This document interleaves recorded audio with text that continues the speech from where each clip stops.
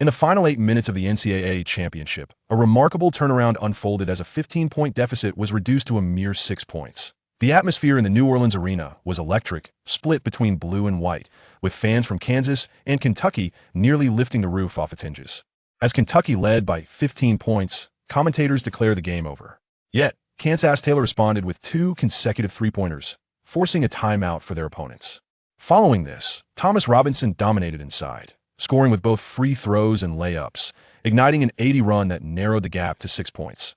With 3 minutes remaining, Kentucky's coach Calipari, his voice hoarse, urged his team to hold on.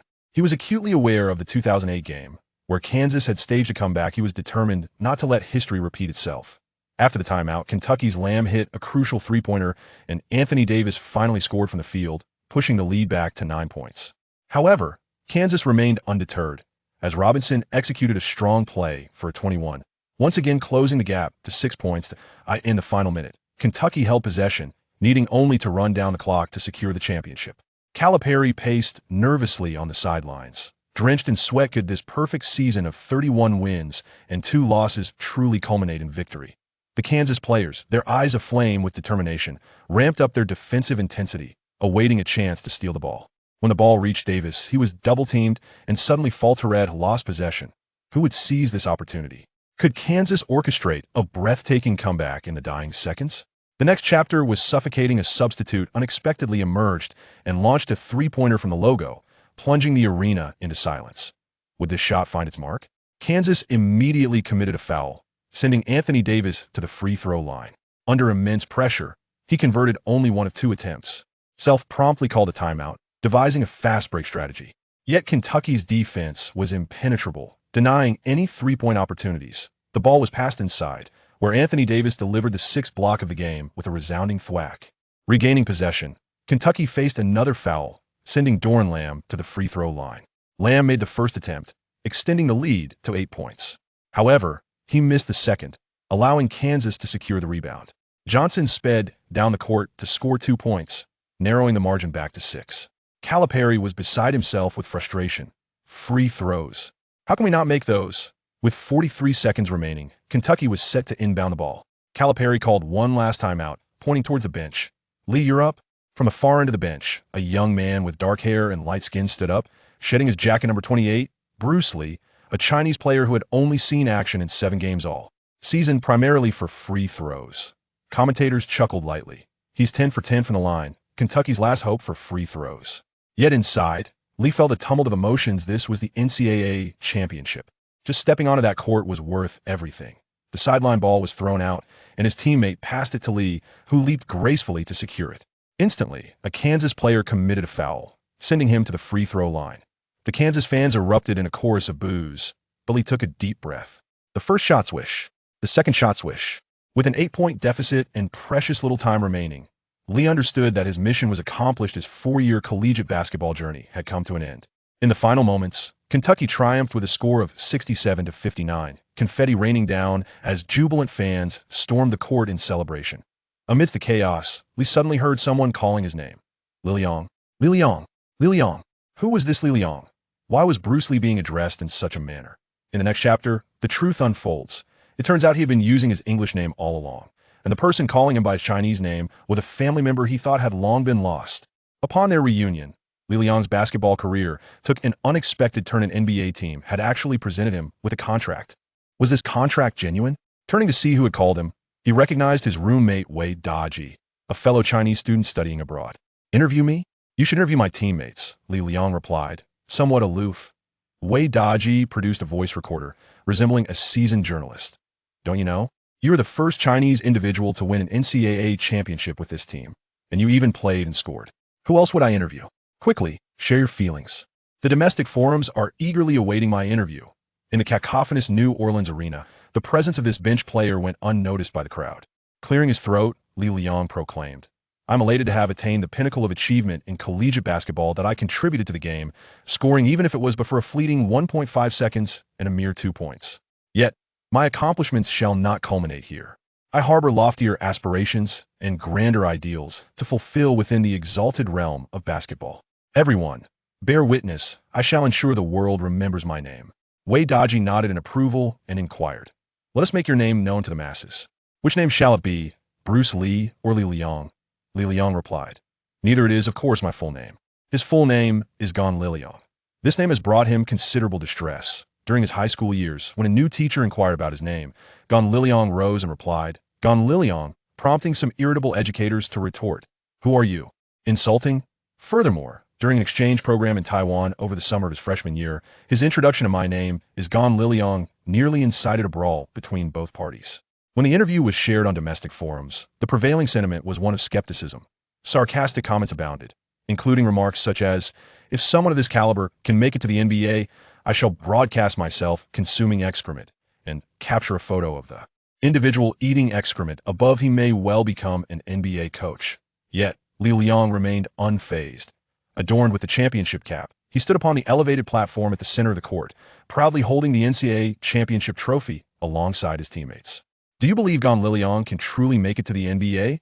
In the forthcoming chapter, an even more astonishing event unfolds. An NBA scout discovered Gan Liliang and proclaimed, We wish to sign you, not for your free throws, but for your. What could the reason be? Coach, we have won the championship. You promised me. Liang approached Calipari with unwavering resolve. The locker room was awash in champagne bubbles, while Davis reveled with the net draped around his neck, oblivious to the subtle actions of the water cooler attendant. Calipari retrieved an envelope from his briefcase and handed it to Li Liang, saying, Thank you for your contributions, but I must assert that the NBA requires innate talent. This path is fraught with challenges. He understood well that this young Chinese lad was merely biding his time with the team. Had it not been for a generous donation from his family to Kentucky, Li Liang would not have even crossed the threshold of the team. Yet Calipari held a modicum of admiration for him.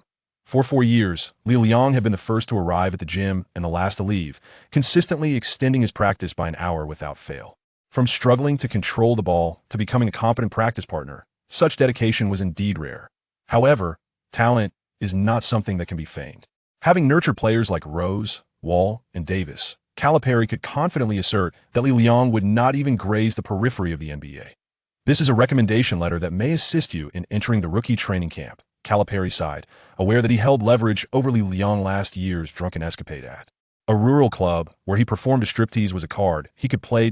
Liang clutched the envelope, feeling a surge of excitement that surpassed even that of winning the championship.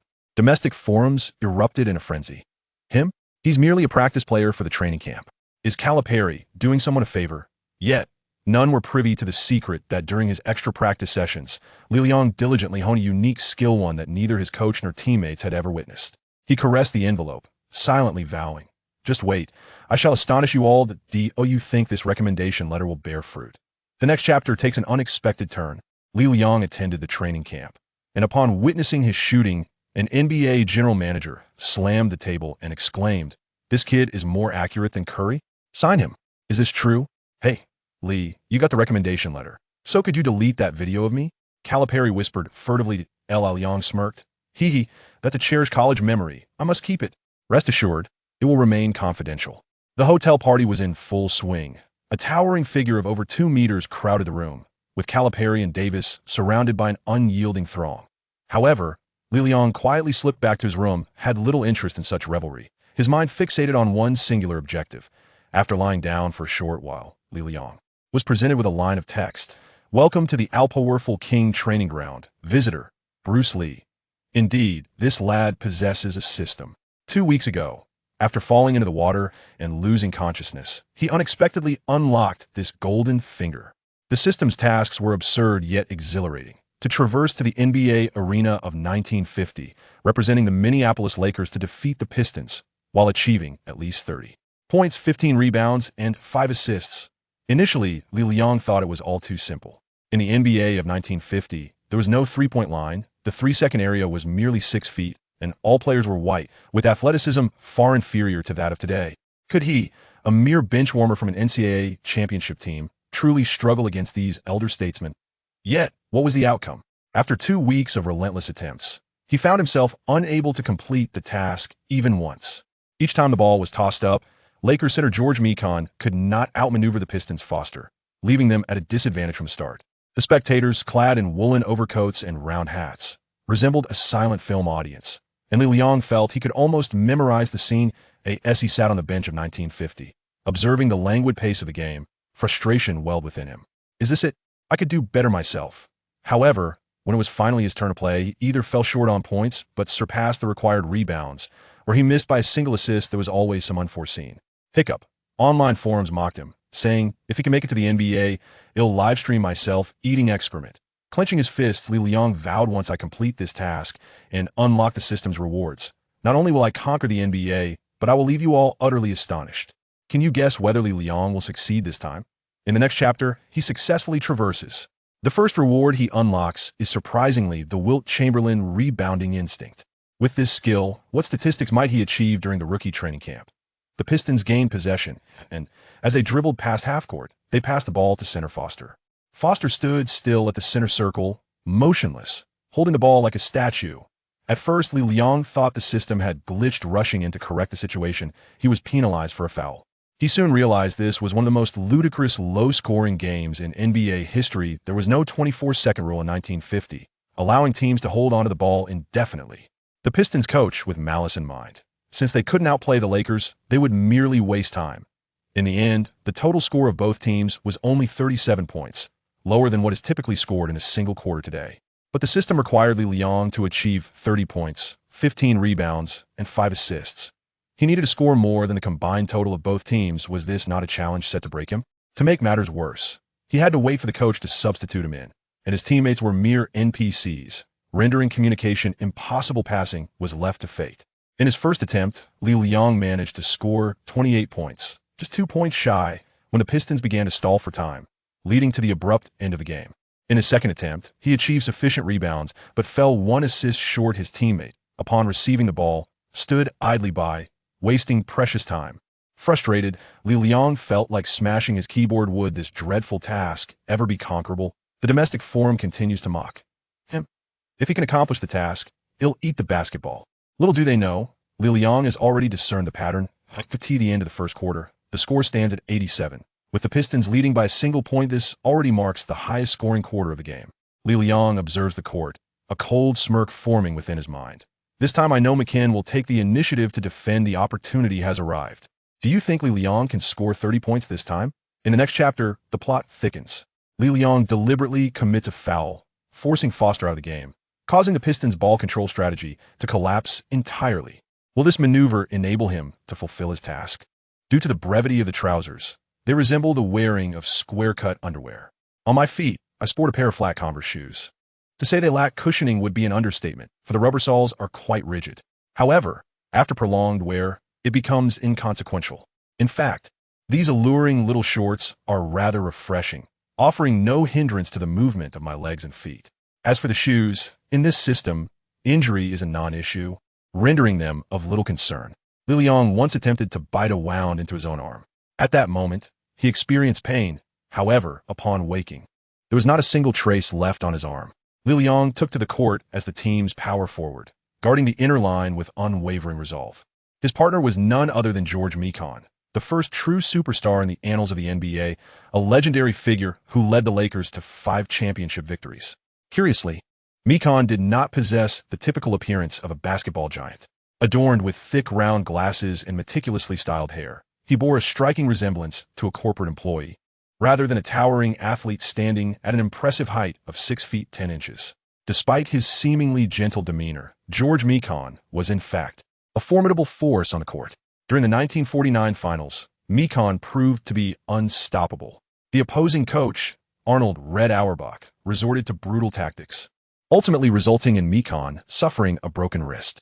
Undeterred, he had his left wrist encased in a plaster cast and continued to compete, growing only stronger as the game progressed. His remarkable performance led the team to triumph over their rivals, securing his first NBA championship. The iconic image of Mikan, donning the number 99 jersey and competing with a cast, has become one of the earliest classic moments in NBA history. Li Liang gazed at this imposing figure, standing at a remarkable height of 6 feet 10 inches, 2.08 meters, which during the early days of the NBA classified him as a giant. At that time, some teams had centers whose heights barely reached 2 meters. Moreover, his stature was genuine, devoid of any embellishment. This contrasts starkly with contemporary NBA players who, despite being around 2 meters tall, often claim a height of merely 6 feet 6 inches, 2.06 meters.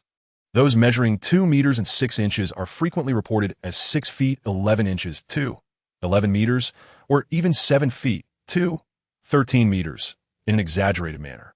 Li Liang understood that his 5 assists depended on this towering figure. Having learned from the previous matches, he resolved to secure his assists first before focusing intently on scoring. As the second quarter commenced, the jump ball was initiated. Basketball in the 1950s differed in certain respects from the contemporary game. Each of the 4 quarters began with a jump ball to contest possession, rather than the mere symbolic jump at the start of the game, as is customary today. In the earlier days of basketball, jump balls occurred more frequently, with a jump being required after each team's score to reclaim possession. This practice was later modified to enhance the fluidity of the game, evolving into the single jump ball at the beginning of the match that we see today. Li Liang took the initiative to position himself at the center circle, and McKen made no objections, allowing Li Liang to conduct the jump ball. Although McKen was a center, the medical and athletic conditions at the time were quite poor, and both of his legs had long been plagued by injuries, rendering him nearly incapable of jumping. Thus, he consistently lost the jump ball. Li Liang, in contrast, exhibited legs brimming with vitality, effortlessly leaping to outpace his adversary and securing possession for the Lakers. With the ball in their hands, the Lakers, unlike their opponents, did not rush into an attack. Instead, they commenced a meticulous ball movement along the perimeter, akin to the Pistons. When the ball found its way to Li Liang, he eschewed the frivolous game of passing and seized a prime opportunity. With a determined crouch, he charged directly towards the paint, navigating through the center. In 1950, the 3-second area was a mere 6 feet wide, seamlessly connected to the free throw circle, resembling a keyhole. McKen stood at the apex of this keyhole, positioned deep beneath the basket. Li Liang's dribbling skills far surpassed those of players from his era, catching his opponents off guard as they did not expect a power forward to initiate a ball-handling breakthrough. This unexpected maneuver enabled Li Liang to swiftly evade his defender and surge towards the basket. As the opposing center, Foster, came to provide assistance, Li Liang took a decisive step, leaping off his right foot to execute a left-handed layup. Suspended in midair, he deftly gathered the ball and, with a swift glance sideways, delivered a pass to McKen, who awaited beneath the basket. Unchallenged, McKen, without even the need to jump, simply raised his hand, sending the ball off the backboard and into the hoop, securing 2 points effortlessly. Li Liang garnered an assist. Following the goal, he clenched his fist, marking a commendable beginning. Chapter 5. Li Liang with no retreat. A good start constitutes half of success. After securing 2 points, the Lakers surged ahead with a score of 10-9, and Li Liang achieved an assist. However, as the game transitioned between offense and defense, challenges emerged. The Pistons continued to exercise control over the ball, passing it among several players. The chorus of boos from the spectators grew louder, and debris occasionally rained down as the crowd dwindled. Yet, the Pistons players remained unfazed, steadfastly adhering to their ball control strategy, patiently seeking an opportunity to attack. In the 1950s NBA, players' offensive skills were rather rudimentary, lacking standardization. Even the most basic shooting techniques varied greatly. There were one-handed and two-handed shots. Some were launched forcefully, while others were delicately tossed. With most shots taken from a stationary position, their feet firmly planted on the ground. The true evolution of jump shooting techniques would not materialize until the mid-1950s, when pioneers like Paul Arizin and Bill Sharman gradually refined what would become the more standardized shooting form. Similarly, their dribbling was quite unrefined, characterized by monotonous, one-handed dribbles with minimal hand switching, let alone direction changes. However, their passing was notably fluid, and given the era's defensive tactics and the generally average athleticism of the players, they could execute numerous passes in a single offensive play without committing errors. Now, the presence of Li Liang on the court signified a different dynamic. Even if he had merely been a water boy in the NCAA, he had undergone modern basketball training. His objective was clear: to reclaim possession through tenacious effort and to launch an offense as swiftly as possible. Li Liang observed his opponent executing a hand-to-hand pass outside the free throw circle. He was already well acquainted with the Pistons' tactics, particularly the sequence involving perimeter passing, screens, and subsequent crossover movements. Li Liang seized the opportunity and pounced with determination. Though his speed was not remarkable, his approach was sudden and calculated, allowing him to deftly snatch the ball from his opponent's grasp. The Pistons player was unwilling to relinquish possession. leading to a fierce struggle that resulted in both players tumbling to the ground. Yet, the referee chose not to call a foul, overlooking this instance of physical confrontation. Li Liang, seizing the opportunity, scrambled to retrieve the ball and dashed towards the front court. In the 1950s, his height would have rendered him incapable of long-distance dribbling while playing as a center. However, Li Liang was different, standing at an impressive 6 feet 9 inches. He could easily play as a guard on contemporary basketball courts. He dribbled fiercely down the court, only to turn and discover that his opponent had failed to keep pace. He leaped for a layup. Alas, it did not succeed. Li Liang surprisingly missed the layup. However, no one followed up, and he seized the rebound, attempting another shot off the backboard beneath the basket. Yet, it too failed to find its mark. Had this occurred in a real match, Li Liang would undoubtedly face the ire of the fans. Yet here, the circumstances diverged. Before the opposing defender could catch up, Li Liang leapt once more, gently tapping the ball into the hoop, securing 2 points. Li Liang was certainly not inept enough to miss a layup. Rather, he was intent on accumulating rebound statistics. Securing 15 rebounds was a daunting task, even more so than amassing assists, and there were moments when he found himself stagnating at that figure. Both teams were hardly taking shots, so where would the rebounds come from? If only there were a Kobe to facilitate matters, but alas, this was the Lakers of 1950. Thus, he resorted to shooting and retrieving his own missed attempts to bolster his stats, compounded by the presence of George Mikan in the paint, who would not generously relinquish any rebounds. "What on earth are you doing? You can't even make a layup," shouted Kandera from the sidelines. "The floor is too slippery," Li Liang retorted, dismissing the old man's comments, thinking to himself that without his contributions, they would surely lose this game. Although John Kandera was a distinguished coach and the architect of the first dynasty in NBA history, he was at a loss when faced with the Pistons' unscrupulous tactics of that era. Just a minute into the second quarter, Li Liang managed to score 2 points, secure 2 rebounds, and provide 1 assist along with a trivial steal. Meanwhile, the Pistons persisted with their lethargic ball control strategy, transforming the game from basketball into a semblance of football, thus morphing the Fort Wayne Pistons into the Barcelona Pistons. Regrettably, they maintained possession despite trailing in points. Li Liang felt that this seamless system was determined to thwart his efforts in completing the task. Li Liang found himself in a predicament, compelled to exert every effort in both offense and defense.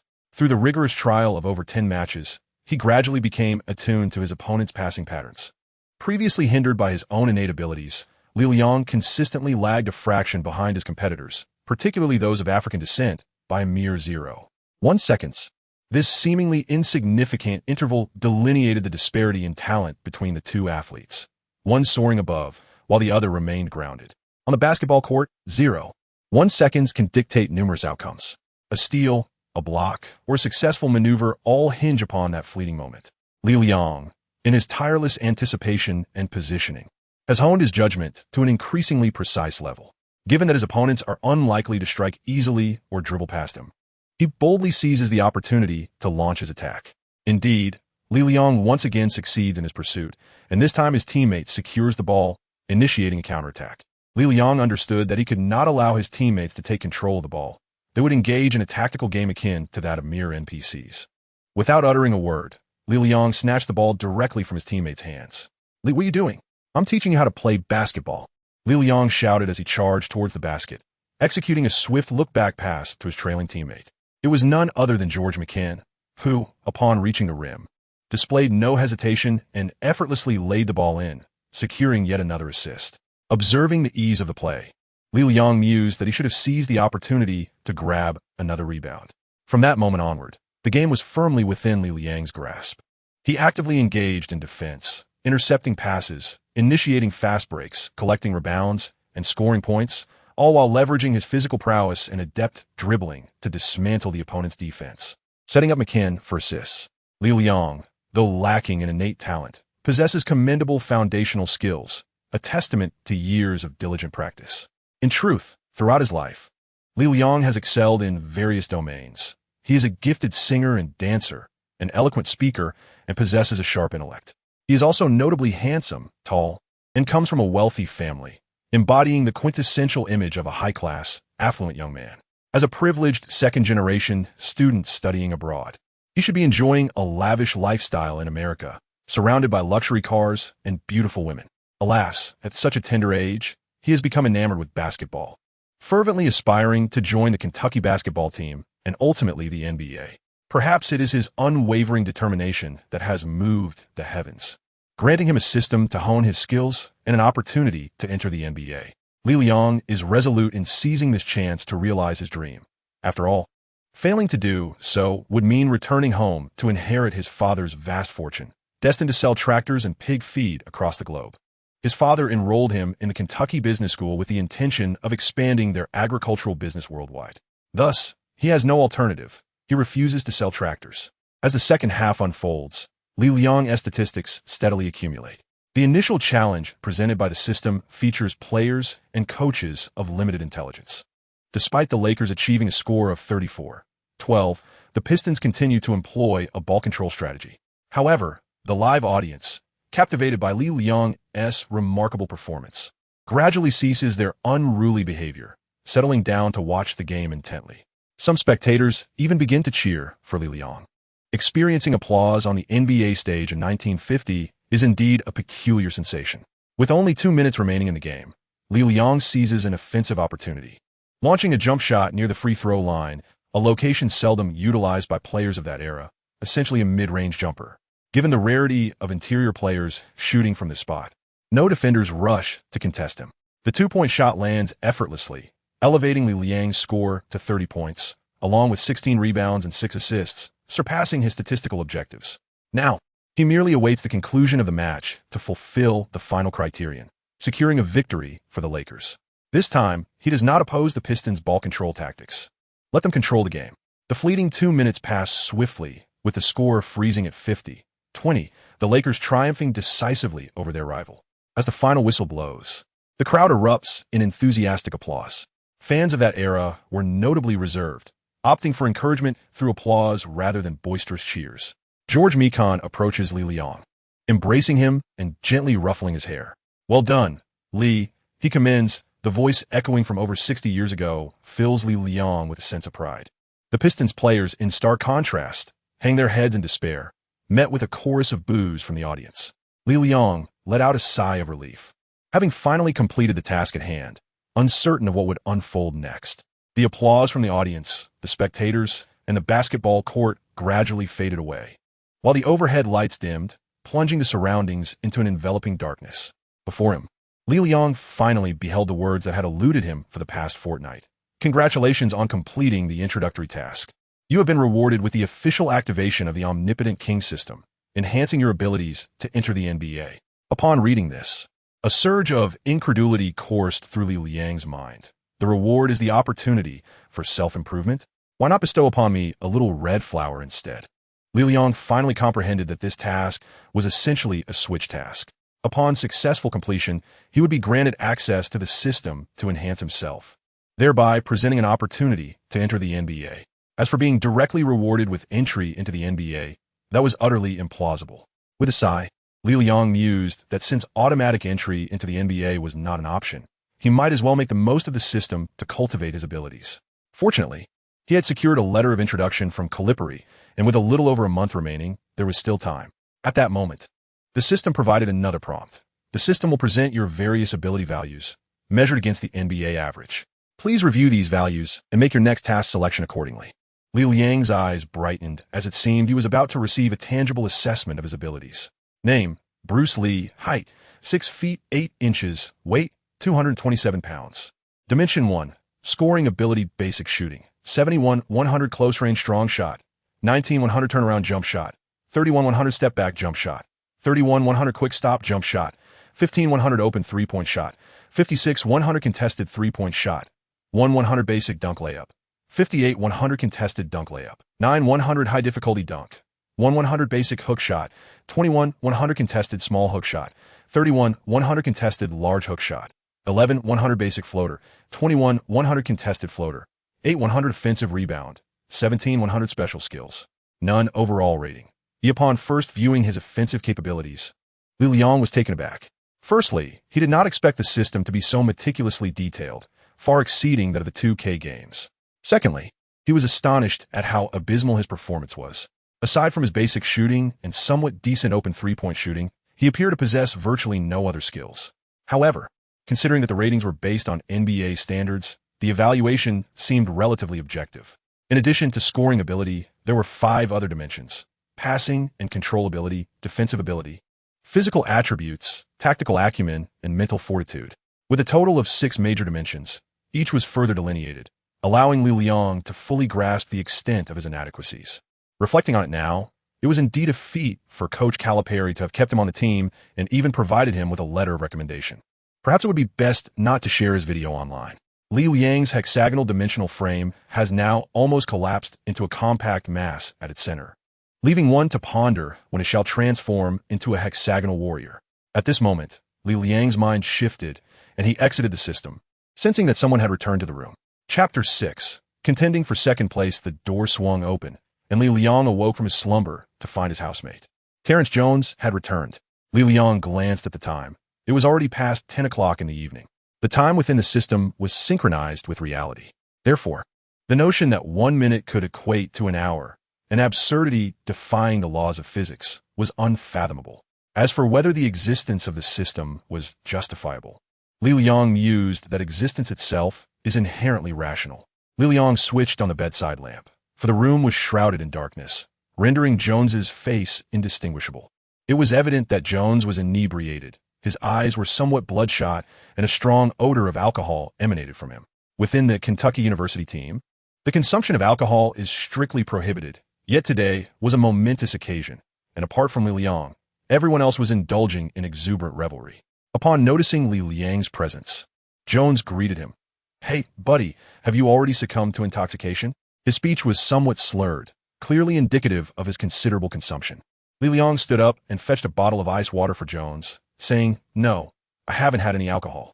Today's match has been exceedingly exhausting, and I require some rest." Li Liang felt fatigued, not due to physical exhaustion, but rather from a mental strain of battling pistons in a system reminiscent of the year 1950. Jones, however, found amusement in the situation and remarked, "Buddy, you only participated for a mere 1-2 seconds, and you dare tell me you're tired? You really need to put in more effort." At that moment, Jones, holding a bottle of icy water, collapsed onto the bed, lacking the strength even to twist off the cap for a sip. Li Liang stepped forward to help him twist off the cap, remarking, "Look at your disheveled appearance. Having consumed so much alcohol and returning at this early hour. You surely struck out with the ladies, didn't you? What a pitiful fellow you are. Perhaps it would be wise to seek companionship upon your return to Kentucky tomorrow." Although the University of Kentucky has secured the championship today, and Terrence Jones, as a key player, is regarded as a rising star, he remains, after all, a struggling college student. This young man possesses a rather stubborn disposition, not resembling the suave and charming individuals adept at wooing women. Li Liang surmised that it was highly likely he faced rejection at the party. The girls were undoubtedly flocking around Anthony Davis, while Jones, in turn, looked down upon those who gravitated toward him. A common folly of youth, aspiring for unattainable heights. Li Liang's words undoubtedly struck a chord with Jones. After sipping a mouthful of water, he suddenly spat it out, unleashing a fit of drunken rage upon the bed. "Money, money, money. Is it not merely the absence of wealth? You wretched lot, I implore you to open your eyes and behold. Observe me, Terrence Jones. There will come a day when I shower you with riches while bringing you all to your knees. One by one, every single one of you. I shall." In a fervent outburst, Jones vented his pent-up frustrations, culminating in a series of expletives that echoed his indignation. Li Liang had come to realize that this young man had undoubtedly faced numerous rejections at the party.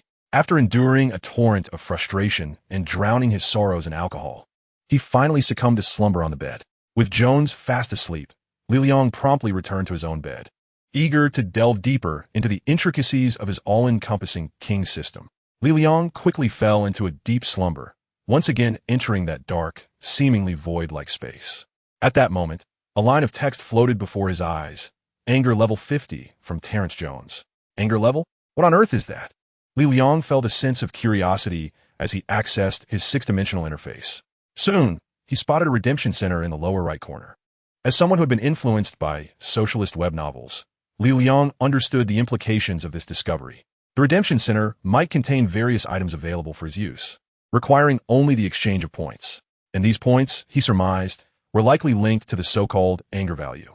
Li Liang's mind stirred as he entered the exchange center, only to find it utterly devoid of any items. In the lower right corner, however, there was a solitary figure, 100. This must be the manifestation of Terrence Jones's fury, 100 points of anger. It remained uncertain what could be redeemed with such a sum. Yet, something felt amiss. The dialogue box had clearly indicated 50 moments ago. How had it now escalated to 100? Li Liang did not delve further and returned to the initial interface. He noticed that his hexagonal ability frame had illuminated. Please select a task direction to enhance your dimensions. It appeared that there were 6 dimensions, each of which could be honed through tasks. Li Liang pondered earnestly. His aspiration was to enter the NBA. It was now April, with just over 2 months remaining until the NBA draft. In May, teams would organize rookie training camps, presenting Li Liang with an opportunity to showcase his prowess. He had a little over a month to enhance his skills. Judging from the first task released by the system, Li Liang surmised that the system's assignments would undoubtedly facilitate his development, though they would not be devoid of challenges. Therefore, within this limited time frame, he should strive to refine his strengths, in hopes of meeting the demands of NBA teams and securing a selection in the league. Li Liang understands that, as a late-blooming newcomer, the team is unlikely to select him for core development. He must first assume the role of a functional player. Had it been the 1990s, Li Liang would have cultivated himself into a blue-collar center, capable of withstanding physical play, securing rebounds, and executing mid-range shots. In the first decade of the 21st century, he should have aimed to evolve into a versatile power forward, possessing a modicum of skills across the board while being able to withstand the challenges posed by star forwards on the defensive end. Now, as we enter the second decade of the 21st century, the trends in basketball have once again shifted. For players of his ilk to make their way into the NBA, there exists but one path: to become a proficient 3 and D-wing player. The 3 refers to the three-point shot, whose significance on the court has grown exponentially over the years. Even interior players are now expected to shoot from beyond the arc. The D stands for defense. In the realm of the NBA, defense remains an eternal theme, and players in wing positions possess the invaluable advantage of multifaceted defensive capabilities. They can adeptly match up against sharpshooting perimeter players while also contesting against towering interior opponents, making them the quintessential utility players. In an era where positional definitions in the NBA are increasingly nebulous, such attributes are held in high esteem. Li Liang is perpetually attentive to the NBA, possessing a keen understanding of the trends and currents within the league. To grasp this notion, he delved into the dimension of offensive capabilities. Upon entering this realm, he observed that within the 5 fundamental categories: basic shooting, open three-pointers, fundamental hooks, standard dunks, and basic layups, task prompts were present. It appears that all endeavors must commence from the foundational elements. Li Liang temporarily harbored no interest in the intricacies of hook shots or jump shots. His inherent capabilities were already modest. Honing those skills would yield little more than a transformation into a mere gambar. Thus, without hesitation, Li Liang opted for the task prompt centered around open three-point shots and entered the task space. Task: to become the king of three-pointers. Date: February 9th. 1986 Location: Reunion Arena, Dallas, USA. Opponent: All-Star Three-Point Contest Task Requirement: defeat Larry Bird to claim the All-Star Three-Point Contest Championship Task Reward. Randomly acquire 1 consumable item. Increase open three-point ability by 10. Enhance strong three-point ability by 3 task difficulty. Moderate upon observing the enticing rewards. Li Liang felt a sense of satisfaction. The difficulty appeared to be moderate, complemented by the allure of random prizes. At that moment, the previously dim surroundings began to illuminate gradually.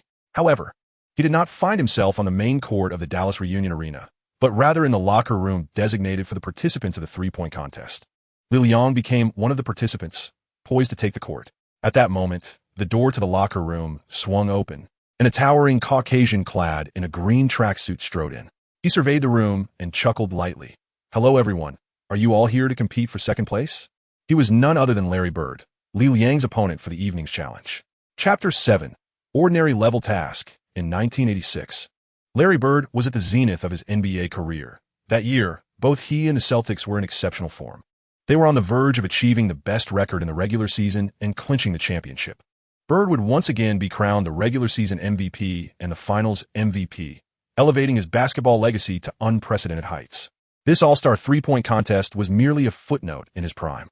Nevertheless, this flamboyant and self-assured player left behind the iconic remark about vying for second place. In the locker room, everyone else stood in stunned silence, fully aware of Bird's formidable prowess. Retorting could lead to their own humiliation. Only Li Liang murmured defiantly, "I am here to contend for first place." Li Liang had initially assumed that, much like his previous task, the NPC would remain unresponsive regardless of his utterances. To his astonishment, Bird cast a glance at him and remarked, "First is here, yet I believe the second suits you better." The fact that Bird engaged in conversation with him was unexpected. However, within the confines of the system, Li Liang felt no trepidation and retorted sharply, "I apologize. But the term second does not exist in my lexicon." "Very well, let us see who prevails on the field, nameless one." Bird appeared somewhat irate, directly addressing Li Liang as a nameless individual. Li Liang refrained from retorting, for he noticed that a line of text had appeared before him, indicating an increase of 20 in his anger value, attributed to Larry Bird. It seemed that one could indeed acquire this anger value within the system. Evidently, this omnipotent training ground had truly commenced its operations. Li Liang is now filled with anticipation, eagerly contemplating the rewards that may await him upon the completion of this task. Perhaps such rewards could be redeemed at the exchange center. After some banter in the locker room, it is time to demonstrate true prowess on the court. The staff enters the locker room, calling everyone to the court for warm-ups. The 1986 three-point contest marked the inaugural event of the NBA All-Star Weekend, attracting numerous sharpshooters eager to participate. Players like Danny Ainge from the Boston Celtics expressed their desire to join the competition, only to be overlooked by the league. In the eyes of Stern, the one truly favored was Larry Bird. True to expectations, Bird went on to win the championship of the three-point contest for 3 consecutive years, starting in 1986, creating a legendary narrative for the event. Li Liang's mission is to shatter this legend, a task that is evidently no simple feat. A total of 8 participants entered the three-point contest, with Bird as one of them, alongside Dale Ellis from the Dallas Mavericks, Eric Floyd from the Golden State Warriors, Craig Hodges from the Milwaukee Bucks, Norm Nixon, a guard for the Los Angeles Clippers, Kerry McCoy from the Chicago Bulls, Trent Tucker, a guard for the New York Knicks, and Leon Wood from the Washington Bullets, now known as the Wizards. Notably, Li Liang was granted entry through a back door, bringing the total to 9 participants. While the others donned their respective team jerseys or athletic jackets, Li Liang stood out in a plain white jersey devoid of any insignia. Adhering to the typical attire of the 1980s, he wore a sleeveless top, short shorts, long socks, and Converse sneakers, showcasing the system's meticulous attention to detail. With one additional participant, the competition would unfold across 3 rounds. The first round with 9 advancing to 5, followed by the semifinals where 5 would progress to 2, culminating in the final showdown. As in subsequent three-point contests, 5 positions were designated, each with 5 balls, the last being a money ball. Regular balls were worth 1 point, while the money ball carried a value of 2 points, with a maximum score of 30 points attainable. Upon encountering the requirements of this task, Li Liang was acutely aware of the considerable challenge that lay ahead in his endeavor to surpass Bird, although a direct confrontation between the two was not imminent. The prospect of contending with a historical giant and master of banter, such as Bird, was undoubtedly a source of immense psychological pressure. Furthermore, the ambience of the venue was strikingly authentic, indistinguishable from a real-life scenario. The Dallas Reunion Arena differed significantly from the antiquated arenas of the 1950s. By 1986, the NBA had transitioned into the realm of modern basketball, with television broadcasts becoming commonplace. The arena boasted an electronic scoreboard overhead, accommodating over 20,000 spectators, while the polished wooden floor gleamed with a slick sheen. The spirited atmosphere bore a striking resemblance to the contemporary NBA courts. In such an environment, the test of one's mental fortitude and performance under pressure was paramount. Li Liang was aware that this was a fabrication, yet the thought of eventually competing on such a grand stage filled him with a slight sense of trepidation. The first round commenced swiftly, with Li Liang scheduled to be the last participant, a fortunate position, allowing him to observe the scores of others before making his own attempt. The three-point line was not introduced to the NBA until 1980, at which time it merely served as a clever scoring tactic rather than a pivotal strategy. By 1986, prominent players in the NBA were accustomed to a basketball game devoid of the three-point line, rendering this new scoring method a novel concept. Among them, Larry Bird had already distinguished himself as a leader. Over the course of an 82-game season, he successfully made 82 out of 194 three-point attempts, achieving a shooting percentage of 42, a commendably high rate even by today's standards, though the number of attempts pales in comparison to modern records. Others fared far worse. For instance, Norm Nixon, a veteran guard who once played for the Lakers, had only attempted a mere 100 three-pointers throughout his entire career. His participation in the three-point contest seemed akin to forcing a reluctant participant into a demanding situation. Unsurprisingly, Nixon, Wood, Floyd, and Macy struggled, with some unable to complete 25 shots within a minute, let alone score any points. In contrast, players like Tucker and Ellis performed admirably, scoring 19 and 17 points respectively, while Bird delivered a rather mediocre performance with only 16 points. However, Craig Hodges of the Milwaukee Bucks astonished everyone in the first round, amassing a remarkable 25 points. This truly marked a peak at the outset, as Hodges set a record that would stand until 2012, with subsequent contestants unable to surpass this score. Bird appeared utterly astonished, while Li Liang's eyes widened in disbelief. This seemingly unremarkable Hodges, slender in build, exhibited an astonishing accuracy in his shooting. Li Liang's understanding of history remains somewhat superficial. The player, Hodges, later joined the Bulls, where he played a pivotal role in their first 3 consecutive championships. Like Bird, he claimed the three-point contest title 3 times in a row from 1990 to 1992, establishing himself as a fervent sharpshooter. Finally, it was Li Liang's turn to take the stage. He took a deep breath and positioned himself at the first shooting spot, the left corner, glancing at the timer beside him as he prepared to commence his challenge. The countdown began, with 1 minute on the clock. He had to make 25 shots from 5 different spots, a task far more challenging than most would imagine. Li Liang possesses a commendable foundation in shooting.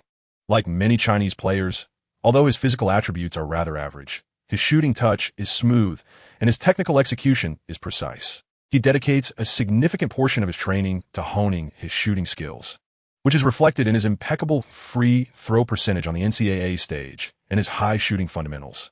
However, it is essential to note that the three-point line in the NCAA differs from that of the NBA. The NCAA utilizes the old FIBA standard at 6.25 meters, while the NBA's corner is 6.71 meters, and the top of the arc is 7.24 meters. For long-distance shooting, every additional meter makes a substantial difference.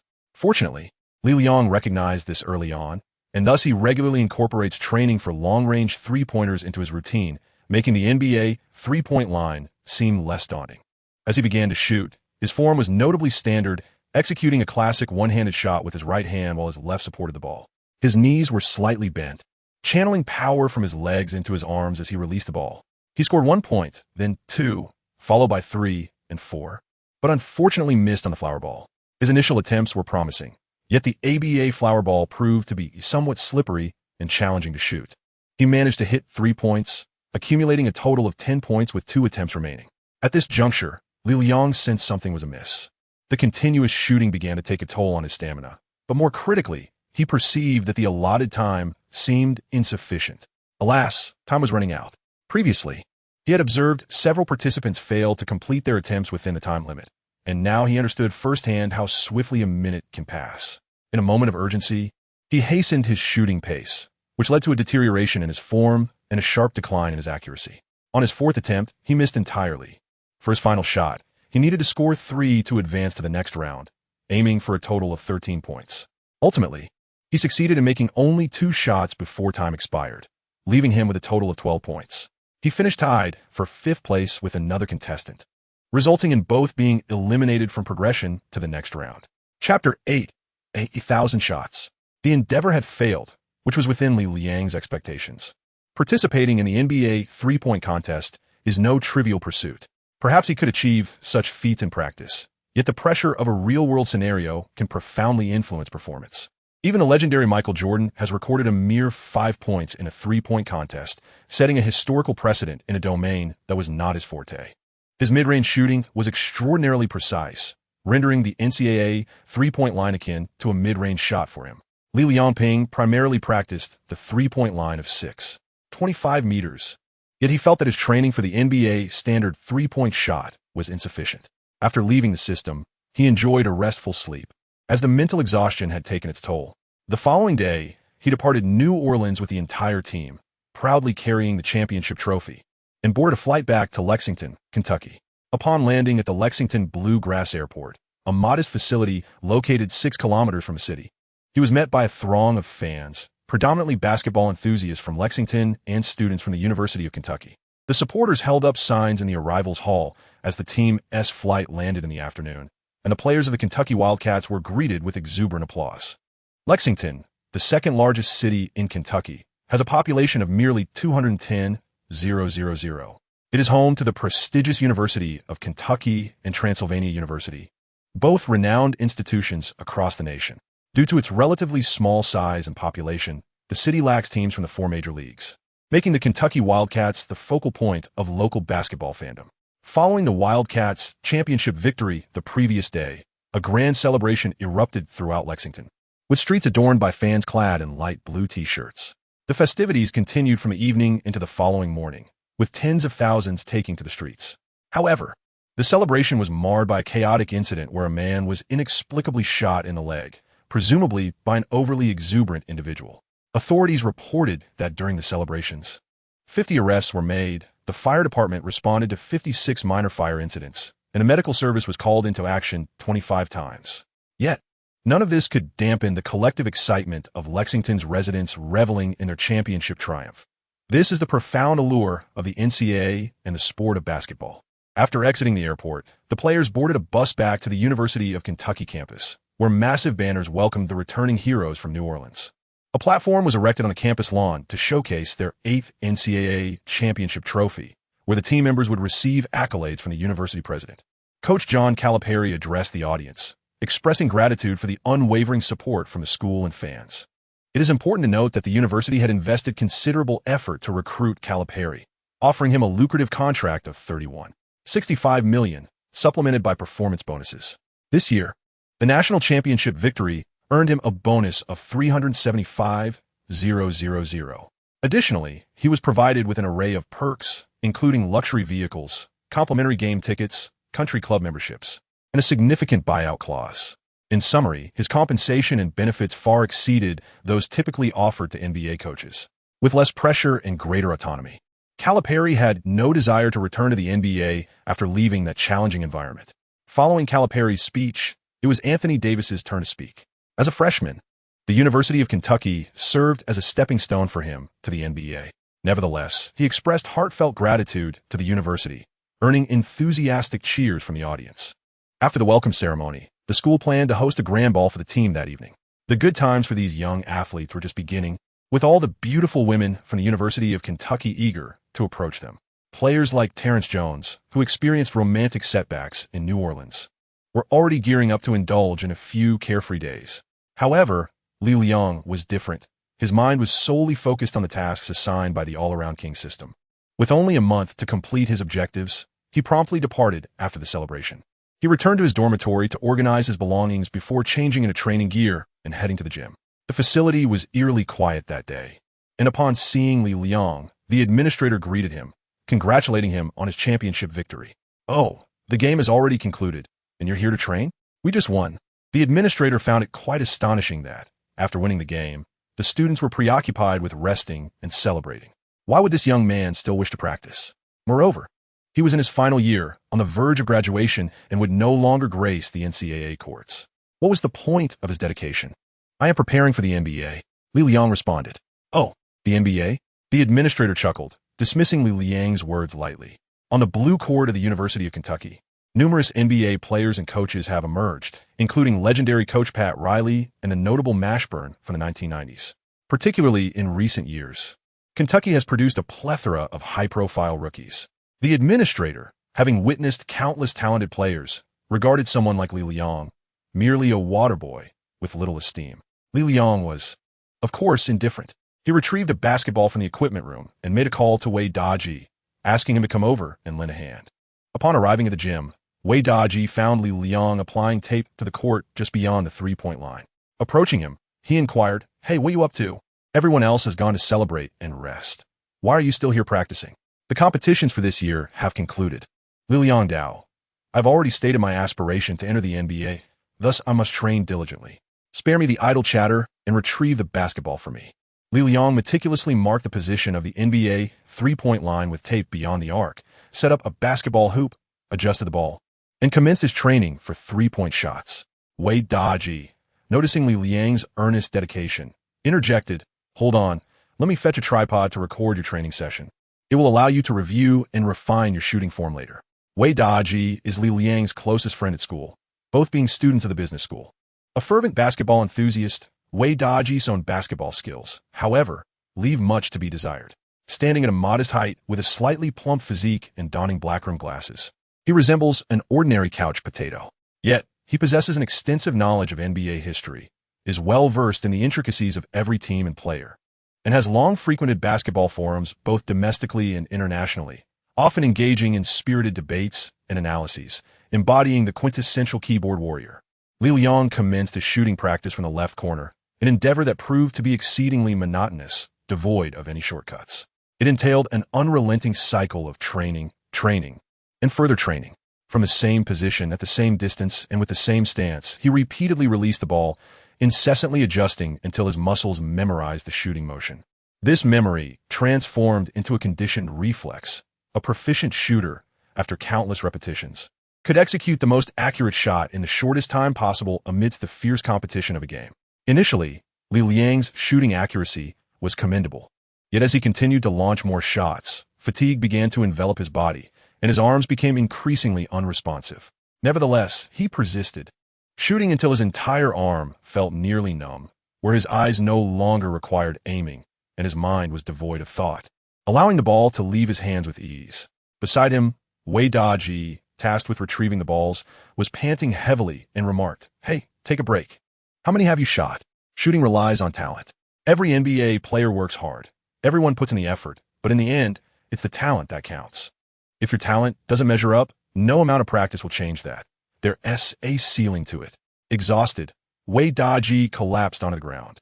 While Li Liang had managed to shoot 200 balls from that corner, sweat had thoroughly soaked his clothing, and he recognized the truth in Wei Daji's words. Without the omnipotent system, he would never have entertained the notion that relentless training could secure him a place in the NBA. Ultimately, sports boil down to talent, luck, and mental fortitude. Hard work may yield certain accomplishments, yet it does not guarantee success, as the number of diligent individuals is overwhelming. Come on, 45 degrees, let us continue. Once we finish, I'll take you to the team's celebration party tonight, Li Liang declared. Upon hearing this, Wei Daji quickly sprang to his feet, invigorated and eager to resume his ball-retrieving duties. "I aim to shoot 1,000 balls," Li Liang added. "What? 1,000 balls?" Chapter 9. The steel-toothed girl Li Liang practiced relentlessly from just past 2 in the afternoon until after 6, dedicating 4 hours to shooting 1,000 three-point attempts. After the rigorous training, Wei Daji was utterly exhausted. He, burdened with excess weight, tirelessly scurried about to retrieve and set up the basketballs. Were it not for the incentive of qualifying for the evening's party, he would have undoubtedly given up long ago. Upon returning to their dormitory, the two refreshed themselves with a shower and changed into clean clothes. Li Liang donned a brand new black suit, meticulously chosen for the graduation ceremony and draft event. Standing over 2 meters tall, he appeared exceptionally dashing in the suit. Coupled with an afternoon of physical exertion, his slightly dehydrated face took on a more chiseled appearance.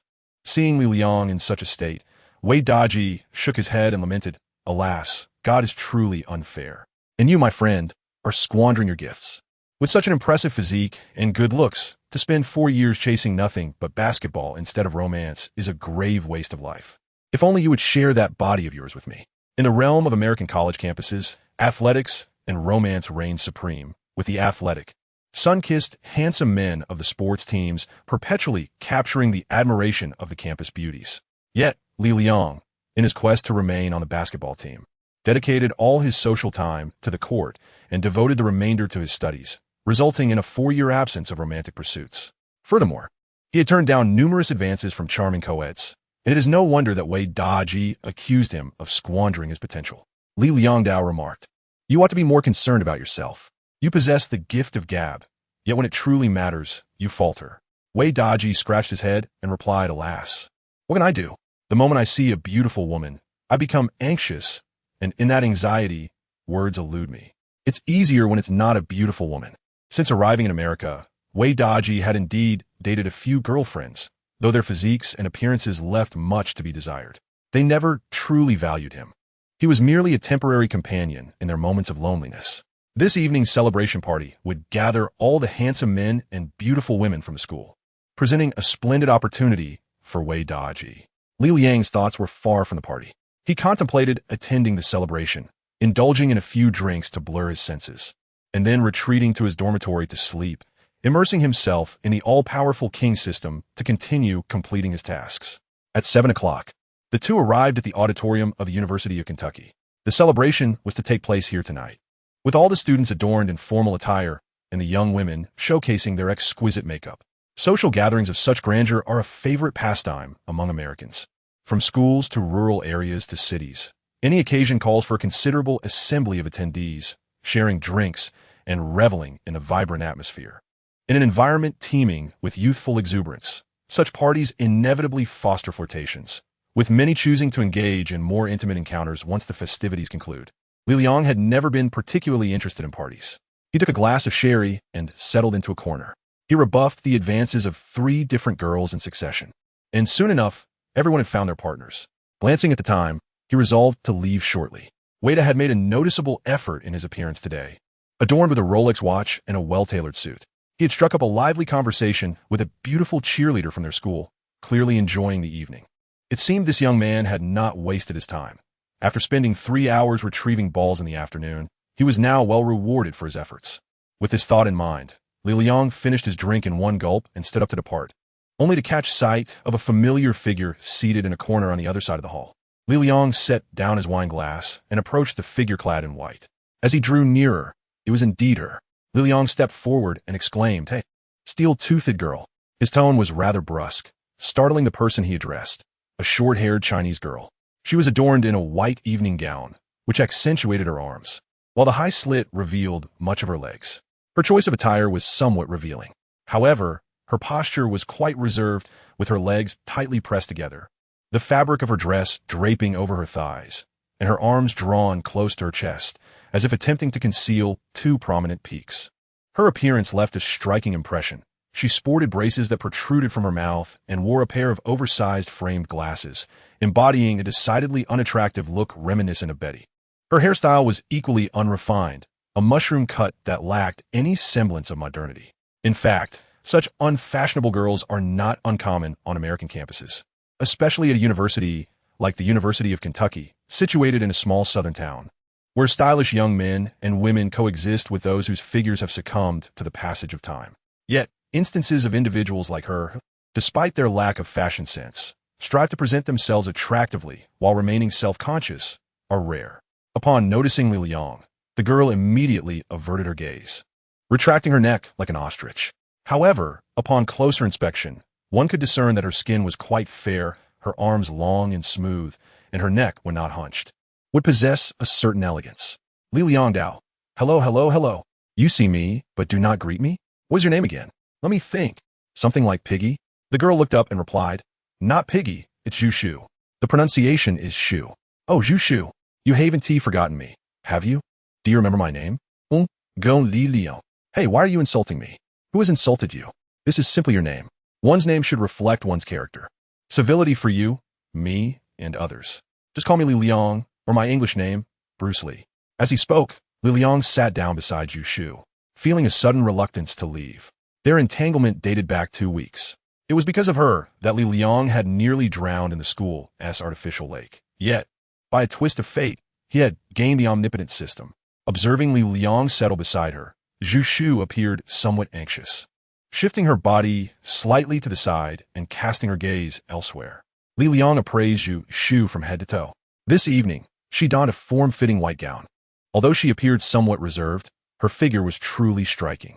The high slit of the dress revealed glimpses of her snowy thighs, while her long, graceful arms added to her allure.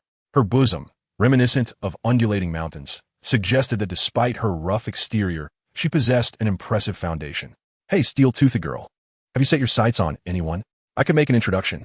As a senior on our basketball team, my word carries weight among the group. Li Liang is usually quite serious, yet for some inexplicable reason, he feels compelled to tease the girl with braces. Perhaps this is a manifestation of the age-old adage that men can drive women to stray, and Li Liang is no exception. The girl with braces paid him no heed, merely stating, I have no interest in you. No interest? If you have no interest, then why are you dressed so provocatively and come here? Li Liang inquired. The girl's face flushed crimson, and he noticed a delicate blush spreading across her fair neck. He mused that the skin of Chinese girls possesses an exquisite beauty that is often absent in American girls, whose complexions, though appearing acceptable from a distance, reveal roughness and pores up close. Moreover, many of them seem to favor tanning, turning their skin a shade reminiscent of roasted duck, an aesthetic he finds rather off-putting. Thus, his interest in most American girls is rather limited. Of course, he admires their warmth, generosity, and independent spirit, which has led him to cultivate a number of friendships with them. However, the prospect of finding a girlfriend feels markedly different. Yes, my friends encouraged me to come. They chose this outfit for me, and since I've never attended a party before, I thought I would give it a try. Zhu Shu replied in a soft and delicate voice. Seriously? Aren't you about to graduate? What have you been doing for 4 years? Li Liang exclaimed. Zhu Shu raised her voice slightly, replying, of course, I've been studying. After all, my parents spent a substantial amount of money to send me to America. It's not as if I could just come here to play. And it's not 4 years, it's 2 years. I'm in a 2-2 program.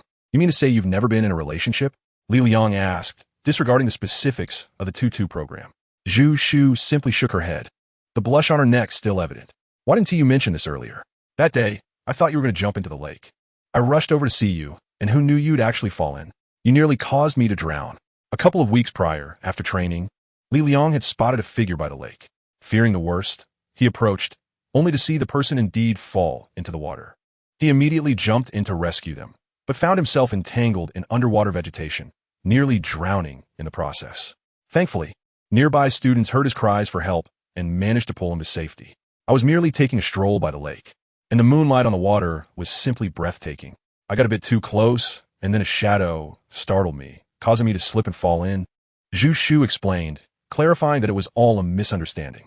Yet, due to this incident and his subsequent act of valor, Li Liang experienced an unexpected reward.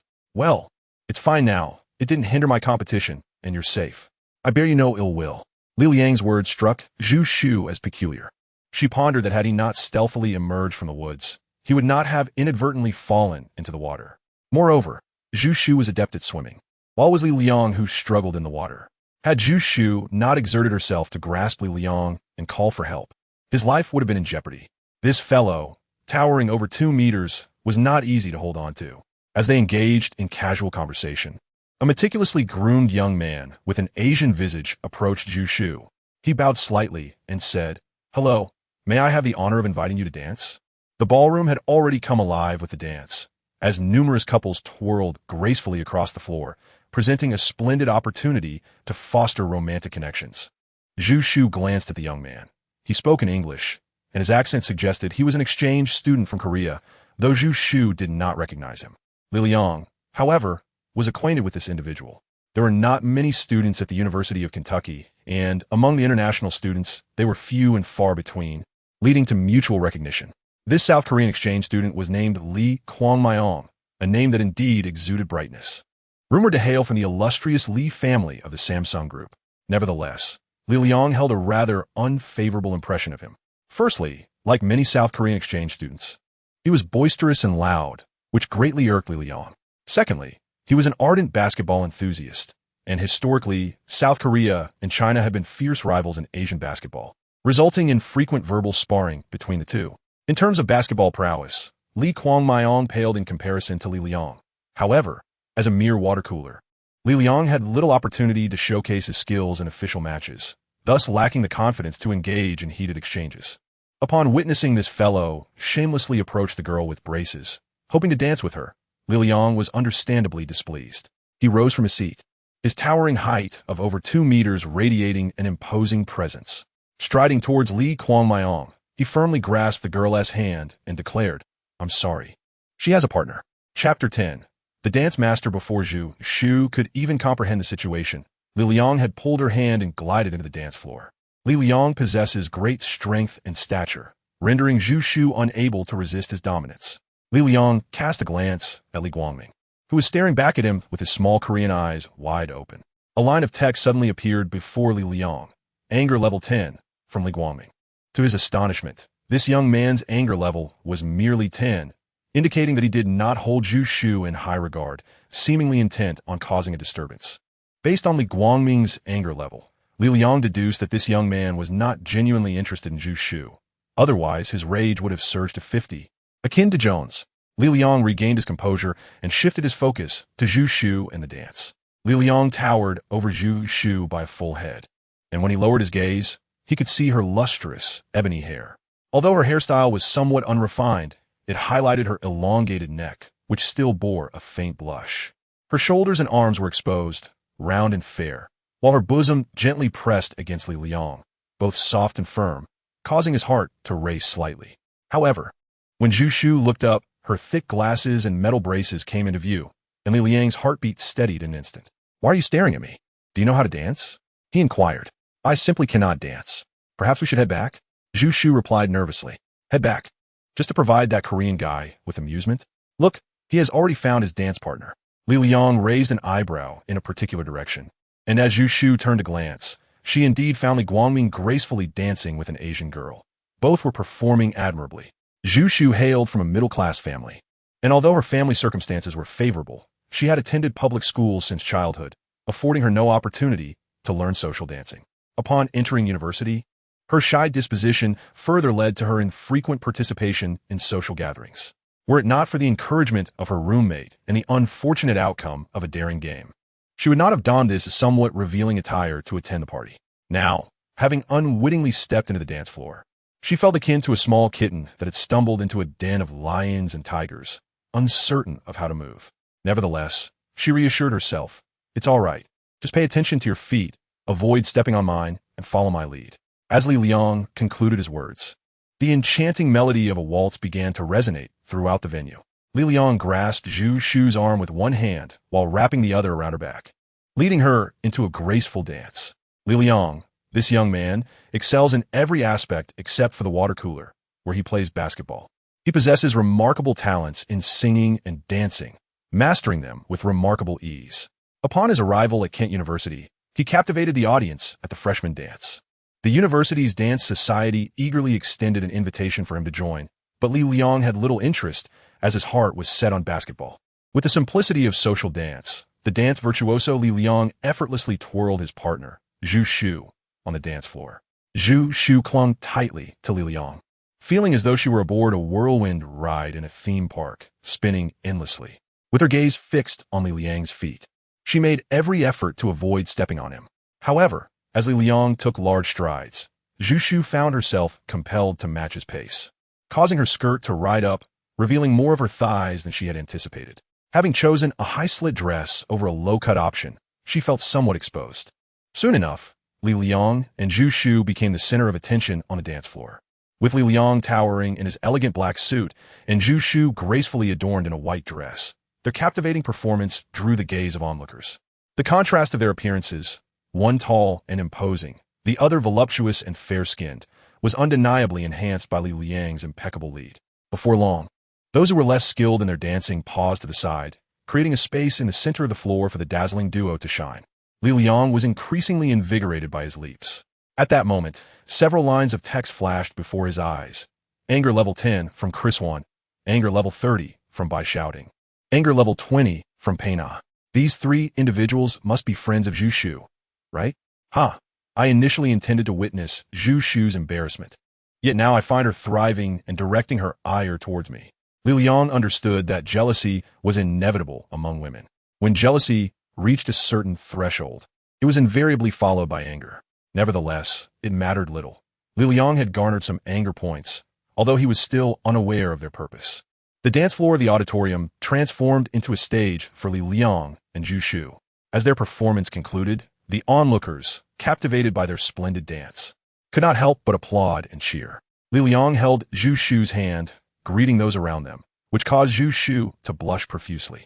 She urged, "Let us descend quickly. We must go down now." Li Liang then took Zhu Shu away from the dance floor and asked, "How was it? Enjoyable, wasn't it?" Zhu Shu did not respond, yet her heart was brimming with joy. Indeed, dancing was quite delightful, and being the center of attention with applause from so many people, though somewhat embarrassing, was a marvelous sensation. Her initial unfavorable impression of Li Liang underwent a significant transformation. She had always assumed that most athletes were mere playboys, but it seemed that Li Liang defied that notion. His remarkable dancing skills surely made him popular among girls, which led her to reconsider him as a typical playboy once more.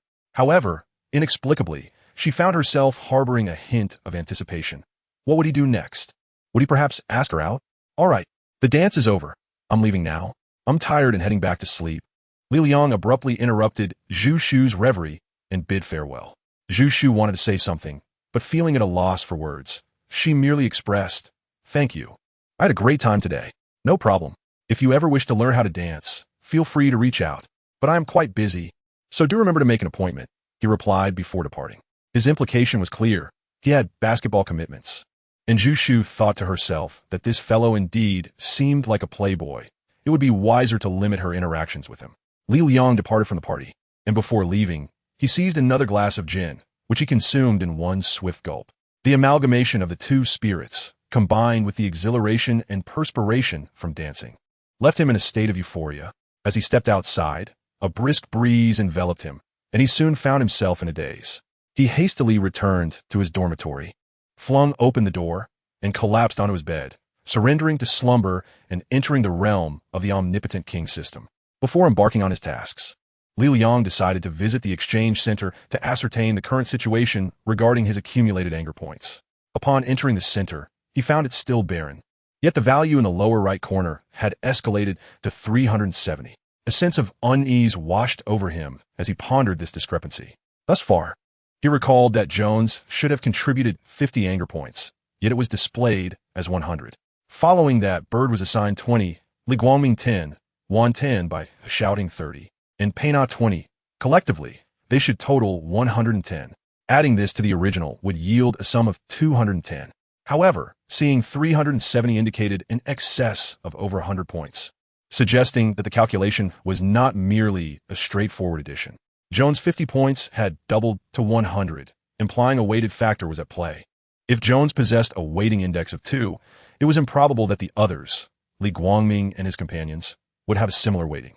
Thus, the mystery remained. Li Liang immediately comprehended that this weighted score was most likely attributed to Bird, and it was weighted tenfold. With this realization, Li Liang felt an overwhelming urge to embark on the task at hand, eager to engage in a spirited exchange with Bird. Once this task was completed, those numerical values might prove to be invaluable. Chapter 11. The Scoring Artifact. Li Liang returned to the initial interface and re-entered the task. The scene was the same as before. In the changing room, Bird burst in to declare his ambition for second place. As usual, Li Liang engaged in a verbal spar with Bird, yet he did not gain any anger points as a result. Li Liang came to understand that under similar circumstances, the system would no longer assign him an anger value, evidently a measure to prevent score manipulation. Damn it, this Seamus system is quite cunning. He could no longer accumulate anger points in the same location. Thus, Li Liang concentrated on participating in the three-point contest. After an afternoon of training with 1,000 shots, he felt confident that he would at least avoid elimination in the first round. His current objectives were twofold: to complete all his shots within a minute and to acclimatize to the contest environment, maintaining a steady psyche. Many three-point specialists can sink 25 shots in a minute during practice, often achieving perfection. With a day of numerous attempts, there's bound to be a moment of extraordinary rhythm. However, once on the competitive stage, the cacophony of the crowd and psychological pressures can cause even professional athletes and superstars to falter. As a case in point, Michael Jordan's competitive spirit drove him to participate in the three-point contest, and while his training usually yielded impressive results, he astonishingly scored only 5 points during the event. Even with perhaps the strongest mental fortitude in history, he succumbed to the pressures, let alone others. This time, with prior experience as a foundation, Li Liang found the impact of the environment considerably diminished. After the first 8 participants finished, the scores mirrored those from before, with Hodge delivering an astounding 25 points. When it was Li Liang's turn, the fatigue from the afternoon's practice, coupled with dancing and drinking, weighed heavily on him. Yet, upon entering the system, he remained vibrant, picking up the ball and launching it without hesitation. Indeed, muscle memory was firmly ingrained in his mind. Physical fatigue mattered little. One three-pointer after another flew from his hands, requiring scant thought. The sensation of shooting is a curious phenomenon. Some believe it to be non-existent. Yet those who have played know that sometimes the ball seems to find the net effortlessly, while at other times it refuses to go in. With enough practice and rhythm, one can shoot without even needing to look. A casual toss can yield success. Li Liang is currently in this state. Today's training was exceedingly intense. and the sensation in his hands has yet to subside. The first point, located at the left corner, saw him score with all 5 attempts, instantly garnering 6 points. As the final shot found its mark, the atmosphere erupted in cheers. "Splendid. Keep up the momentum." Li Liang encouraged himself internally. The second point, hitting 3 shots, garnered him 9 points. The third point from the top of the arc appeared deceptively simple, yet was the furthest distance and quite challenging to master. He succeeded in making 2 shots from this position, including a crucial 3-pointer, bringing his total to 12 points. With 2 points remaining, Li Liang felt a sense of relaxation. External distractions no longer affected him. As long as he scored 2 more, he would advance to the next round. Li Liang scored 5 points, including 1 for a flower ball, ultimately achieving a commendable total of 18 points. This can be regarded as a respectable accomplishment, especially since it surpasses that of Larry Bird. After completing his shots, Li Liang approached Bird and said, "Keep up the good work, Larry." As soon as he finished speaking, a message appeared before him. Anger level 10. From Larry Bird. If this truly reflects a 10-fold weighting, then his anger level has increased by an astounding 100. Uncle Bird is indeed a remarkable tool for boosting scores. Li Liang sensed that he had grasped a subtle trick of the system. Indeed, it was a relentless little system, offering no assistance whatsoever, compelling one to navigate through it alone. Larry Bird, dismissing Li Liang's encouragement, silently cast a glance and walked away. As the second round commenced, Bird, having scored the lowest, was the first to take the stage. This time, his performance was markedly improved as he secured 18 points. Following him, Ellis and Tucker managed only 14 and 13 points respectively, sealing their fate. When it was Li Liang's turn to perform, bolstered by the confidence gained in the first round and with Bird's highest score being merely 18 points, he completely relaxed. His shooting touch remained impeccable at the first station, as he netted 4 balls for 4 points. He scored another 4 points at the second station, followed by 3 points at the arcade top, and 3 more points at the fourth station, bringing his total to 14 points. Upon making his first shot at the final station, Li Liang realized he had secured a place in the finals. He had researched the statistics of the previous 3-point contest and discovered that in the second round, Hodge had also scored only 14 points. The system's scoring mirrored historical records. Thus, with his total of 15 points, Li Liang was assuredly advancing to the ultimate showdown. In the last station, he struck 3 shots, including a money ball, culminating in a total of 19 points. Indeed, the training of 1,000 shots had proven effective. Even after just an afternoon of practice, the enhancement of his shooting touch was strikingly evident. Li Liang's shooting skills were commendable. However, he struggled to acclimate to the NBA's 3-point line and the atmosphere of the 3-point contest. Once he overcame these 2 challenges, the competition became significantly more manageable for him. After amassing 19 points, Li Liang and Bird advanced to the finals, setting the stage for a showdown between the two. At this moment, Bird approached Li Liang and remarked, "Well done, young man. You have fulfilled your task. You may return home now." Li Liang Dao, "No, I must conquer myself first. I am on the verge of breaking a record, and defeating you holds little significance." Li Liang's words ignited Bird's fury, raising his anger level by 20. Despite his inner turmoil, Bird forced a smile and said, "Watch closely, kid. Let me take the lead." With that, Bird positioned himself at the first shooting point beyond the 3-point line and commenced his shooting. He removed his green Celtics warm-up jacket, revealing a vibrant red NBA All-Star jersey beneath. It was evident that he was now serious about the game. In the initial 2 rounds, Bird displayed remarkable stamina, unlike Hodge, who noticeably began to struggle with fatigue by the second round. For a shooter, leg power is vital. Without it, maintaining accuracy in 3-point shots becomes nearly impossible. Bird employed an exceptionally effortless shooting technique. Standing tall, his release exhibited a high arc, requiring only a gentle bend of his legs for power. Barely needing to leave the ground, coupled with his long arms and robust strength, he effortlessly propelled the ball over considerable distances. At the first point, Bird scored perfectly. At the second point, he maintained his flawless performance. He had already amassed 12 points. At the third point, he continued to streak, hitting all 3 shots. 15 points. However, he missed 2 consecutive shots afterward. This was in line with Li Liang's expectations. Historically, Hodge had only managed 12 points in the finals. Thus, after reaching 15 points, Bird was destined to be the champion, allowing himself to shoot freely. At the fourth point, he even attempted a trick shot, executing a bank shot. At the fourth point, Bird indeed made the bank shot, scoring a spectacular basket. Yet, an unexpected twist unfolded at the final point. Unlike his historical counterpart, who carelessly flung the last trick shot, Bird accurately aimed and executed his final shot. The ball struck true as time expired. Glancing at the scoreboard, Bird had achieved an impressive 25 points, surpassing the historical 22 points. Li Liang's heart sank suddenly. This was disastrous. How could he have scored 25 points? This was the highest score in history. To surpass Bird, he needed to break the historical record. Why the script changed? Why was the system deviating from its usual course? At that moment, the system sent a notification. The task king of three-pointers had escalated to a star level. The requirements were as follows. Defeat Larry Bird to claim the three-point contest championship and break the NBA three-point contest scoring record of 25 points. The rewards for the task included 2 random prizes, a 15 boost to open shot three-point ability, a 5 boost to contested three-point ability, a 5 boost to interference resistance, and a 1 boost to clutch performance. Goodness, I have inadvertently raised the difficulty of the task. But how on earth am I supposed to score more than 25 points? Li Liang was taken aback. Inciting Uncle Bird would undoubtedly come with consequences. Scoring over 25 points would shatter the historical records of the NBA. After a moment of silent contemplation, Li Liang quickly regained his composure. He thought to himself, perhaps this would ultimately lead to even more substantial rewards. And it might not be such a bad thing after all. Li Liang's optimism bestowed upon him a profound sense of confidence. He was resolute in his determination to accomplish this task. Chapter 12. The Enhanced Novak.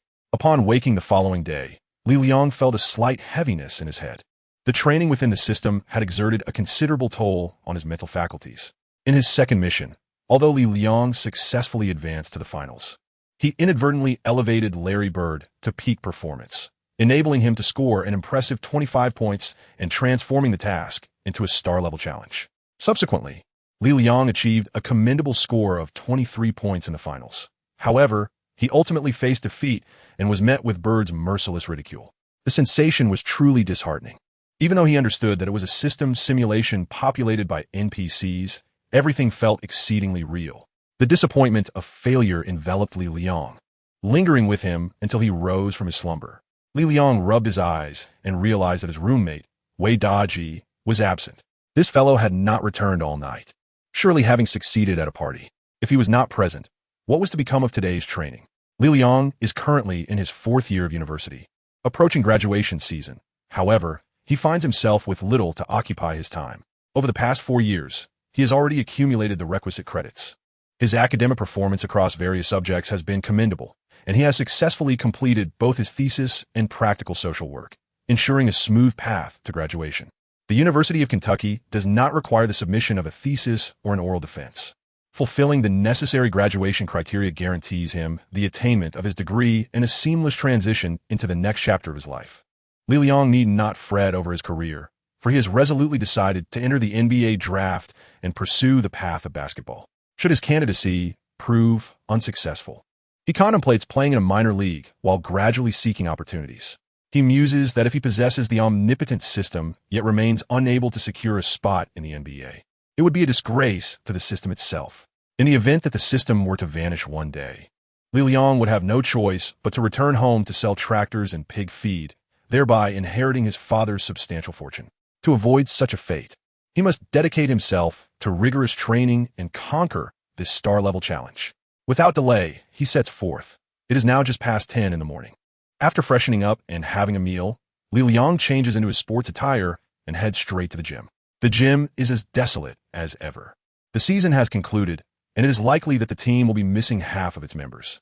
The school's admissions office has probably begun scouting for new recruits, as the title of NCAA champion would undoubtedly enhance their appeal.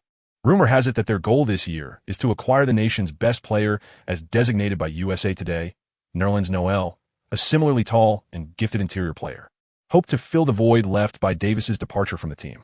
Of course, this no longer concerns Li Liang. After warming up, he continues to practice his three-point shooting alone.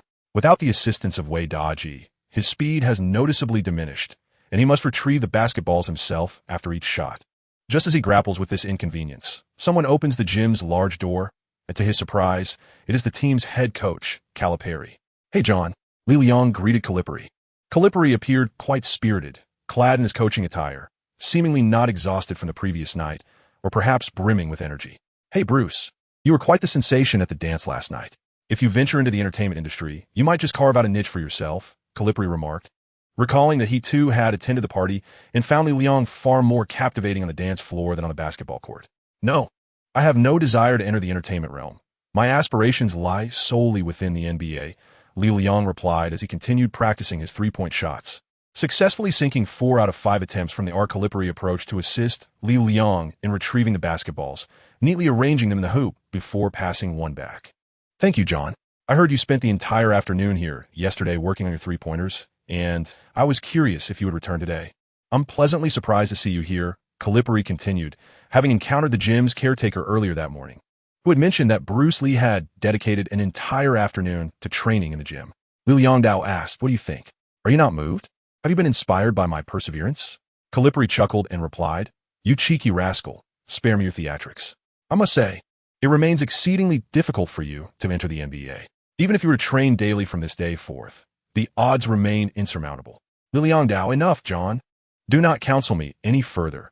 You know I am not one to turn back until I have faced the wall head-on. Li Liang pondered to himself. With the aid of the system, could I truly divulge my secrets?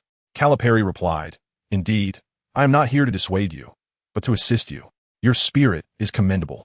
If Jones or others possess your level of dedication, they would undoubtedly perform better. How will you assist me?" Liang inquired. "Naturally, I shall aid you in a coaching capacity. Do you suppose I am merely here to retrieve the balls for you?" With that, Calipari began picking up balls alongside offering guidance on Liang's shooting form and footwork. As the head coach of Kentucky, with over 10 players on the roster, it was rare for him to offer individualized technical instruction, especially to someone like Li Liang, who was merely a water boy. Yet now, he could provide Liang with personalized coaching. Practicing alone, with someone observing and correcting, yields a vastly different outcome. Though not a specialized shooting coach, Calipari possessed valuable insights into this fundamental aspect of basketball. Footwork is crucial. You must maintain stability. From your feet to your legs, body, and hands, a consistent form is essential for achieving consecutive baskets. Stand in your most comfortable position, memorize it, and always shoot from that stance. Calipari consistently corrected Liang's shooting posture. The practice stretched on for an entire afternoon, culminating in 1,000 shots, leaving Liang utterly exhausted. The experience of having someone behind him urging him on was indeed different. When Wei Daji was around, Liang could occasionally slack off, but with Calipari present, that was not an option. "Well done, young man. Your shooting talent is indeed promising. If you aspire to enter the NBA, perhaps Steve Novak could serve as your model," Calipari remarked after several hours of practice with Liang. Indeed, there were notable similarities between Liang and Novak, tall and slender, with average athleticism, and apart from shooting, rather unremarkable in other areas. Novak's pride, and the foundation of his success in the NBA, lay in his three-point shooting. During his 4 years in NCAA, he boasted an impressive three-point shooting percentage of 46, consistently maintaining over 40 after entering the NBA. In practice, he could make 47 to 48 out of 50 stationary three-point shots, an astonishing accuracy. However, at present, Liang's three-point shooting skills fell short of Novak's. Not only did Novak excel in open spot-up shooting, but his ability to shoot off the catch and evade defenders in NCAA under duress surpassed Liang's current capabilities. Otherwise, it would not be the case that Novak averaged 12 points per game during his college years, while Liang remained a mere water boy. Novak was drafted in the second round, 32nd overall, which is considered a notably high position for that round. Li Liang resolved to practice diligently for an entire month, aware that even with this system, his chances of being selected for this position were uncertain. Nevertheless, he remained optimistic. Securing a spot would suffice. He believed wholeheartedly in his capabilities, convinced that he would surpass Novak, and by a significant margin. "Just wait and see, John," he thought. "I will demonstrate what a superior version of Novak truly looks like.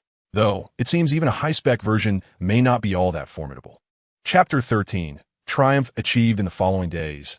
Li Liang persisted in his routine, diligently shooting 1,000 three-pointers every afternoon at the gym. Each evening, he entered the system to challenge Bird and attempt to break the 25-point record in the three-point contest.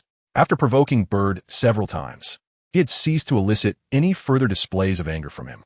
Li Liang decisively omitted this step, immersing himself in the competition. In the absence of Li Liang's encouragement, Bird's scores in the finals began to stabilize around 22 points. For Li Liang, defeating Bird was no longer the focal point of his endeavors. On 2 occasions, He achieved scores of 24 and 23, surpassing Bird to claim the three-point contest championship. Amidst the jubilant cheers of the crowd, he triumphantly raised the trophy of the three-point contest.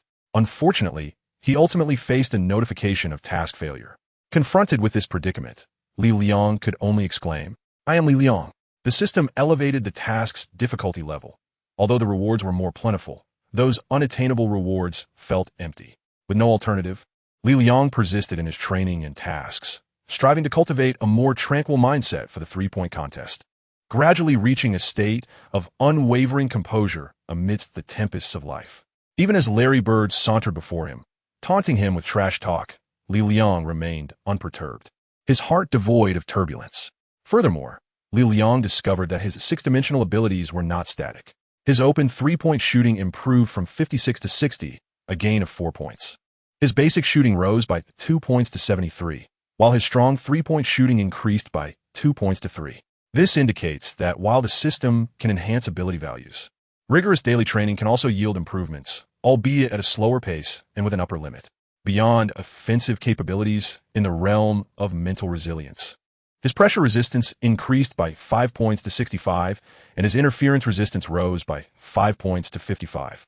His performance under pressure climbed by 1 point to 11. This illustrates that the system's task environment effectively hones one's mentality, as reflected on the panel.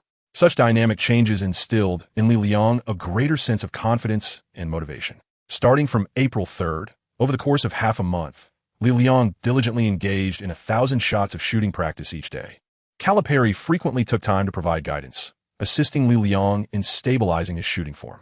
By late April, Calipari had to embark on a nationwide tour with the admissions office to recruit talented high school students, leveraging his esteemed coaching reputation to entice them to attend Kentucky, thereby rendering him unable to continue training Li Liang. Over the course of 2 weeks, Calipari witnessed Li Liang's dedication and perseverance. He could only lament, wishing that God had bestowed upon Li Liang a bit more talent. Li Liang, however, did not share such sentiments. From an initial state of anxiety, he gradually attained a calm demeanor, and now, standing at the three-point line, he exuded confidence, viewing the legendary Larry Bird as inconsequential. After all, the true history of the three-point contest offered only a singular opportunity. He could now save and challenge repeatedly, a distinctly different experience. On the first day, following Calipari's departure, Li Liang chose not to train at the gym. Instead, he opted to relax, taking leisurely runs, watching films, enjoying games, and even engaging in several rounds of gaming with Wei Daji. By evening, he re-entered the all-around king system, and the 1986 three-point contest had become profoundly familiar to him. The commentary from Rick Barry and Bill Russell, two great basketball players of the 60s and 70s, was regrettably subpar. The journalists and spectators surrounding the court were all well known to him. He could anticipate their words and expressions with clarity. This sense of familiarity was gratifying. As Bird reiterated his declaration of aiming for second place, Li Liang merely cast a deep glance in his direction, uttering not a single word. Upon reaching the court, in the first round, Li Liang scored 17 points, surpassing Bird by a single point, thereby advancing.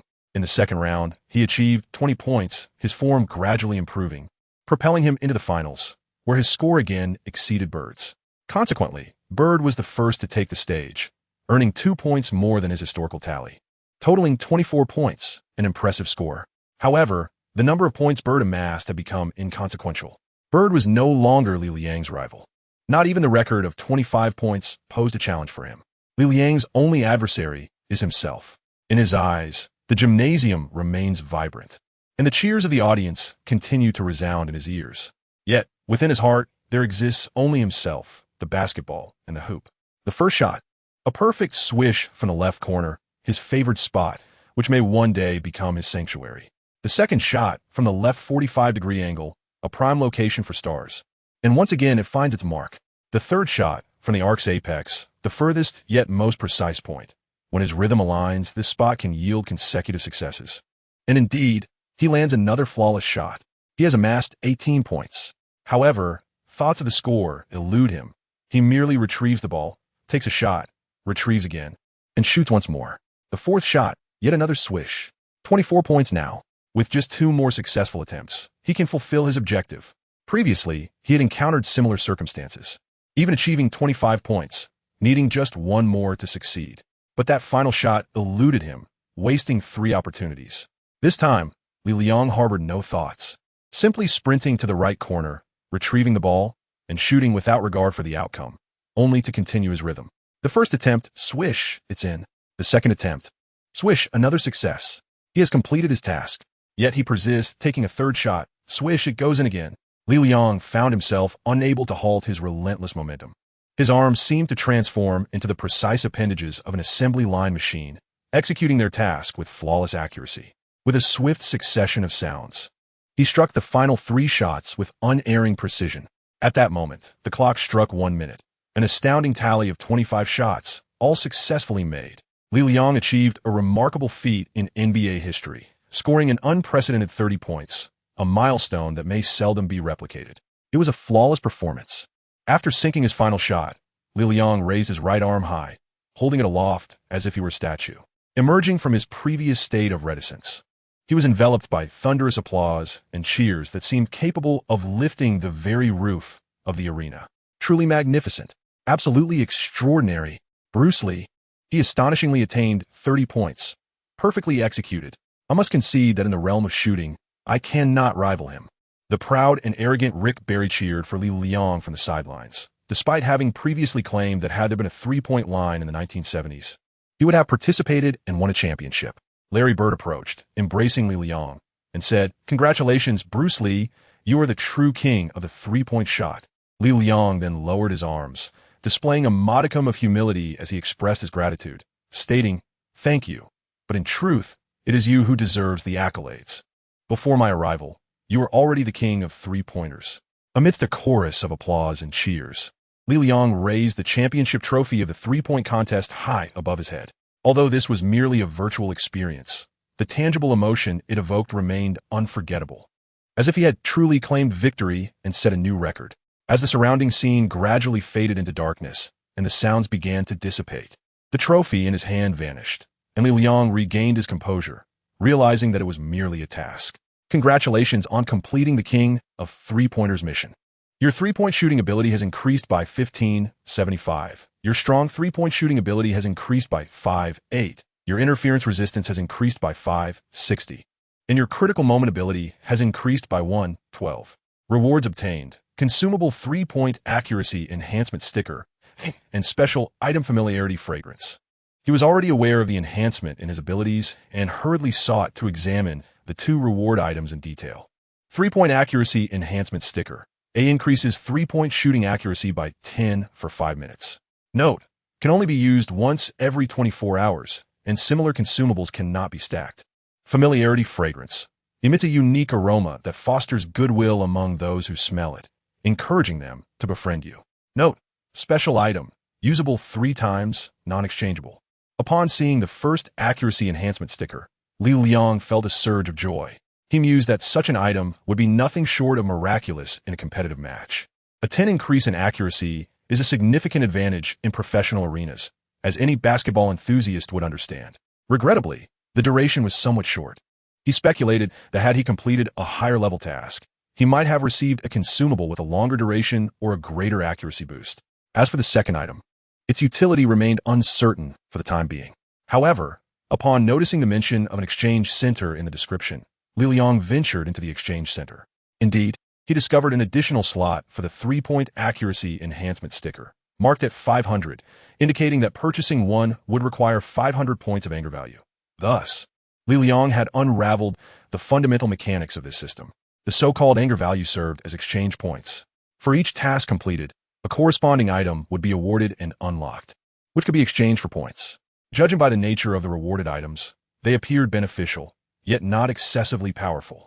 Li Liang contemplated that, despite possessing the props, the enhancement of his personal strength should remain his primary focus, for this is the true path to mastery. Relying solely on props for a fleeting display of brilliance was ultimately futile. With this in mind, Li Liang exited the exchange center, casting a glance at his still meager 6-dimensional chart, resolutely determined to continue his efforts. Chapter 14. Graduation trip. Having successfully completed his task, Li Liang felt a wave of elation wash over him, as if the very air of American imperialism had transformed into something sweet and fragrant. He was now devising a training regimen, recognizing that his current three-point shooting ability was sufficient for the time being. His next objective was to enhance his defensive skills and physical conditioning. The next time he accessed the system, he intended to select tasks focused on improving his defensive capabilities. Furthermore, with the acquisition of new props, a plan began to take shape in Li Liang's mind. Forethought leads to success, while lack of preparation results in failure. Armed with goals and a strategy, Li Liang felt invigorated and full of vitality. In contrast, Wei Daji seemed to be enduring a rougher patch. In the days immediately following the celebratory party, he frequently spent nights away from home, his demeanor bright and full of joy by day. However, this period of good fortune was short-lived, as just a few days later, he found himself once again dejected and downcast. Li Liangxin surmised that this young man had most likely been jilted by a woman, and upon inquiry, it proved to be true. However, the details remained elusive. Wei Da, despite his despondent demeanor and frequent sighs, steadfastly refrained from divulging the specifics, presenting an air of profound disillusionment. Li Liang, noticing Wei Daji's despondency, said, "Brother, do not dwell in despair. Cheer up and join me for a game of basketball. How about it?" Wei Daji shot him a glance and retorted, "Play? You must be jesting. Do you genuinely aspire to enter the NBA? Have any agents reached out to you? Have scouts sent you any emails?" Li Liang shook his head, pondering how someone of his stature, akin to a mere water cooler in the NCAA, could ever attract the attention of agents and scouts. He remarked, "Do you understand the concept of self-recommendation? Just like you, if one wishes to attain something, one must ardently pursue it. Opportunities do not simply descend from the heavens for individuals like us." Upon hearing Li Liang's words, Wei Daji felt a slight alleviation in his heart and inquired, "Hey, you've been practicing at the gym every day lately. Have you made any progress?" Li Liang Dao, "Indeed, there's been remarkable progress, and it has been rapid. However, my training at school must come to a temporary halt as I am about to graduate and will not remain here for much longer. How about embarking on a graduation trip?" The mere mention of a graduation trip invigorated Wei Daji. These two individuals need not worry about job prospects after graduation. They have been engrossed in their studies throughout their university years, and now, as graduation approaches, it is time to indulge in some leisure. After some planning, their ideas converged. They decided to drive to a city hosting an NBA game, aligning their trip with the NBA schedule to witness a match in person. Without delay, Wei Daji, adept at organizing such matters, promptly searched for the latest NBA game schedule online and mapped out their route. He also arranged for a rental car, and they planned to set off tomorrow morning, returning just in time for the graduation ceremony. Once all arrangements were finalized, Wei Daji remarked, "Hey, we'll be a tad dull if it's just the two of us." Li Liang understood that this young man had yet to extricate himself from the quagmire of love, his thoughts still lingering on the girl. He remarked, "I knew it. You, a fellow who values romance over friendship, think I am not enough for you. Very well. I shall invite 2 more ladies to join us." "That sounds splendid. I shall take on the role of the driver and showcase my exceptional driving skills," Wei Daji exclaimed with palpable excitement. Li Liang shook his head, thinking to himself, "You foolish one, which girl would be enamored by your driving skills? Have you ever encountered a beautiful girl who fancies a driver?" However, Li Liang refrained from discouraging him. He took out his phone, opened his contacts, and located a number to dial. After a brief moment, the call connected. "Hello, are you interested in embarking on a graduation trip?" A hesitant voice responded from the other end. "Who are you?" "I am Li Liang." "Oh, it's you. What do you need?" "As I mentioned, it's about the graduation trip. I will head to your dormitory shortly for a face-to-face discussion." With that, Li Liang ended the call. Beside him, Wei Daji inquired, "Is she a Chinese girl?" Li Liang Dao, "Of course, I have no interest in American girls. I shall take a stroll outside." Li Liang departed from the dormitory and made his way to another international student residence. Upon reaching the ground floor, he dialed the number again, saying, "Hello? Please come down quickly. I am waiting for you downstairs." After a short while, Zhu Shu appeared at the base of the dormitory. She was clad in blue jeans and a white long-sleeved shirt, her hair slightly tousled, and she still wore the round-framed glasses perched upon her nose.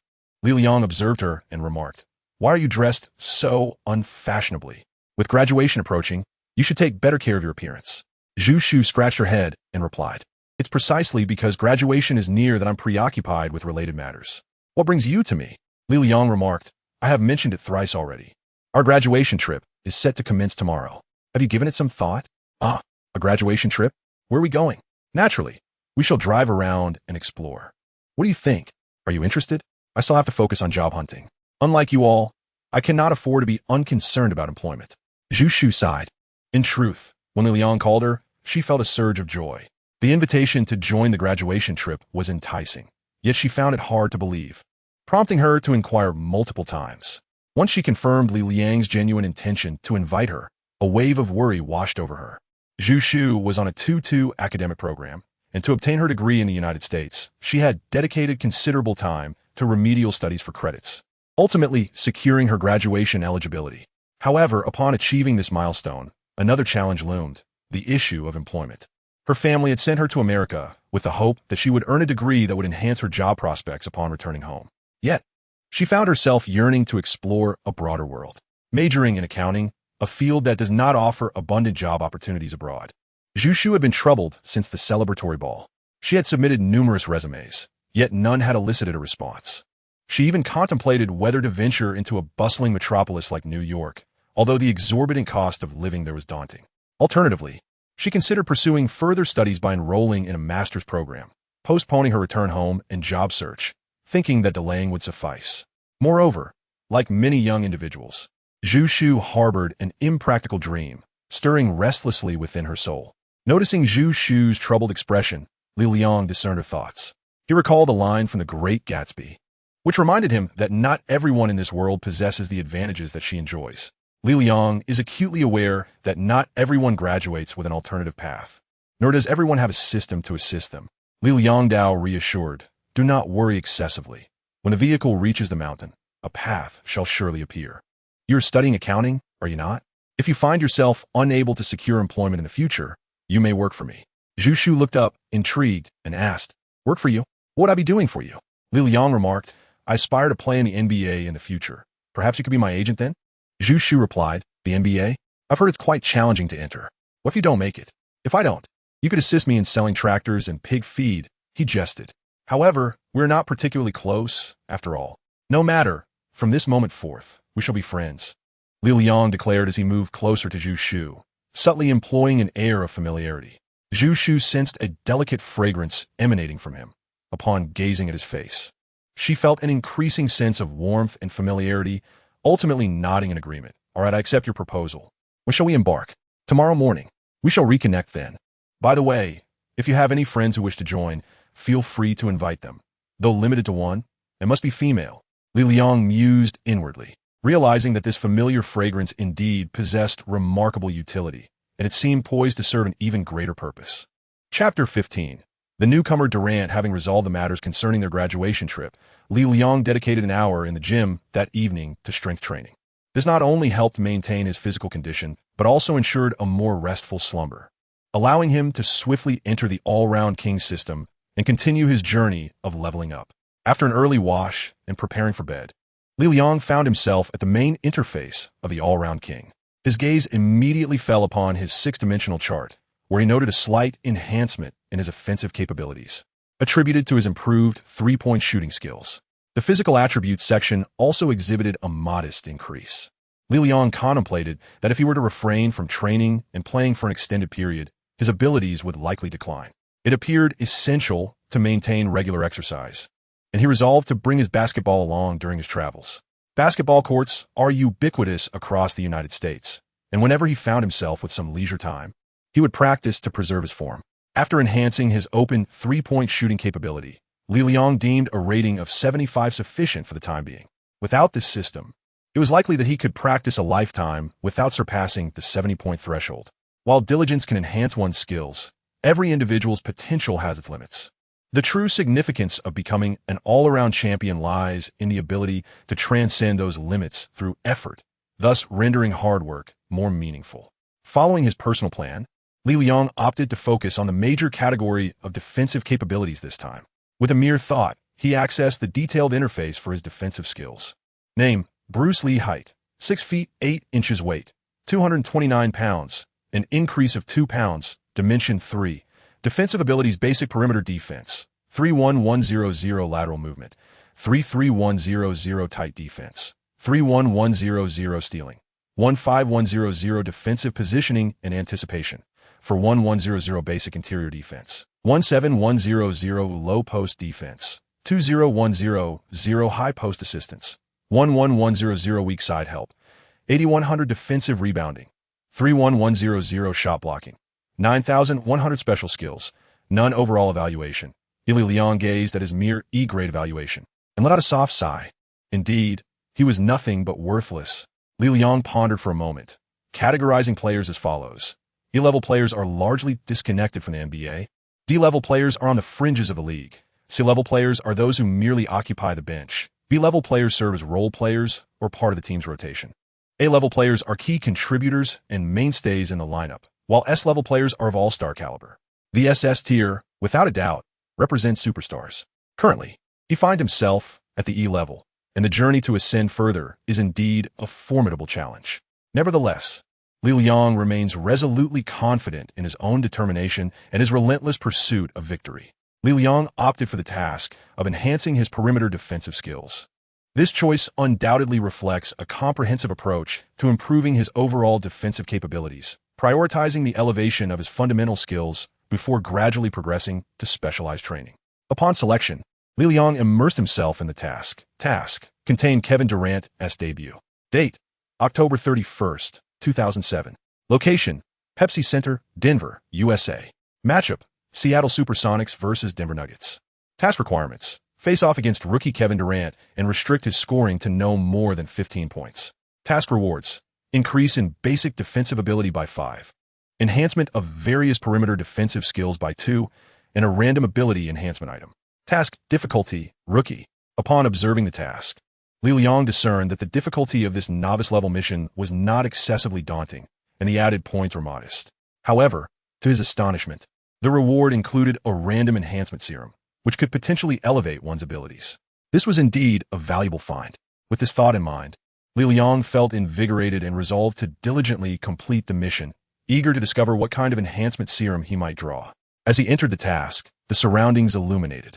This was a match from 2007, not far removed from 2012, marking Kevin Durant's inaugural appearance in the NBA. Li Liang recalls the match vividly. At that time, he was still in high school in his homeland, aware of the 2007 draft featuring two prominent rookies, Greg Oden and Kevin Durant. Oden was heralded as a prodigious talent, capable of delivering thunderous dunks and formidable defense, often likened to a more powerful version of Tim Duncan. Consequently, the Portland Trail Blazers, adhering to the principle of selecting a big man for their frontcourt, opted for Oden over Durant.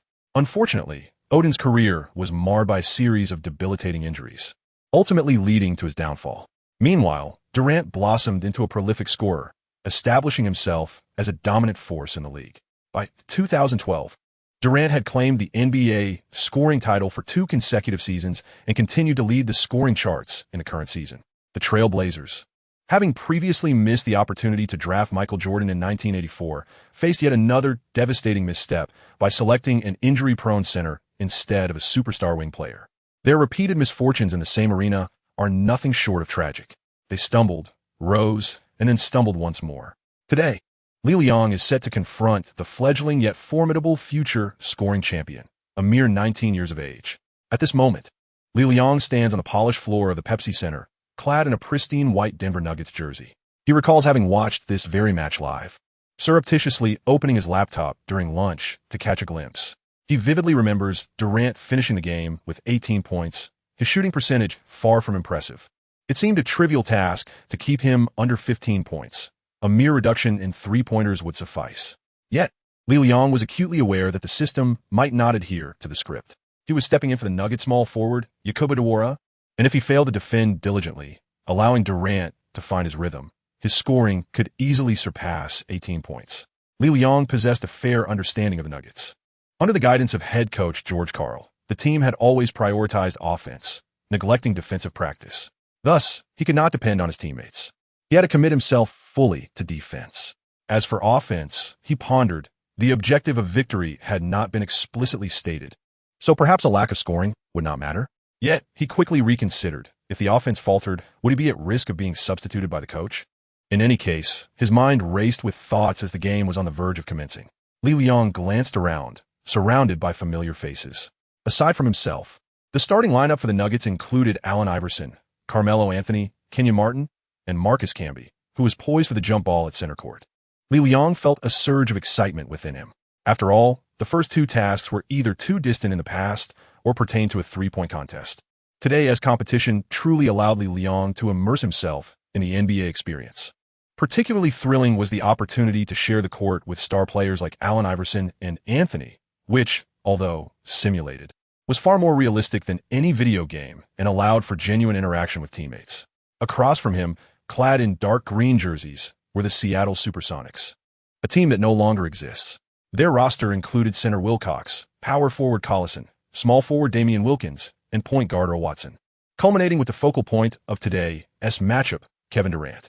In 2007, Durant was merely 19 years old, slender as a reed, with a somewhat awkward appearance characterized by small eyes and a square face. Standing on the hardwood of the Pepsi Center, he resembled a child towering over 2 meters tall. At 6 feet 9 inches, he shared Li Liang's height, yet his arms seemed alarmingly long, and his physique was strikingly lean, likely weighing no more than 200 pounds.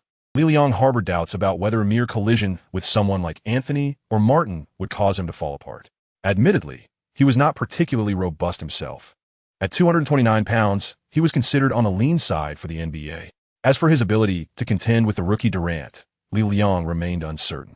In any case, he was eager to step onto the court and test his mettle. As the game commenced, Camby secured possession, allowing the Nuggets to initiate their offense. Li Liang has never practiced with the Nuggets, nor has he ever played alongside Iverson or Anthony. However, he understands that his role on the court is that of a blue-collar worker. He merely needs to position himself on the wing. As the two star players in the forefront, the Golden Duo do not require his presence. Li Liang's intuition was not misplaced. The moment Iverson crossed half-court with the ball, Li Liang darted towards the left corner, a position he cherished dearly. During three-point shooting practice, the left corner had proven to be his most accurate spot. As Iverson orchestrated the play, the Supersonics exhibited a noticeable lack of defensive intensity, with all 5 players merely standing on the court in a scattered formation. Iverson skillfully maneuvered through the defense, effortlessly tearing through the Supersonics line with just a few deft movements. He then passed the ball to Kenyon Martin, who was cutting along the baseline. Martin executed a stiff little jump shot, successfully securing 2 points. The Nuggets acclaimed their first score. Li Liang understood that this season, the Supersonics had no intention of winning. Their sole purpose was to cultivate Durant while simultaneously engaging in a strategic decline to secure a favorable draft position. In their commitment to Durant, the Supersonics had parted ways with their previous twin stars, Ray Allen and Rashard Lewis, embracing a philosophy of destruction to foster new growth. As the game transitioned between offense and defense, Li Liang recognized the opportunity that lay before him. Without hesitation, he closely shadowed Durant, regardless of whether he had the ball or not. Durant cast a glance at Li Liang, seemingly perplexed as to why this player was so fixated on him from the outset. In the initial 2 possessions, Durant refrained from attempting to score, while the other players from both the Nuggets and the Supersonics engaged in a lively exchange, with neither side committing to defense. Both teams were fully invested in pushing the pace and executing fast breaks. However, given that it was the first game of the season, their shooting accuracy was notably low. Li Liang followed for 2 laps, only to realize that keeping pace with Durant was an unrealistic endeavor. His speed was insufficient, and his defensive skills were lacking. Despite Durant's towering stature, he possessed an extraordinary agility that allowed him to evade with remarkable ease. Li Liang maintained a high level of focus, yet he could still be distanced by Durant's seemingly casual movements. This exemplifies the disparity in innate talent. Li Liang and the promising rookie Durant faced off for a brief 2 minutes, and the disparity in talent became immediately apparent. Durant seemed to effortlessly wield his strength, while Li Liang struggled, feeling the weight of his own exertion. Once more, the Nuggets failed to score, and the Supersonics launched a fast break. In a sudden display of speed, Durant elongated his strides, evading Li Liang with ease, and surged towards the basket. Faced with Kenyon Martin, Durant executed a graceful layup. But Martin, unable to provide adequate defense, resorted to a foul. A gentle push was all it took for Martin to send Durant tumbling out of bounds. While it was evident that the young player's strength and weight were lacking, these attributes could certainly be developed through training. However, the remarkable speed with which he had just escaped, coupled with his ability to take 2 powerful strides after receiving the ball, was something that ordinary players could not easily replicate. As Durant stood at the free throw line, he converted 1 out of 2 attempts, marking the first point of his NBA career. Meanwhile, Li Liang observed from the sidelines as Martin approached, saying, Keep an eye on the one who believes in you. Do not let them down. Li Liang nodded thoughtfully, contemplating how to confront Durant. Chapter 16. Would you like some water? During his time at school, Li Liang often watched numerous NBA games, including those featuring Durant. In recent years, Durant has emerged as a prominent figure in the league, having secured the title of scoring champion and is undeniably one of the most challenging forwards to defend against. When Li Liang contemplated the adept defenders capable of containing Durant, the first name that sprang to mind was Tony Allen of the Memphis Grizzlies. During the 2011 playoffs, he exhibited commendable defensive prowess against Durant. Standing at 193 meters, he acknowledged his inability to disrupt Durant's shooting, but, like a piece of stubborn gum, relentlessly adhered to Durant, ensuring that he could neither receive the ball comfortably nor release his shot with ease, thereby effectively curtailing Durant's offensive capabilities. Thus, Li Liang aspired to emulate Allen's approach to closely shadow Durant. However, after engaging in a few possessions, Li Liang quickly realized that he simply could not stay glued to Durant. Li Liang's height is comparable to that of Durant, yet his footwork does not match the latter's swiftness. Although he possesses a strength advantage, it proves ineffective in perimeter defense, often leading to fouls instead. Furthermore, closely marking an opponent is physically taxing. The Denver Nuggets' other players provide lackluster support, as their defensive formation lacks coherence. Camby remains perpetually stationed beneath the basket. While the prospect of Carmelo Anthony assisting on defense seems implausible, Iverson, too, is more of a figurehead than a contributor. Only Martin occasionally steps up to assist, leaving Li Liang to fend for himself. Consequently, his defensive efficiency diminishes significantly. As the first quarter commenced, had it not been for Durant's off shooting, which resulted in 2 missed attempts, he might have scored more than 10 points, having already accrued 6. Once excessive energy is expended on defense, Li Liang finds himself somewhat disconnected on the offensive front. Having not practiced with the Nuggets and lacking the requisite skills to thrive in the 2007 NBA, he found himself unable to take a single shot, merely serving as a conduit for passing, which proved futile. As the first quarter drew to a close, George Karl substituted Li Liang for backup forward Nahura. Li Liang gasped repeatedly, realizing that playing at high altitude was indeed quite exhausting. He thought to himself that this was the caliber of NBA-level competition. This was merely the first quarter, and even the Seattle Supersonics, who seemed indifferent to winning or defending, proved that the NBA was no easy league to conquer. Li Liang continuously sipped water to alleviate his thirst. Meanwhile, George Karl leaned in and remarked, "Bruce, pay close attention to how Nahila handles that young man. Engage your mind more actively." Li Liang understood that this was a reminder from the system. He immediately composed himself and began to observe the match from a bench. Indeed, the substitute bench proved to be the optimal viewing position, allowing for a clear observation of the finer details. It is no wonder that some players who once occupied the bench ultimately became NBA coaches. They have absorbed a wealth of knowledge from their extensive observations of the game. Durant played the entirety of the first quarter, yet he failed to score thereafter, missing 2 subsequent attempts.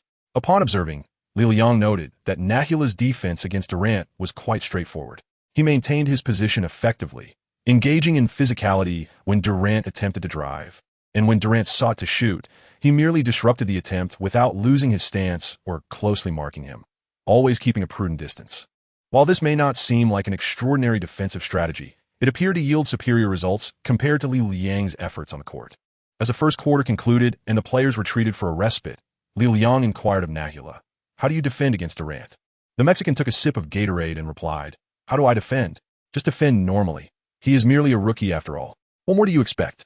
Nahila's words jolted Li Liang into realization. Indeed, this was Durant in 2007, a newcomer to the NBA fresh from college, much like himself, experiencing his inaugural season. Although Durant possessed significantly greater talent, he too was just a novice, not the scoring champion of 2011. Why should he employ 2011 tactics against him? As Nahila aptly stated, a standard defense suffices. Li Liang vividly recalls that year when the Supersonics granted Durant the freedom to shoot at will, allowing him to unleash his creativity on the court.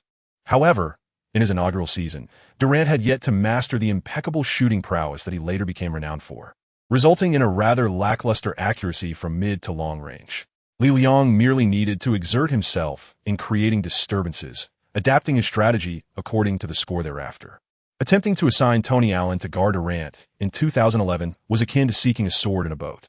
Realizing this, Liang re-entered the game midway through the second quarter, with Durant also returning to the court for their continued matchup. This time, Liang refrained from futilely applying tight defense. Instead, he maintained an appropriate distance, ensuring he did not lose track of his opponent. The moment Durant received the ball, Liang immediately assumed a defensive stance. Indeed, Durant possessed extraordinary talent. However, as a rookie, his offensive repertoire was rather limited. Furthermore, his teammates lacked skill, rendering tactical cooperation minimal, which often led to him dribbling the ball a few times before opting to shoot. Liang reached out to interfere, silently praying for the ball to miss, and on several occasions, it clanged off the rim. On the offensive end, he patiently awaited opportunities beyond the three-point line and indeed seized two chances. The first, however, was marred by nerves, leading to a missed shot. The second came from Martin's offensive rebound, which he promptly passed to Liang in the left corner. With a wide-open opportunity, Liang swiftly released the ball, sinking a three-pointer. This marked his inaugural basket of the game. Following the shot, the arena's DJ exuberantly shouted Bruce Lee, 3-point, and the crowd erupted in jubilant cheers, a sensation that was truly exhilarating. Although he had yet to step onto the NBA court, Liang was already savoring the thrill of playing at that level, a feeling that far surpassed the dreariness of sitting on the bench in the NCAA.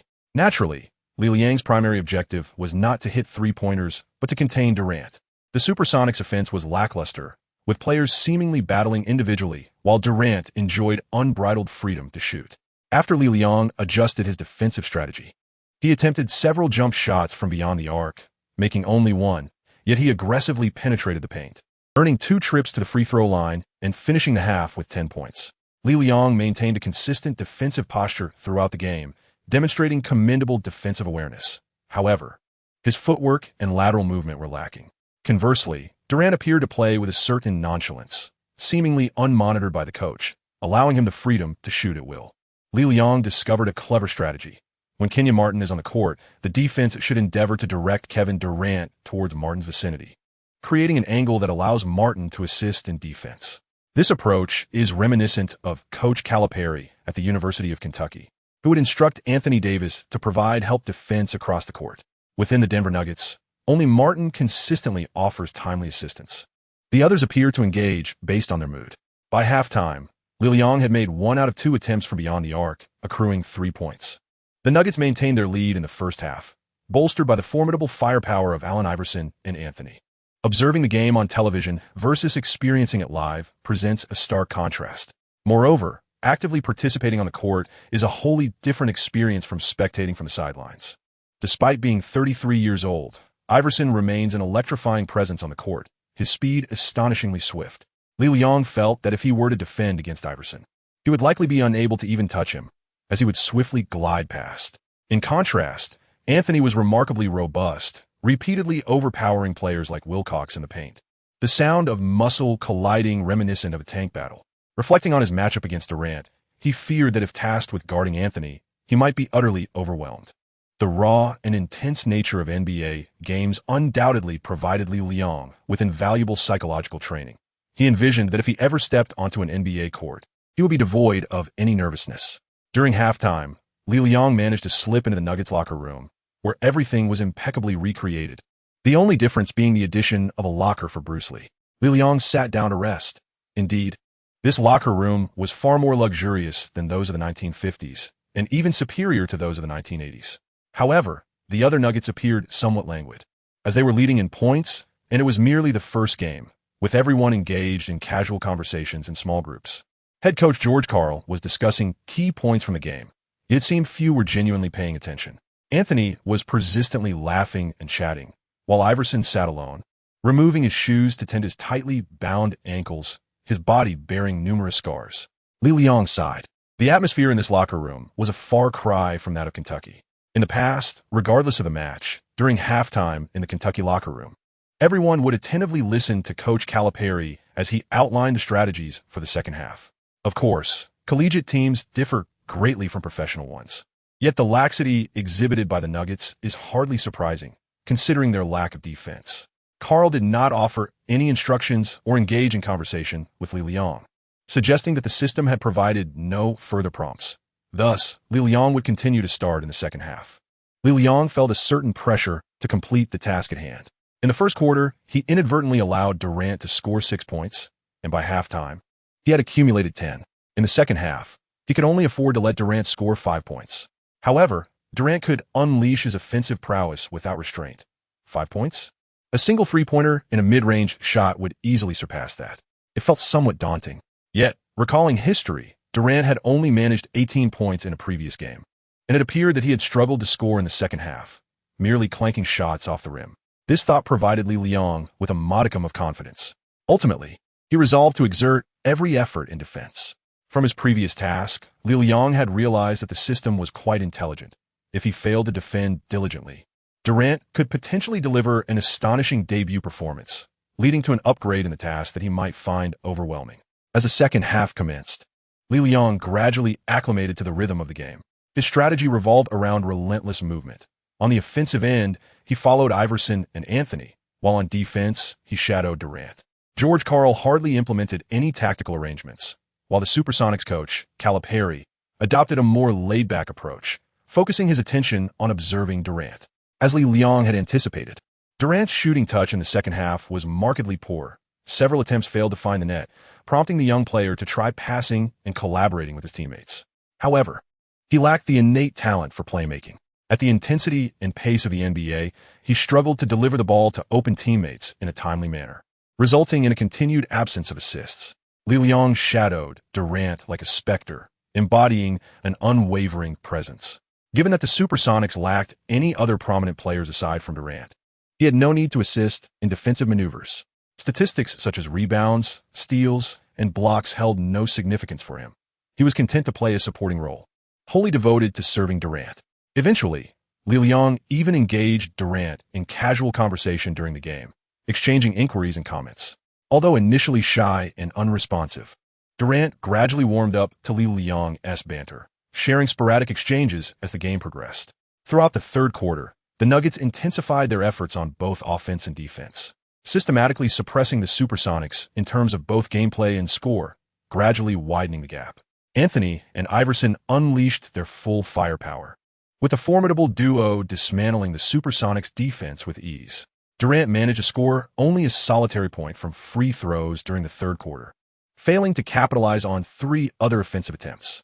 Midway through the third quarter, Durant was substituted out, and shortly thereafter, Li Liang was also replaced by George Karl.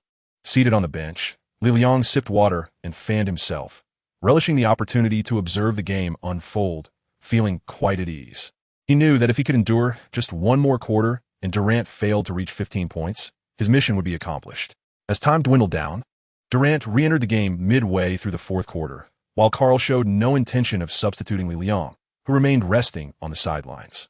At that moment, Durant faced Nahila on the court.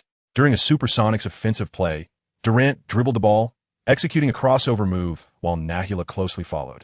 Suddenly, Durant stepped back, creating space with a pull-up jumper, utilizing a teammate's screen. He took a single dribble and launched a three-pointer from beyond the arc. Swish!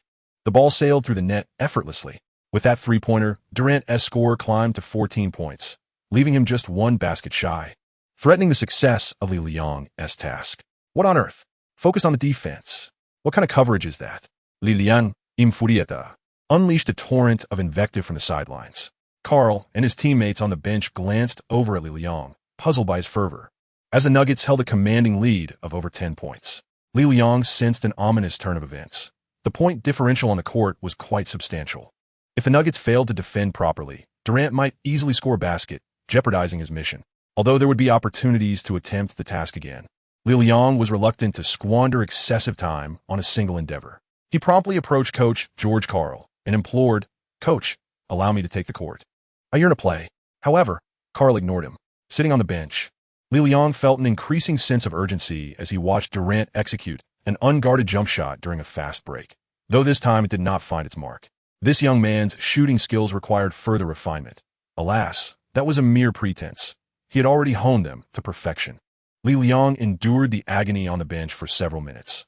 Finally, unable to contain himself, he bellowed at Karl, "Can you possibly put me in the game? Are you merely sitting here watching the match? You are the coach, for heaven's sake. Are you not going to do your job?" His anger surged. 10 for George Karl. And the system provided an unexpected notification. Karl shot him a glare before calling a timeout. stating, "Show a modicum of respect for your coach. I will put you in when the time is right." In reality, had Li Liang spoken to his coach in such a manner, barring the status of a superstar, he would have undoubtedly faced a DNP left out in the cold. However, if he were indeed a superstar, even without raising his voice, the coach would grant him court time whenever he desired. Carl called a timeout, allowing Li Liang to re-enter the game. Li Liang hurriedly donned his gear. With 14 points on the board and only 3 minutes remaining in the match, he could not allow this young man to score another single point. Li Liang employed his signature skill, devoting himself entirely to closely monitoring Durant, defending him with an intensity akin to that of a personal bodyguard. "Are you out of your mind? Why are you guarding me so closely?" Durant, exasperated by Li Liang's relentless attention, couldn't help but inquire. "Li Liang Dao, because you are an opponent." This succinct phrase perfectly silenced Durant. However, Durant clearly sought to retaliate, actively demanding the ball. With just over a minute remaining in the game, he received the ball beyond the three-point line. Confronted by Li Liang, he executed no feints or dribbling, nor did he seek the assistance of teammates. He boldly charged forward. Although Li Liang made an effort to maintain distance from Durant, he was still surpassed by him by half a body length, a testament to the overwhelming power of talent. Li Liang exerted himself to keep pace, reaching out with his hand toward Durant's ball-handling position, his body pressing in relentlessly to deny Durant any opportunity to penetrate toward the basket. However, Durant refrained from advancing further. Instead, he executed a sudden stop and, from a distance of 15 feet at a 45-degree angle from the hoop, released a jump shot.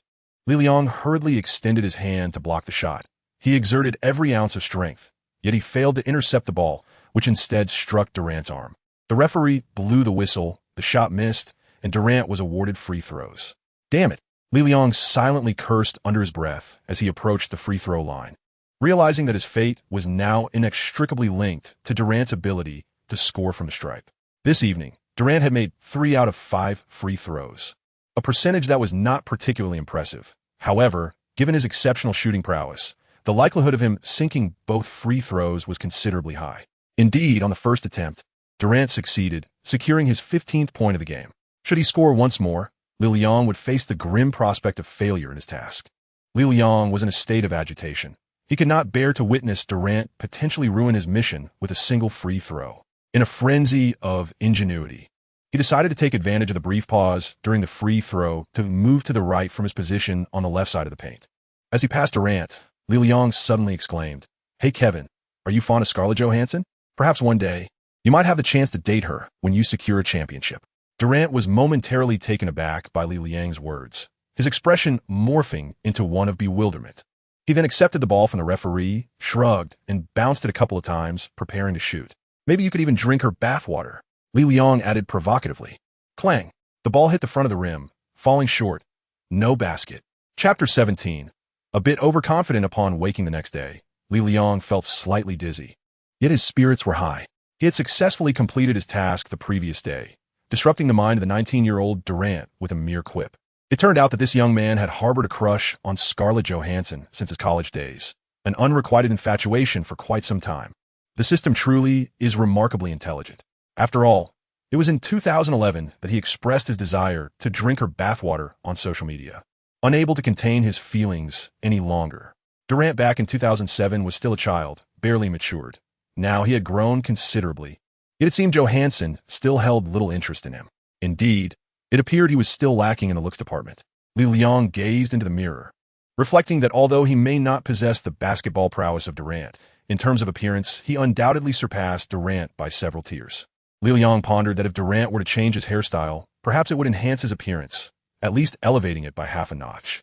After a while, Wei Daji also rose from his slumber. The young man appeared quite exhilarated, having seemingly stayed up late into the night devising strategies. Presently, he bore the marks of fatigue with 2 dark circles under his eyes, leading Li Liang to question his ability to drive. He hoped that Wei Daji would not doze off on the road, for any mishap could shatter Li Liang's dreams of entering the NBA. Nevertheless, Wei Daji exuded an air of confidence. He first made his way to the school gate, where the car rental personnel promptly brought forth the vehicle. Upon learning that Li Liang had invited some girls, Wei Daji opted for a Mercedes-Benz E400 estate. The rental fee was not insignificant. However, the car boasted exceptional performance, comfort, and safety. As he parked the car downstairs, he inquired, "So what do you think?" Isn't this car splendid? By the way, who exactly did you invite? And where are we going to pick them up? Li Liang tidied up his belongings and instructed him to drive the car to the girls' dormitory. He called Zhu Shu, asking her to come down. Before long, Zhu Shu appeared, still wearing the long-sleeved shirt and jeans from the previous day, her bag slung over her shoulder. However, her hair was considerably neater. Upon seeing Zhu Shu, Wei Daji's eyes widened in surprise, exclaiming, "Goodness, it's the steel-toothed girl. Are you serious? I must say, your taste is truly remarkable. Tell me, she can't be the only one, can she?" Li Liangdao remarked. "I also asked her to find someone to accompany her, but I'm unaware of who that might be. You shall rely on your own fortune." Zhu Shu approached the car, gazing at the silver Mercedes-Benz emblem, and inquired, "This vehicle must command a considerable rental fee, does it not?" Li Liangdao remarked, "You needn't concern yourself with that. I can afford to purchase this car, let alone rent it. Is anyone else joining us?" Zhu Shu replied, "Yes, there's Bai Shouting, but she needs to get ready first." Upon hearing the name Bai Shouting, Wei Daji's spirits lifted considerably. Bai Shouting is universally acknowledged as a goddess among the international students at the University of Kentucky. With her flowing hair, long legs, and an elongated face, she boasts an American athletic physique accentuated by a sun-kissed complexion. Her large, expressive eyes and well-defined nose are entirely natural, and the number of suitors vying for her attention could easily form 3 basketball teams. Li Liang furrowed his brow, recalling that day at the celebratory party when he and Zhu Shu were dancing. Among the accumulated feelings of anger, one had originated from Bai Shouting. He pondered whether she had orchestrated the mockery of Zhu Shu, intending to humiliate her at the gathering. Yet, upon reflection, it seemed illogical. In the presence of Bai Shouting, Zhu Shu appeared as nothing more than an ugly duckling, consistently overshadowed by Shouting's brilliance. Among the international students, there was hardly anyone unfamiliar with Bai Shouting. Her fish pond was undoubtedly brimming, requiring no additional sustenance, as a mere display of photos on Twitter sufficed to provide her with ample nourishment. Li Liang has always harbored a disdain for such women. The two have never been compatible. Why, then, does she choose to accompany him? Li Liang was still puzzled when Bai Shouting emerged from the dormitory. The weather in April still carried a hint of chill, yet Bai Shouting donned a pair of white, flowing silk cropped trousers that elegantly showcased her slender ankles. On her upper body, she wore a fitted inner garment complemented by a white short-sleeved jacket, while a wide-brimmed sun hat adorned her head. At her feet rested a pink travel suitcase. Upon seeing her, Wei Daji promptly stepped forward to assist her in placing the suitcase into the trunk of the car.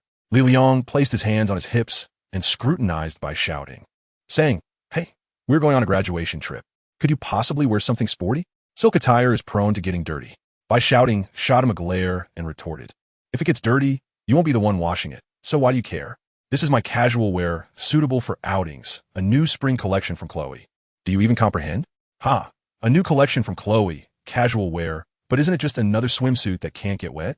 Li Liang muttered a few words, as he had always held a disdainful view towards the girl's extravagant clothing.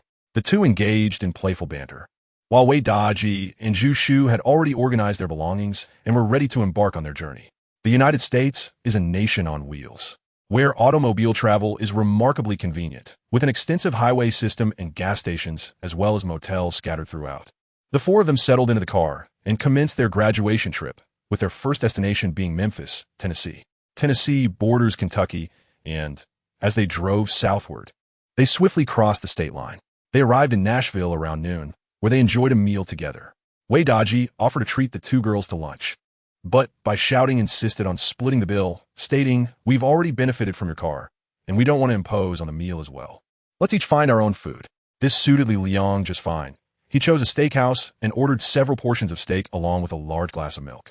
Zhu Shu was taken aback by the amount of food Li Liang consumed. He remarked, "You need to eat well to grow strong, especially with milk to replenish protein." Zhu Shu, you must have had plenty of milk in your childhood, right? Zhu Shu shook her head and replied, "No, I actually don't like milk much. I'm somewhat lactose intolerant." Unaware of the peculiar tone in Li Liang's voice, she earnestly answered. Bai Shouting interjected, "Zhu Shu, don't pay him any mind. Li Liang, stop joking around with the girls." "Li Liangdao, what is wrong with my joke? I'm a good friend of Zhu Shu.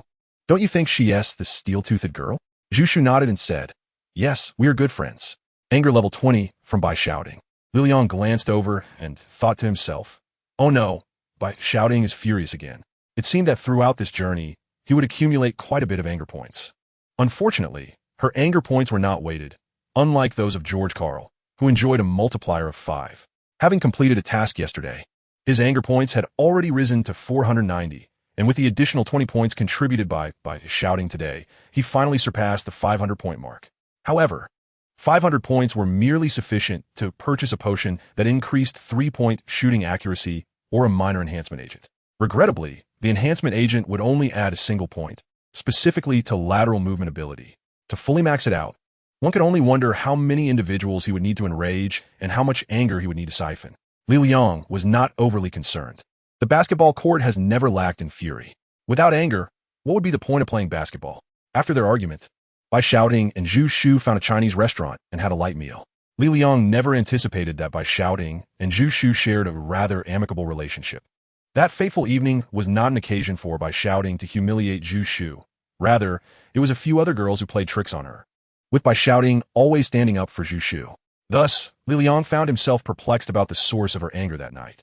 After a brief respite at noon, they resumed their journey towards Memphis in the southwestern direction, with Li Liang taking the wheel this time. His tall frame adjusted the seat backward and fine-tuned the rearview mirror, only to catch a fleeting glance from By Shouting, who quickly averted her gaze. She still wore that peculiar hat in the car, which seemed odd given the lack of sunlight. The drive from Nashville to Memphis spanned over 3 hours, and Li Liang maintained a leisurely pace, stopping intermittently along the way. The roads were relatively devoid of traffic, and the springtime scenery of Tennessee unfolded beautifully, with mountains encircling the waters. The two young women occasionally alighted to capture the picturesque moments. Wei Daji played the role of their photographer, while Zhu Shu, feeling somewhat bashful, praised every shot. In contrast, By Shouting's standards were higher. She found fault with the lighting one moment and the scenery the next, perpetually dissatisfied. Li Liang grew weary and seized the digital camera from Wei Daji, declaring, "Allow me to capture your essence." If the photographs fail to impress, one ought to reflect upon their own shortcomings. Why is it that those celebrities appear effortlessly stunning with but a simple pose? Is it not a matter of overall quality? By Shouting, exasperated by Li Liang's remarks, found herself at a loss for words, only to have Li Liang snap a photo of her. Upon reviewing the image, amidst the roadside scenery of blue skies, white clouds, and lush green grass, By Shouting displayed a slight frown and a pouting expression, which, albeit irked, possessed a certain charm. See, the shot turned out rather well, didn't it? Li Liang remarca. As By Shouting and Zhu Shu leaned in to examine the photograph, they noticed the composition, lighting, and framing were all impeccably executed, capturing the essence of her emotions beautifully. By Shouting's frown softened, yet she remained unconvinced. However, Li Liang continued to take several more shots, each one remarkably flawless, requiring little to no editing before sharing online. Zhu Shu gazed at Li Liang with a hint of admiration and remarked, "Li Liang, your photography skills are quite impressive, as is your dancing." Beside them, Wei Daji added, "Let me tell you, Li Liang excels in everything except basketball. It's a pity he insists on pursuing that trivial sport, harboring dreams of entering the NBA." "Alas," Li Liang exclaimed, "what do you know? Are you familiar with the theory of the wooden barrel? The capacity of the barrel is determined by its shortest plank. Basketball is my weakest point, so I must extend this deficiency." By Shouting rolled her eyes in response, muttering, "Is this truly how the theory of the wooden barrel is applied?" Regardless of the application of the theory, the four of them enjoyed a lively journey, fostering a much closer relationship. Wei Daji lamented how they had not engaged in deeper communication during their school years, only to embark on adventures together just before graduation. Upon arriving in Memphis City, the city lights began to shimmer. Li Liang parked the car in the reserved hotel lot, and the four of them disembarked to check into their rooms. Wei Daji had booked 2 rooms, and upon entering, he collapsed onto the bed, utterly exhausted from the day's journey, feeling too weary even to eat dinner. Li Liang changed into a different outfit, seemingly preparing to go out. Wei Daji inquired, "Hey, where are you off to?" "I'm heading to the gym. Have you forgotten?" "I specifically requested a hotel with a fitness center," Li Liang replied. "By the way, is there a basketball court nearby?" "Yes. There's a rental basketball court in the vicinity." "Are you serious? You really intend to join the NBA? That's quite the dedication." "Well, do you think I would jest about such matters?" With that, Li Liang made his way to the hotel gym. In his high school and university days, Li Liang did not engage much in fitness. Calipari also advised college athletes against early weight training, as students' bodies had not fully developed, making them prone to injuries. However, At 22 years of age, Li Liang had devised a plan. On one hand, he aimed to enhance his three-point shooting and defense. On the other, he sought to bolster his strength and physical resilience. Aspiring to enter the NBA, he needed to demonstrate sufficient readiness, especially since his potential was not highly regarded. Thus, fitness was imperative. Upon arriving at the gym entrance, Li Liang unexpectedly encountered by Shouting, who was clad in a snug athletic outfit, evidently intending to go for a run. "What brings you here?" They both nearly exclaimed in unison. "I'm here to run. I overindulged at dinner," by Shouting explained. "I'm here to work out. I want to join the NBA," Li Liang stated. "Huh, as if you could make it to the NBA. You know Yao Ming," by Shouting scoffed, rolling her eyes at him before stepping onto the treadmill. "Oh, you know who Yao Ming is? I thought you were only familiar with Chanel and LV," Li Liang remarked while stretching nearby. "Don't underestimate girls. We know more than you think. And let me warn you, don't bully Zhu Shu," by Shouting cautioned. Li Liang found himself somewhat perplexed and inquired, "How have I bullied Zhu Shu? I intended to bring her along for leisure, not to accompany you, my ever-present shadow." By Shouting let out a derisive laugh and replied, "Inviting a girl on a graduation trip without ulterior motives is utterly baffling. I followed to ensure you wouldn't mistreat her." I'm too indifferent to engage further." Li Liang chose not to continue the debate with by Shouting, and instead commenced his targeted strength training as per the regimen. He resolved to embark on 2 tasks that very evening. Having successfully completed Du Xiaoshuai's task in one go, Li Liang felt a surge of confidence. Chapter 18. Collision. After finishing his training, Li Liang replenished his energy and protein with a meal, while by Shouting consumed nothing and, with a huff, retreated to her room. That night, as he lay in bed, the fatigue from a day filled with activity and exercise enveloped him, leading him into a deep slumber where he once again found himself within the all-powerful king system. It was time for his favorite segment, selecting tasks. Li Liang's plan for tonight consists of continuing the essential task of perimeter defense. Following the completion of the task yesterday, there's been an enhancement in perimeter defensive capabilities, with fundamental abilities increasing by 5 points, while other aspects have improved by 2 points each. Li Liang entered the exchange center and utilized a serum that enhanced his lateral movement ability, elevating it to a commendable 36. In this light, the new rookie task offering comprehensive enhancements appears to be quite cost-effective. The difficulty level is not particularly high, and the improvements may seem modest. However, Li Liang understands that such increments in reality require extensive training and a wealth of competitive experience to achieve. Yet, before further augmenting his defensive capabilities, Li Liang's second strategy is to venture into the realm of physical attributes to fortify his overall physical prowess.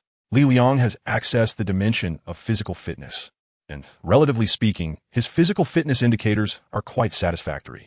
Dimension 4. Physical fitness. Overall upper body strength, 35100 shoulder and arm robustness, 28100 latissimus dorsi strength, 31100 push-pull force, 37100 overall core strength, 44100 core stability, 44100 abdominal tension, 45100 overall lower body strength, 51100 leg and glute robustness, 45100 speed, 63100 explosive power, 45100 jumping ability, 40100 ball velocity, 35100 agility, 57100 endurance, 71100 overall evaluation. Grade D. Li Liang's overall quality standard has reached a commendable D grade, significantly improved from the previous 2 E grades. For years of diligent training have ensured he maintains an admirable physical condition, although he lacks a certain degree of innate talent. Li Liang cast a glance at the various indicators, which were evidently tailored dimensions for basketball. Unlike the previous tasks focused on offensive and defensive capabilities, none of the fundamental qualities displayed any task markers. Instead, each individual item illuminated brightly. It appears that the training tasks concerning physical attributes differ fundamentally from those related to offense and defense. Li Liang contemplated for a moment. He did not focus on enhancing his jumping ability, speed, or explosive power, but rather directed his attention towards the metric of core stability. The United States has never been short of athletes endowed with exceptional physical attributes, yet such prowess often pertains to dynamic strength, such as running and jumping. However, in the realm of basketball, static strength holds equal, if not greater, significance. Among these, the stability of core strength is the most crucial quality for a player to maintain their position while defending. Li Liang aspires to elevate his defensive prowess. Mere technical skills are insufficient. He must enhance his physical attributes to secure his place within the league. Thus, Li Liang opted for the task, prompt focusing on core stability, and entered the task space. This time, he found himself not in a competitive arena, but rather in a commonplace training facility. At the center of the venue stood an individual clutching a basketball. Task: endure the onslaught of Ron Artest. Task requirements: withstand 10 breakthrough attempts from Ron Artest. Task rewards: core stability 10, overall core strength 5, and a random enhancement serum. Task difficulty: ordinary. At this moment, Li Liang finally discerned that standing on the court was none other than the infamous enforcer of the league, Ron Artest, clad in the jersey of the Pacers. He beckoned to Li Liang, saying, "Come here, kid. The training has commenced." Li Liang swallowed hard, a wave of regret washing over him. Why had he rushed into the demanding task of physical training? Would it not have been wiser to steadily enhance his perimeter defensive skills? Adis directed Li Liang to the paint within the 3-second zone and stated, "I will drive in from the perimeter, charging towards you at full speed. First, you must not be knocked over by me. Second, you need to engage in physical confrontation. Third, I must not score. Complete this exercise 10 times, and your task will be concluded." Upon hearing this, Li Liang thought to himself, "This is disastrous. I must defend against Artest not once, but 10 times. And this is the Artest from his Pacers days? How on earth can I possibly guard him?" Without granting Li Liang a moment to ponder, Artest seized the ball and advanced towards the 3-point line. Without uttering a word, he dribbled the ball and charged straight at Li Liang. Li Liang was utterly unprepared, sent flying by Atesh's formidable physique. Atesh effortlessly scored beneath the basket. Li Liang clutched his chest, inwardly cursing, "This is utterly ridiculous." The task at hand was exceedingly arduous and frustrating. They even mentioned completing 2 tasks. One alone is already quite a challenge. Li Liang stood firm in the 3-second zone, yet Atkinson charged towards the paint once more. This time, Li Liang was prepared, but the force of Atkinson's assault was beyond his capacity to withstand. He was sent sprawling, and Atkinson effortlessly scored again. It was over. Li Liang pondered that while he might be able to take shortcuts or muddle through other tasks, this particular assignment posed a significant challenge. Just as he contemplated this, Atesh's third breakthrough occurred once more. Li Liang, disregarding everything, charged forward and collided head-on with Adis. The two of them crashed into one another. Li Liang tumbled to the ground, while Al Jefferson struck once more, sinking another shot. With 3 consecutive baskets, Li Liang lay on the floor, reluctant to rise. Al Jefferson, reminiscent of a robust vehicle, nearly left him in disarray. "Get up, kid, get up," Al urged, prompting Li Liang to glance at the ceiling, surrounded by emptiness. Suddenly, a spark ignited in his mind as he recalled AL's 3 stipulations. First, you must not be knocked down by me. Second, you need to engage in physical confrontation. Third, I must not score. Indeed, one must not be toppled, must not shy away from contact, and must prevent scoring, yet he never mentioned the possibility of fouling. This realization began to dawn upon Li Liang. He understood why Al had him stand in the paint to absorb collisions rather than opting for a one-on-one defense. The reason Al charged straight to the basket without employing other offensive techniques became clear. This was not merely a one-on-one defensive drill. It was a training exercise focused on impact resistance. With this newfound understanding, Li Liang sprang to his feet, repositioning himself in the paint, ready to brace for Al Jefferson's onslaught.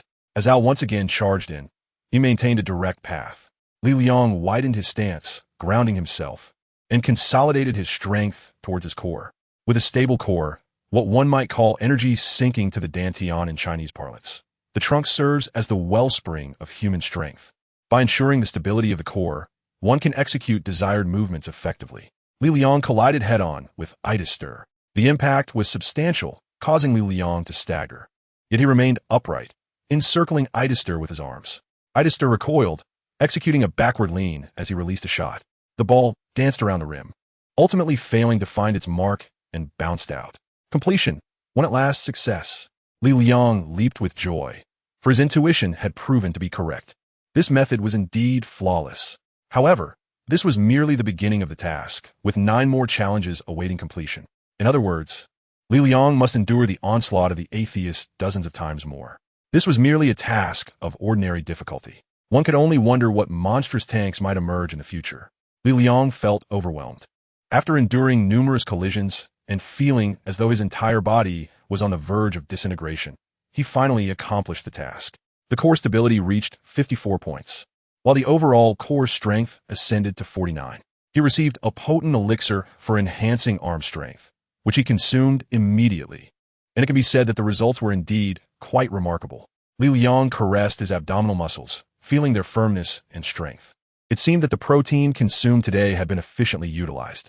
After completing this task, he did not pause, for he felt invigorated and ready to undertake further challenges. Thus, he returned to the initial interface and entered the dimension of defensive capabilities, deciding to continue his training in basic perimeter defense. Task: contain LeBron James in his debut. Date: October 29, 2003. Location: Arco Arena, Sacramento, USA. Match: Cleveland Cavaliers vs. Sacramento Kings. Task requirements: match up against rookie LeBron James, limiting his scoring to no more than 20 points and his assists to under 7. Task rewards: basic defensive capability 5, perimeter defensive capabilities 3, 1 random capability enhancement agent. Task difficulty: rookie.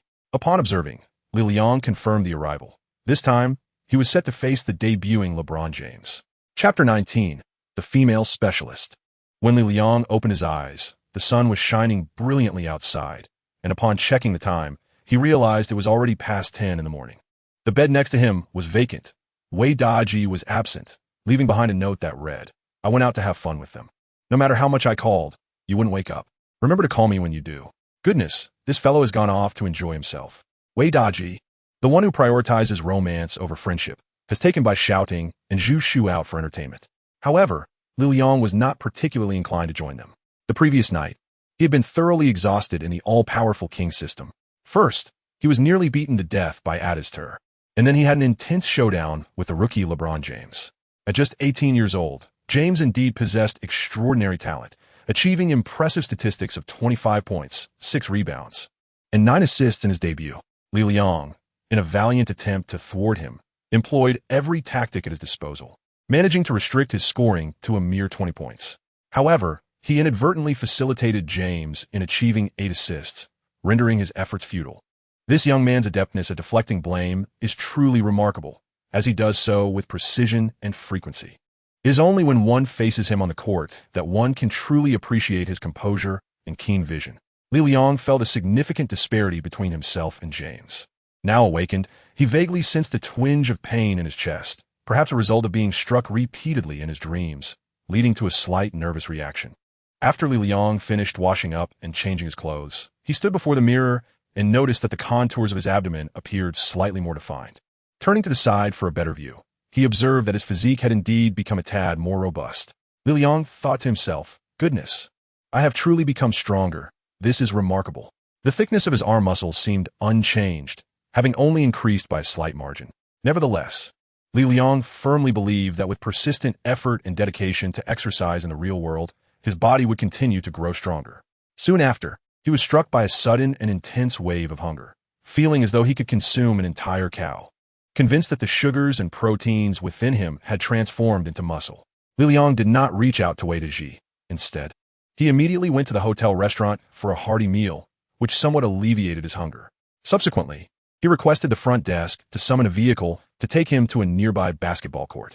Li Liang spent a modest sum to rent a basketball court for 2 hours, dedicating this time to practice his three-point shooting in solitude, aiming to maintain his touch. Following the enhancement of his skills through the King of Three-Pointers Challenge, Li Liang found that his confidence and decisiveness in shooting from beyond the arc had significantly improved. With each release, he could sense the ball soaring in the correct direction. However, training alone inevitably felt monotonous. He mused that it would be splendid to have someone to train with in reality, preferably a seasoned trainer. Unfortunately, Calipari was unavailable, and there were no professional coaches at hand. While finances were not a concern, Li Liang struggled to find the necessary resources. After 2 hours of solitary practice, he concluded his session around 3 or 4 in the afternoon, only to find messages and missed calls from Wei Daji on his phone. Li Liang returned a call to Wei Daji, who exclaimed, "Where have you been, you rascal? You haven't answered my calls or replied to my messages. I called the hotel, and they said you weren't there. Are you still up for some fun?" Li Liang remarked, "I'm currently engaged in a game, my friend. Isn't this the perfect opportunity for you to entertain 2 young ladies? What game are you playing? Didn't we agree to watch the match tonight?" Come over and join us for dinner. Consequently, Li Liang returned home to freshen up and change his attire, then joined Wei Daji and the others. An hour later, he arrived at the renowned Beale Street in Memphis, where Wei Daji was busy capturing moments by shouting and Zhu Shu. Upon seeing Li Liang, Wei Daji exclaimed, "Come, come, come, the photography maestro has arrived. It's your turn to take the pictures." Wei Daji had spent the day driving around, showcasing Memphis's most iconic landmarks, including Graceland, the Lorraine Motel, and the Civil Rights Museum. They had taken countless photos along the way, indulging in the visual delights. Bai Xiaoting's figure was truly exquisite, while Zhu Shu also possessed an understated charm. However, for him, capturing a photo that would satisfy the ladies proved to be quite a challenge. Upon Li Liang's arrival, Wei Daji seemed to have found a savior and eagerly handed the camera over to him. Li Liang took the camera and captured 2 photographs of Bai Xiaoting and Zhu Shu. Zhu Shu then said, "Li Liang, shall I take 2 pictures of you as well? You haven't taken any photos along the way." Li Liang initially intended to decline, as he harbored a dislike for photography. However, upon hearing Zhu Shu's request, he reluctantly acquiesced. Zhu Shu wished to capture a group photo featuring Li Liang and Bai Xiaoting, despite the palpable animosity between the two. Ultimately, they turned their faces away from each other, resulting in a rather unflattering shot. Wei Daji examined the outcome and, pleasantly surprised by the result, remarked, "Li Liang, you seem to have gained some muscle." Li Liang Dao, "Of course, I train diligently every day, and I have undoubtedly grown stronger. However, it seems I wasn't this robust just yesterday. Has the transformation occurred so swiftly? Enough of the idle chatter. I am inherently gifted. Having eaten, let us prepare to depart, for in just a couple of hours, the game will commence." Today is April 18th, and the NBA regular season has yet to conclude. This evening, at the FedEx Forum in Memphis, the Memphis Grizzlies will face off against the New Orleans Pelicans. Wei Daji has reserved tickets for this match online. On the way, Li Liang inquired, "Hey, do you both enjoy watching basketball? If there is anything you do not understand, feel free to ask Wei Daji. He is quite knowledgeable about the NBA." Zhu Shu replied, "I know of Yao Ming, but beyond that, I'm not very familiar." Bai Xiaoting cast a sidelong glance at Li Liang and remarked, "I'm a fan of the Warriors." Li Liang and Wei Daji stared at him with wide eyes, simultaneously exclaiming in disbelief. Bai Xiaoting, it turns out, is a Kobe Bryant enthusiast? Upon noticing the alien expressions on their faces, Bai Xiaoting asked, "What's the matter? Is it so strange for a girl to admire Kobe?" Wei Daji replied, No. It's perfectly normal for a girl to like Kobe." However, Bai Xiaoting pressed for clarification, causing Wei Daji to hesitate. "It's just that most female fans typically lack a deep understanding of the game.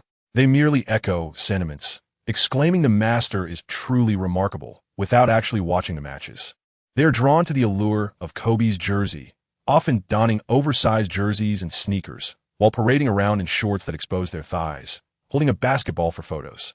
Their limbs resemble slender reeds, and their fair skin suggests they have never seen the sun. They proudly label themselves as basketball girls, and therein lies the essence of a female Kobe enthusiast." Li Liang expressed his unrestrained criticisms, prompting Zhu Shu to interject, asserting, "Xiaoting is not like that. Although she does not play basketball, she avidly watches games and possesses a solid understanding of the sport. Moreover, she does not don basketball jerseys for photos." Bai Xiaoting scoffed in response, stating, "Some individuals train and work out daily, claiming they can enter the NBA. Yet they languish on the bench throughout their university years. I have yet to encounter a player who warmed the bench in college and made it to the NBA. Conversely, there are those who bypass college entirely, being chosen directly by NBA teams, achieving remarkable success and gaining global recognition." With a sigh, she lamented, "Indeed, it is disheartening to compare oneself to others." Bai Xiaoting was undoubtedly referring to Kobe Bryant, leaving Li Liang momentarily speechless, as it was a well-known fact that someone of his caliber would not realistically make it to the NBA. He could hardly confess to Bai Xiaoting about his possession of an omnipotent system. "Let's wait and see at the draft," he retorted weakly. Bai Xiaoting remained silent, yet a smug smile graced her lips. By around 7 in the evening, the four arrived at the FedEx Forum. Due to the relatively weak opponent, the early arriving fans were few.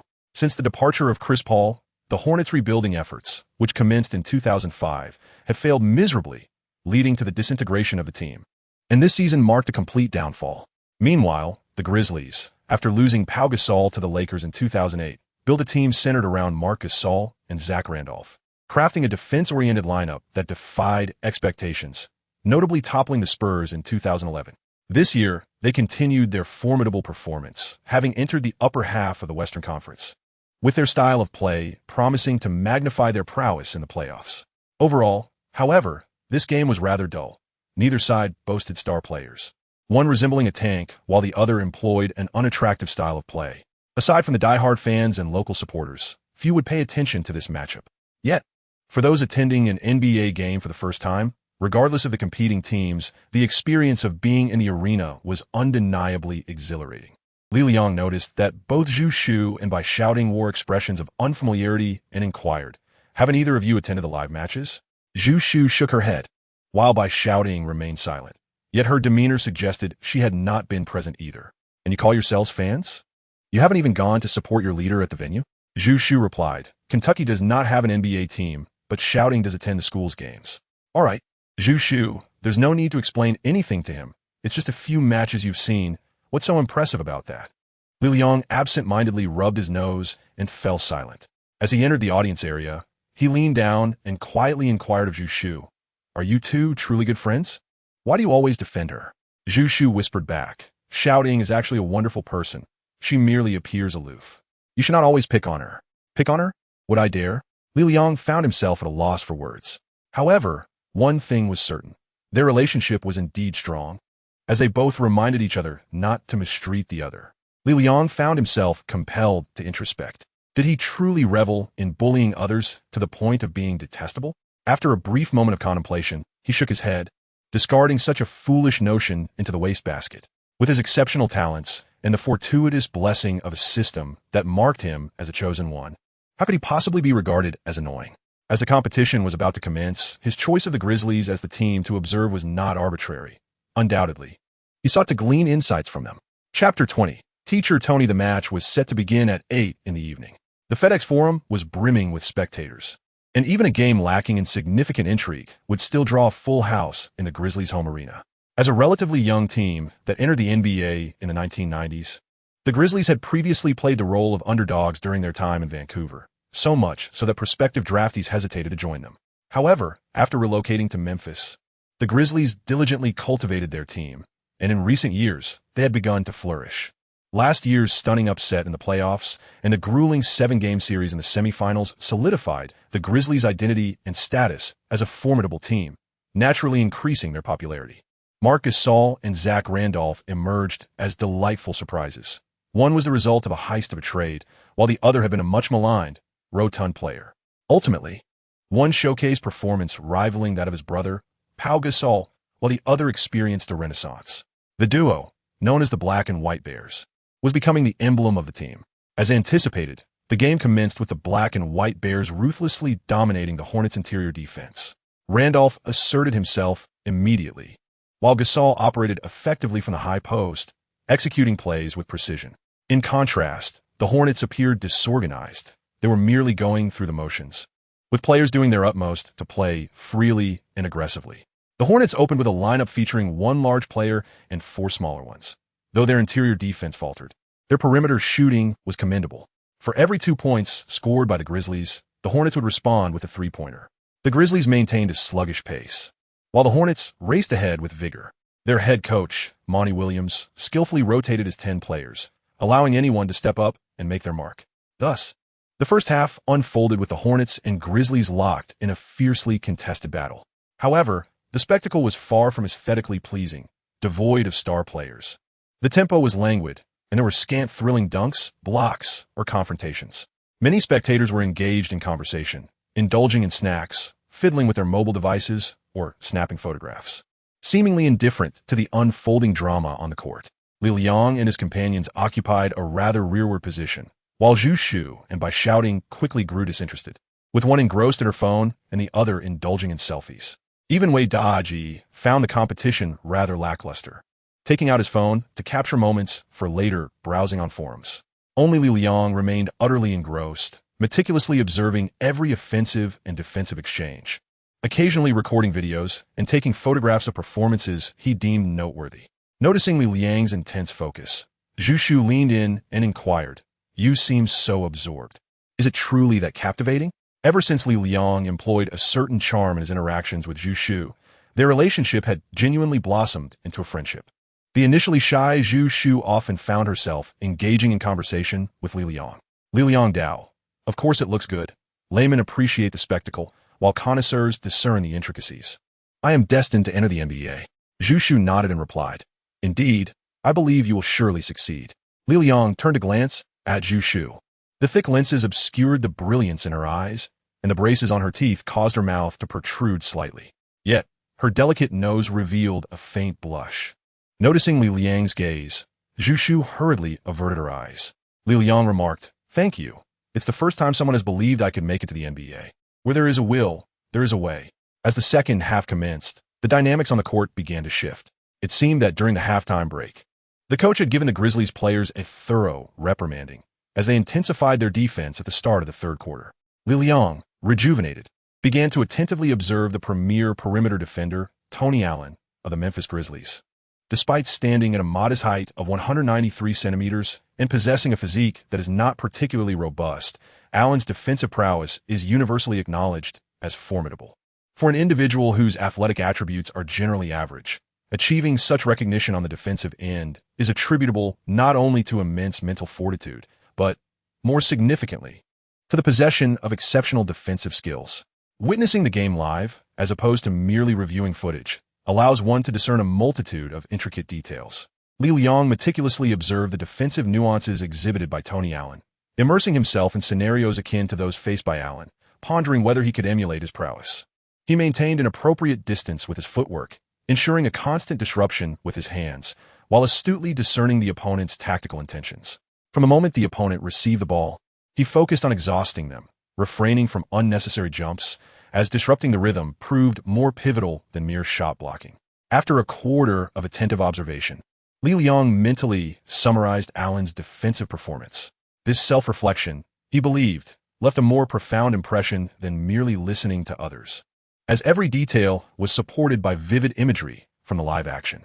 In the third quarter, the Grizzlies indeed turned the tide, allowing the Hornets a mere 12 points throughout the period, achieving an astonishing 37-12 disparity that decisively sealed the game, rendering the outcome unquestionable.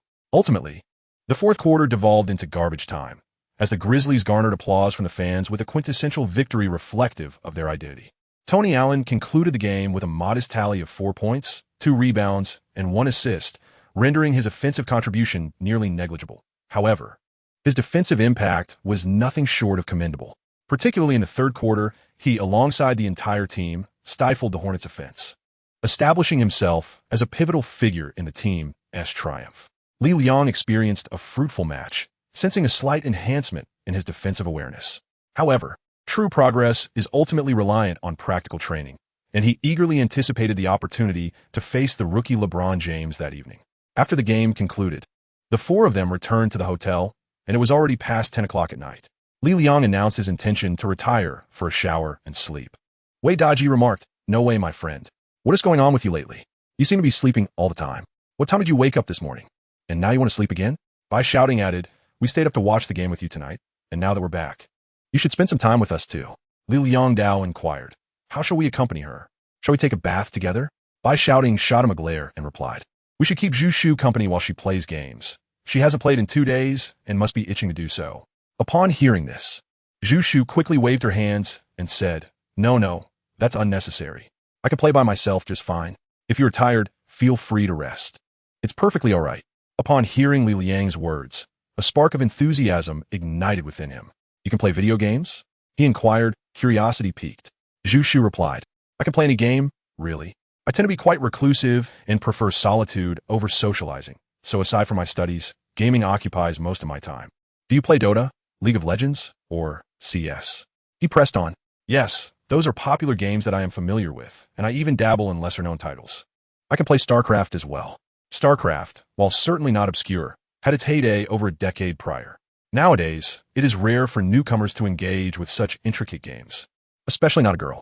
Encouraged by Zhu Shu's enthusiasm, Wei Daji also felt invigorated, and the four of them decided to venture out to find an internet CAF to play games together. In the United States, internet CAFs are not particularly abundant. However, the vicinity of their hotel boasted a variety of amenities, including a CAF not too far away. Thus, they arrived at the Internet CAF, where in 2012, League of Legends reigned supreme as the most popular game, not just in China, but in America as well. Li Liang began his gaming journey during high school, excelling in titles such as Warcraft 3, Dota, and Counter-Strike. Upon moving to the United States for his studies, he gradually distanced himself from gaming to focus on basketball. Nevertheless, it is evident that apart from his prowess on the basketball court, Li Liang possesses exceptional talents in various other domains. Having never played League of Legends before, he joined Zhu Shu and others today to create a new account. After a single match against computer AI, he quickly grasped the essence of the game. It bears a resemblance to Dota, lacking the creep denial mechanic, with a smaller map that encourages frequent skirmishes. Li Liang demonstrated remarkable proficiency, swiftly establishing himself and Zhu Shu as the team's leading forces. They wreaked havoc in the American server, leaving their opponents utterly defeated, with some even conceding after just 20 minutes. Particularly formidable was their synergy in the bottom lane, where Li Liang played as the ADC while Zhu Shu took on the role of support. In no time, they flourished, advancing from the bottom lane to the mid lane, and then from mid to top, subsequently venturing into the jungle to secure further victories. After several successful skirmishes, they returned to the bottom lane to continue their development, culminating in a decisive victory for their adversaries by the 20th minute. They played for over 3 hours into the early morning, engaging in 7 or 8 matches without suffering a single defeat.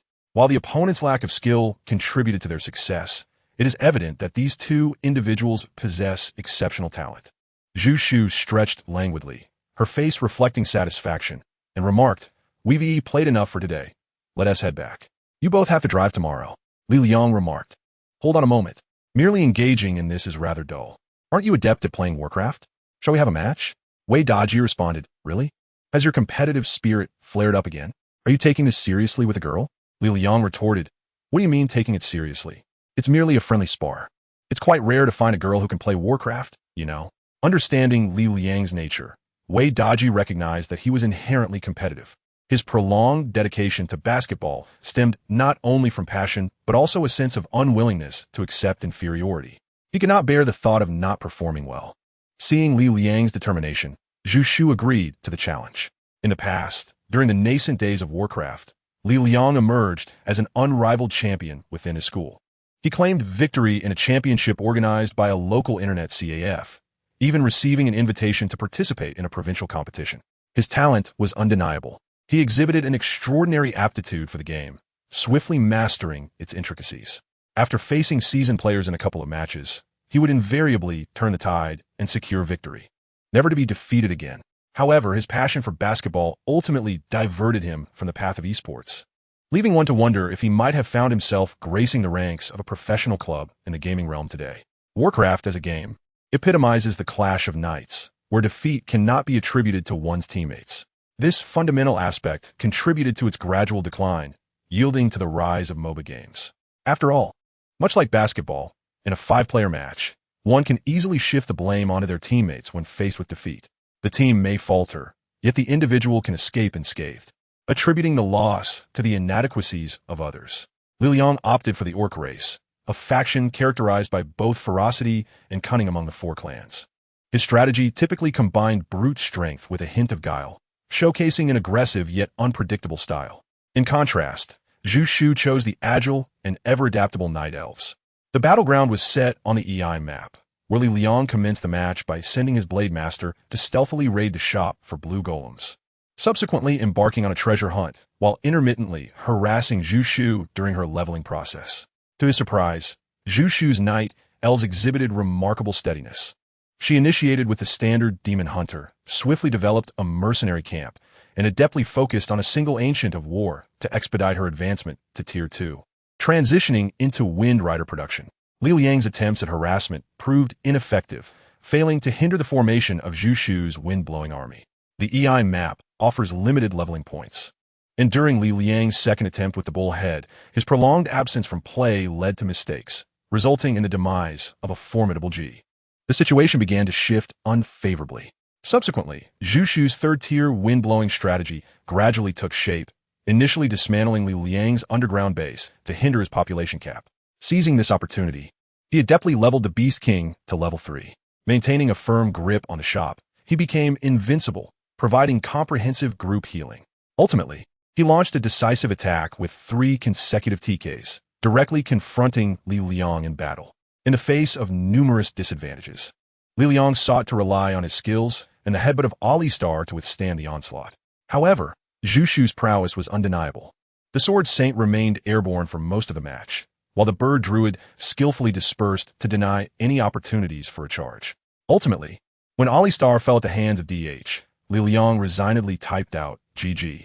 How could I, Li Liang, have lost?" Li Liang could hardly believe that Zhu Shu's prowess in the game was so remarkable, truly a textbook example of skillful play, leaving him utterly speechless. Wei Daji, while teasing Li Liang, remarked, "Hey, a loss is a loss. Let's call it a day and head home for some rest.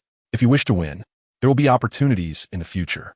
As the hour grew late, Li Liang refrained from prolonging his conversation with Zhu Shu, yet remarked, "I have taken note of this match. I shall certainly seek retribution in the future, and you must not evade me." A rare radiance illuminated Zhu Shu's face as she replied, "Indeed, I shall not flee." Chapter 21. Version features welcome once more to the all-powerful champion training grounds. Visitor, Bruce Lee. Shall we proceed with the mission-contained LeBron James debut? Yes. Upon returning to the hotel and succumbing to slumber, Li Liang re-entered the all-powerful champion system, resolutely continuing his quest to enhance his defensive prowess.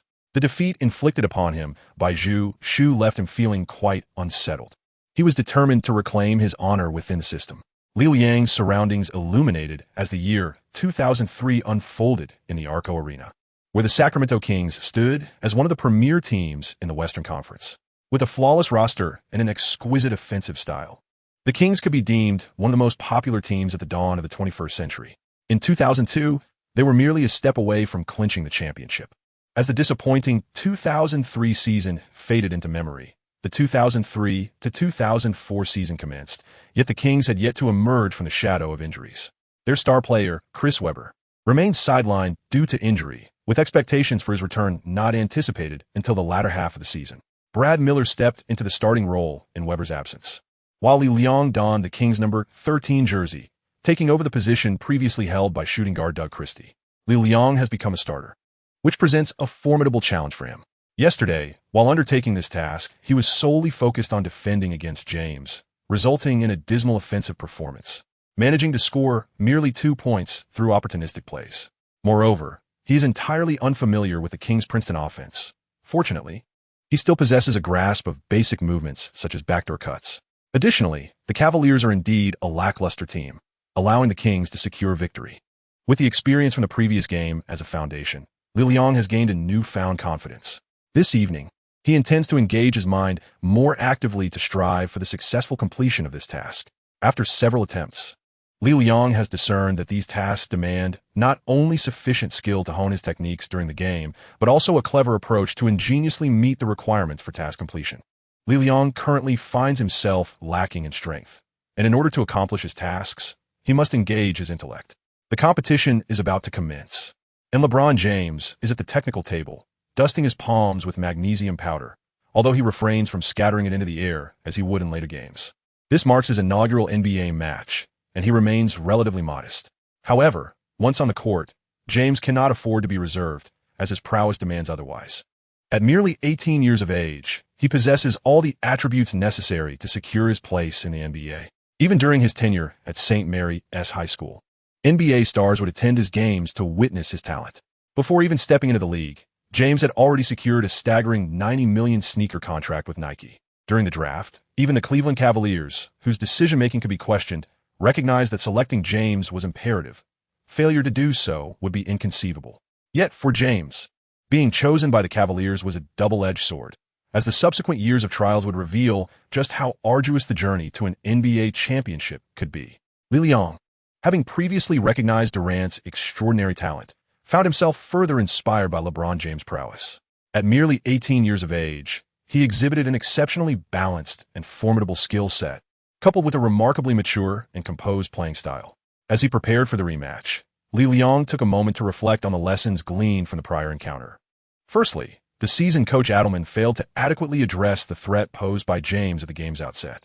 After all, an 18-year-old high school player did not seem a significant concern to the experienced coach.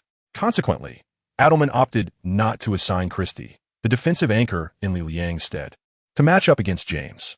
Instead, adhering to conventional strategy, he designated Bibby, another point guard, to defend against James since he was starting at that position. Despite Bibby's robust physique, his lateral quickness and height were insufficient to contain James, who managed to score several mid-range shots in the first half. It was only in the second half that Adelman adjusted his strategy, allowing Christie to take on the challenge of defending James. This time, Li Liang resolved not to repeat past mistakes. He would take on the primary responsibility of guarding James from the very beginning, leaving Ricky Davis to contend with Bibby. Prior to the game, he exchanged a few words with Bibby, who nodded in agreement, indicating a shared understanding. It seemed the system indeed favored reason. Secondly, in the previous match, James had executed several fast breaks with remarkable efficiency. This was partly due to the Kings' relaxed defensive posture after establishing a significant lead, and partly because James' speed on the fast break was truly formidable. Once he surged forward, there was little anyone could do to impede his momentum. Li Liang pondered that he could not allow James to execute too many fast breaks in this match, particularly those long passes directly leading to assists for teammates.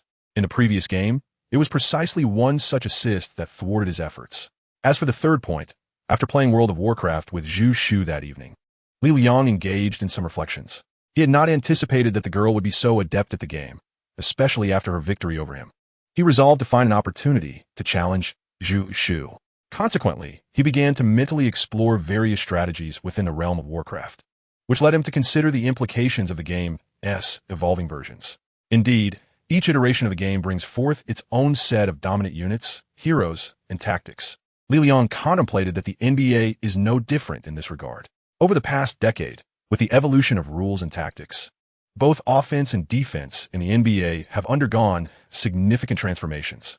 Particularly in defense, he recalled that prior to 2004, hand-checking was permitted, allowing defenders to make physical contact with their opponents above the free throw line. In 2004, the NBA abolished this rule to enhance the offensive capabilities of perimeter players and to make the game more visually appealing. This led to a remarkable surge in scoring among outside players. The match he was recalling took place in 2003, when hand-checking was still in effect, and Li Liang resolved to exploit this rule to disrupt LeBron James as much as possible. With these thoughts organized, Li Liang immersed himself in the game. This marked his fourth simulated NBA game, and standing on the hardwood of the arena, his mindset had calmed considerably. At the outset, he anticipated that Divac would contest for possession. Although Divac's jumping ability was nearly non-existent, his opposing center, Ilgauskas, was even less capable. Subsequently, the Kings would execute a high-post play, with Brad Miller stepping up, Divac drawing defenders into the paint, and Bibby using Miller's screen to penetrate the lane before passing to the right corner, where Stojakovic would sink the first three-pointer. Indeed, the game unfolded as Li Liang recalled, with the Cavaliers' defense proving woefully inadequate. One screen opened up opportunities. On the defensive end, Li Liang began to directly guard LeBron. As James brought the ball past half-court, Li Liang closed the distance and placed his hand on James's waist. The significance of hand-checking lies not only in the ability to obstruct an opponent, but, more crucially, in the tactile feedback that allows one to sense the direction of an opponent's force and predict their movement trajectory. As James initiated his first attack, Li Liang understood that if Bibby were defending, he would dribble towards the low block and then execute a mid-range jump shot, thereby scoring his first point in the NBA. Li Liang did not grant him this opportunity. He kept a vigilant watch. James opted to pass the ball to Davis, and the Cavaliers began to execute their strategy. Naturally, their tactics were rather lacking, as Ricky Davis fancied himself still as the team's leader, with James merely there to assist him. Even prior to James's arrival at the team, during the press conference, he declared it was Davis's team. However, in reality, this so-called leader had little time left with the Cavaliers. Now, as he received the ball, he surged towards the basket, and Li Liang remained indifferent. Score as many points as you wish. Davis certainly possessed talent. After receiving the ball, he broke through from a 45-degree angle on the wing and executed a reverse layup along the baseline with ease. Divac, after all, was aging, and mobility and defensive prowess were not his strong suits. Thus, Davis secured his 2 points effortlessly. Li Liang silently applauded, hoping that in this match, Davis would perform exceptionally well, taking the ball into his own hands. This would inevitably lead to a reduction in James' shot attempts, consequently alleviating the pressure on his defense. In the all-powerful king system, if no interference is applied, events would unfold according to the historical trajectory. However, with the introduction of Li Liang, the dynamics would be profoundly altered. Li Liang's strategy was undoubtedly successful. In the first half, as Bibi focused on defending Davis, the latter found his rhythm and began to assertively take the ball for individual plays. James, serving as a starting point guard, primarily facilitated the offense by advancing the ball past half-court and delivering passes to Davis. Li Liang remained closely attached to James, refraining from employing his conversational tactics to provoke him, and the current situation appeared satisfactory. At the conclusion of the first half, the Kings led the Cavaliers with a score of 62-50, enjoying a significant advantage of 12 points. The disparity in strength between the two teams was evident, as the Kings executed their offense with remarkable fluidity. Despite the absence of their star player Weber, Miller effectively filled the void left by him, demonstrating commendable playmaking abilities. Together with Divac, they formed an offensive partnership akin to having 3 point guards on the court. The distribution of ball possession was balanced, allowing everyone to contribute offensively, including Li Liang. He managed to score 5 points, having made 1 out of 2 3-point attempts and sneaking in a basket under the rim. Content with his contribution, he focused solely on defending James and maintaining his position for corner threes. James, in the first half, amassed only 6 points and dished out 3 assists. Li Liang recognized that he was nearing the completion of his task. However, a new challenge awaited him in the second half. The Kings had a tendency to become complacent when enjoying a substantial lead, thus providing James with opportunities for fast breaks. To preempt any potential lethargy among the Kings players, Li Liang took the initiative, aggressively pursuing the ball as the second half commenced. Unfortunately, his attempts at offense resulted in either missed shots or turnovers, inadvertently granting the Cavaliers a chance to narrow the score gap. Li Liang realized that his rudimentary ball handling skills were insufficient in the NBA arena.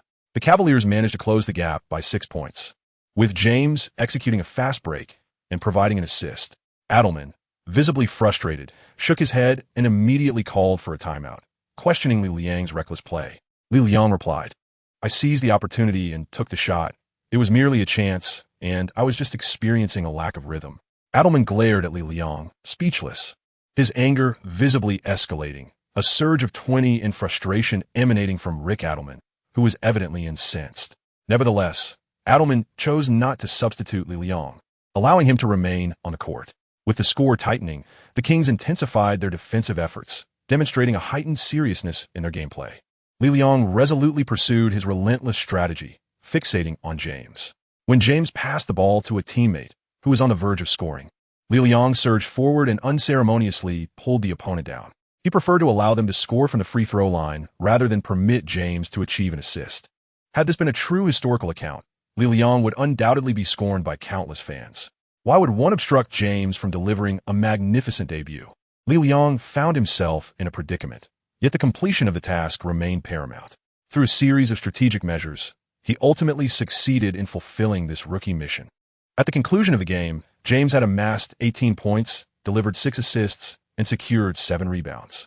Although his debut performance was commendable, it paled in comparison to historical precedents, and the Cavaliers, as anticipated, fell to the Kings.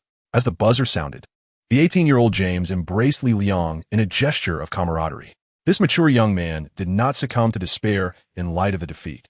While Li Liang reassuringly patted his shoulder, saying, "Welcome to the NBA, the future is yours." Observing James retreating toward the locker room, Li Liang mused, "Your challenging journey with the Cavaliers begins here." The surroundings gradually dimmed as the task concluded. Congratulations on completing the contain James's debut mission. Outside defense value increased by 541. Lateral movement ability enhanced by 338. Tight defense capability augmented by 336. Stealing ability improved by 320. And defensive positioning and anticipation skills elevated by 346. Reward obtained. Steal ability enhancement agent. Upon reviewing the rewards, Li Liang exhaled, feeling a slight sense of progress. He entered the exchange center and noticed an additional enhancement agent in his possession, specifically for stealing ability, which still offer a mere 1-point increase. Priced at 500 points of anger value, he resolved to utilize the enhancement agent, reasoning that since it was available, he might as well consume it. However, he soon discovered it had no effect. Notification: enhancement agents can only be used once per week. You have already utilized one this week, and cannot use it again. Li Liang observed that the rules surrounding this enhancer were rather stringent. It could only be used once a week and in minimal quantities, requiring a payment of 500 anger points. This system truly embodies the essence of domestic online games, where paying players soar to great heights while ordinary players must endure a slow and arduous journey. Li Liang indeed aspired to become a player who invests heavily in the game. However, the system denied him such an opportunity. Nevertheless, he remained unconcerned, believing that gradual improvement was the true path forward. After all, a sudden influx of points might overwhelm his body. Once he detached from the system, Li Liang swiftly slipped into a profound slumber. Chapter 22. I want you to be my agent the following morning. Li Liang overslept once more. Wei Daji prodded him for quite some time before finally rousing him, exclaiming, Hey, what is going on with you? Have you overslept again? No matter how loudly I call, you remain unresponsive. I almost thought you were dead. Li Liang rubbed his eyes, feeling a dull ache in his head, and a sense of lethargy enveloped him, making it difficult to muster any enthusiasm. You have just passed away, yet I am quite well, he remarked. Look at the time. It is already 2 in the afternoon. We agreed to set off after lunch, and we have both dined. Yet here you are, still in slumber. Wei Daji showed Li Liang the time. It was only then that Li Liang realized it was indeed the afternoon. They had returned home at dawn, falling asleep at 3 o'clock. However, it seemed improbable that they had slept so deeply until the afternoon, unable to be roused. Li Liang, in the prime of his robust health, found staying up all night to be merely a trivial matter. After 2 consecutive days of oversleeping, slumbering like a log, he realized something was amiss. A moment's reflection led him to conclude that the likely culprit was the omnipotent champion system. Entering the system for training in the realm of dreams undoubtedly exerted a considerable toll on his mind. The earlier tasks from a 1950 competition and the 3-point challenge were of relatively low intensity. However, the recent engagements involved full-length games, akin to the modern NBA regular season, with a level of exertion far surpassing that of the previous assignments. Li Liang persistently pushed his limits, completing 2 tasks in succession, nearly colliding with Atheist. While experiencing significant changes in his body, it was only natural for his mind to feel fatigued. Li Liang contemplated that it seemed prudent to exercise some restraint during the upcoming tasks. Should fatigue set in, he must take a respite. After all, time was abundant, and there was no need for haste. The training in reality held equal significance. Once this graduation trip concluded, he intended to seek a place to further his self-improvement. Of course, Li Liang embarked on this journey with a purpose. Having acquired the self-assured fragrance, he was eager to seize the opportunity to connect with the NBA management, hoping to cultivate a rapport that might lead to a chance for a tryout. In all matters, one must be prepared for contingencies. Armed with Calipari's letter of introduction, Li Liang did not forget to explore the backdoor channels of the team. It is said that Americans do not engage in backdoor dealings, yet when they do, it is often done with utmost transparency, even more grandly than through the front entrance. Unfortunately, after last night's game, Li Liang did not find such an opportunity. Moreover, the Hornets and the Grizzlies were not his desired targets. One team was encumbered in its forward positions, while the other did not align well with his playing style. Hastily rising, Li Liang dressed and gathered his belongings before heading to the parking lot with Wei Daji. Upon arrival, Zhu Shu and by shouting had been waiting for some time. Upon seeing Li Liang, by shouting bluntly remarked, "Are you a pig? Have you been sleeping until now?" Li Liang remarked, "You are the true fool. I am still growing and require my rest." Hearing his words, Zhu Shu was amused. She took a hamburger from her bag and handed it to Li Liang, saying, "This is for you. It is already afternoon, and you have yet to eat. If you're hungry, you cannot grow." Li Liang took a bite of his hamburger, while Zhu Shuren displayed her considerate nature, shedding her shyness. She truly was a remarkable person. What astonished Li Liang even more was her extraordinary talent for gaming. As he munched on his hamburger, he remarked, "Do not presume that a mere hamburger can sway me. Let us engage in a match of Warcraft or Starcraft tonight. If I do not win, I shall not bear the surname Li." Wei Daji interjected, "Aren't you actually surname gone? My mother's surname is Li, and today I choose to follow her lineage." Goodness, can one really alternate surnames daily? Their banter continued as they swiftly departed Memphis, heading southward towards their next destination, the state of Georgia. This journey had been meticulously planned by Wei Daji, traversing Tennessee, Georgia, Florida, North and South Carolina, before ultimately returning to Kentucky. They intended to explore the southeastern states and cities of America, while also catching several NBA games. The capital of Georgia is Atlanta, and on April 20th, they were set to face off against the Boston Celtics at home. As a devoted Celtics fan, Wei Daji eagerly anticipated the match and had prepared in advance, bringing along a Celtics jersey emblazoned with the number 5, which he intended to wear for the game. Upon witnessing the situation, Li Liang remarked, "One is a Lakers fan, and the other a Bull supporter. You and Miss Bai are indeed arch rivals." Wei Daji interjected, "What do you mean by a Lakers fan and a Bull supporter?" By shouting is a true Kobe admirer, is she not? Does being a Kobe fan necessarily equate to being a Lakers fan? With this assertion, Li Liang found himself a loss for words, as indeed, being a true admirer of Kobe does not inherently imply allegiance to the Lakers. As anticipated, by shouting calmly stated, "I only have affection for Kobe. The Lakers are of little concern to me, and other teams matter even less." A pretentious fan. As the conversation continued, Li Liang succumbed to slumber in the car, having exhausted himself considerably. Upon awakening, he found that night had fallen, and upon inquiry, he learned they had arrived in Birmingham. Wei Daji parked the vehicle beside a rather worn automotive motel, where they would spend the night before setting off again at dawn. "Could we not stay in the city center of Birmingham?" By shouting inquired, discontent as she stepped out of the car and beheld the somewhat dilapidated motel. Wei Daji replied, "It's quite a distance to the city center. We'll be traveling this route again tomorrow, and furthermore, there are no vacancies in the hotels downtown." Frustrated, by shouting directed her ire towards Li Liang, chastising him for not waking up sooner, thus forcing them to stay at the motel. Li Liang stifled a yawn, indifferent to where he resided. After disembarking, he slipped into his room and promptly fell into a deep slumber. Upon awakening, he glanced at the clock, which read 11 in the evening. Wei Daji, still awake, was seated on the adjacent bed, engrossed in his laptop. "Is there anything to eat?" Li Liang inquired, feeling quite famished after only consuming a solitary hamburger that day. Wei Daji handed him a McDonald's takeout voucher, stating it contains the delivery number. Li Liang took the meal voucher and ordered a set meal, then noticed Wei Daji was intently typing away. "Hey, are you not arguing with someone online again?" "It's not an argument. I'm imparting knowledge to the foolish." "Come on, the truly foolish are impervious to education. Why bother engaging in a debate on the forum?" You simply don't understand. One must adhere to facts and principles. There are far too many online who lack this understanding, constantly defaming this and that. I simply cannot stand by and watch." Li Liang rose from his slumber and took a sip of water, remarking, "You must be joking. You simply cannot bear to see others criticize the Celtics. I have noticed that you never miss an opportunity to disparage Kobe and the Lakers."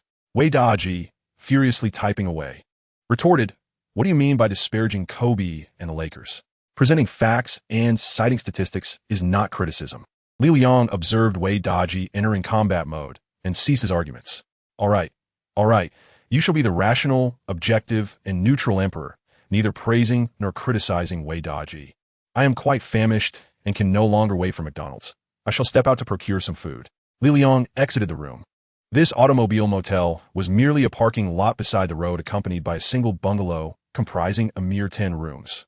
Apart from a gas station, there were no restaurants in the vicinity. Li Liang gently tapped on the door of Zhu Shu and Bai Shouting's room. From within, Bai Shouting's voice inquired, "Who is it?" "It's me, Li Liang. Do you have any food?" "I'm feeling a bit hungry," he replied.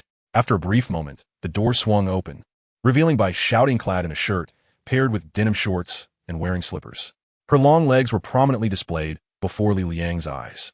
Li Liang was exceedingly tall, his head nearly brushing against the doorframe. He cast a furtive glance downwards, then stealthily peered inside. By shouting slightly ajar the door, exclaiming, "What are you staring at? There is nothing to eat here. The hamburger was meant for you. For heaven's sake, just one hamburger has lasted me the entire day. And I wasn't even called for dinner." "Who said you weren't called? It's just that waking you up is a challenge. You sleep like a log.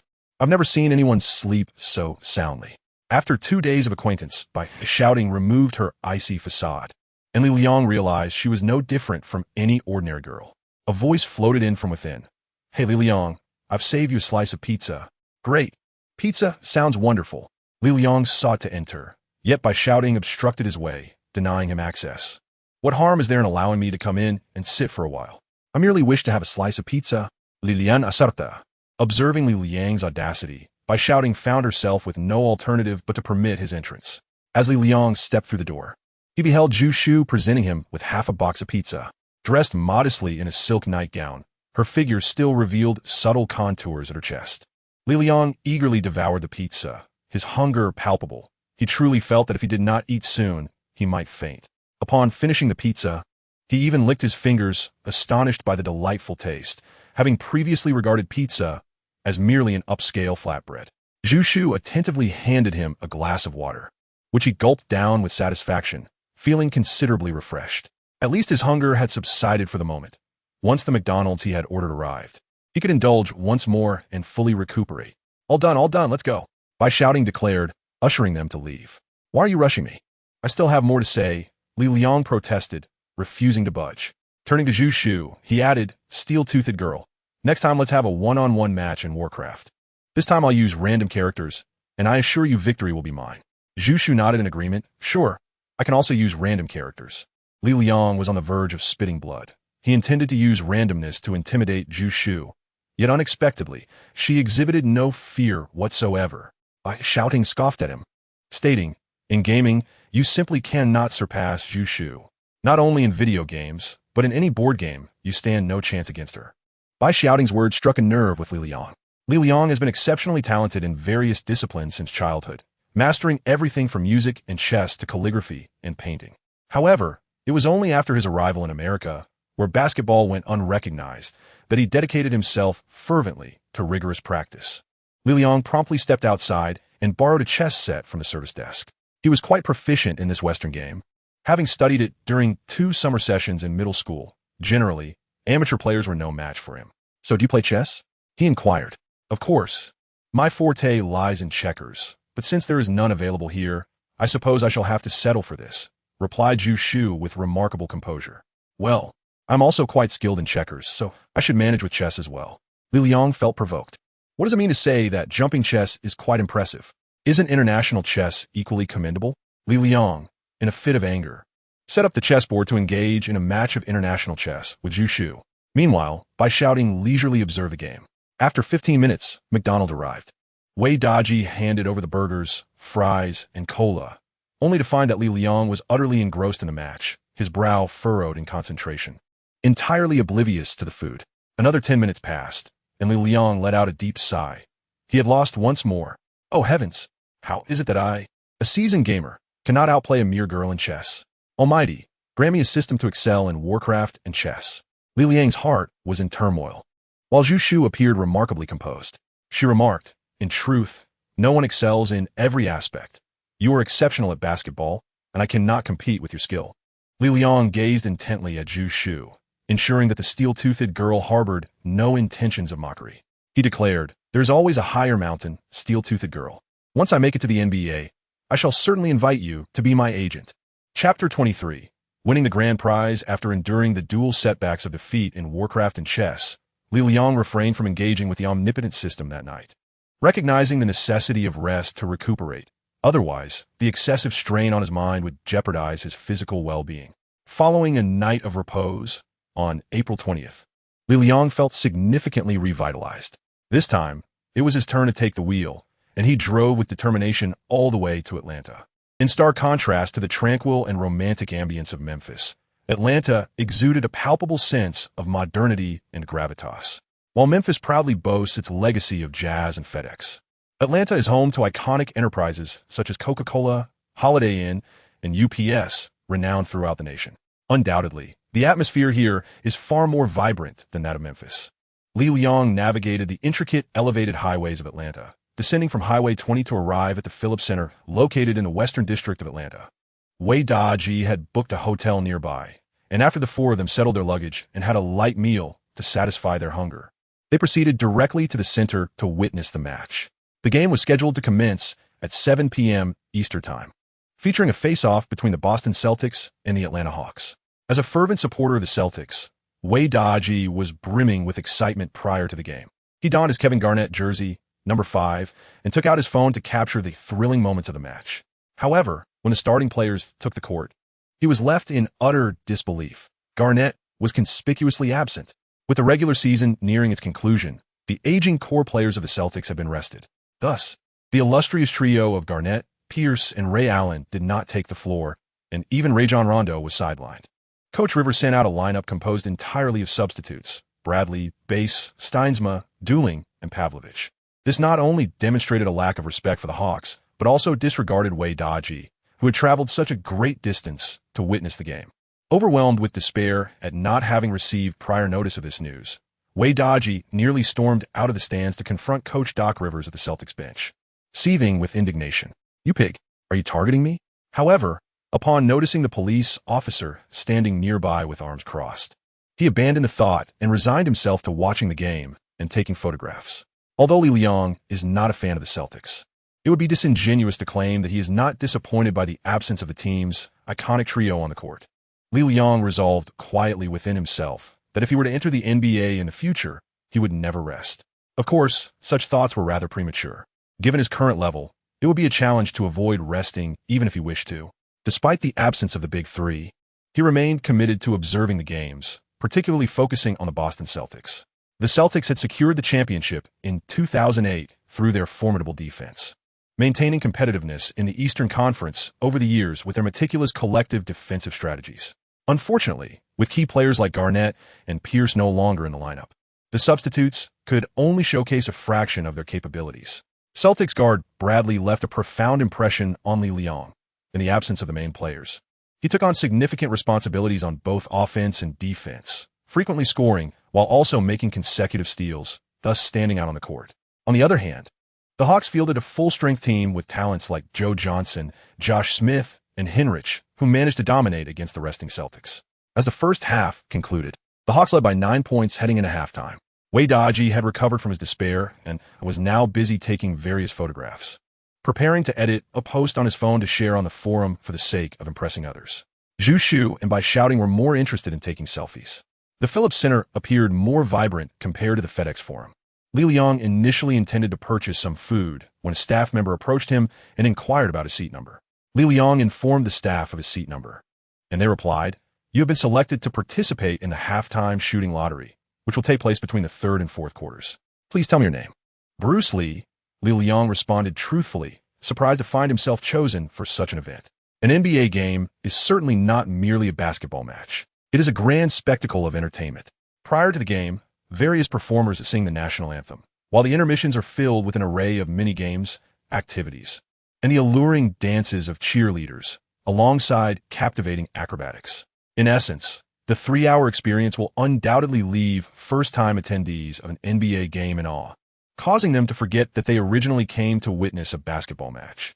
Li Liang was fortunate to be selected to participate in this basketball shooting event with a chance to win a prize. Such events occur regularly, and as long as one successfully completes the mid-game shot, they can claim the reward. Should tonight's participant fail to succeed, the prize will accumulate for the next event, continuing until someone emerges victorious.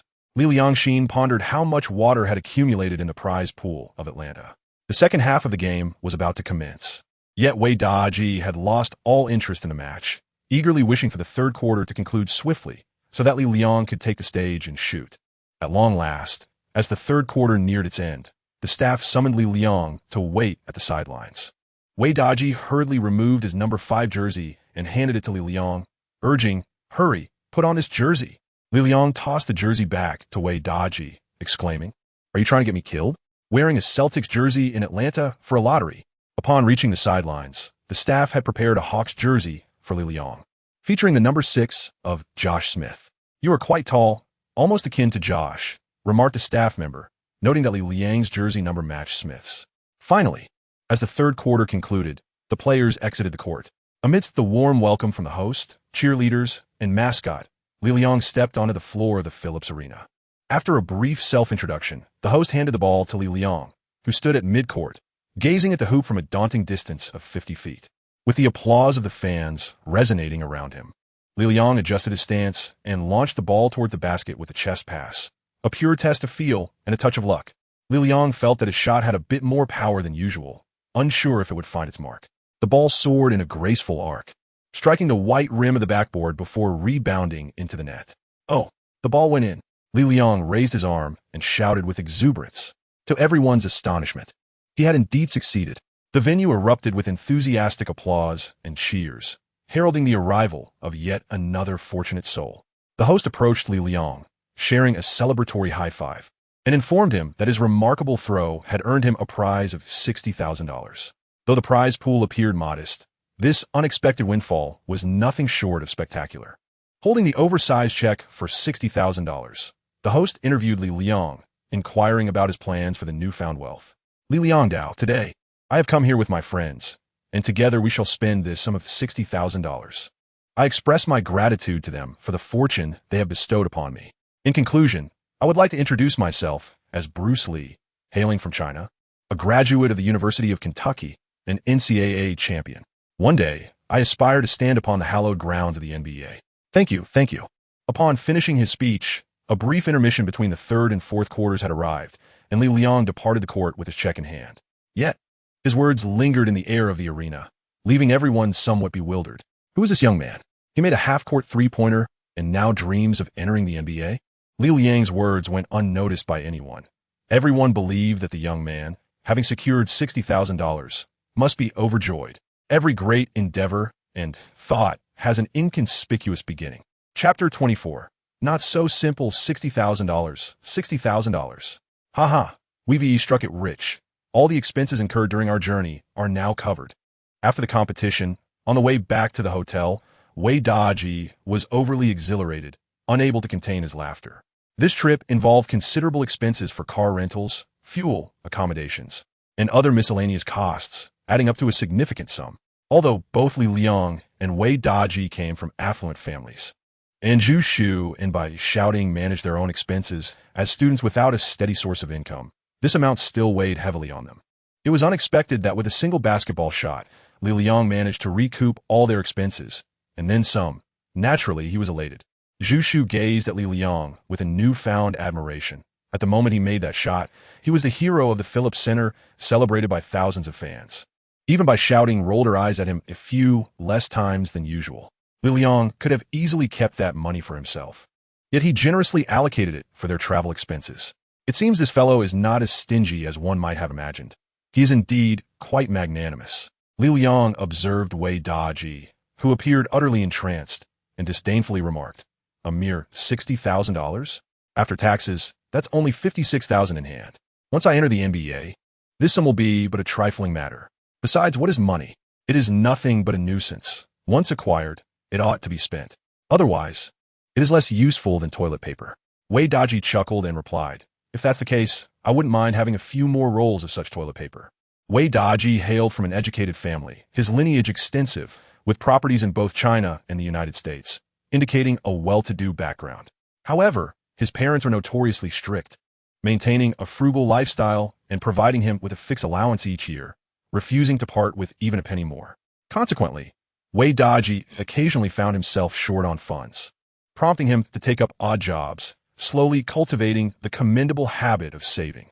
The following day, the four of them, now with ample resources, enjoyed a delightful day in Atlanta, visiting the Georgia Aquarium and the world of Coca-Cola. In the afternoon, they ventured to the Atlanta Zoo, thoroughly relishing their time together.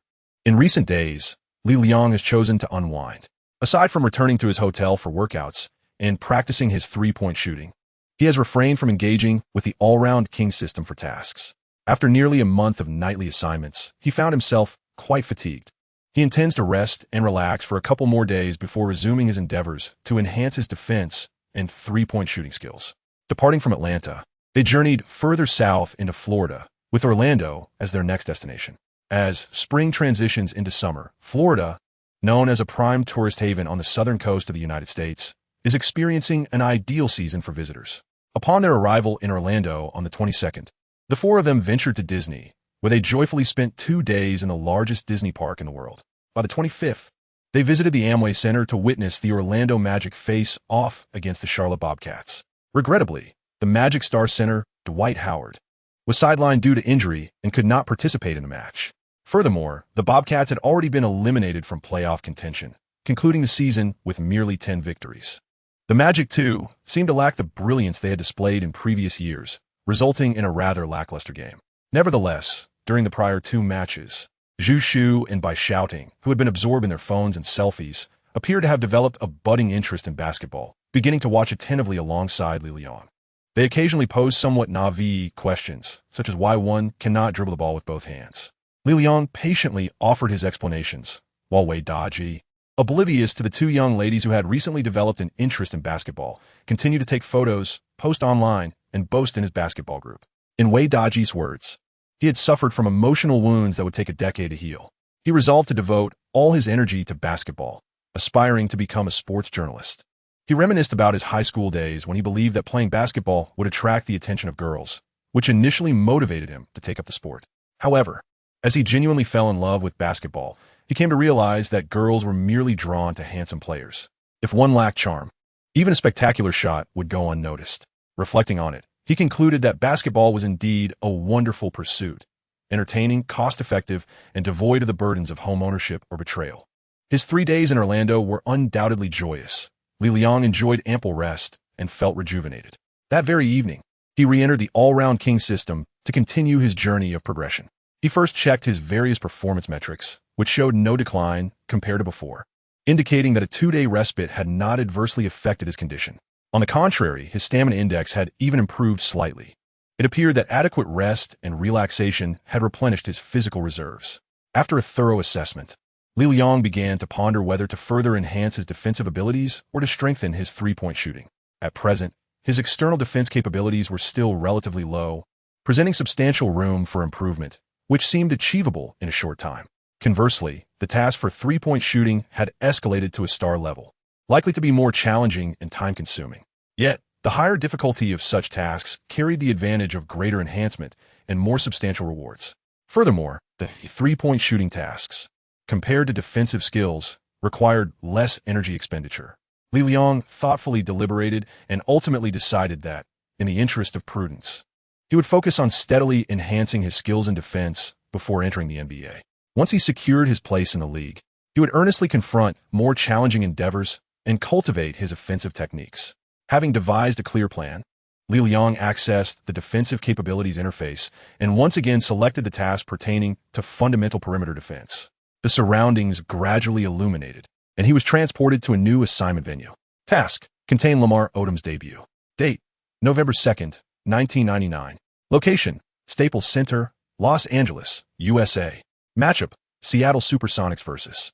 Los Angeles Clippers. Task requirements: guard rookie Lamar Odum and restrict his scoring to no more than 10 points.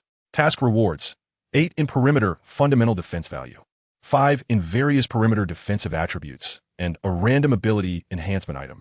Task difficulty: moderate. Upon observing the situation, Li Liang recognized that this task was akin to the previous two, aimed at curtailing the NBA debut of a star player, with the target now being Lamar Odom. The objective appeared straightforward: to limit his scoring to below 10 points, disregarding assists. However, Li Liang was acutely aware that tasks within the system seldom became simpler. The difficulty had escalated to a standard level, accompanied by significantly enhanced rewards. Therefore, it was imperative for Li Liang to effectively contain Odom's performance in what was sure to be an extraordinary debut. Li Liang's thoughts were not misplaced. Odom's debut in 1999 was nothing short of spectacular. The 6'9" forward delivered an extraordinary performance, amassing 30 points, 12 rebounds, 3 assists, 2 steals, and 2 blocks. Such statistics rank among the finest in NBA history, and there is a reason he was hailed as the left-handed magician. Li Liang glanced at his attire, adorned in the verdant jersey of the Seattle Supersonics. Beside him stood Gary Payton, arms akimbo and vigorously chewing gum. With a sidelong glance at Li Liang, he remarked, "Focus on your defense, young man. You are not here merely to spectate." Li Liang nodded. Having heard of Payton's illustrious reputation as a renowned improvisational trash-talking rap virtuoso in the NBA, a veritable generator of banter. With his boisterous demeanor, he dared to confront even the likes of Jordan. Fortunately, in this match, Li Liang and Payton were teammates, sparing them from any verbal altercations. However, even if faced with such a challenge, Li Liang would not shy away, as he prided himself on his verbal agility, potentially earning himself some anger points in the process. Just days prior, Adelman had awarded him a 20 in anger points, which, when weighted, translated to an additional 100 points for Li Liang, bringing his total to 610. The game commenced swiftly, with Li Liang taking the court as the starting small forward, replacing the team's sharpshooter, Brent Barry. In terms of prowess, the Clippers were significantly outmatched by the Supersonics, a team that has always languished in the lower echelons of the league alongside the Lakers in Los Angeles.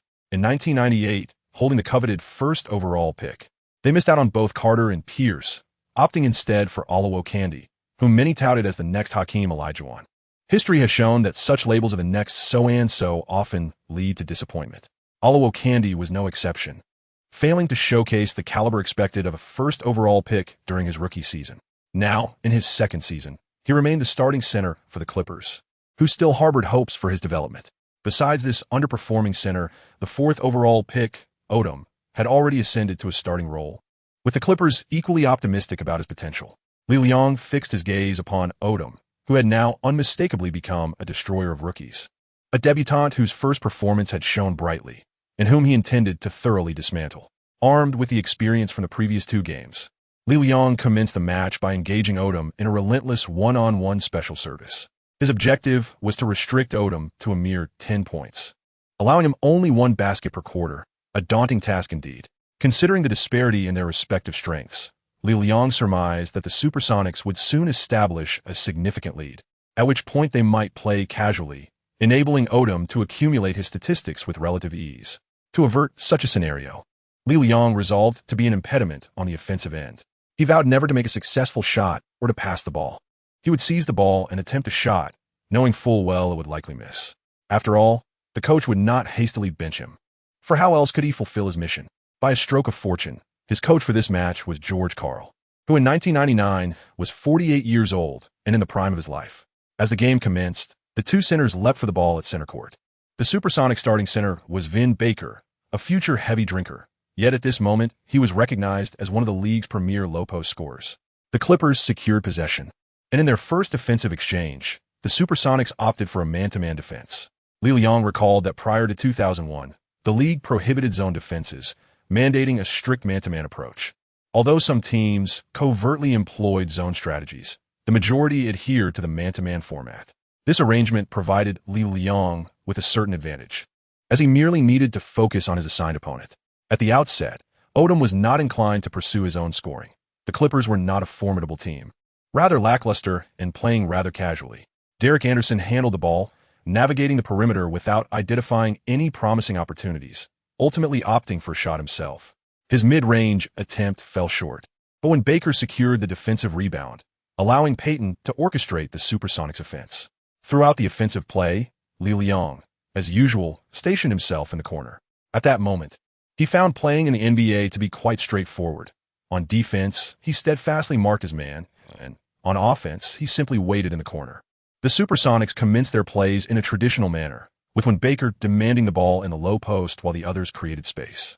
Allowing Baker to engage in a one-on-one confrontation, Liliang lay in ambush between the left corner and the 45-degree angle, waiting for the opportune moment. His counterpart, Odum, had his focus entirely on Baker, seemingly following the coach's instructions to keep a close watch on him.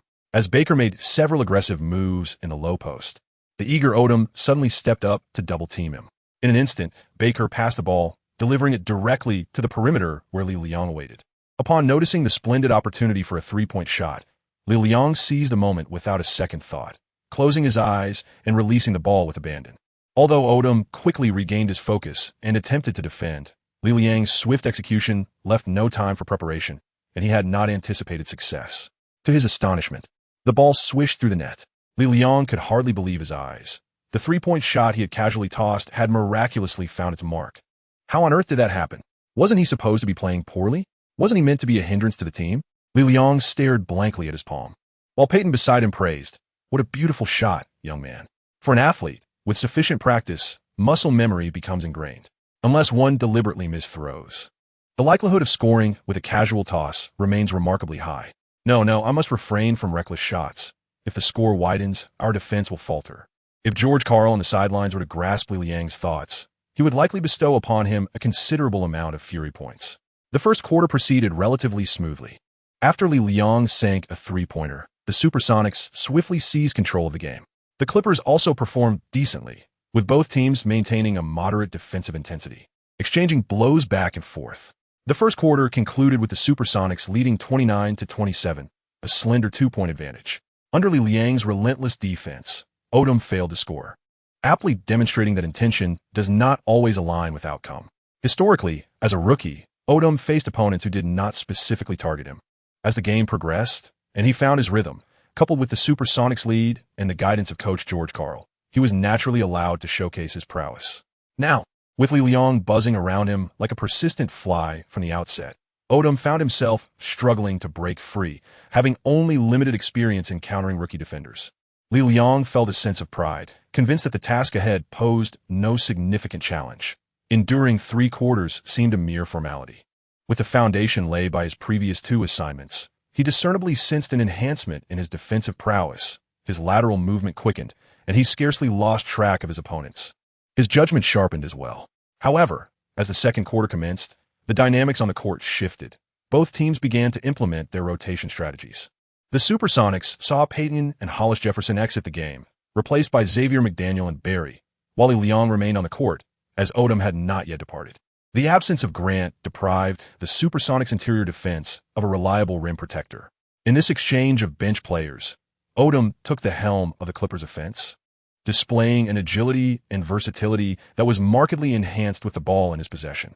Despite his towering stature, Odum possessed the ball-handling finesse of a guard. His passing skills exceptional, and he was also proficient in three-point shooting. His drives were particularly incisive. While not the fastest, his rhythm was impeccable, and he adeptly utilized his physique to his advantage. Bereft of Grant's protective presence, Li Liang found himself singularly confronted by Odum's aggressive ball handling, succumbing to 2 consecutive penetrations. Following a missed offensive attempt by the Supersonics, Odum seized the opportunity for a rapid counterattack, sprinting down the court with the unrestrained exuberance of a young colt. Li Liang pursued fervently from behind, but ultimately could not catch up. Odum executed a powerful dunk with his left hand, prompting Li Liang to commit a foul while attempting to block. Odum stepped to the free throw line and successfully converted, accumulating 7 points by the second quarter. 7 points. It became increasingly challenging for Li Liang to restrict Odum to merely 10 points. As anticipated, just before the conclusion of the second quarter, Odum, after a screen set by a teammate, executed a jump shot that resulted in a three-pointer. 10 points. This effectively signaled the impending failure of Li Liang's mission. Li Liang gasped for breath, unable to conceal the defeat that weighed heavily on his heart. Nevertheless, even in failure, he resolved to see the second half through to its conclusion. It was becoming increasingly evident that this task was far from straightforward. Chapter 25. Anger rekindled. Li Liang ultimately could not manage to keep Odum scoreless in the second half. In this match, the Clippers coach allowed Odum to play for 44 minutes. As it was the young man's first game and an opportunity for rigorous practice, Odum gained momentum as the game progressed, showcasing his ability to both attack and shoot with the ball, playing freely. His performance, however, was insufficient to overpower the Supersonics, who, with their seasoned players, easily subdued the Clippers. In a decisive third quarter, the Supersonics delivered a crushing blow to the Clippers, ultimately securing the victory. Nevertheless, Odum finished the game with an impressive tally of 20 points, 10 rebounds, 4 assists, along with 3 steals and 2 blocks. Compared to historical performances, he fell short by merely 10 points and 2 rebounds, yet he exceeded with 1 additional assist. Li Liang has indeed achieved a commendable level of skill, yet he remains significantly distant from his goal of 10 points. Given Odum's capabilities and the Clipper style of play, reaching 10 points poses a considerable challenge. After emerging from the system, Li Liang immediately succumbed to a profound slumber, feeling somewhat fatigued from the task. He awoke on April 26th, and the 4 of them set forth towards the final destination of their journey, the southeastern corner of the United States, Miami. As they traveled southward, the temperature steadily increased, and with May approaching, the sun shone ever more brilliantly. The allure of Miami's beaches, palm trees, beautiful women, and a vast ocean draws vacationers from all across America. The roads were noticeably busier, and Li Liang, seated in the passenger seat, felt a twinge of discontent. The previous night's mission had left him feeling dissatisfied. What troubled him further was his inability to devise a strategy to neutralize Odum. Could it be that he would resort to an unseemly kick to injure him upon entering the court? Li Liang had contemplated this possibility, yet the system was not foolish enough to believe that such defensive measures could enable him to accomplish his tasks. Moreover, Li Liang aspired to utilize his defensive prowess and intellect to curb the influence of Odum. While underhanded tactics were permissible, they must not descend into malevolence. Li Liang inquired of Wada, "Hey, do you have any footage of the supersonic matches from the past?" "Supersonic? From which era? Around 1999 or 2000? 1999 or 2000? That was when Peyton and Vin Baker were still on the team? Yes. I believe I might have some. What do you need it for? I wish to watch it. Please find it for me. Ideally, I would like the game from that year against the Clippers, featuring Odum's debut. Li Liang inquired with Wei Daji about the availability of game footage, noting that he possessed a plethora of resources. However, the recordings of the regular season from 1999 were indeed elusive. By 4 in the afternoon, the quartet arrived at a beachfront hotel in Miami, where the sun shone brilliantly. Upon opening the window, they were greeted by a cerulean sky and an azure sea, seamlessly merging at the horizon, adorned with white seabirds and fluffy clouds. Below, the golden sands of the beach were visible, and although it was not yet the peak tourist season, numerous beauties clad in bikinis were already present. They were either basking in the sun or engaging in spirited volleyball matches, each figure exuding a sizzling allure, reminiscent of the fiery Miami sun. Wei Daji, unable to contain his excitement, changed into his swimwear, eager to plunge into the ocean. Li Liang remarked, "Hey, haven't you just suffered a heartbreak? Why the sudden eagerness to gaze upon lovely ladies?" Wei Daji explained, "Though I have endured emotional wounds and cannot pursue romance, my passions remain intact. From this day forth, I shall embrace the life of a charming rogue, wandering through a garden of blossoms, untouched by their petals and earnestly savoring the splendid years of my youth." Li Liang cast a sidelong glance at Wei Da, yet from his tone, it was evident that he had nearly emerged from the shadows of heartbreak. This, too, was a positive development. Li Liang donned his swim trunks, layering a white t-shirt over them. Despite his well-toned physique, he preferred not to expose himself under the sun on the beach. As he stepped out of the door, Zhu Shu and Bai Shouting remained in the adjacent room. Yet to emerge, Li Liang knocked on the door and inquired, "Hey, have you finished changing?" "Almost just a moment," came a voice of Bai Shouting. As they waited, an excruciating 20 minutes passed. Li Liang found it perplexing. Changing into something simpler should not take this long. Women truly are a source of vexation. If they delayed any further, the sun would set. At last, the door to the room swung open. Li Liang and Wei Daji were both taken aback. Bai Shouting donned a black bikini, petite and exquisite, concealing just enough while revealing the rest. Her sun-kissed physique was elongated and fit, with a flat, toned abdomen that was not overly muscular. Her hair was styled with great precision, and she sported a pair of sunglasses, exuding an aura of coolness. Aside from her somewhat flat chest, Bai Shouting's appearance could be deemed nearly flawless. "What do you think? I tried on several outfits, but I feel that black suits my complexion best," she remarked. Wei Daji showered her with compliments, affirming that the goddess of the business school was indeed deserving of her title. "Where's Zhu Shu?" Li Liang inquired.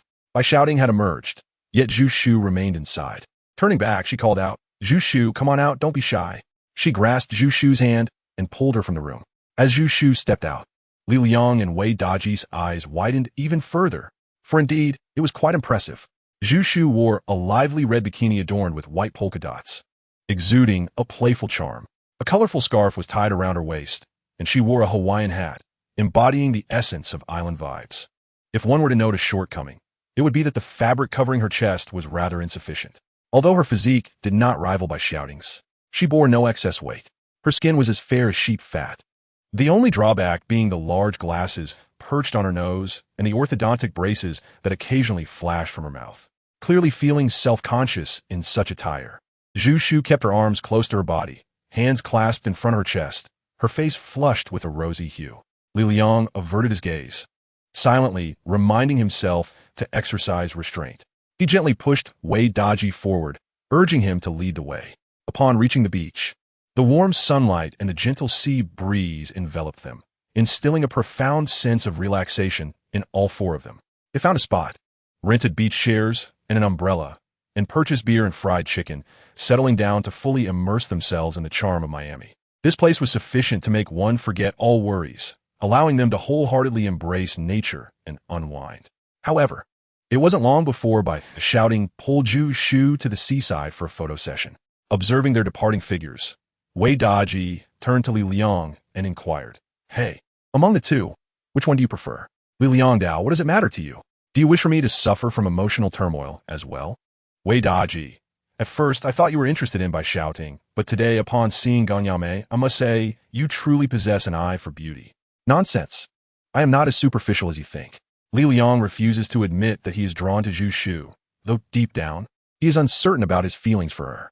Wei Daji, let me make this clear. I have no interest in either of them. You may pursue whomever you desire. Li Liangqi remarked. Oh, I must say, have you truly been so deeply wounded by love? It's only been a few days. Is it really necessary to feel so disillusioned? Li Liang was uncertain about whom Wei Daji had been associating with during those days. Perhaps it was that cheerleader girl. Wei Daji sighed and said, You do not comprehend. For some individuals, a lifetime may be merely a few days, while for others, those few days can encompass an entire lifetime. Li Liang felt as though his teeth were nearly eroded by acidity, and remarked, I truly cannot fathom what enchanting beauty has captivated your thoughts so profoundly. Wei Daji lifted his gaze, surveying the vast expanse of the ocean and the azure sky. His eyes glazed with a distant reverie.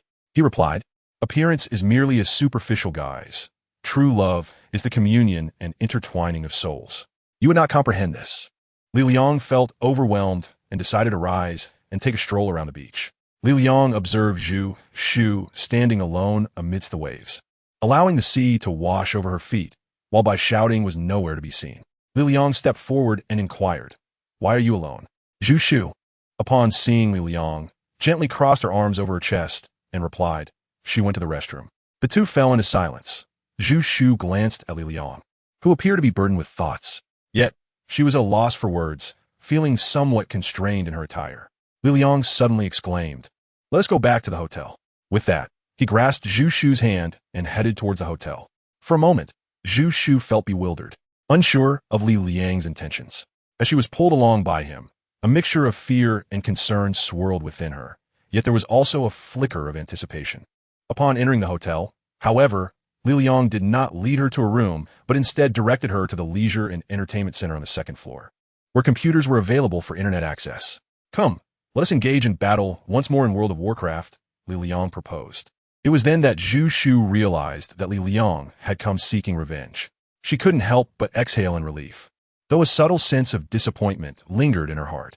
Thus, the two of them powered on the computers and entered the battle platform, both opting for random characters. Li Liang was randomly assigned to the undead faction, while Zhu Shu found herself within the human race, both navigating the same map of EI. Mastering the undead, Li Liang opted for a technological spider to kick off his strategy, sending out Death Knights early to harass the human forces. In contrast, Zhu Shu initiated her game with the Mountain King, forcefully establishing a mine. Li Liang, wary of Zhu Shu's formidable hammer and infantry, retreated after successfully eliminating 2 peasants to focus on leveling up. Learning from his previous encounter, he hastened his pace, aware that the human faction would not possess significant combat strength in the immediate future. Li Liang, while leveling up, swiftly ascended to the 3rd tier. The moment the Lich emerged, the 3rd tier was positioned favorably, launching a corrosive orb towards the base and decimating a wave of peasants. Following this, as the obliterators were fully prepared, they aggressively charged the 2nd Mine S tower.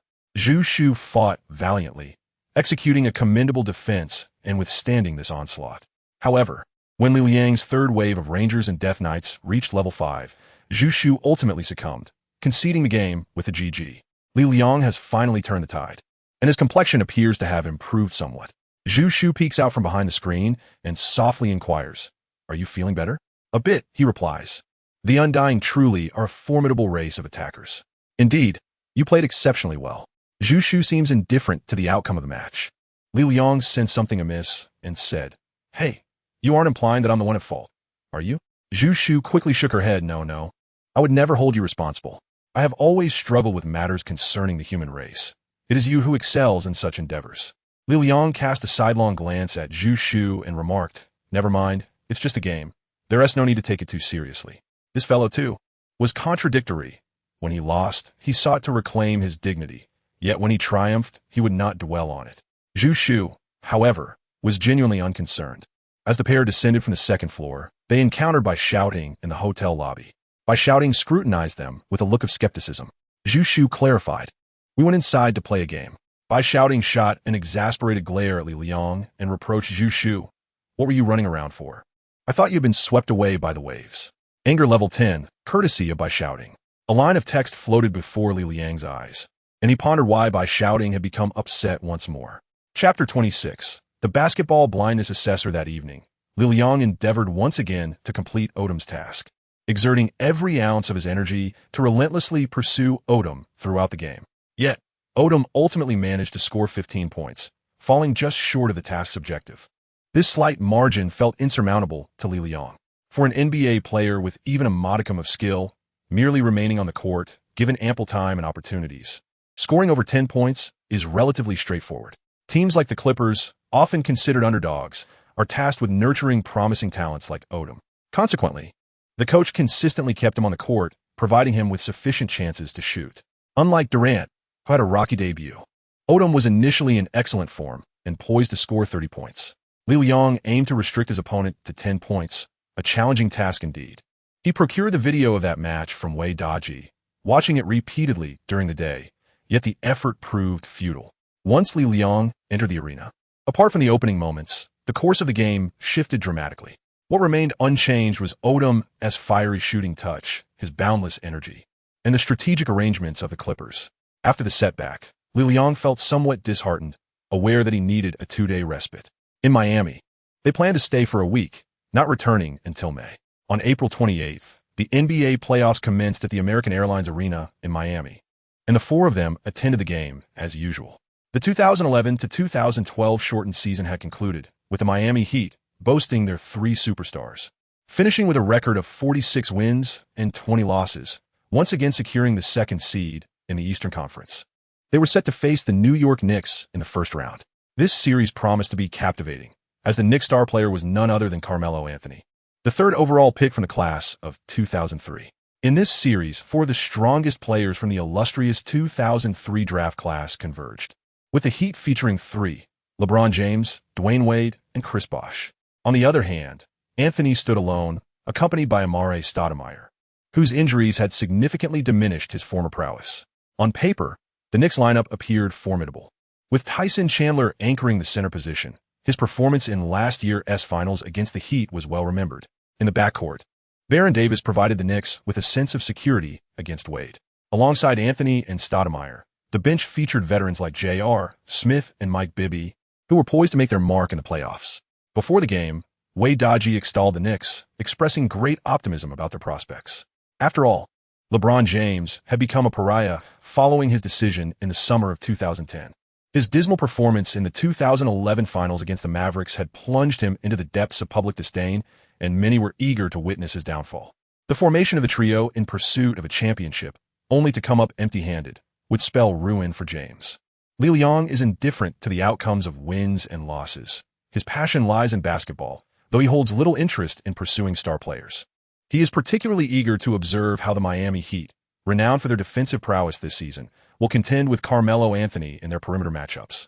The atmosphere at the American Airlines Arena during the playoffs is electric, a stark contrast to the previous Orlando games. The matchup commenced at 7 p.m., heralding the beginning of the 2012 playoff season. The intensity of playoff games starkly differs from that of the regular season, with both teams engaging in fierce competition from the outset. The referees' whistles are frequent, as both sides probe the boundaries of officiating, which appears to be particularly stringent tonight. The Heat may lack height in the paint, yet their perimeter defense is formidable, with LeBron James and Dwayne Wade standing as elite defenders. Coach Erik Spoelstra has meticulously crafted a powerful perimeter rotation and trapping defense, rendering their rotations the finest in the league. On the Knicks side, Anthony is having an off night, as the Heat's perimeter traps are omnipresent. Whenever he receives the ball within 15 feet of the basket, a double team inevitably ensues. Upon passing, his teammates struggle to convert their shots. Consequently, Anthony is left to face James in one-on-one isolation for a jump shot, but unfortunately, his shooting touch eludes him tonight. Seizing the opportunity, the Heat launched several fast breaks, extending their lead to 6 points by the end of the first quarter. The Knicks' offensive execution is disjointed. They need to unleash players like Bibby and the White Mamba to penetrate the Heat's defenses. Wei Daji, on the sidelines, directs with abandon, secure in the knowledge that the surrounding Miami fans do not comprehend his Chinese commentary. As the second quarter unfolds, the Heat indeed bring in Mike Bibby, yet he fails to make any perimeter shots, with his defensive efforts lagging behind. The score gap widens further, as Anthony's effectiveness is stifled, leading to the complete disintegration of the Knicks' offense. What is this performance? Every shot seems to miss. Wei Daji, watching Anthony repeatedly clank shots off the rim, is visibly distressed. By the time the third quarter arrives and the Knicks are trailing by over 20 points, despair envelopes Wade Dodgy, realizing the Knicks are doomed to defeat. The Heat, buoyed by the cheers of their home crowd, grow increasingly emboldened, dismantling the Knicks with their ironclad defense.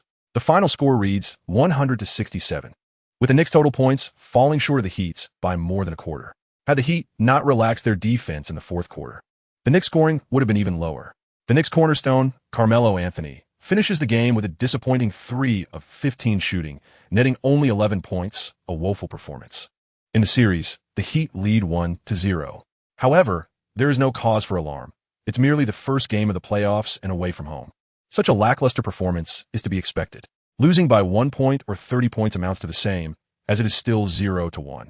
Should they secure victory in the second game, the Knicks would gain home court advantage, rendering the situation still favorable.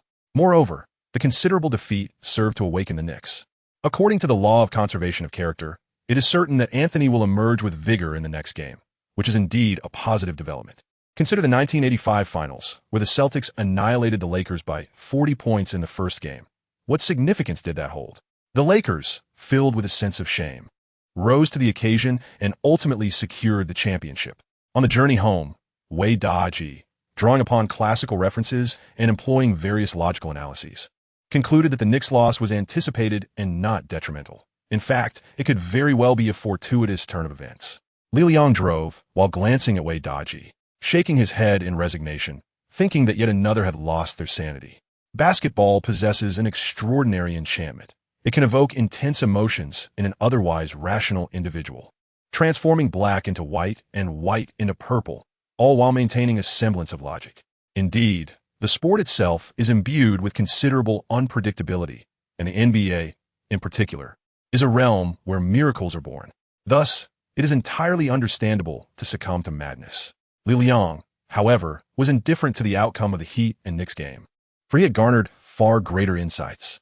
The defensive strategies employed by the Heat that evening inspired him considerably. He realized that to contain Odum during the pivotal 1999 match and limit his scoring to a mere 10 points, he could not rely solely on his own efforts. He required the assistance of his teammates, the support of a cohesive system, and a touch of fortune.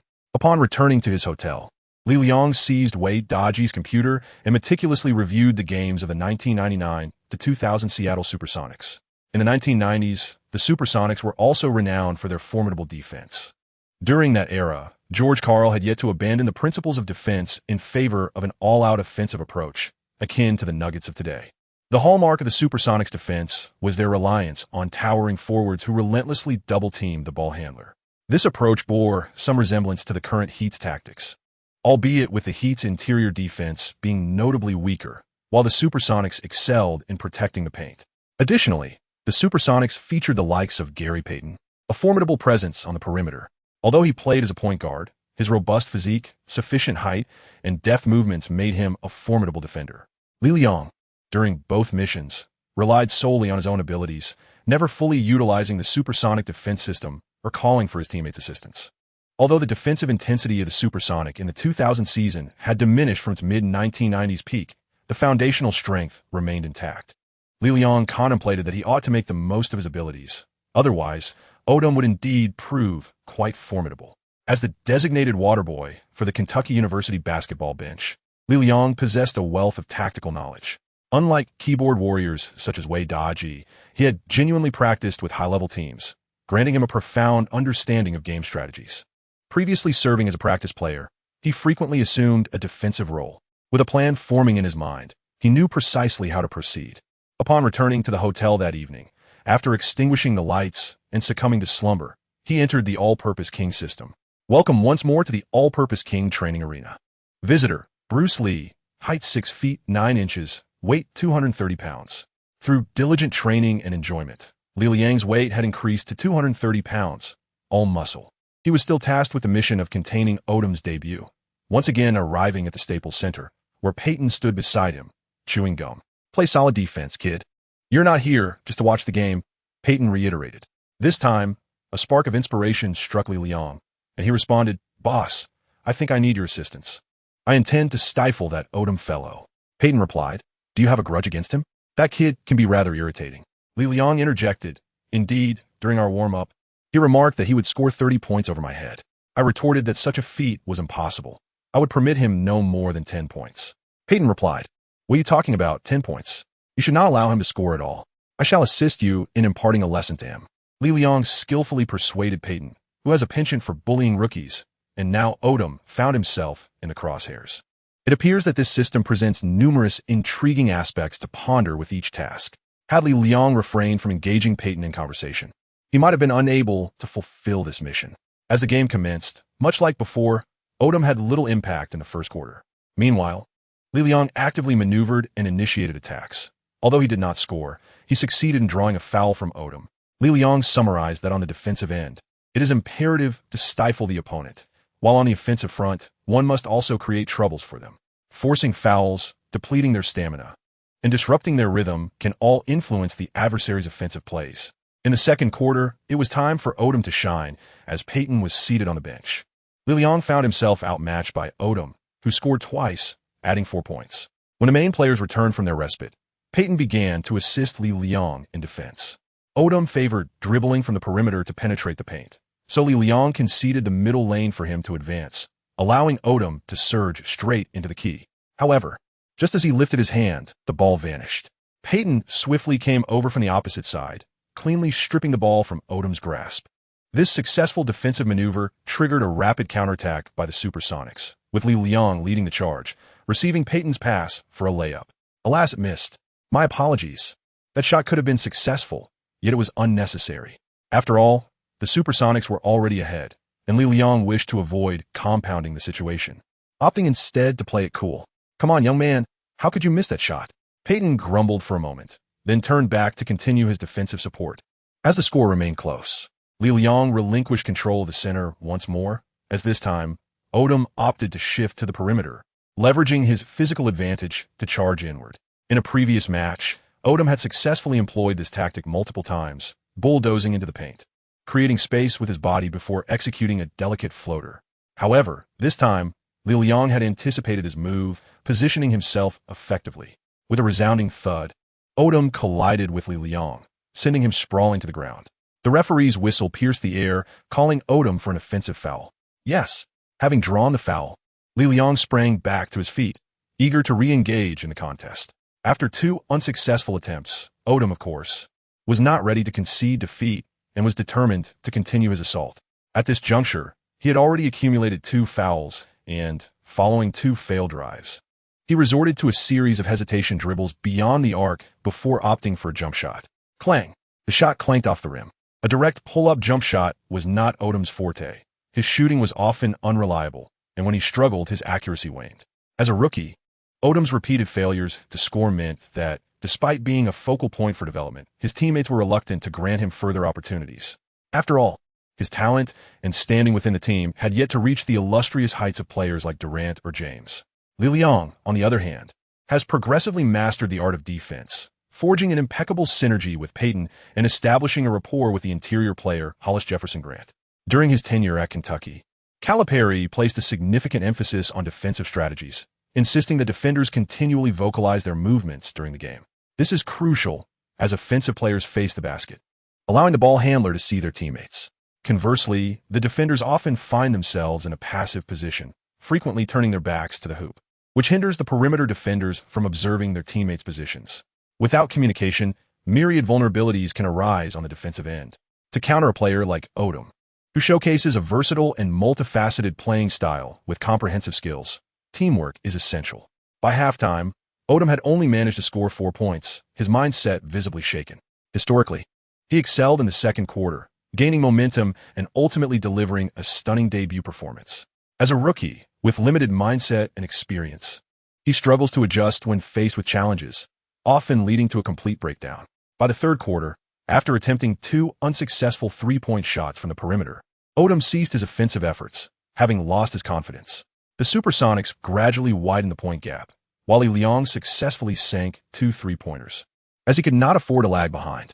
Thanks to their stellar defense, the Supersonics transformed the fourth quarter into a mere formality. Notably, Li Liang urged George Karl to keep him on the court as long as Odum remained, determined to maintain his presence. Li Liang exercised utmost caution to avoid any fouls, making every effort to prevent Odum from receiving the ball, even in garbage time, refusing to allow him any opportunity to score. Ultimately, Odum, growing increasingly frustrated, aggressively shoved Li Liang during an offensive play, resulting in a technical foul. Following this incident, he engaged in a heated argument with the referee. This impulsive rookie, already known for his erratic behavior, was promptly ejected from the game. With Odum's exit, Li Liang felt a sense of relief, as Odum's score remained at a mere 7 points. Just before leaving the court, Odum confronted Li Liang, questioning, "Are you out of your mind? Why are you targeting me?" Li Liang merely smiled and remarked, "Welcome to the NBA." As the final buzzer signaled the conclusion of the match, he exhaled deeply and plopped down onto the floor. The mission had been accomplished. The Staples Center gradually faded away, and the fans, along with the players, vanished into the darkness. Congratulations on completing the task contained Odum's debut. Basic perimeter defense value increased by 8.49, lateral mobility enhanced by 5.43, close defense capability augmented by 5.41. Steal ability improved by 5.25, defensive positioning and anticipation ability boosted by 5.51. You have been awarded Perimeter Defense Enhancement Elixir and the special item Naismith is Basketball Blindness Evaluator. Upon seeing the reward, Li Liang realized that the enhancement agent was no longer novel. Today, he could conveniently consume a dose to elevate his fundamental defensive capability to 50. However, what exactly is this ball blind identification device? Chapter 27. You are ball blind. Li Liang entered the exchange center and noticed an icon in the special items section that bore a striking resemblance to the Scouter from the Dragon Ball comic series. With a mere thought, the device soared towards him and effortlessly affixed itself to his eyes. This was the Dr. Naismith's ball blindness identifier, capable of determining an individual's ball blindness index, with higher indices indicating a greater degree of ball blindness. Note, this index is intended solely for reference and entertainment purposes. It should not be employed in actual NBA operations, management, or competitions. Li Liang glanced at it and thought to himself, "Goodness, merely for reference and amusement? This is clearly a jest." The designer of this system certainly has a peculiar sense of humor. Li Liang, having expressed his grievances, emerged from the system. Instead of succumbing to slumber, he yearned to experiment with the basketball blind evaluation device. Beside him, Wei Daji lay soundly asleep. Li Liang flicked on the desk lamp, casting a glance at his friend, and activated the evaluation device with a thought. Before him appeared a message, Blindness Index 50, a quintessential representative of the 50-50 basketball blind. A typical embodiment of a half-empty bottle swaying aimlessly. Theoretical understanding has attained a level of logical coherence, yet practical skills are virtually non-existent. When required, he can transform into a rational connoisseur of the game. When not, he can become an unreasonable keyboard warrior. The timing of these transformations remains uncertain. Thus, he is both blind and not blind, often referred to as the SC chart, Dinger's basketball blind. Upon reading this assessment, Li Liang stifled a chuckle, realizing that Wei Daji was indeed a half-empty bottle of basketball knowledge, despite his expertise in NBA history and anecdotes. Ultimately, fans remain fans, and their perceptions are invariably limited.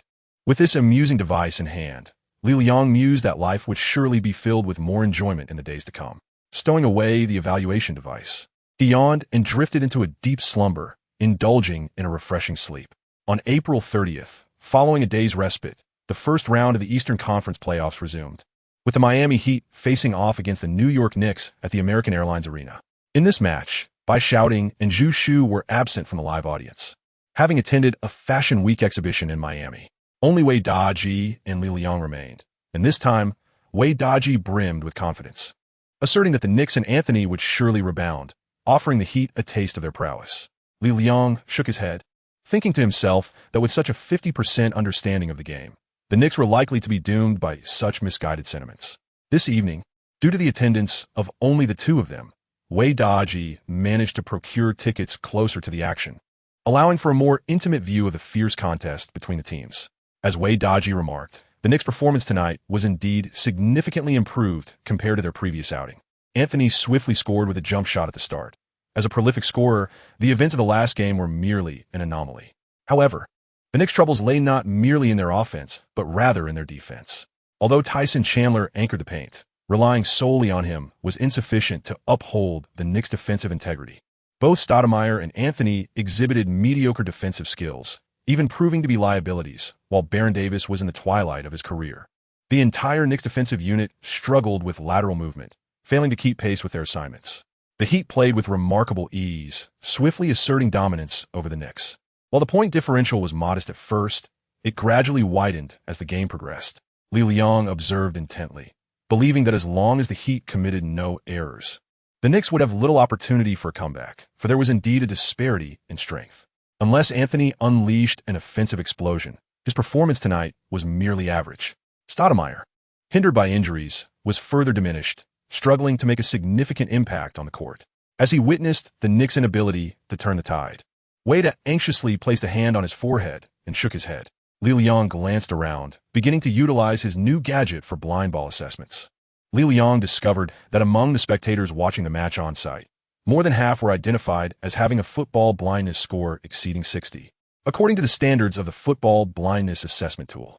In fact, numerous individuals fell into the category of being utterly football blind, the supreme rulers of ignorance in the realm of football.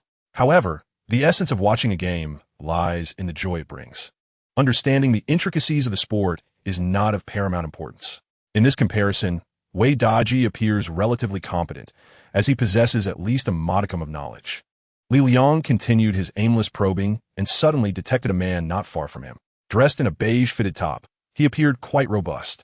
With a basketball ignorance index of 40, he exhibited a limping style of ignorance towards the sport, yet harbored a profound passion for basketball, limited by his willingness.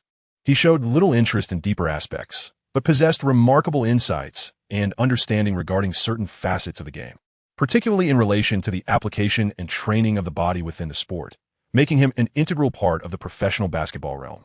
Upon observing, Li Liang realized that this basketball enthusiast was no ordinary individual. He was indeed a part of the professional basketball realm.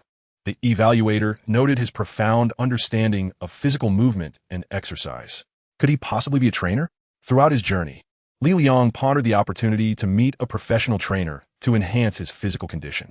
He possessed the financial means. Yet the challenge lay in the difficulty of encountering a professional trainer.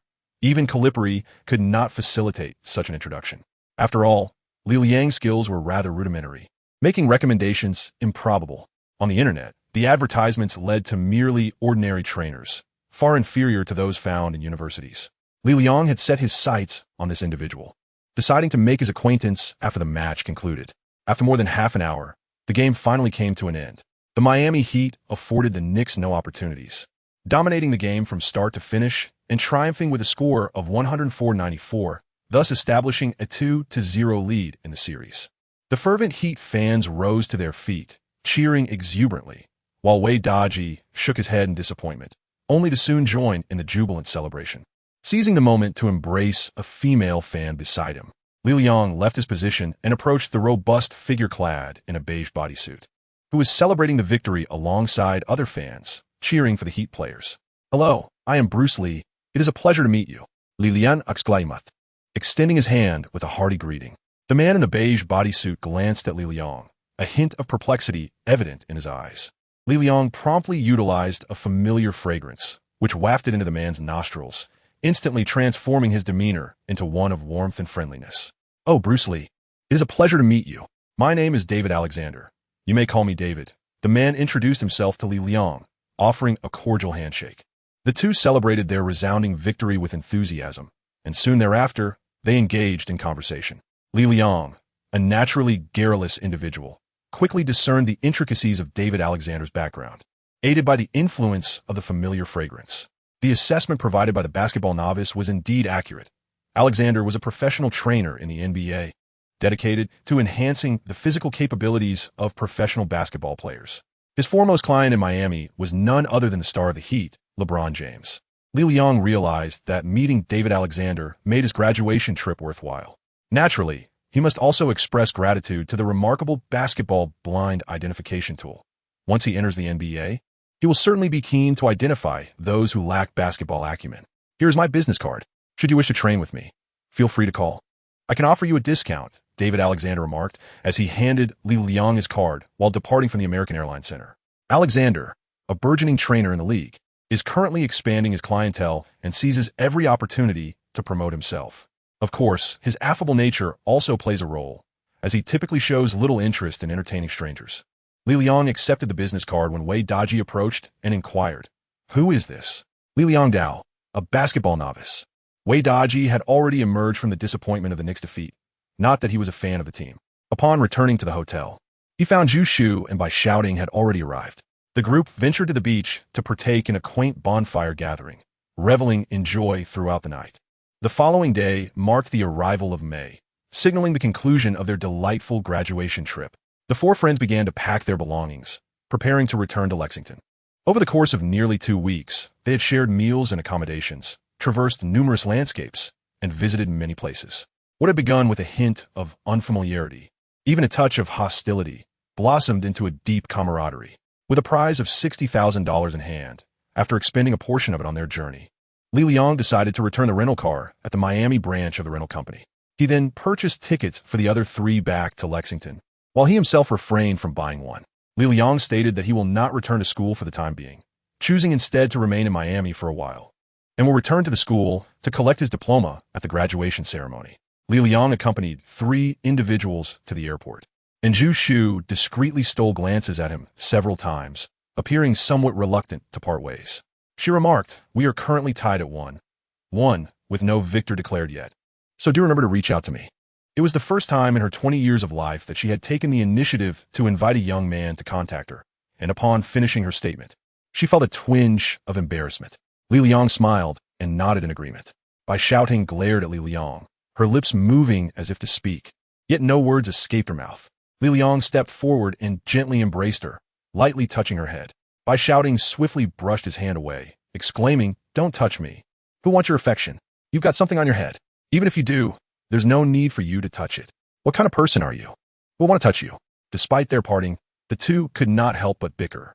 Eventually, the 3 boarded the plane, departing Miami and returning to school. Left alone, Li Liang wasted no time. He immediately called David Alexander, requesting him to devise a week-long physical training regimen.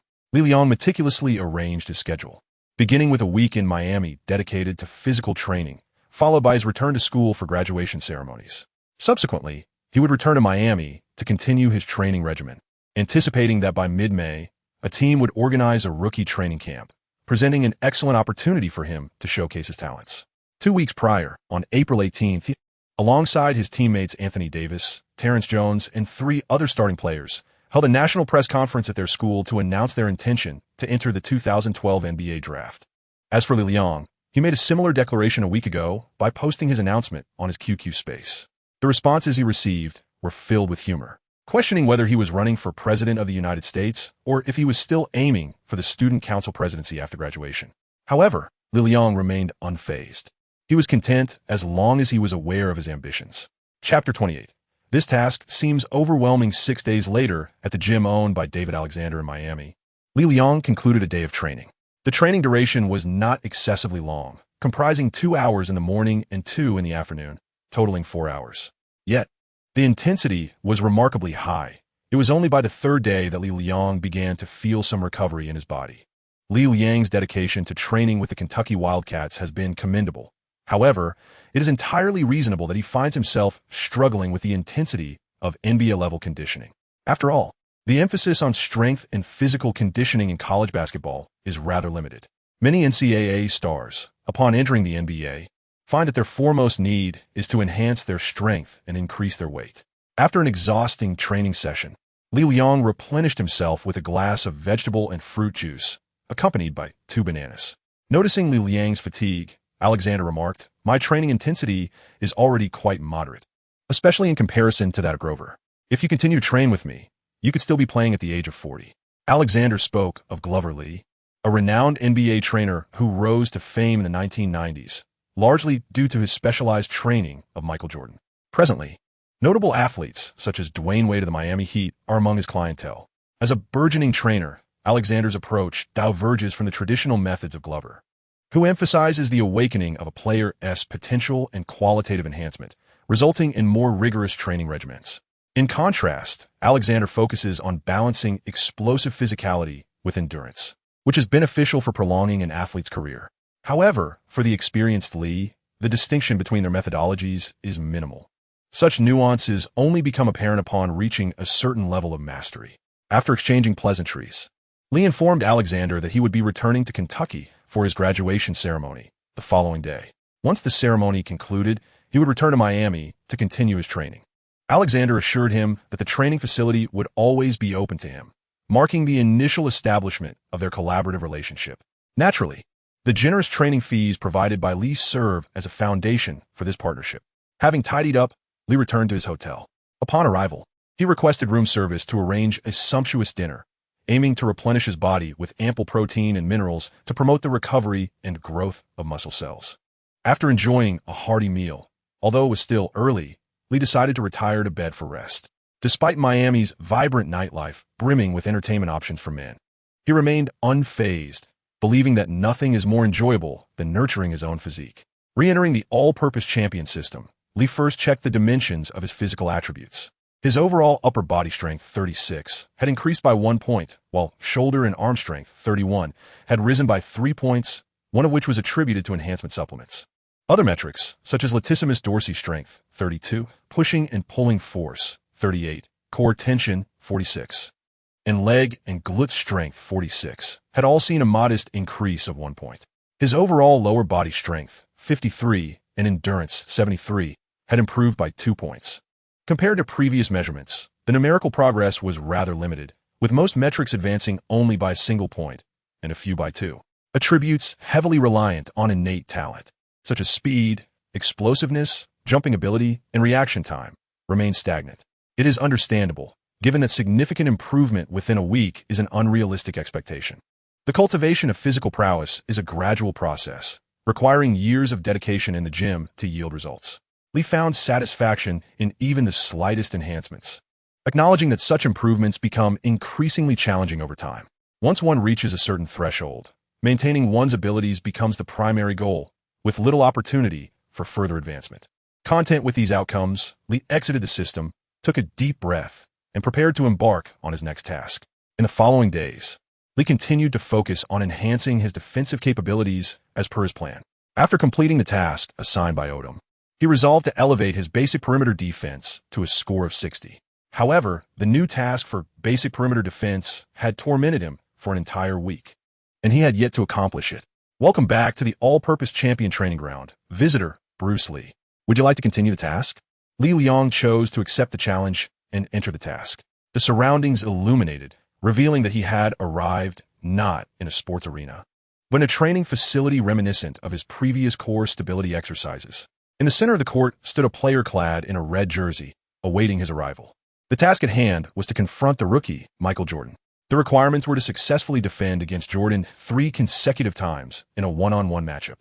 The rewards for this endeavor included an increase of 10 to his perimeter defense rating, 5 to various perimeter defensive attributes, the chance to randomly acquire a type of enhancement agent, and the possibility of obtaining a consumable item. The difficulty level of the task was categorized as ordinary. The individual in the red jersey was none other than Michael Jordan himself, specifically the Jordan of 1985, fresh into the league. Upon recognizing Jordan and noting the task's difficulty as ordinary, Li Liang felt compelled to question the system's calibration of difficulty levels. Successfully defending against Jordan 3 times in succession, even in his rookie year, posed an exceptionally formidable challenge. It is worth noting that during his debut season, Jordan was already averaging 28 points per game, an achievement that many NBA All-Stars in their prime could scarcely attain. Furthermore, Jordan's competitive spirit was legendary. Should he miss his shot twice in a row, he would undoubtedly exert every ounce of determination to sink the ball on the 3rd attempt. This relentless drive constituted the greatest challenge of the task, the need for 3 consecutive stops. If Jordan charged forward with intent, Li Liang would find himself either committing a foul or utterly powerless to prevent his advance. Moreover, despite being a rookie, Jordan was already 21 years old at that time, with a physique that was fully developed. He would not exhibit the immaturity of a player still in the early stages of growth, as one might observe in matchups against Durant, nor would he be inclined to call for assistance like he might against Odum. He had to bear this burden alone. Throughout the recent days, Li Liang had endured grueling training sessions at the gym during the day, only to face further trials under the system's demands with Jordan at night. Li Liang has begun to suspect that he possesses a tendency towards masochism. Nevertheless, engaging with a basketball deity such as Jordan has proven to be immensely rewarding. At the very least, his confidence has significantly soared. The Jordan within the system exhibits a remarkable intelligence. He converses with Li Liang, exchanges playful banter, and occasionally offers guidance. After enduring several days of rigorous training, Li Liang has gradually gleaned some insights. Firstly, the rookie Jordan possesses an extraordinarily rapid first step. It is undoubtedly the swiftest Li Liang has ever witnessed. A moment's lapse in attention when closely guarding him will certainly result in being outmaneuvered. Thus, it is imperative to maintain a safe distance, approximately an arm's length, such that his fingertips could graze the tip of Jordan's nose. Secondly, the rookie Jordan's mid-range shooting lacks consistency. However, his ability to hang in the air and his exceptional leaping prowess often lead him to opt for jump shots from around 10 feet away, a distance that renders Li Liang nearly incapable of defending effectively. Lastly, Jordan's dribbling and ball handling skills are nothing short of exceptional. Li Liang found himself nearly incapable of rendering Jordan into a state of stagnation, let alone seizing the ball from him. On several occasions, he was compelled to resort to risky tactics in an attempt to intercept, only to be effortlessly surpassed by Jordan, who would then execute a thunderous dunk that reverberated through the hoop. As time wore on, Li Liang began to contemplate surrendering. The task at hand seemed insurmountable, with little hope of achieving success. Observing Li Liang, Jordan remarked, "Here you are, kid. Shall we begin?" Li Liang replied, "No, I do not wish to begin. I cannot prevail."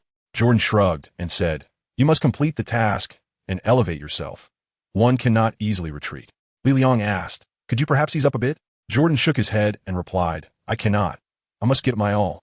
The tactic of pleading for mercy proved ineffective, leaving Li Liang with no choice but to face Jordan head-on, enduring the relentless torment of their one-on-one match.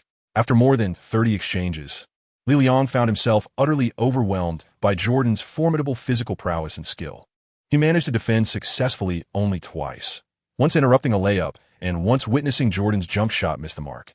In the past, Li Liang would have chosen to forego the challenge and exit the system, particularly with a workout scheduled for the following day, as prolonged one-on-one matches drained considerable energy.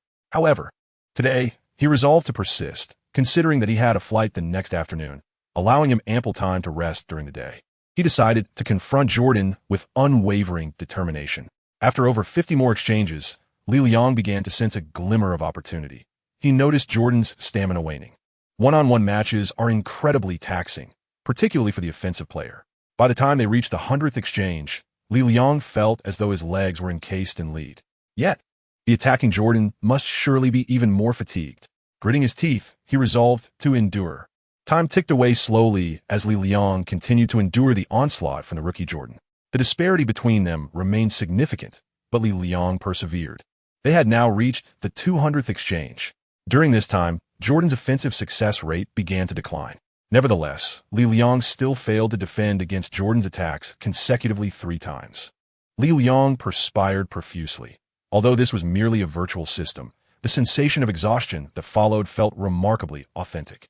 It was likely past midnight now, and if he did not retire soon, he might find himself sleeping the entire day tomorrow. Yet, having come this far, Li Liang was unwilling to concede. Another 2 hours elapsed, and he had reached the astounding milestone of 300 rounds. Li Liang was beginning to reach his limits, while across from him, Jordan was equally out of breath. After relentlessly playing over 300 shots, even someone as resilient as Jordan could not withstand the toll. His speed began to diminish, and the precision of his shooting faltered. At last, after successfully executing a defensive maneuver, Li Liang witnessed Jordan miss a jump shot from the perimeter. They had managed to fend him off twice in succession. Previously, Li Liang had accomplished similar feats, but he knew that on the 3rd attempt, Jordan would inevitably surge in for a dunk, leaving Li Liang with no means of countering. However, this time felt different. Li Liang could see that Jordan was genuinely fatigued. Once a player begins to tire, their ability to penetrate defenses wanes, and they often resort to jump shots to resolve issues. Yet fatigue also adversely impacts their shooting touch. Li Liang observed Jordan, slightly increasing the distance between them to complicate his breakthrough, banking on the assumption that Jordan's shooting touch was faltering. Jordan hunched over, dribbling the ball while panting heavily. Yet Li Liang remained utterly focused, unwilling to afford even a moment of complacency. This was his chance, and he intended to seize it. Instead of taking a direct shot, Jordan accelerated, dribbling fiercely as he aimed to break through from the right side. His center of gravity was remarkably low. His body arched like that of a cat, poised to slip past Li Liang's flank. Alas, it appeared he would not be able to keep up. A chill ran through Li Liang's heart. Jordan was remarkably swift in his movements, while Li Liang, overwhelmed by fatigue, could scarcely keep pace. Just as despair began to envelop him, Jordan unexpectedly lost his footing and fell to the ground. The ball slipped from his grasp. The system notified him. Jordan had failed to score 3 consecutive times.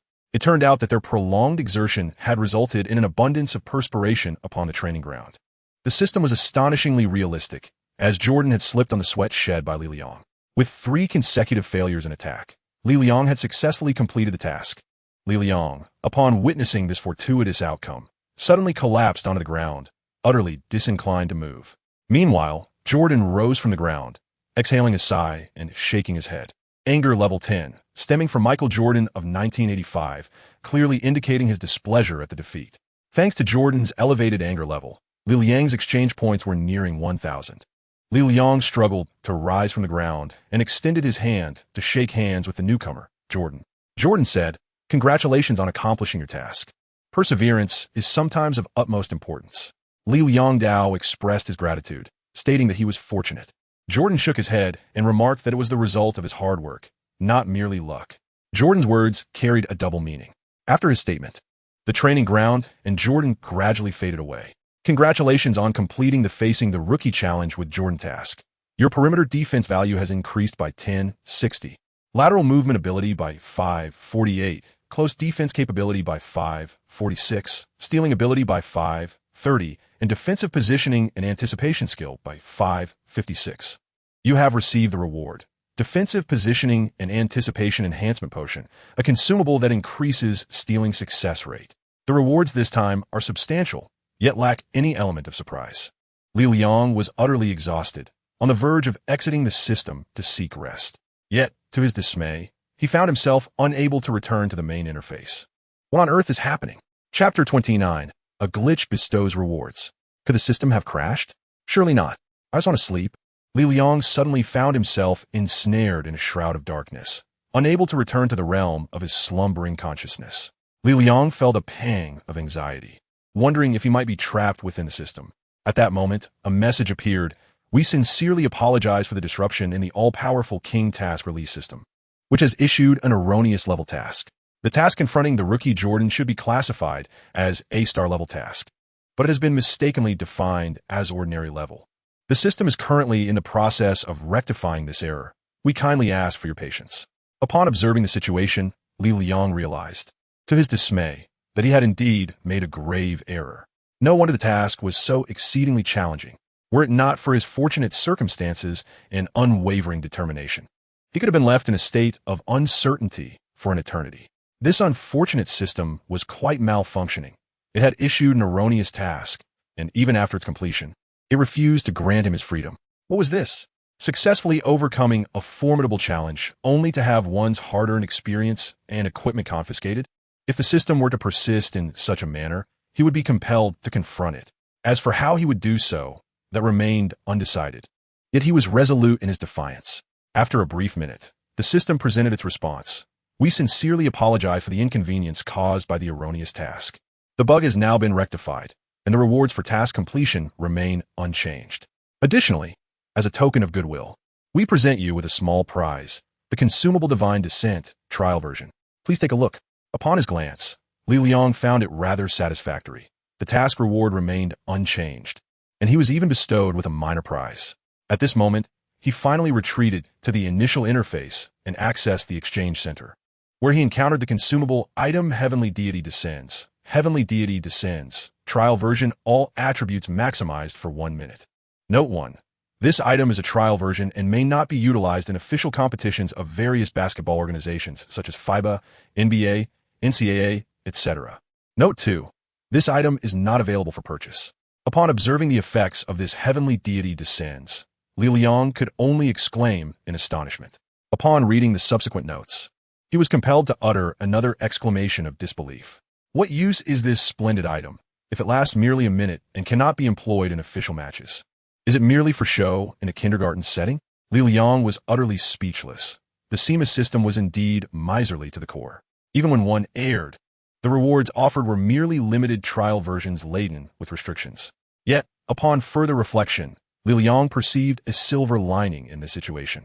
With the new talent training camp approaching at the end of May, he had been diligently saving the consumables bestowed by the system, preparing to deploy them at a crucial moment.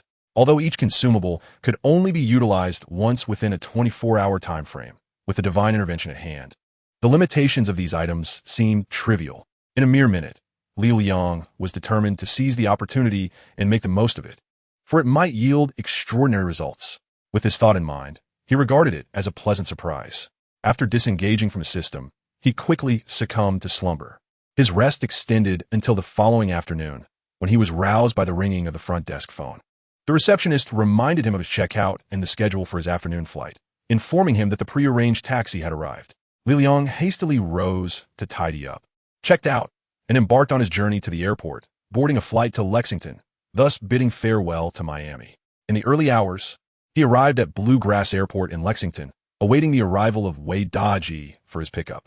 Within the exhibition display of the terminal, Li Liang beheld a photograph commemorating this year's championship victory of the University of Kentucky, elegantly encased in glass. Gazing at the image, he reflected on the conclusion of his 4-year collegiate journey and the impending departure from the Kentucky Wildcats, stirring a sense of melancholy within him. After a brief wait of over 10 minutes, Wei Daji arrived at the airport. Upon returning to Lexington, he purchased a second-hand car, a necessity for his life after graduation. Having not seen each other for a week, Wei Daji scrutinized Li Liang and remarked, "You seem to have become more robust." The rigorous training over the past week had indeed yielded some results in shaping his physique. Li Liang Dao, I practice diligently every day. How about you? Have your parents arrived?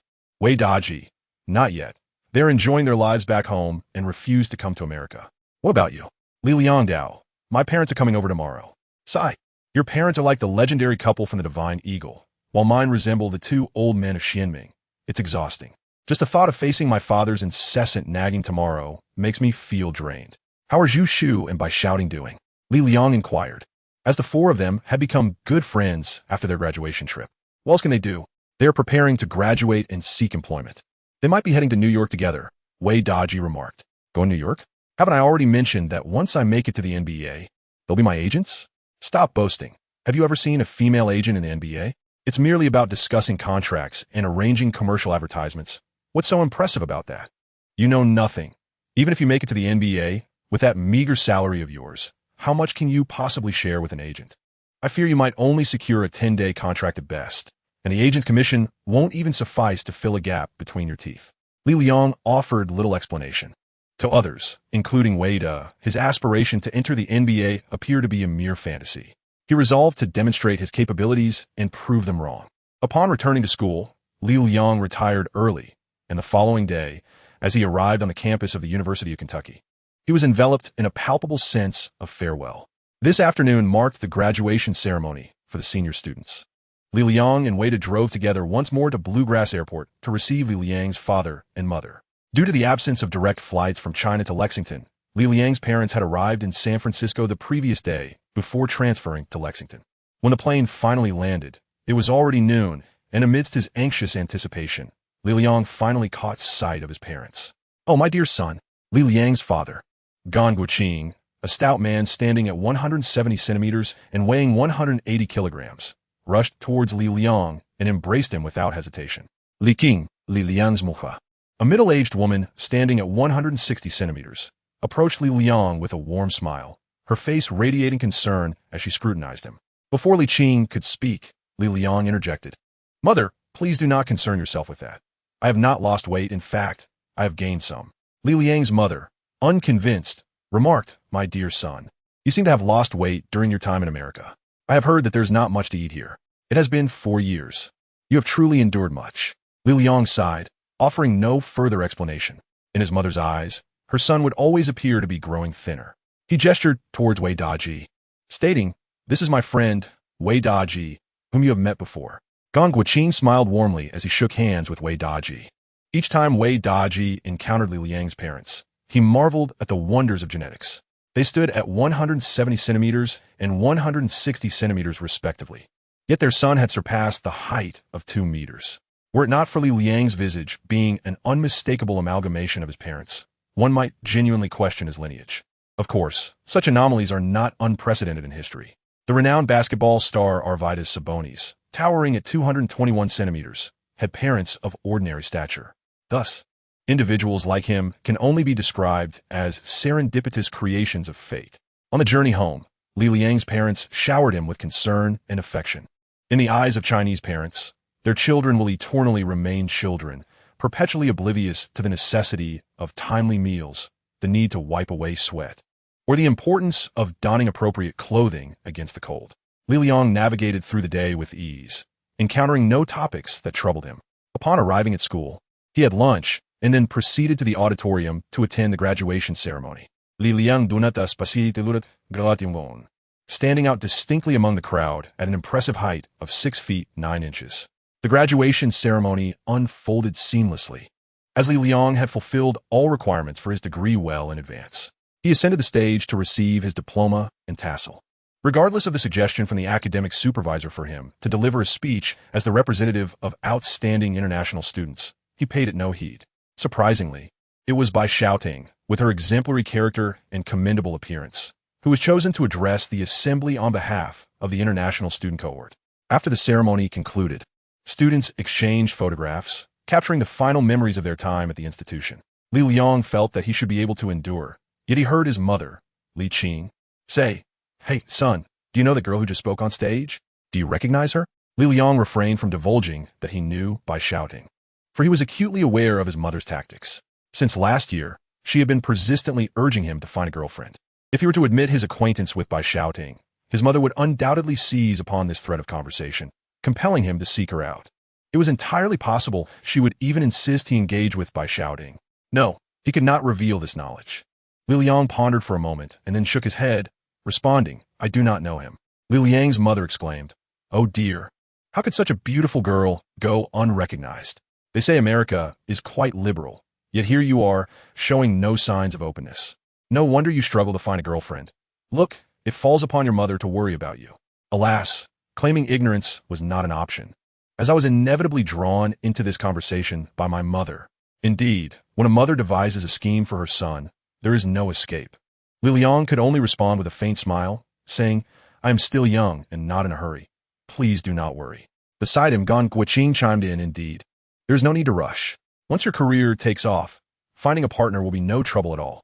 The mention of a career caused a tightening sensation in Li Liang, as he sensed impending trouble. Despite Gan Guoqing's jovial and affable demeanor, his rotund figure was a testament to his indulgence in alcohol, a vice he embraced for the sake of business.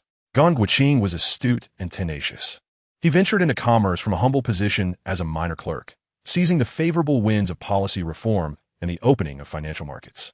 The first wave of prosperity amassed him a fortune overnight, while the second propelled him from the working class to the bourgeoisie. To his son, he was a jovial figure, but within the nation, he commanded respect as Mr. Gan. When his father broached the subject of business, Li Liang felt compelled to remain silent.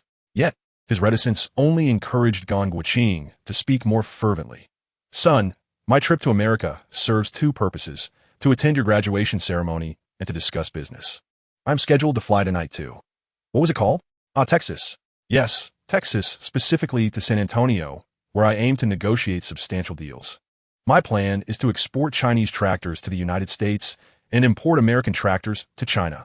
Son, imagine, my business will extend to America, and you will have the opportunity to work there.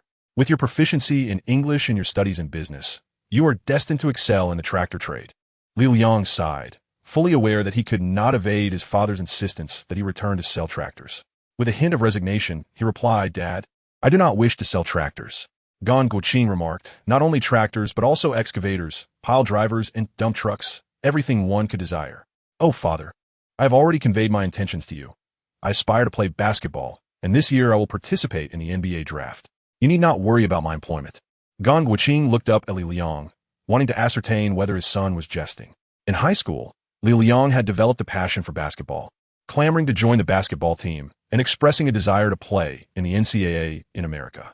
Gan Guoqing had intended for his son to study in the United States, seizing the opportunity to donate to the University of Kentucky, thereby enabling Li Liang to experience playing on the basketball team. Initially, he had assumed this enthusiasm would wane after 6 months, leading Li Liang to focus on his studies and eventually inherit the family business.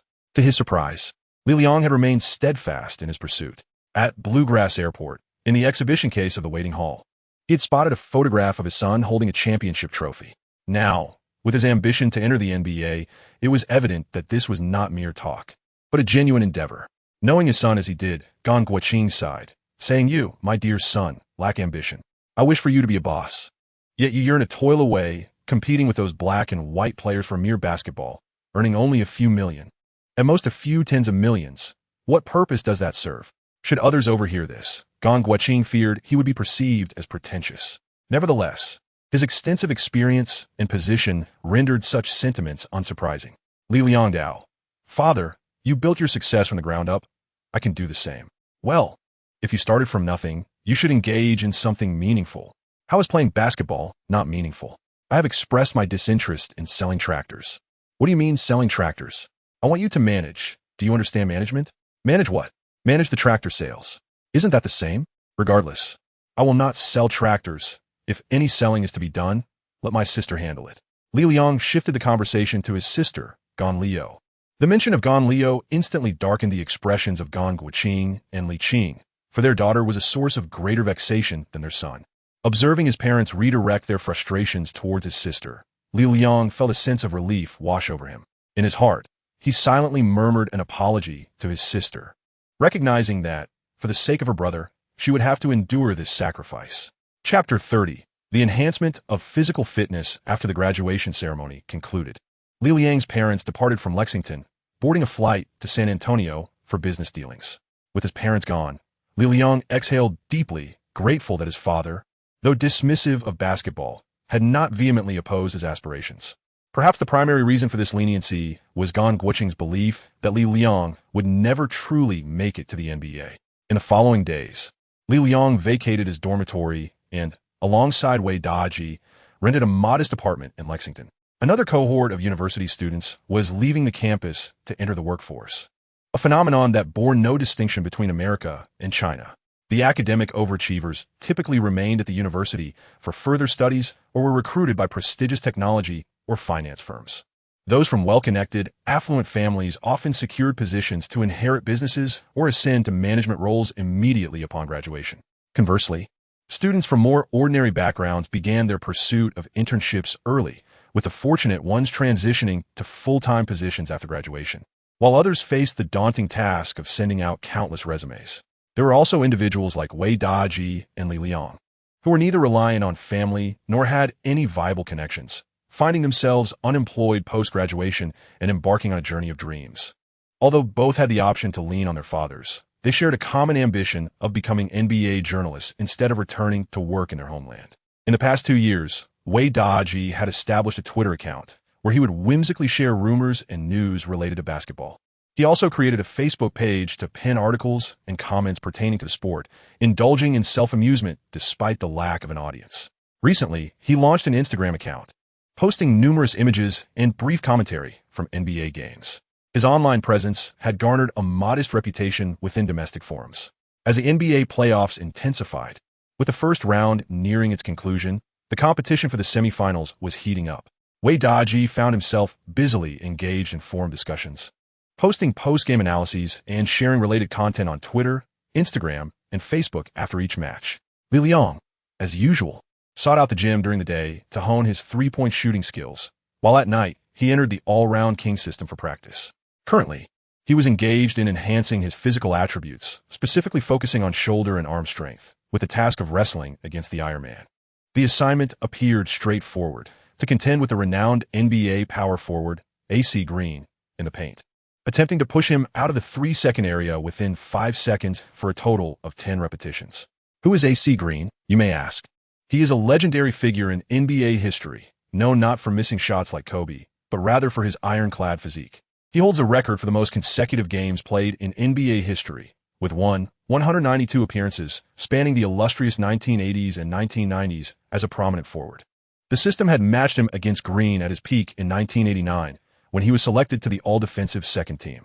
Given Li Liang's current strength and skill, He found it quite impossible to push Green out of the 3-second area within 5 seconds. The system also indicated that this was a rookie-level task. Li Liang pondered. This rookie might indeed become a formidable opponent for O'Neill in the future high-stakes tasks. Faced with the inability to achieve results in a short time, he began to train diligently while also concocting clever schemes.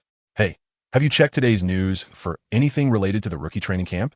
he inquired of Wei Daji, who was seated on the sofa engrossed in his laptop. It was the afternoon of May 10th, and later that evening, 2 rounds of matchups would determine the victors: the Celtics versus the Hawks and the Bulls versus the 76ers. Wei Daji was engaged in pre-game predictions, noting that the Bulls had become complacent, with Rose's unexpected injury placing the Eastern Conference leaders precariously close to elimination. Upon hearing Li Liang's question, Wei Daji quickly browsed through the forum and soon came across a piece of news. The Rockets and the Nets will commence the rookie training camp on May 19th. Located in New Jersey. What do you think? Can you participate in this training camp? Wei Daji relayed the information to Li Liang. Li Liang felt a surge of excitement. He had finally awaited the arrival of the rookie training camp, and it was to be held in New Jersey, just a river away from New York. Zhu Shu and Bai Shouting were in New York, and it would be the perfect opportunity to share a meal with them. Very well. My next destination shall be New Jersey.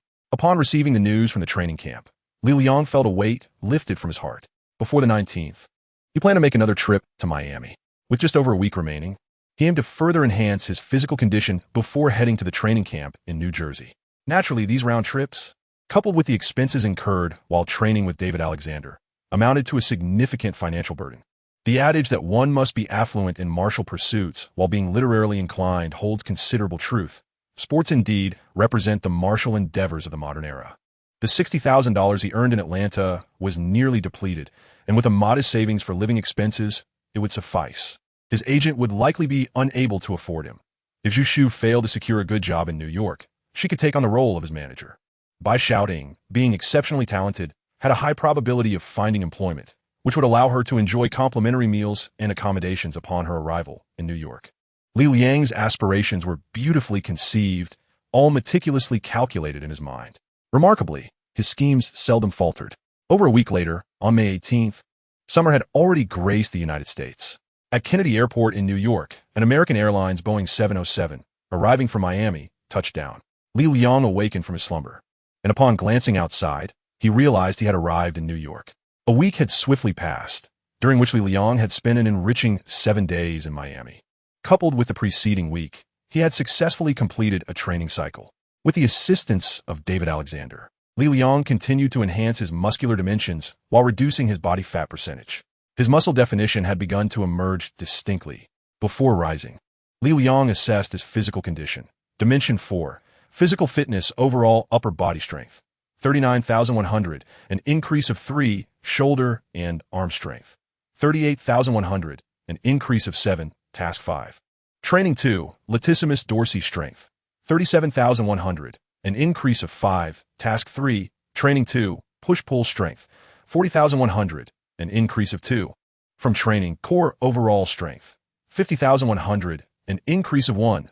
Core stability, 55,100, an increase of 1. From training, abdominal tension, 47,100, an increase of 1. From training, overall lower body strength, 55,100, an increase of 2. Leg and glute strength, 58,100, an increase of 12. Task 10, training 2, speed, 64,100, an increase of 1. From training, explosiveness, 46,100, an increase of 1. From training, jumping ability, 51,100, an increase of 11. Task 10, training, jump speed, 36,100, an increase of 1. From training, agility, 57,100, no change. Endurance, 73,100, no change. Overall evaluation, grade D. In summary, there had been significant improvements, particularly in the key metrics of shoulder and arm strength, latissimus dorsi strength, leg and glute strength, and jumping ability, all of which Li Liang had enhanced through specific tasks.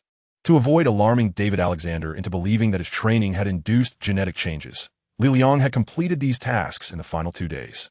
Notably, the tasks for shoulder and arm strength, latissimus dorsi strength, and leg and glute strength were variations of the same task, all involving Ironman wrestling.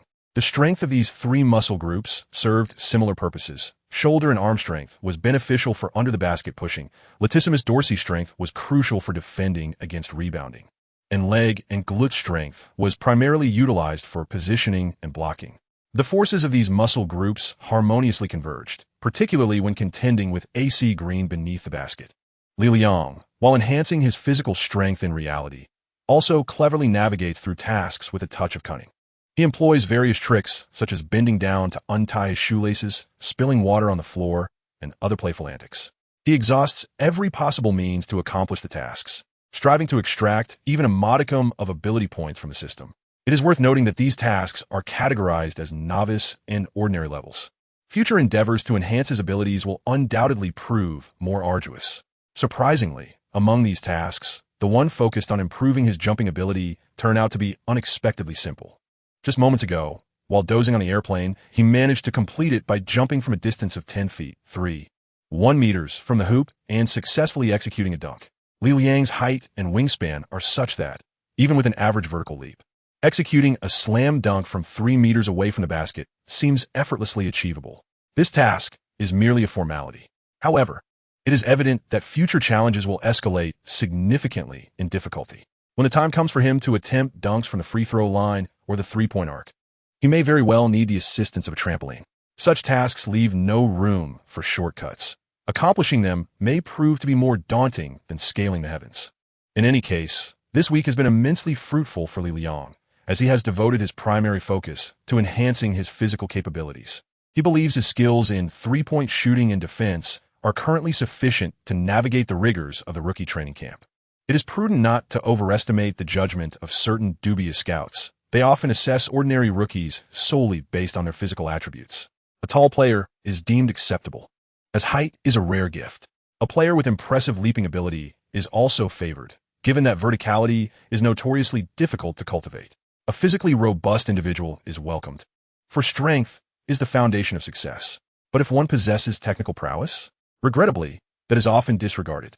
Technical skills can be honed, and once one enters the NBA, refinement is inevitable. This nonsensical logic is, regrettably, embraced by many teams. To them, lower draft picks are akin to a lottery. They would rather purchase countless low-odds tickets than invest in a modestly priced, guaranteed win.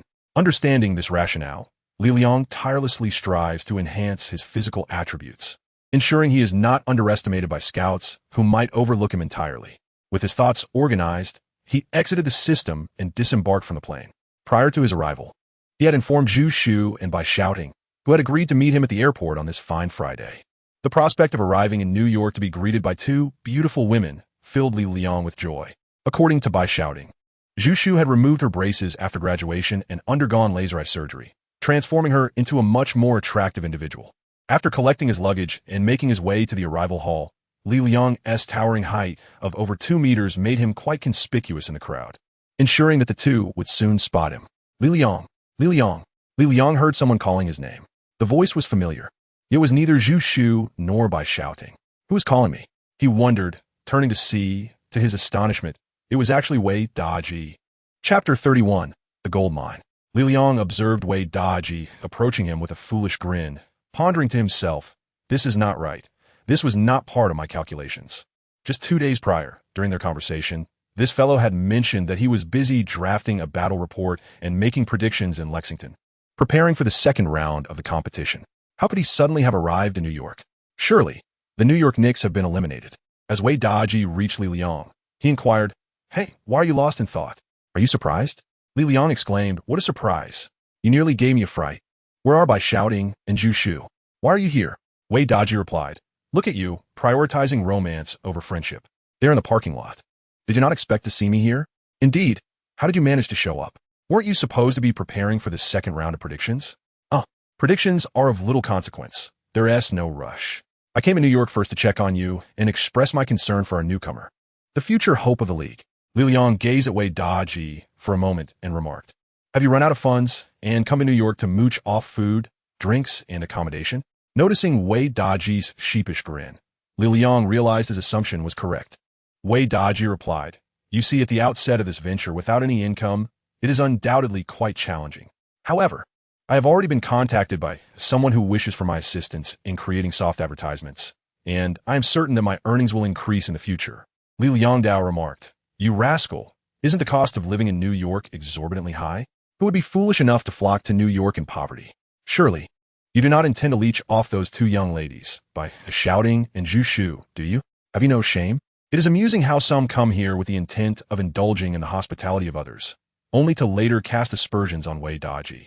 Wei Daji interjected, "Indeed, the expenses in New York are steep, yet this city is akin to a treasure trove. My arrival in New York is driven by the allure of its riches." "What kind of treasure, you ask?" "Naturally, it is you." Wei Daji cast a knowing glance at Li Liang. Li Liang pondered for a moment and grasped Wei Daji's intent. As an independent media figure in the realm of the NBA, he required reliable sources. Without them, he could not attract attention or generate traffic. Ideally, these sources should be exclusive. Otherwise, he would merely be a third or fourth-hand distributor of information. However, as a Chinese student who graduated from the University of Kentucky, he found himself devoid of any connections within the American basketball sphere. Where could he possibly find such sources? Although players like Davis and Jones were ostensibly his alumni, they had long since been signed by agents. A plethora of renowned journalists surrounded them, ensuring that any news would be disseminated through their channels, leaving no opportunity for Wei Daji. Consequently, the sole person he could rely on was Li Liang. The nature of their relationship was implicit, but crucially, Wei Daji sensed that Li Liang harbored a strong conviction about making it into the NBA. Presently, Li Liang was virtually unknown in the NBA draft market. No one would believe that a mere NCAA water boy could ascend to the NBA. Even those who merely served as water boys in the NBA had been dominant figures in their respective high schools and colleges. This was the pinnacle of global basketball. With only a few hundred players among billions, the path to entry was fraught with difficulty.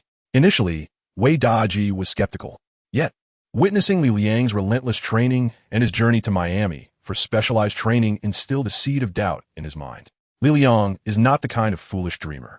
His considerable efforts must stem from a firm belief in himself. If Li Liang truly makes it into the NBA, Wei Daji will undoubtedly be the first to report on all matters concerning him. That would catapult him to fame. At that point, leveraging his connection with Li Liang to infiltrate the NBA circle, Wei Daji would surely thrive. Li Liang, having graduated from Kentucky, is now joined by this year's anticipated first overall pick, Davis, who is his junior. Furthermore, Jones even shares a room with him. With this in mind, Wei Daji decided to take a gamble and excitedly traveled to New York to give Li Liang a surprise. Upon realizing that Li Liang understood his intentions, Wei Daji grinned and voluntarily helped him with his bags. As he removed Li Liang's backpack, he noticed that Li Liang's arms appeared thicker and his back broader than before. "Wow, your fitness results are quite evident. How have you trained? How is it that I still only have a single abdominal muscle?" Wei Daji was eager to learn about Li Liang's workout regimen, as the transformation of Li Liang's physique was strikingly noticeable. Li Liang remarked, "Consume more, rest adequately, and practice diligently." Wei Daji responded, "I have indeed accomplished 2 of those. It seems I merely need to exert a bit more effort." Indeed, Wei Daji had excelled in both eating and sleeping, while the aspect of practice remained. The two departed from the airport terminal and made their way to the parking lot. Zhu and Bai Shouting were awaiting them in the car. The vehicle belonged to Bai Shouting, who had secured a position at an advertising firm in New York, with her family providing her with funds to purchase a car. However, driving to work in New York is hardly advisable. Bai Shouting resided at her aunt's house in Long Island, while her workplace was in Manhattan, making it quite inconvenient to forego driving. Typically, she would drive to Brooklyn in the morning and then transfer to the subway for her journey to Manhattan. Upon seeing Li Liang, Bai Shouting lowered the car window. It had only been a few weeks since their last encounter, yet she had already adopted a new style. Her hairstyle was different from before, elegantly pinned up with hairpins, exuding vitality and poise, resembling a professional woman. "Long time no see? You look splendid, embodying the essence of a career woman." Li Liang rarely complimented Bai Shouting, and after doing so, he inquired, "Where is Zhu? Did she not come?" "She is at home preparing dinner. Dining out in New York can be quite expensive, so it is more prudent to cook at home." Unlike Bai Shouting, Zhu was not as fortunate. She lacked affluent relatives in New York and had not received an offer from a Manhattan company. Currently, she rented an apartment in Queens, searching for employment while also studying, exploring opportunities for further education. After stowing their luggage, Li Liang and Wei Daji entered the car. Li Liang sighed and said, "Why bother coming to New York? Bai Shouting retorted, "What? Is it only permissible for you boys to have dreams of pursuing the NBA? Is it not acceptable for girls to come to New York as well?" This left Li Liang momentarily speechless, compelling him to ask, what does Zhu Shu aspire to do? Is she perhaps considering a career in esports? Bai Shouting shook her head and replied, she herself is unsure of what she wants. She will explore as she goes. Sometimes, being single-minded like you is quite advantageous, with a clear goal in sight. Li Liang was nearly driven to despair by Bai Shouting's words. How did my aspiration to enter the NBA render me a fool? Upon arriving at Zhu Shu's rental apartment in Queens and witnessing her current demeanor, Li Liang felt as though he truly had become a fool. The braces that once adorned her teeth had been removed, and the heavy glasses perched upon her nose had vanished. Her formerly short hair had grown longer, now dark and thick. She donned a simple black sheath dress, exuding an aura of grace and tranquility. Yet, her alluring curves stirred the heart with undeniable allure. Li Liang held a deep admiration for himself, having recognized the concealed beauty of Zhu Shu early on. Moreover, she possessed the remarkable ability to prepare exquisite dishes, each tantalizing the senses with a perfect blend of aroma, color, and flavor. In New York, indulging in authentic Chinese cuisine could be quite an extravagant affair. During his time in Miami, Li Liang had not savored a single bite of Chinese food. However, upon tasting Zhu Shu's culinary creations, he couldn't help but sing her praises. Steel-toothed Zhu Shu, you ought to open a Chinese restaurant in Chinatown. I assure you, business would flourish. Bai Shouting shot Li Liang a disapproving glare and retorted, then you should open a blind massage parlor in Chinatown. I guarantee it would be a roaring success. The two had barely reconciled for an hour before they began bickering once more. Zhu Shu, however, remained unfazed, remarking, it's not so bad. Being a chef might actually be quite rewarding. The challenges of job hunting and the difficulties of living abroad rendered her words somewhat forced. Zhu Shu had no issues with her educational background or professional knowledge, yet she suffered from her personality traits. As an introverted international student from China, it was exceedingly challenging for her to garner the favor of reputable companies. Li Liang Dao, let us proceed this way. I previously mentioned that if you continue to struggle in finding employment, you could become my agent. Being my agent is quite straightforward. Negotiate contracts, sign documents, and then await your remuneration. The remaining time can be devoted to gaming. If my contract amounts to 1 million, I shall grant you a 5% commission, and should it fall below 50,000, I will compensate you. Zhu Shu had heard Li Liang speak of becoming an agent before, initially believing it to be a jest. Now that he brings it up again, it seems he is earnest. Zhu Shu contemplated declining the offer, but Li Liang interjected, there is no need for refusal. I have decided that my agent shall be you. This is not an act of pity. I may have jested at first, but now I have faith in your intellect and judgment. By the way, that day in Miami when you played with the human race against me, were you being lenient? I am to attend a training camp tomorrow, and trust me, I shall undoubtedly be selected. At that time, we shall engage in a fair contest once more.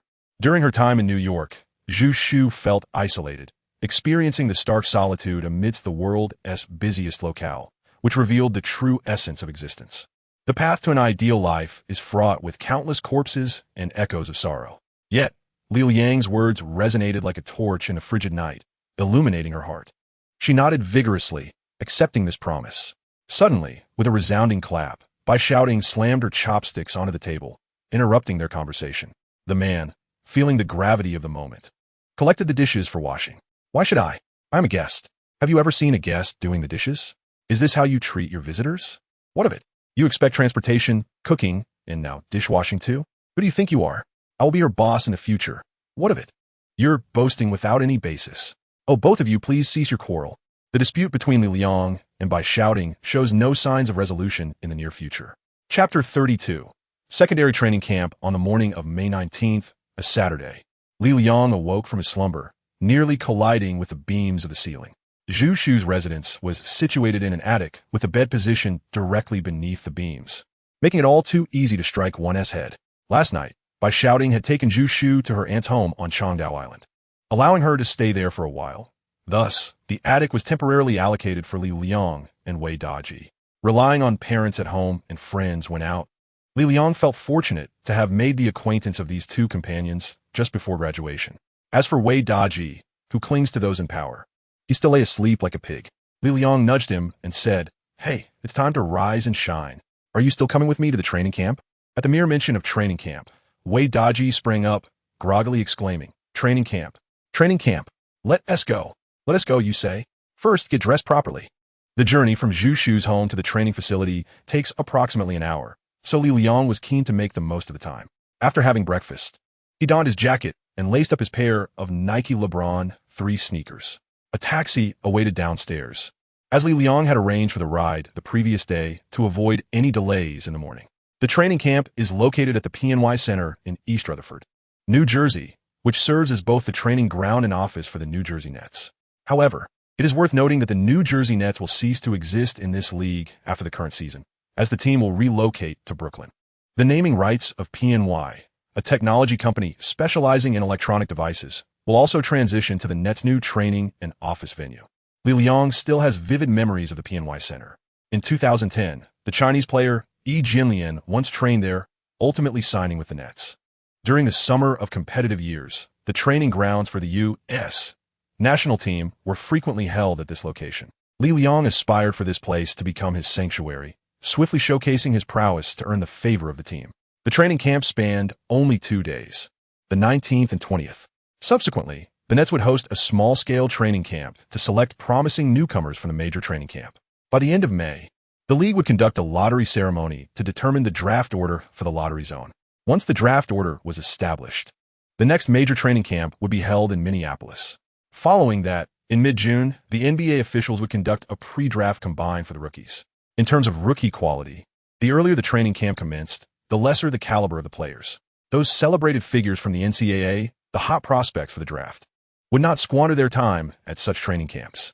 They would wait until the lottery ceremony concluded and teams confirmed their positions, subsequently attending workouts tailored to their draft standings before finally participating in the official NBA training camp. Thus, training camps organized by teams like the Rockets and the Nets served as a casual fishing expedition with the possibility of reaping a few promising talents. It was entirely normal not to catch anything, treating it as a scouting opportunity for NBDL players. Nevertheless, such training camps were particularly suited for an underdog like Li Liang. The competition was not excessively fierce, and scouts from all 30 teams were present. Was there a more fitting stage for him? After the Nets and Rockets announced the relevant information, Li Liang, through his connection with Calipari, reached out to Bobby Marks, the assistant manager and head of this training camp.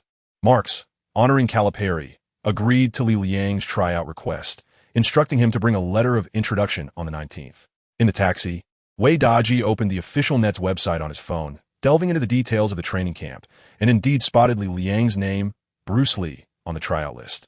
"Hey, your name is really there," Wei Daji exclaimed, feeling a surge of excitement as he saw his roommate's name on the list. He scrolled down, reviewing the tryout roster multiple times, only to find no particularly renowned players. "What is this? Who are these players? I've never even heard of them," he reassured himself. "Well, these individuals are quite formidable in the NCAA. You just don't know them yet." After the list was released, Li Liang diligently prepared, gaining a general understanding of the competitors participating in the training camp. Including Li Liang, there were a total of 28 individuals, among whom the most distinguished were likely at the level of late first-round picks, while the remainder comprised second-round selections and undrafted players. In Li Liang's assessment, several players exhibited exceptional prowess. One such player was Jay Crowder from Marquette University, who was named the Player of the Year in the Big East Conference this season, averaging 17, 5 points and 8 for rebounds per game and demonstrating his excellence as a small forward. He occupied a position that overlapped with Li Liang's, making him a direct competitor. The second notable player was Kyle O'Quinn from Norfolk State University, recognized as both the Player of the Year and the Defensive Player of the Year in the Mid-Eastern Athletic Conference. He averaged 15, 9 points, 10 rebounds, and 2.6 blocks per game this season. In the NCAA tournament held in March, he achieved an impressive 24 points and 14 rebounds in the second round, leading his team to eliminate the formidable University of Missouri. Like Li Liang, he was a senior, age 22, categorizing him as an older rookie. Otherwise, given his performance as a big man, he would not have been part of such a training camp. The third player hailing from France was Evan Fournier, whom Li Liang had not seen play and had no video footage of. He merely sensed that this player must possess considerable talent, not only due to his international background, but also because he was listed at the top of the roster. The Brooklyn Nets arranged their list primarily based on players' reputation and ability, displaying a rather straightforward approach. Consequently, with Li Liang's own capabilities and recognition, he found himself placed at the very end of the list. Aside from the title of a championship member of the University of Kentucky, Li Liang's basketball resume is scarcely noteworthy. Although he is considered to be among the lower tier of NBA rookies, he stands shoulder to shoulder with the finest young talents across the United States and the globe.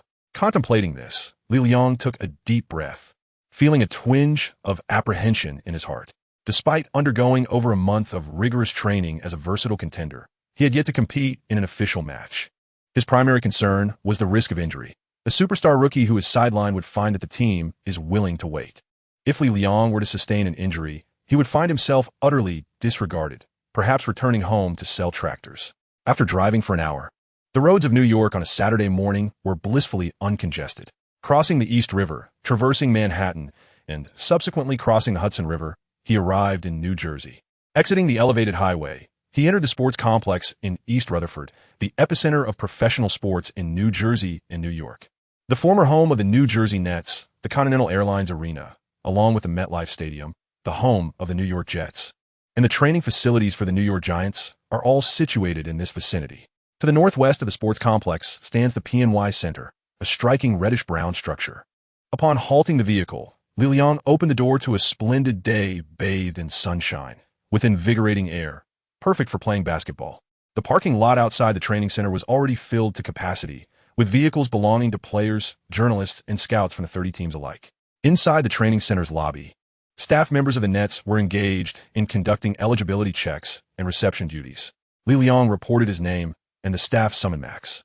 Max was a middle-aged Caucasian man with a slightly balding head, clad in a black sports t-shirt, the primary color of the New Brooklyn Nets. He wore sunglasses perched on his nose. Upon meeting Li Liang, Max adjusted his glasses and remarked, "Bruce Lee?" Li Liang nodded, retrieving the recommendation letter written for him by Calipari from his bag, and handed it to Max. Max opened the envelope and glanced at its contents briefly, gesturing towards the direction of the locker room to indicate that Li Liang should change. Subsequently, Max busied himself with other matters, hardly exchanging more than a word with Li Liang, not out of arrogance, but due to the multitude of tasks demanding his attention. With scouts from 30 teams, 28 rookies and their agents, along with a throng of reporters requiring coordination, assisting someone like Li Liang, a relative unknown, by merely pointing out the locker room was indeed a generous gesture. Li Liang felt that there was nothing remarkable about it. The NBA is more pragmatic than any other professional arena in the world. If you excel at the game, the entire league and its fans will revolve around you. Conversely, if your skills are lacking, professional managers will scarcely glance your way, and fans will be completely oblivious to your existence. Li Liang entered the changing room, and Wei Daji, having accompanied him, obtained a temporary work permit. Lacking a press credential, he was relegated to the stands, where he could only observe and capture photographs. Forbidden from conducting interviews or recording videos, Li Liang entered the changing room, where several newcomers were already donning their attire in preparation for the upcoming trials. Li Liang cast a glance and recognized a few, yet none were familiar to him. The sheer number of NCAA players was overwhelming. Were it not for their nationwide fame and frequent appearances on television, many of these athletes would remain relatively obscure, even if they had already achieved considerable renown in their local regions.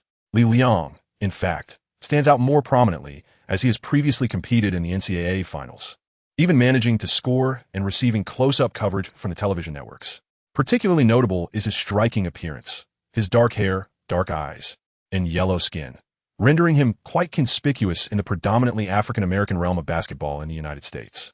Thus, it can be said that Li Liang is a well-known figure among this group of newcomers. Upon entering the locker room, he was met with friendly glances from his peers, with several individuals even raising their hands to greet him. Li Liang approached a few individuals to greet them with a handshake, exchanged friendly nudges, and then sought out a locker to change his attire. This is the way of American culture. Whether acquaintances or strangers, there is a fondness for brotherly camaraderie, leaving the true essence of competition to unfold on the court. After donning the training gear provided by the Nets, Li Liang stretched his limbs, sensing the necessity to voice his thoughts. Hey, everyone, he proclaimed loudly from the center of the locker room, capturing the attention of all present. I am Bruce Lee from the University of Kentucky, and I am thrilled to partake in this training camp with you all. I must declare that I will undoubtedly enter the NBA, and I shall be awaiting you there. As soon as his words echoed, The players in the locker room exchanged glances before erupting in a hearty laughter. A few individuals laughed particularly heartily, as if they were enjoying a stand-up routine by Jimmy Kimmel. Indeed, you are the NCAA champion, the champion. They chortled. You even scored crucial points in the finals. A true clutch player, a killer from the free throw line. The hero of Kentucky's championship victory. In response to Li Liang's audacious declaration, the rookies seized the opportunity to jest and tease him, infusing the previously dull atmosphere of the locker room with a newfound vibrancy. Li Liang, however, did not seem to mind. He merely snorted and remarked, "I hope you all comprehend that most of you here will not make it to the NBA. You might find opportunities in Europe or perhaps in China. China is my homeland, and playing there is a commendable option.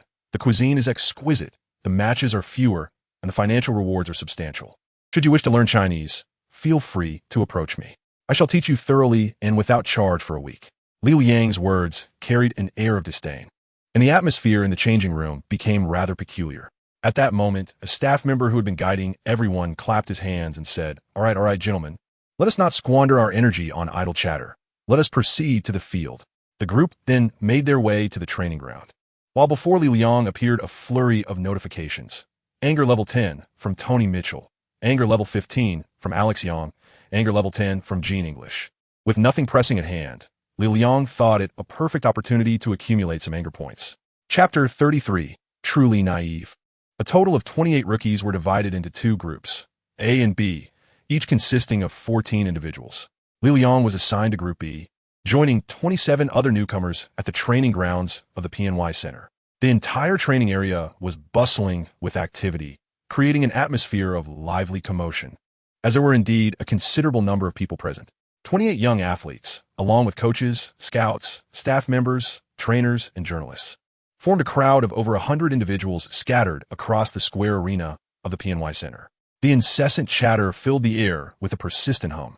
This was merely a preliminary training camp. The official training camp in June promised to be even more vibrant. The players began their session under the guidance of the trainers, engaging in warm-up exercises, running laps, and performing stretching routines.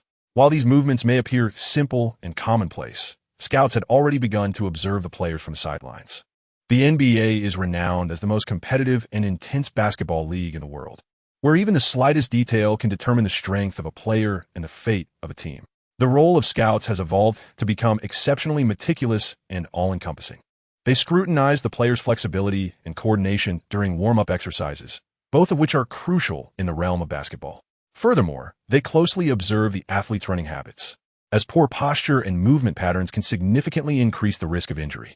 Li Liang has excelled in both aspects. His agility and coordination have always been his strong suits, although they may not be overtly reflected in his physical attributes.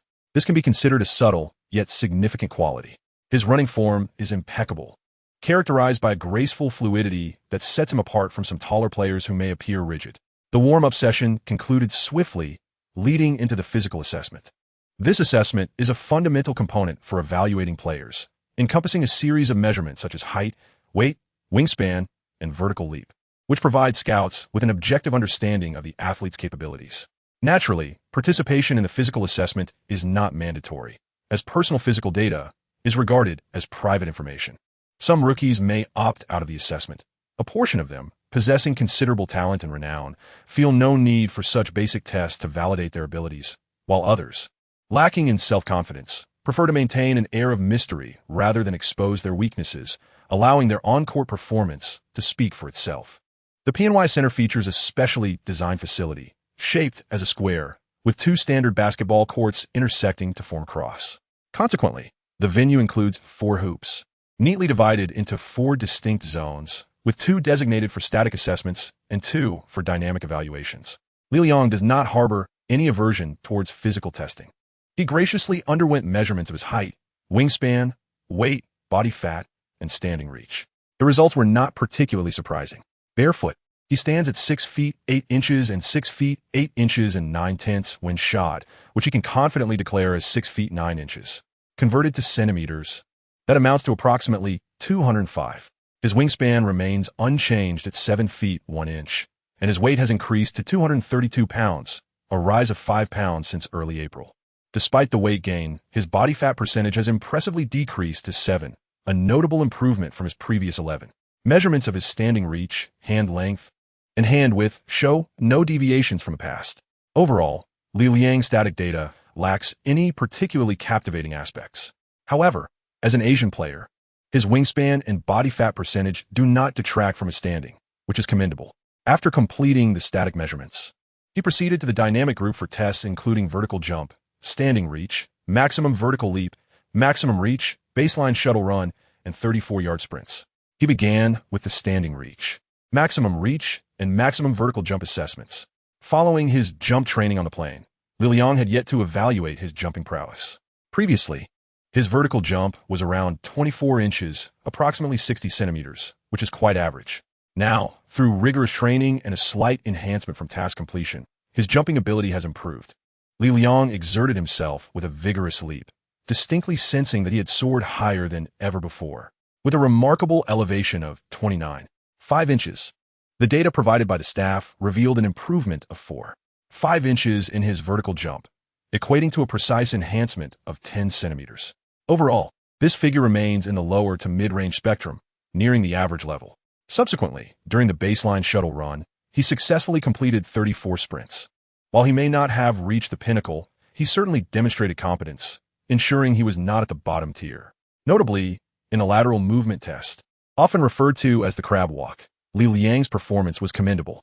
This was to be expected, as his lateral agility had undergone numerous enhancements, rendering him quicker and more solid than some second-year rookies. The morning's fitness assessment lasted an hour, during which the trial staff meticulously aggregated all the data and distributed it to every scout, manager, and a journalist present. The scouts, seated in the stands, perused the data reports with keen interest. Overall, this cohort of rookies did not exhibit any particularly extraordinary physical attributes. After all, those possessing remarkable talents would not find themselves in such a setting. Most were fairly average, with Li Liang neither particularly conspicuous nor entirely unremarkable. He did not belong to the category that elicited an immediate dismissal at a mere glance. Some scouts even took a few extra moments to observe him. Nowadays, scouts are increasingly relying on big data, classifying and integrating various player metrics, hoping to refine their evaluations and selections through this analytical approach. Although Li Liang's fitness data might appear somewhat mediocre at first glance, it aligns with the profiles of reliable defensive role players within certain scouts' data models. This has always been Li Liang's objective in fulfilling his tasks, and the data reflects this pursuit. At that moment, Max also received the fitness data of the players and paid slight attention to Li Liang, his connection to the team. This young man seemed promising, not merely present to bask in the excitement. However, the question lingered, what was his offensive prowess like? Max Ben initially believed that Li Liang was merely leveraging connections to make an appearance, snapping a few photographs to enhance his own stature. Upon returning to his homeland, when seeking opportunities to play, he would be able to boast not only of his membership in an NCAA championship team, but also of his experience in an NBA team's training camp, albeit having ultimately been cut. Presently, based on physical assessments, this Bruce Lee indeed possesses the physical foundation to compete in American professional leagues. After the physical evaluations concluded, the players commenced fundamental ball handling tests under the guidance of the trainers. They were divided into 4 groups, each comprising 7 individuals, practicing ball control, dribbling, maneuvering, layups, and shooting under low-intensity conditions. This straightforward test involved 5 trainers positioned at mid-court, acting as defenders.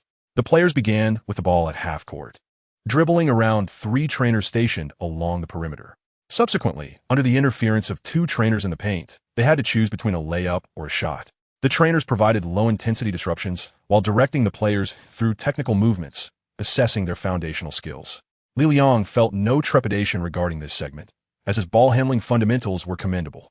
His basic dribbling, maneuvering, pivoting between the legs moves, and passing were executed with proficiency. For years of rigorous training at the University of Kentucky had not been in vain.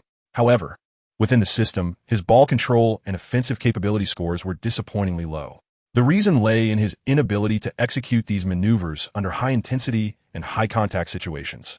To meet NBA standards, let alone NCAA benchmarks, Li Liang fell short. His innate talent notwithstanding, his muscle reaction speed, explosiveness, and agility were lacking, rendering him ineffective against stronger opponents. Many players who struggle to maintain control of the ball in the NBA or miss open shots would thrive in lower-tier leagues, showcasing their versatility in scoring, passing, and dribbling. Conversely, some rising stars in the NCAA, noted for their comprehensive skill sets, find themselves utterly ineffective in the NBA. A prime example is Adam Morrison, once heralded as the second coming of Larry Bird, whose struggles were largely attributed to diabetes. During the low-intensity trials, the trainers were merely going through the motions, and Li Liang felt no apprehension. He smoothly executed a series of actions: ball control, change of direction, passing, layups, and sudden jump shots. However, scouts and managers on the sidelines could discern immediately that this young man faltered in ball handling during offensive plays. They were seasoned experts, and it was evident that Li Liang's force and speed while maneuvering fell short. Under pressure, he would likely lose possession. Max shook his head, concluding that, indeed, this level of ball handling would only suffice for the NBDL, and even then, as a mere substitute. Li Liang found the situation quite favorable, for his strengths did not lie in ball handling. In terms of passing and control abilities, he had yet to undertake any tasks. After completing the foundational skills assessment for ball control, the final activity of the morning was free play. The 28 players were dispersed across 4 courts, freely forming teams to engage in half-court matches of 3v3 or 4v4. There were no referees, no winners or losers. It was akin to playing pickup games with friends, allowing them to freely showcase their offensive and defensive skills. The rookies began to form their respective teams. Some, who were already acquainted, banded together, while others made slight adjustments, with one inside player complemented by 2 outside players. The atmosphere on the court was electric, reminiscent of a bustling flea market filled with spirited bargaining. However, unlike pickup games where players aspire to align with the strongest teammates, in the training camp, the desire was to team up with the weaker players. A weaker teammate would afford him the opportunity to shine. Thus, Li Liang suddenly transformed from a target of disdain in the locker room to a sought-after asset. As the water boy for the championship team, Li Liang's lack of skill was well known, yet who could resist the allure of his televised presence? Several players eagerly gravitated towards him, adopting an attitude of fierce determination, as if to declare, "Whoever dares to challenge me for Bruce Lee shall face my utmost resolve." Li Liang was afforded an unprecedented treatment, leaving him uncertain whether to feel joy or sorrow. Ultimately, he formed a team with Darius Johnson Odum from Marquette University and the French player Fournier. The pairing with Fournier took him by surprise. He had regarded him as one of his main competitors, ranking him first on the list. However, as both were foreigners in the United States, a natural affinity developed between them. Due to Fournier's formidable skills, others were reluctant to join their ranks. Once the team was established, they began to engage in paired training sessions with other teams. They quickly identified their opponents, a trio from the University of Missouri, consisting of guards Kim English and Marcus Demon, along with forward Ricardo Ratliff. All 3 hailed from Missouri University, having announced their participation in this year's NBA draft, and registered together for the training camp.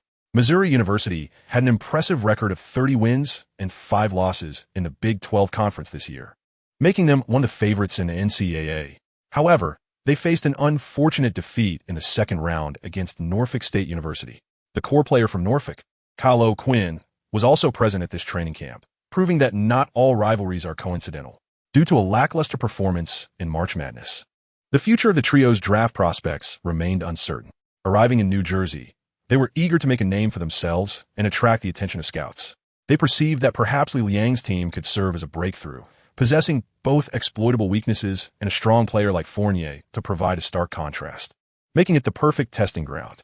Coincidentally, Li Liang and Fournier shared this perspective, recognizing the undeniable strength of the Missouri trio. As they were from the same team, their synergy and coordination were undoubtedly excellent, making the confrontation a true test of skill. Both sides were eager to engage, viewing each other as mere fodder. Yet, on the surface, they maintained a light-hearted demeanor, exchanging high-fives and even sharing a laugh. Initially, both teams played casually, taking turns shooting without much defense. Gradually, the intensity escalated, and the Missouri trio initiated the offensive. Kim English utilized Ratliff's screen to penetrate the paint, executing a powerful one-handed dunk. This dunk signifies that both sides are about to get serious. It remains the Missouri trio's ball, with Marcus Damon holding it on the perimeter. Standing at 6 feet 3 inches, he is the starting point guard and primary scorer at the University of Missouri. Opposing him is Odum, marking a direct confrontation between two point guards. Odum, at only 6 feet 2 inches, was once named to the All-American first team in his sophomore year and made the All-American second team in his junior year. Now, in his senior year, he has been selected for the Big East first team and nominated for the All-American accolades, showcasing his undeniable prowess.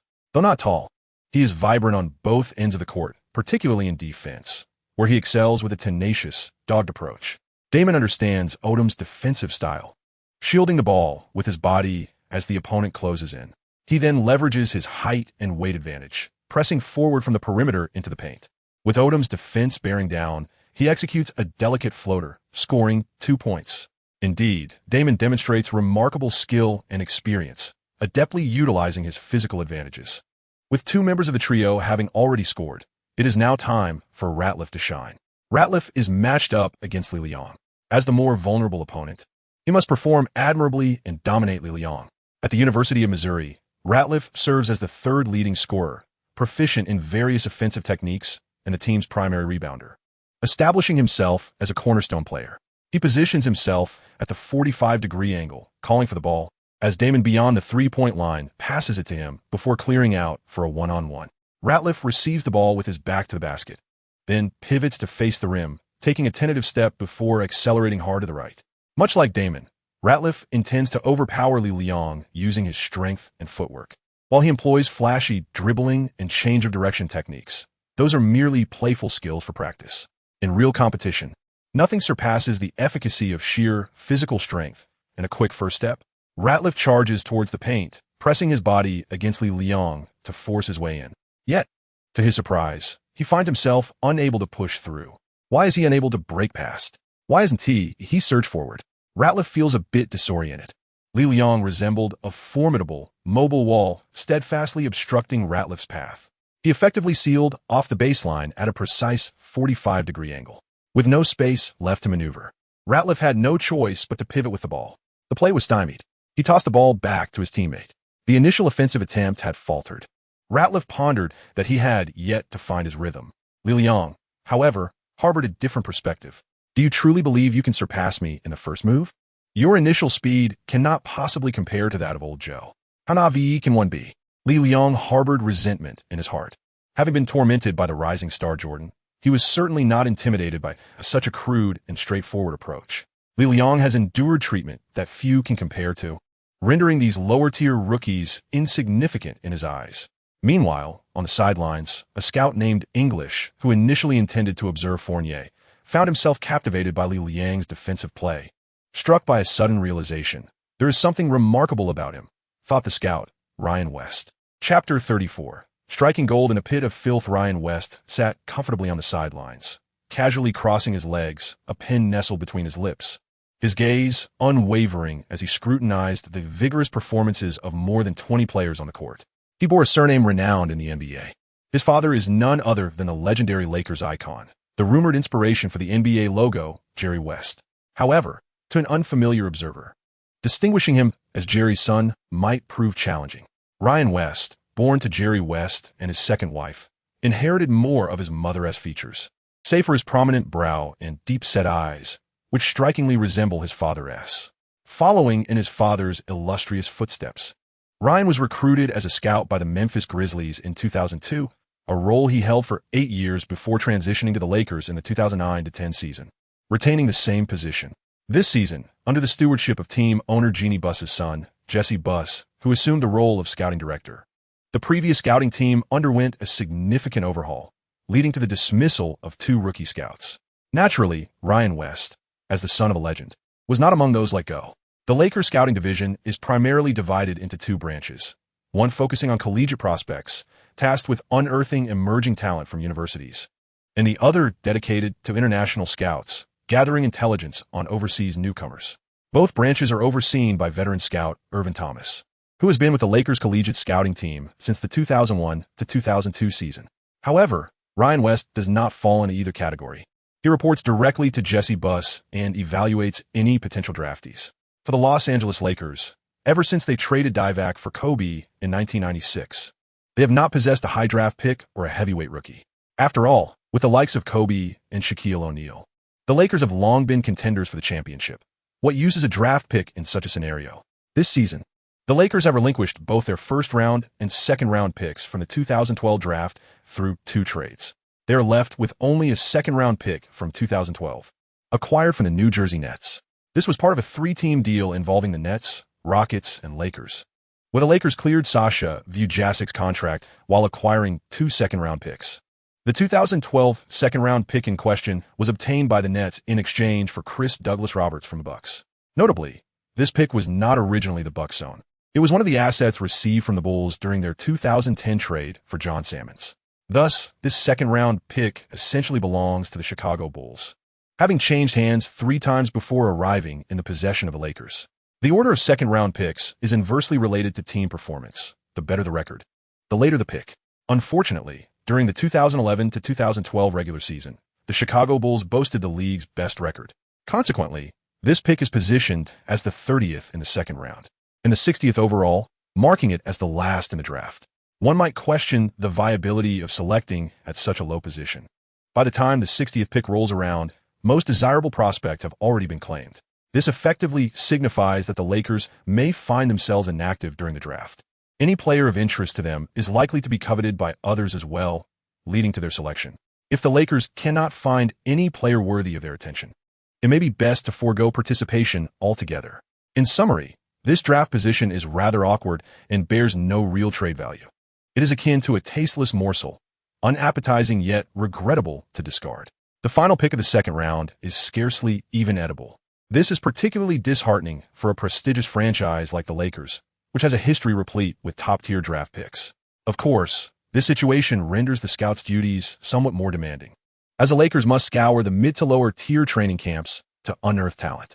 They must determine who to select with the 60th pick while evaluating this new crop of players. Some will inevitably go undrafted, providing an opportunity to secure a few short-term contracts, potentially yielding hidden gems. However, Ryan West does not harbor high hopes in this regard, which is evidently tied to the Lakers' story tradition.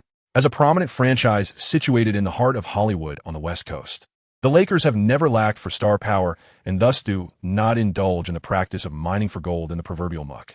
Teams like the Spurs, Rockets, and Thunder, considered less fortunate, are unafraid of the grime and labor involved in such pursuits. The Lakers? Apologies, there's no need. Prior to his arrival, Ryan West had already set his sights on Darius Johnson-Odum from Marquette University. NBA teams do not wait for training camps to begin their evaluations. NCAA games serve as battlegrounds for scouts. Johnson-Odum is emblematic of the older rookie who possesses collegiate prowess yet struggles to thrive in the NBA. His height, weight, and age are constraints that players like Odum cannot transcend, relegating them to linger near the threshold of the NBA. The Lakers primarily value his vigor on the defensive end and his commendable readiness for immediate competition. The point guard position for the Lakers has been a significant challenge in recent years. In March, they traded away veteran point guard Derek Fisher. The guard they selected in last year's draft, Darius Morris, has proven to be less than satisfactory. Odum's stocky build aligns well with the Lakers' personnel needs and strategies, making West's interest in evaluating him perfectly reasonable. However, during his initial defensive stint, Odum's performance failed to meet West's expectations. He was physically overwhelmed by his opponent, allowing easy scores within the paint. His counterpart was merely 6 feet 3 inches Marcus Damon. Yet the NBA boasts countless guards who are taller and more robust. The past 2 years have witnessed an influx of exceptional point guards, with the likes of Rose, Curry, Wall, and Irving, each more formidable than the last. Reflecting on the Lakers' modest 60th pick, West recognized the need for tempered expectations. The prospect of acquiring a guard like Evan Fournier, standing at 6 feet 6 inches with outstanding physical measurements and elite ball handling and shooting skills, was a mere fantasy. Shortly thereafter, he observed Ratliff struggling against Li Liang's defense. It was a remarkably tenacious and flawless defense, leaving Ratliff with no opportunities. Once Ratliff passed the ball, Damon received it and deftly maneuvered, causing Odum to lose his balance. Odum, overly eager to prove himself, found himself vulnerable as Damon smoothly penetrated the paint, akin to a hot knife through butter. Just as Damon prepared for a layup, a sudden force struck. With a resounding thud, the ball was knocked from Damon's grasp by Li Liang, who had swiftly arrived from the right side. Damon had not anticipated such a quick intervention from Li Liang, failing to protect the ball adequately, leaving it exposed before Li Liang's watchful eyes. Li Liang, of course, would not show any mercy. He had already intercepted the plays of James, Durant, and Jordan. What was Amir Damon thinking? Cradling the ball as if it were a watermelon, attempting to make a layup? Such a fantasy. With a successful steal, Li Liang secured the ball firmly in his embrace before passing it to the perimeter to Fournier. This young man was intriguing. Observing Li Liang's consecutive successful defenses, West began to shift his focus onto him. He rummaged through Li Liang's physical assessment report and, upon glancing at it, found it rather mediocre, though devoid of significant weaknesses. Particularly considering he was a Chinese exchange student, possessing such physical attributes was commendable. Upon reviewing his school records, West discovered he hailed from Kentucky, this year's champions. It dawned on him that he had watched that particular game, recalling the young man who stepped up for free throws in the final moments. A quintessential benchwarmer, seemingly inept apart from his free-throwing prowess, yet his defensive capabilities appeared quite commendable. West resolved to continue observing, curious whether those two successful plays were merely fortuitous. However, Li Liang swiftly demonstrated through his actions that luck had no bearing on defense. Fournier, too, was pleasantly surprised. This Bruce Lee exhibited commendable defensive skills. After securing the ball, he sought to coordinate with Li Liang, only to find him stationary, refusing to offer assistance. Instead, Fournier took matters into his own hands. His ball handling was exceptional, his agility remarkable, and his shooting skills outstanding. Gene English was no match for him. Fournier bypassed with finesse, relying solely on technique to penetrate the paint. A floater, successfully executed. In the next possession, the ball landed in Li Liang's hands, with Fournier and Odum creating space, awaiting Li Liang's next move. Ultimately, Li Liang chose not to take the shot himself. He tossed the ball to Odum, allowing him to orchestrate the play. Was this fellow reluctant to attack, or simply incapable? West pondered. He perused the data again, noting that Li Liang's overall evaluation during ball handling trials was not particularly high. It appeared this young man was astutely aware of his strengths and weaknesses. Indeed, Li Liang subsequently focused entirely on defense. Offense? Not his forte, devoid of instinct. He would abstain. The teams exchanged plays back and forth, with both Fournier and Odum showcasing commendable skills. Meanwhile, the Missouri trio exhibited remarkable synergy, their cooperation seamless. As the game progressed, the trio soon realized that this Bruce Lee was far from a pushover. He was, in fact, the toughest opponent among their adversaries, with virtually no opportunities for one-on-one confrontations against him. In a 3-on-3 match, the dynamics differ significantly from a full-court game. There is no swift transition between offense and defense, and the concept of a fast break is virtually absent. With fewer players on the court, the expansive space results in diminished teamwork and an abundance of one-on-one opportunities. Each participant seizes this moment to ardently showcase their individual scoring prowess. However, Li Liang stands out, consistently wreaking havoc with his commendable defensive skills. Although his perimeter defense is rated merely 60 within the system, this figure adheres to NBA standards. This cohort of mid-tier rookies has yet to genuinely experience the caliber of defense prevalent in the NBA. Li Liang is unlike anyone else. He has already participated in numerous NBA matches within his dreams, impeccably guarding super rookies and even challenging Jordan in one-on-one encounters. His defensive prowess has not solely arisen from the direct enhancements provided by the system, but also from the experience and confidence he has cultivated through virtual, realistic confrontations. The two aspects complement each other, and one might even assert that without the sweat and effort he expends during these contests, the system would not bestow its benefits upon him. The elevation of his system score is merely a simple numerical increment. Yet the gains Li Liang has achieved in virtual confrontations extend far beyond that.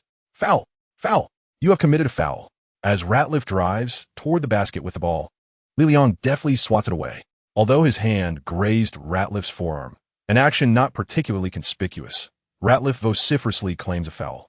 After all, if he does not assert a foul, what opportunities for showcasing his performance would remain? Li Liang raised his hand, uttering no words. A foul is a foul, after all. The Missouri trio executed a swift baseline inbound, with Ratliff retreating to the three-point line, receiving the ball and launching a jump shot. He had no choice but to take the shot, unwilling to confront Li Liang one-on-one. Swish! He successfully made a mid-range jumper. A wave of relief washed over Ratliff as he finally scored. It had been exceedingly difficult. How could the defense from this Kentucky team be so formidable? No wonder the University of Kentucky secured the national championship this season. Their bench strength is astonishing, Even the water cooler defense is so robust. The Missouri trio began to sense a newfound understanding of their standing within the NCAA. It was no surprise they were eliminated in the second round. Indeed, there are always greater talents beyond the horizon. Ratliff scored, yet this opportunistic mid-range jumper held little value in the eyes of scouts. Up to this point, Li Liang has yet to score, as no one has passed him the ball. He has merely been crouching in the corner, akin to a mushroom. The trio, formed haphazardly, finds its members simultaneously functioning as teammates and adversaries, with the ball firmly in hand, yet withheld for personal amusement. In yet another round, Odum successfully intercepts the ball from Damon. His defensive prowess remains formidable. Having familiarized himself with Damon's tactics, he consistently manages to thwart his attempts. Odum advances with the ball beyond the three-point line, then drives in forcefully. Today, he has been outmaneuvered by Damon on several occasions, and it is only fair that he seeks to reclaim his honor. Charging into the paint, Damon closely guards Odum, and with no referee present, the physicality escalates. Ratliff leaves Li Liang to provide assistance. Odum attempts a forceful jump shot with a slight lean back. It misses the mark. On the sidelines, West shakes his head. Standing at 188 centimeters, he does not excel in speed. In the context of NBA-level competition, such explosiveness and pace are simply insufficient to penetrate the defense. The ball strikes the rim and bounces out, resulting in a scramble among three players. None secure possession, and the ball swiftly flies outward, landing directly into Li Liang's hands beyond the three-point line. This presents an opportunity for Li Liang, who has yet to score thus far. Positioned at a 45-degree angle on the right side, Li Liang seized the ball without any elaborate preparatory motions, and without even taking aim, he launched it directly. The ball soared in a graceful arc before gliding through the net. A effortlessly executed three-pointer from the standard NBA distance. After the successful shot, Li Liang casually touched his nose, feeling hardly any perspiration. Playing this way was indeed pleasant. Combining defense with opportunistic three-pointers, it was both effortless and delightful. Li Liang felt relaxed and at ease, while Ryan West was in a state of palpable anxiety. He sensed that after Li Liang's successful three-point shot, the other scouts around him were increasingly fixated on Li Liang. This is troubling. This fellow possesses considerable talent. If a selection were to occur, we would be outmatched by any other team. We must take decisive action. Ryan West developed a keen interest in Li Liang. However, the Lakers' draft position dictated that if other teams shared this interest, they would be unable to outmaneuver anyone. It was imperative to act swiftly. Although Ryan West may not have inherited his father Jerry West's natural athleticism, he certainly possessed the same decisive acumen, reflecting his father's formidable legacy. A plan was forming in his mind. Regardless of the circumstances, he had to make an attempt. Chapter 35. An irresistible proposition, the atmosphere in the gym remained vibrant throughout the hour-long scrimmage. Noteworthy players like O'Quinn and Crowder conducted interviews with reporters at the sidelines. These interactions were orchestrated by their agents, as strategic exposure could enhance the visibility of the rookies, drawing greater attention from teams. In contrast, someone like Li Liang, lacking even a manager, went unnoticed by the media. Once the scrimmage concluded, Li Liang exchanged handshakes and embraced his temporary partners, Fournier and Odum, sharing a few pleasantries before retreating to the locker room. Wei Daji departed from the stands and approached Li Liang, brandishing a recorder, and inquired, "Excuse me, Mr. Li Liang, what are your impressions of the training camp experience thus far?" Li Liang cast a glance at Wei Daji and said, "What is it? Do you wish to interview me again? This is an unauthorized interview. I will have my staff escort you out of the premises." Wei Daji replied, "To say a few words, I will publish the content of our interview on my homepage. I currently have quite a number of followers, and they are all genuine fans." Li Liang conceded, "I must admit, I'm impressed. Allow me to share a few thoughts. Overall, I felt quite good. My physical assessment was commendable, and I performed at my usual level. The free play was satisfactory as well. In conclusion, I believe I possess the capability to enter the NBA." Wei Daji nodded in agreement, expressing, "I concur with your assessment. Although your shooting was not particularly prolific, your defense was indeed remarkable. Quite impressive."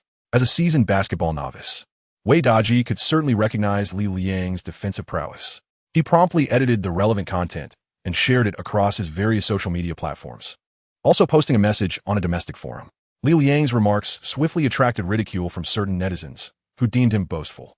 This reaction is rather commonplace, as few would believe that Li Liang possesses the caliber to enter the NBA. Following the conclusion of the last NCAA finals, His statement sparked a minor controversy. However, this time, there appears to be a noticeable increase in supporters advocating for Li Liang, arguing that his endeavors merit encouragement. Even in the absence of success, it represents yet another commendable effort by a Chinese player.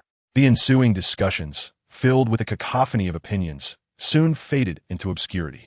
Li Liang returned to the locker room, took a refreshing shower, and changed into a new outfit, preparing to go out for lunch. What a dreadful training camp, unable even to provide a proper meal. He felt a sense of discontent as he pondered where to find a meal in this unfamiliar place. The absence of a vehicle made every potential destination inconvenient. While lost in thought, he was suddenly tapped on the shoulder from behind. Assuming it was Wei Daji, he inquired, "What shall we have for lunch? Are you treating?"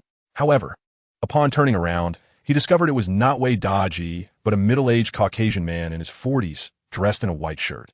Li Liang scrutinized him and inquired, "Who might you be?" The middle-aged man extended his hand and replied, "Greetings, I am Ryan West, a scout for the Los Angeles Lakers." After observing Li Liang's free practice session, Ryan West decided to take the initiative. He aimed to establish a rapport with Li Liang before other scouts could contact him. If even someone like Wei Daji, who had a limited understanding of the game, could discern Li Liang's exceptional defensive skills, other scouts would undoubtedly recognize it as well. West needed to ensure that Li Liang was acquainted with him first and devise a strategy to keep other scouts at bay. West anticipated that Li Liang would be pleasantly surprised to hear his name, but to his astonishment, Li Liang displayed no reaction upon hearing the words Lakers and Scout. He merely offered a gentle handshake and stated, "Hello, I am Bruce Lee. What can I do for you?" What else could a scout want from a rookie? This young man, perhaps, was not quite astute. In truth, Li Liang was not oblivious. He understood that his performance would impress some scouts. Yet he had not expected it to happen so swiftly. Simultaneously, he was activating the basketball blindness detector within the system to assess Ryan West's basketball blindness index.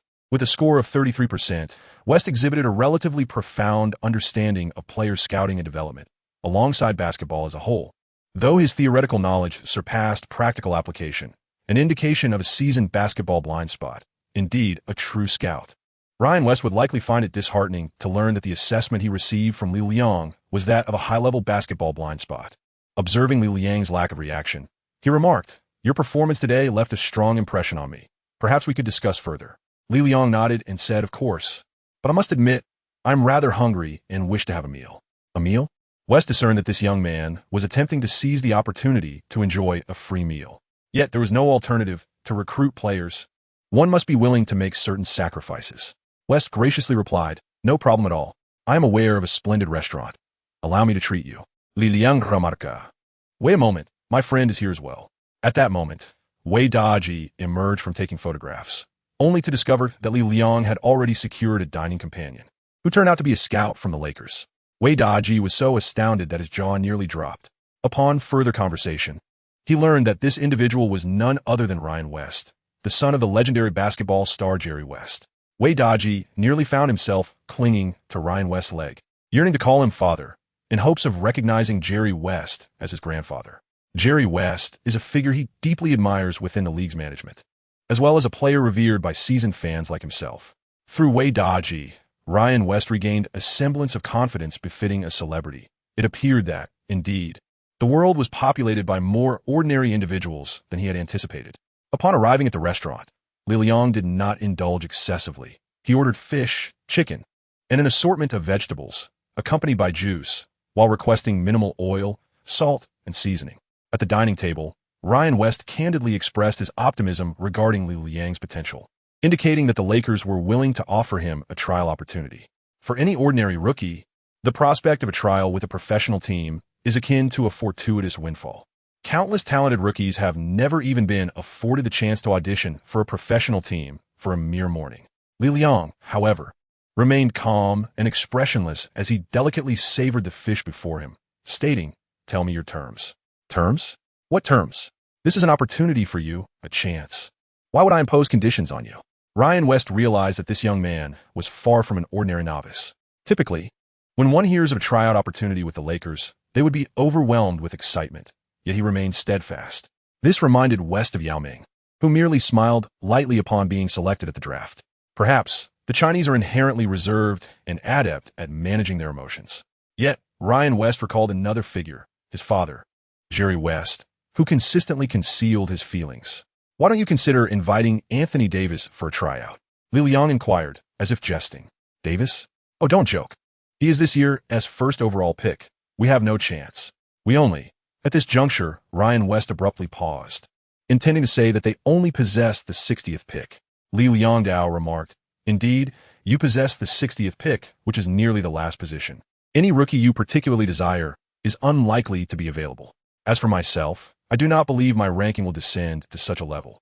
Sitting nearby, Wei Daji felt his heart race at Li Liang's words. What did he mean? Was he implying that the Lakers were unqualified to conduct a workout for him?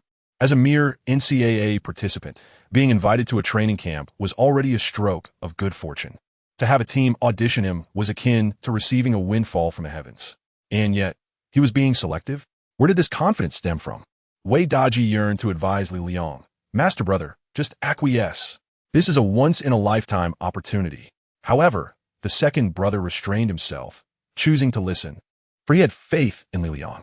Indeed, after a tense 10 seconds of eye contact with Li Liang, Ryan West shrugged, sighed, and conceded, all right, I do have conditions. Our pick is undeniably too low, and if there is competition, we stand little chance. But to speak frankly, it may sound harsh. You are somewhat obscure, and allowing you to audition presents considerable risk on my part. Therefore, my condition is this. You must withdraw from this rookie training camp and participate directly in our workout. If the audition proves satisfactory, we will likely select you at the 60th position. Should you not meet our expectations, you may continue attending other training camps. This condition was undoubtedly rather stringent. By not permitting Li Liang to continue in the training camp, he would lose the opportunity to showcase his talent to other teams. Simultaneously, the Lakers could not guarantee his selection, as West had used the term likely. If he were not to meet their standards, Li Liang would still need to pursue other training camps. The subsequent camps might not offer such favorable conditions. For this reason, West had initially refrained from presenting this condition. He intended to wait until Li Liang agreed before fabricating a reason to inform him that he needed to attend the workout that afternoon, lest it become inconvenient to arrange. Many young individuals would find it difficult to resist the allure of a private audition, readily abandoning the training camp without a second thought. Especially since this was a Lakers workout, a dream for countless aspiring basketball players. Unexpectedly, Ryan's ploy was discerned by Li Liang, for he possessed a clear understanding of his own worth. Recognizing his value, Li Liang could not allow the Lakers to bind him solely with a solitary workout and the 60th pick. Li Liang finished the fish on his plate, wiped his mouth, and said, "Mr. West, I am willing to accept your terms, withdrawing from the afternoon training camp and only participating in the Lakers tryouts." Upon hearing Li Liang's words, Ryan felt a sense of relief. However, he suspected that Li Liang had more to say. Li Liang continued, "I have a few conditions that I hope you will agree to and uphold." "All right, go ahead," came the response. "Firstly, my trial must take place in Los Angeles, rather than in New York, where you could casually find a venue and a couple of individuals."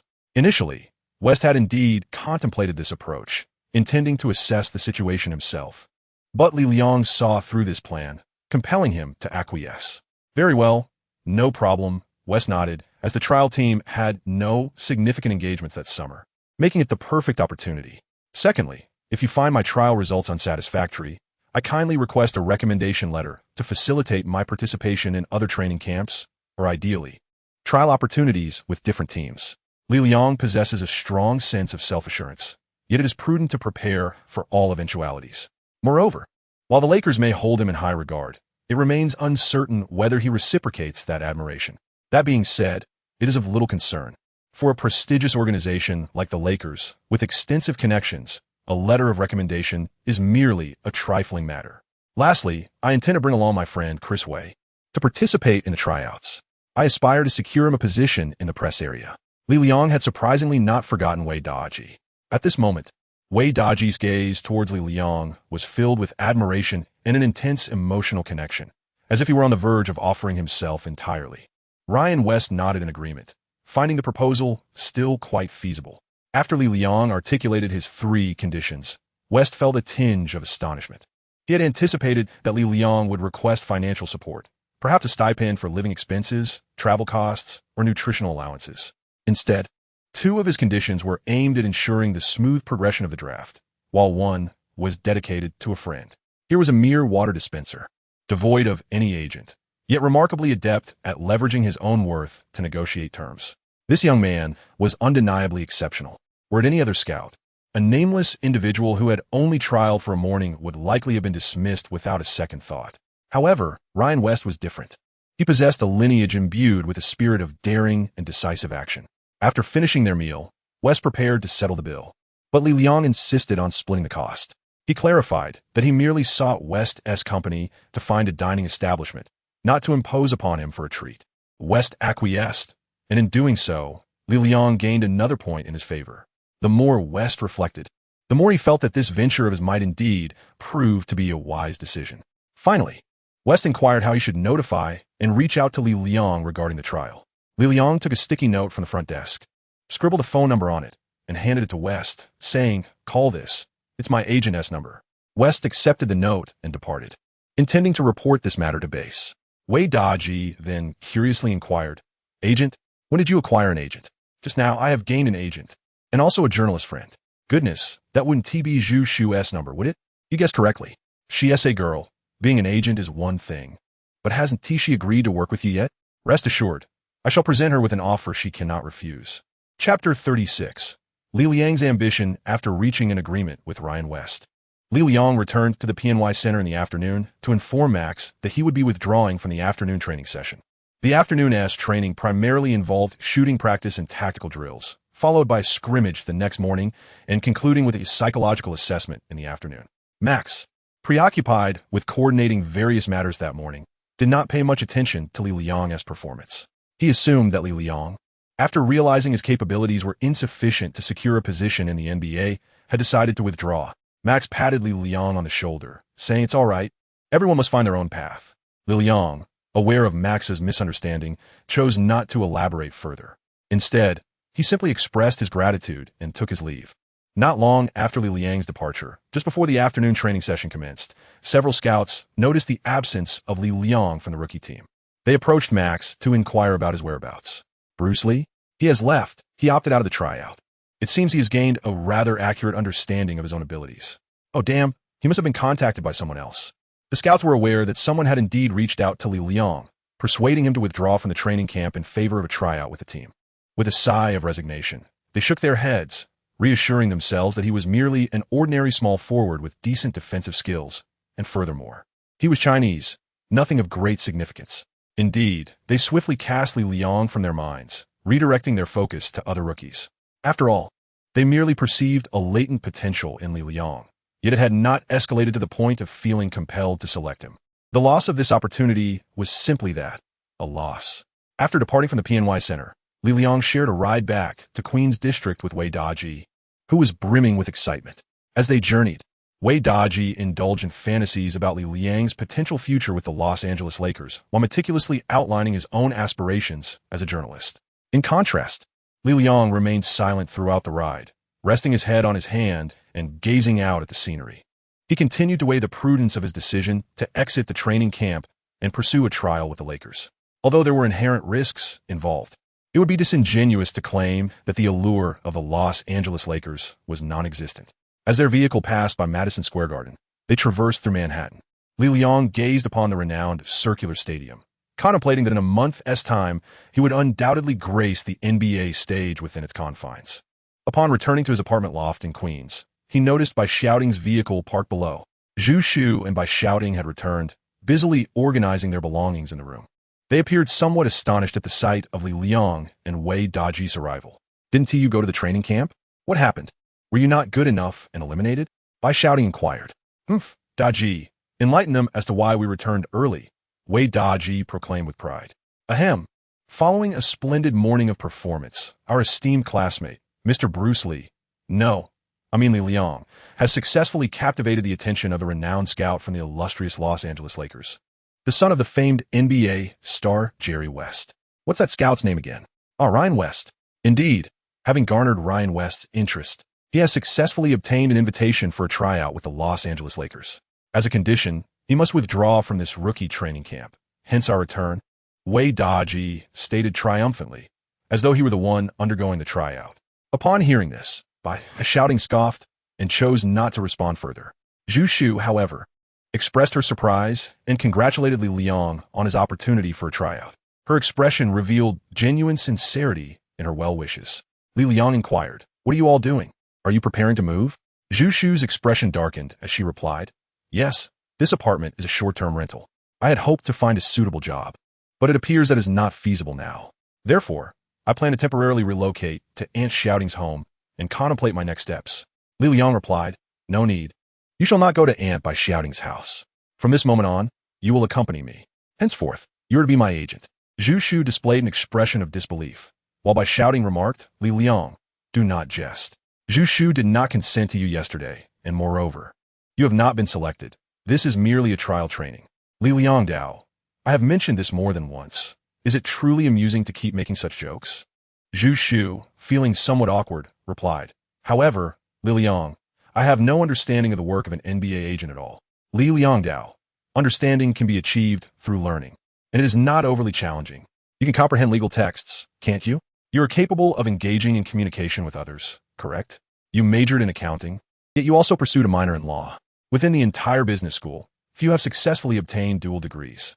The extensive tomes of legal studies are far more intricate than the contracts of the NBA." Li Liang's decision to appoint Zhu Shu as his agent was not a whimsical choice. He had his own considerations and thoughts. In terms of personality, Zhu Shu is rather introverted and lacks proficiency in communication, and being a woman, she appears ill-suited for the role of a sports agent. Conversely, Wei seems to possess the potential qualities of an agent. Li Liang, however, held a different perspective. Li Liang desires a dedicated agent, wishing to avoid squandering excessive time and energy on the signing of contracts. Typically, agents, driven by their commissions, tend to exploit individuals like Li Liang, but he sees no need for such treatment. Wei Daji possesses a lively personality and excels in social interactions, making him adept as a journalist. However, should he take on the role of Li Liang's agent, it is not merely his insufficient grasp of professional English legal terms that raises concern. His easily influenced nature would likely become a source of vexation for Li Liang. In contrast, Zhu Shu, though a novice starting from scratch, may encounter certain challenges but would never subject Li Liang to unnecessary turmoil. Given her capacity for learning and her background in law and finance, negotiating contracts would be a mere trifle for her.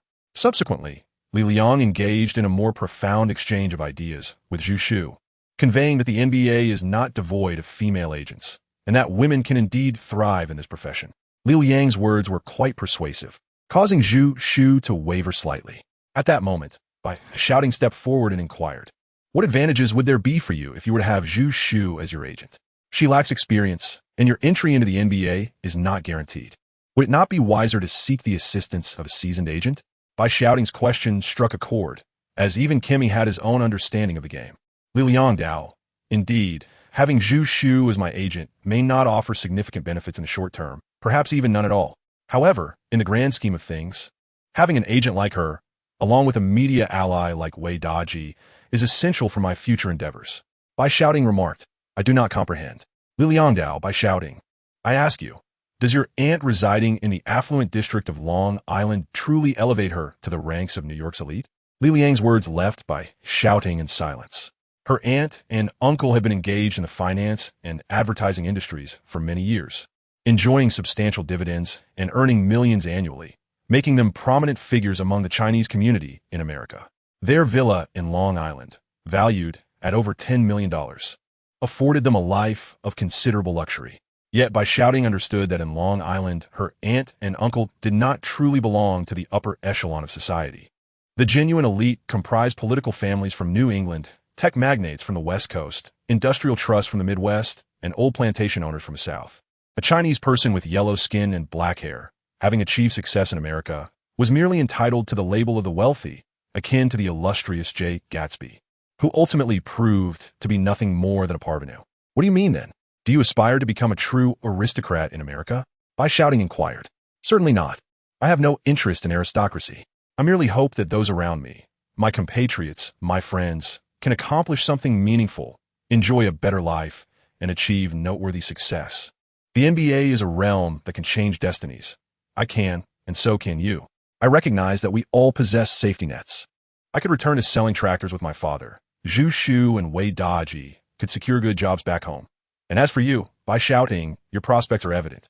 However, a safety net is merely that, if one does not desire to move forward, what need is there for a fallback? Who prepares for retreat without first striving for progress? I do not know what the future holds, but I am resolute in my commitment to pursue this path. And I cannot do it alone. I require partners, friends, individuals like you, in whom I can place my trust, just as you can in me. Li Liang stood at the center of the attic, his gaze intense as he uttered these words, emanating an aura of brilliance. It was the radiance of an idealist, intertwined with the glow of ambition. Beneath it all, however, lay a potent desire for survival, a fervent reluctance to sell tractors. Li Liang revealed a distinctive facet of himself, leaving the three others feeling somewhat perplexed. They exchanged glances, momentarily at a loss for words. As a young individual still harboring ideals about life, Li Liang's words indeed struck a chord. Who among the newly embarked youth does not yearn for a beautiful life, the transcendence of social classes, and an exclusive circle of their own? Yet, the harsh reality of society looms large. For many, the finish line of their race is merely the starting point for others. This holds true in America as well, and perhaps even more acutely. To surmount this barrier, there exist a few narrow passages, with professional sports undoubtedly being one of them. While they all possessed alternative routes, as Li Liang articulated, who contemplates retreating when they have yet to make progress?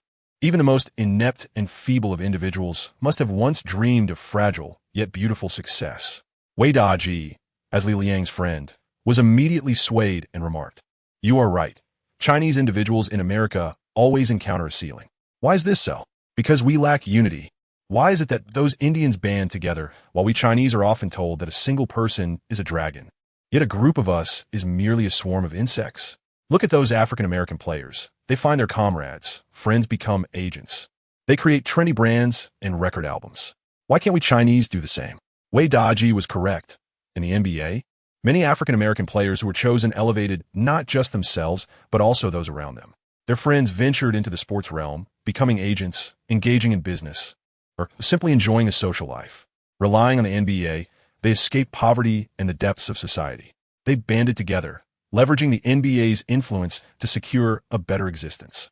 In contrast, the majority of Chinese individuals seem perpetually engaged in diligent, hard work, saving up just a little, yet inevitably facing bullying. The labels Chinese are not united and Chinese are prone to internal strife are difficult for even the Chinese themselves to deny. However, not all Chinese or members of the diaspora share such sentiments or behaviors. Among them are many who cherish their fellow countrymen and hold deep affection for their homeland. Li Liang exemplifies this spirit. Throughout his 4 years at the University of Kentucky, he never shied away from his identity as a Chinese international student. Especially on the basketball court, he would readily announce his nationality, proudly declaring himself as Chinese. Chinese individuals have indeed made significant strides in basketball, from Wang Zhizhi to Bader, Yao Ming, Yi Jinlian, Sun Yu, and the Chinese-American Jeremy Lin, all of whom have undeniably showcased their prowess on the court. Li Liang firmly believed in his potential to become the next great success. He asserted that unity was essential, urging others to trust him and, more importantly, to have faith in themselves. Furthermore, he promised that being his agent would be a breeze, offering a generous income, flexible hours, and minimal workload, all without interfering with their gaming pursuits. There could be no better job in the world. How about it? Will you agree to my proposal? Li Liang gazed intently at Zhu Shu, articulating his aspirations and enticing her with the benefits. Zhu Shu took a moment to compose herself. In truth, she had already been swayed. While visiting by shouting S-Ant's home was a reasonable option, it ultimately meant living under someone else's roof. Now, presented with such an opportunity, albeit seemingly unreliable, she was willing to place her trust in Li Liang. Her faith in him had blossomed ever since he had taken her to dance at that ball. With a determined nod, Zhu Shu replied, "All right, I agree to be your agent." "Excellent. Yes, that's wonderful." Li Liang successfully persuaded Zhu Shu, feeling that he had taken another step towards his goal. Wei Daji and Zhu Shu both appeared elated, while Bai Shouting remained silently by the side. Li Liang said to Bai Shouting, "Hey, Bai Shouting, why not resign from your advertising company and exclusively assist me with my advertising endeavors?"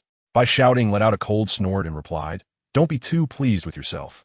Entering the NBA is still a distant dream, and who knows what the future holds. Moreover, can you afford my salary? What about my daily expenses? Where will I reside? What will the office be? How will we formalize a contract? And how many years can you actually play on a basketball court? Can you guarantee the longevity of my career? Li Liang was rendered speechless by Xiaoting's inquiries and could only give a thumbs up, exclaiming, "Do you see? This is professionalism." In truth, Li Liang had contemplated all these questions. But any considerations would only hold significance once he was elected at the talent show and signed the contract.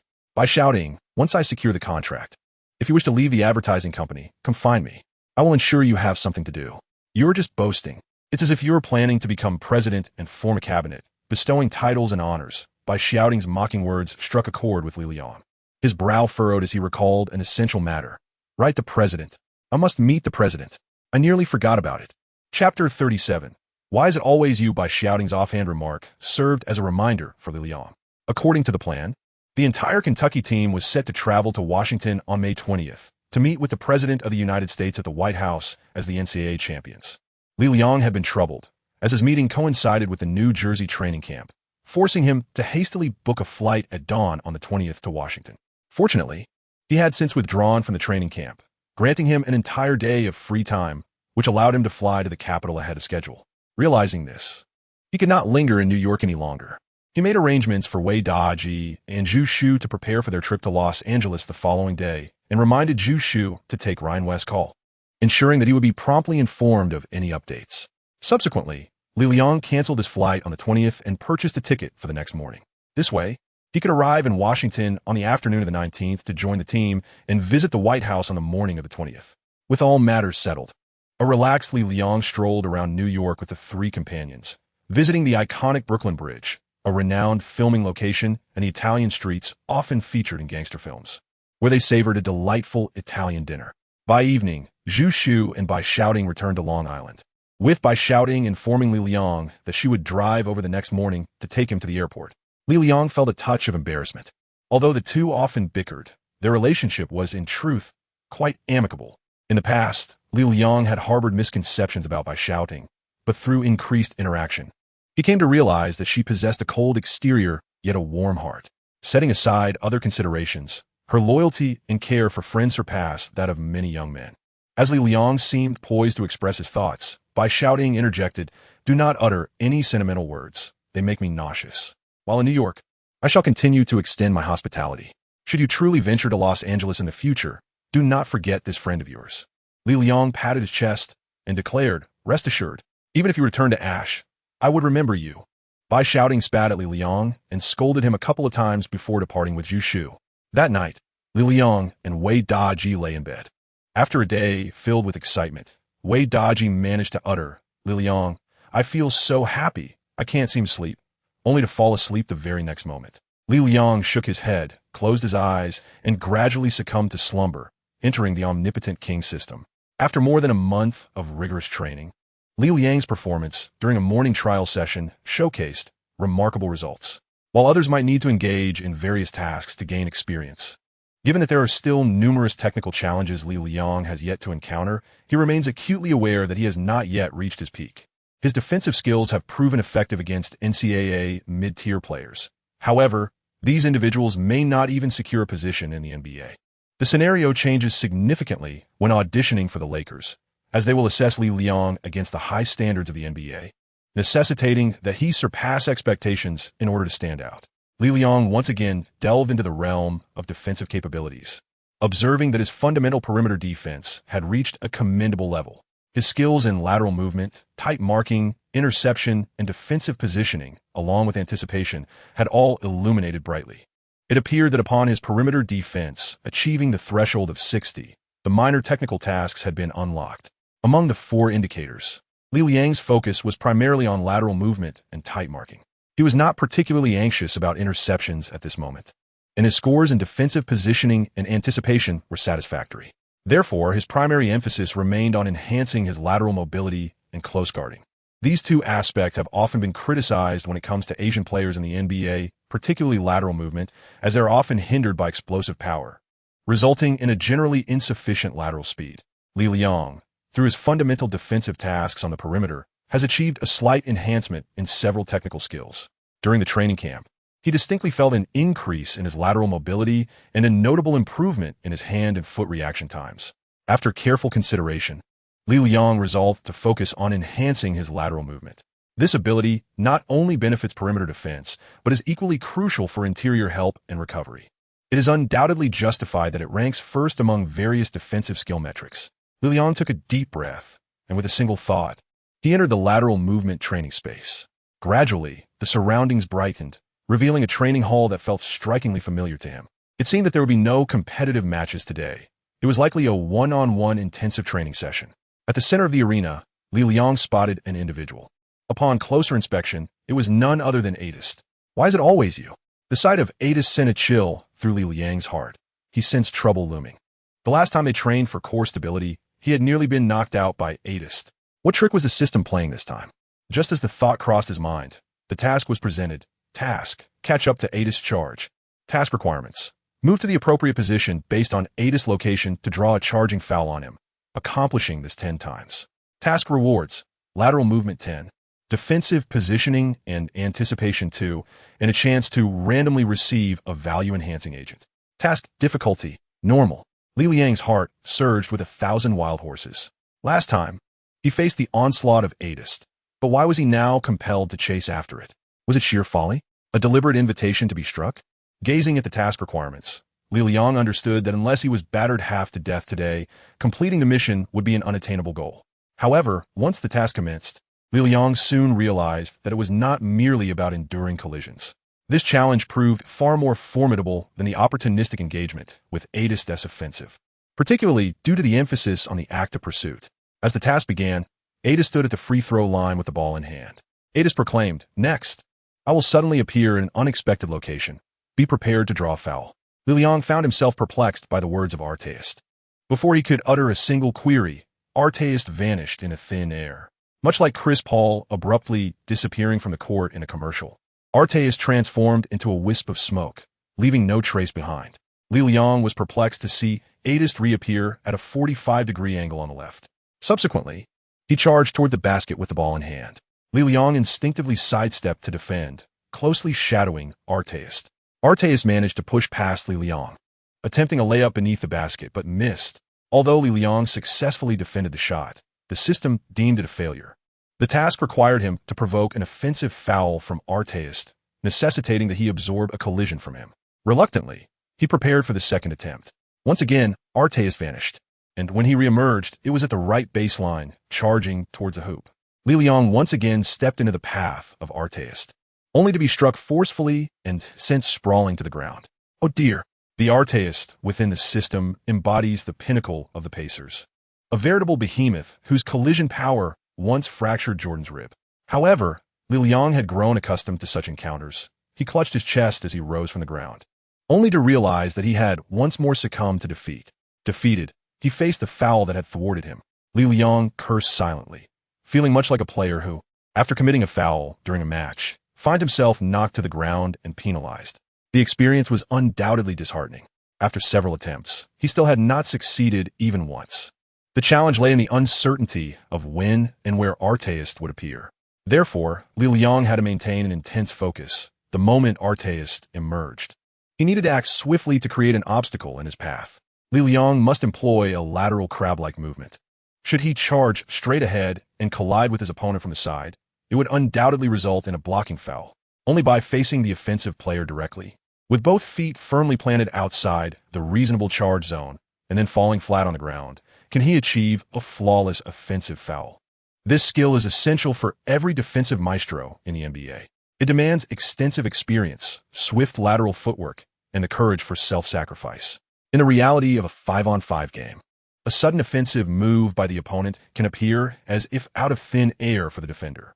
A defensive virtuoso capable of drawing an offensive foul through timely help defense undoubtedly possesses exceptional lateral agility.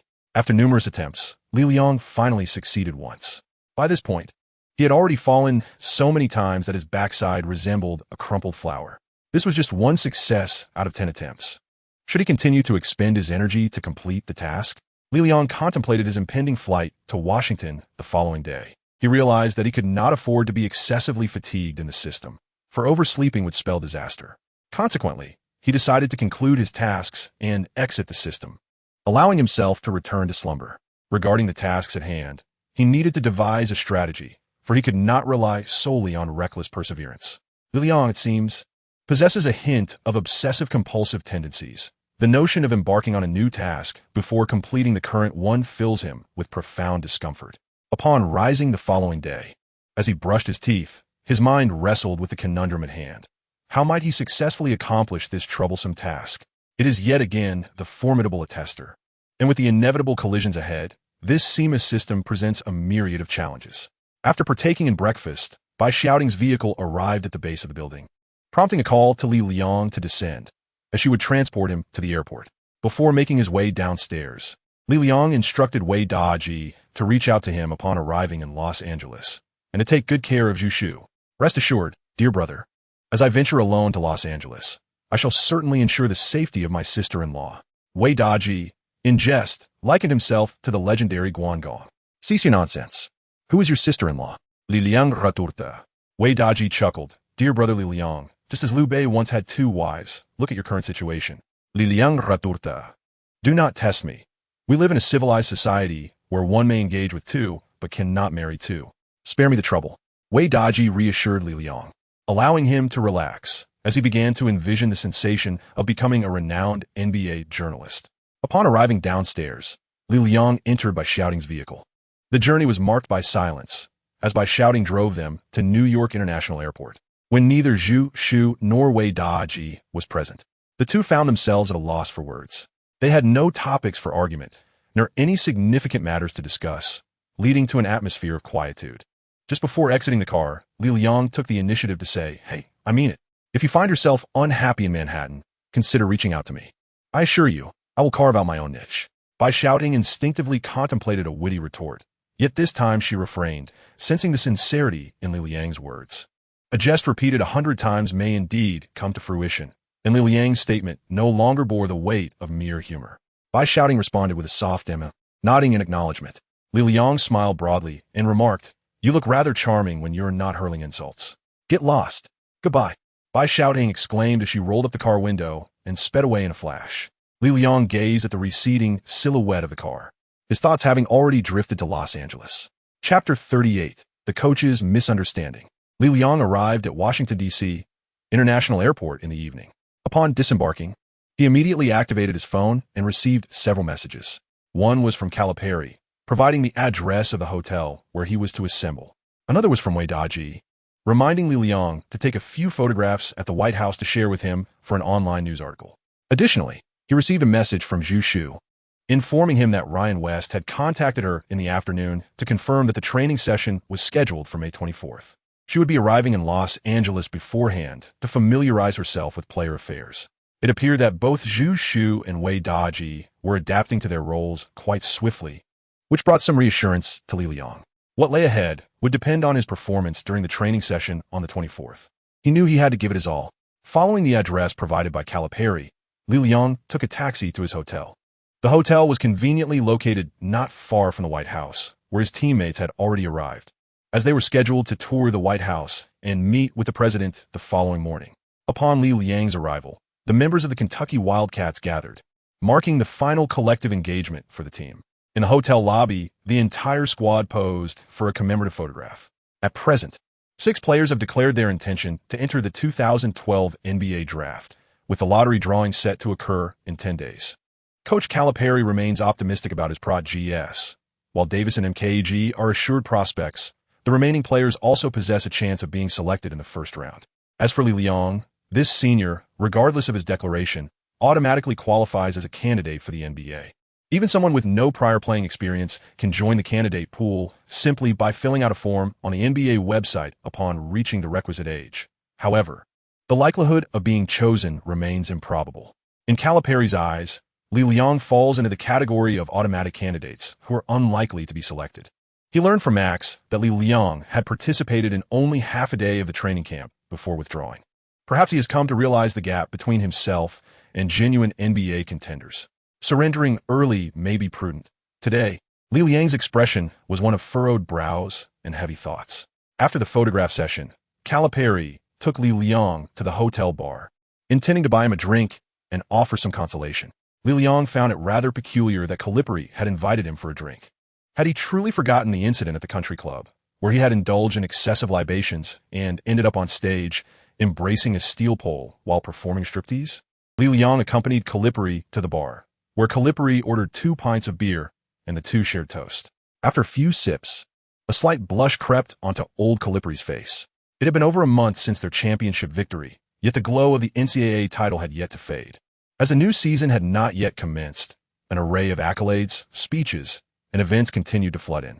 He found himself at the pinnacle of his career, yearning to lean down and offer solace to the most diligent, albeit the least successful, of his students. He wished to convey to Li Liang that life transcends basketball. Beyond the court, there were myriad pursuits awaiting him. Yet at this moment, he struggled to find the words to express it. Meanwhile, Li Liang was engrossed in using a basketball blind detector on his coach, thoroughly enjoying the process, which yielded a rather lengthy evaluation. The basketball blindness index stood at 15,321, suggesting that a master of the game, endowed with profound tactical knowledge and an exceptional ability to unearth player potential, was being labeled as basketball blind. If he were to be deemed as such, it would imply that everyone in the world shared this affliction.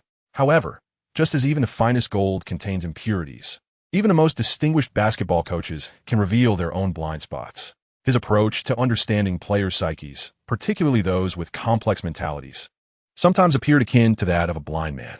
A person incapable of grasping the human heart cannot fathom the profound essence of basketball, for it is a quintessential team sport. Li Liang found this ball blind detector rather intriguing. Although it was merely for amusement, it truly struck home. Calipari had previously coached in the NBA, but failed to achieve noteworthy results, primarily due to his inability to manage those professional players. However, upon transitioning to college, he found it much easier to guide his students, swiftly unleashing their potential and consistently producing both commendable results and talented players. Observing the smile on Li Liang's face, Calipari pondered whether the young man had come to terms with the situation and remarked, "Hey, how about a drink?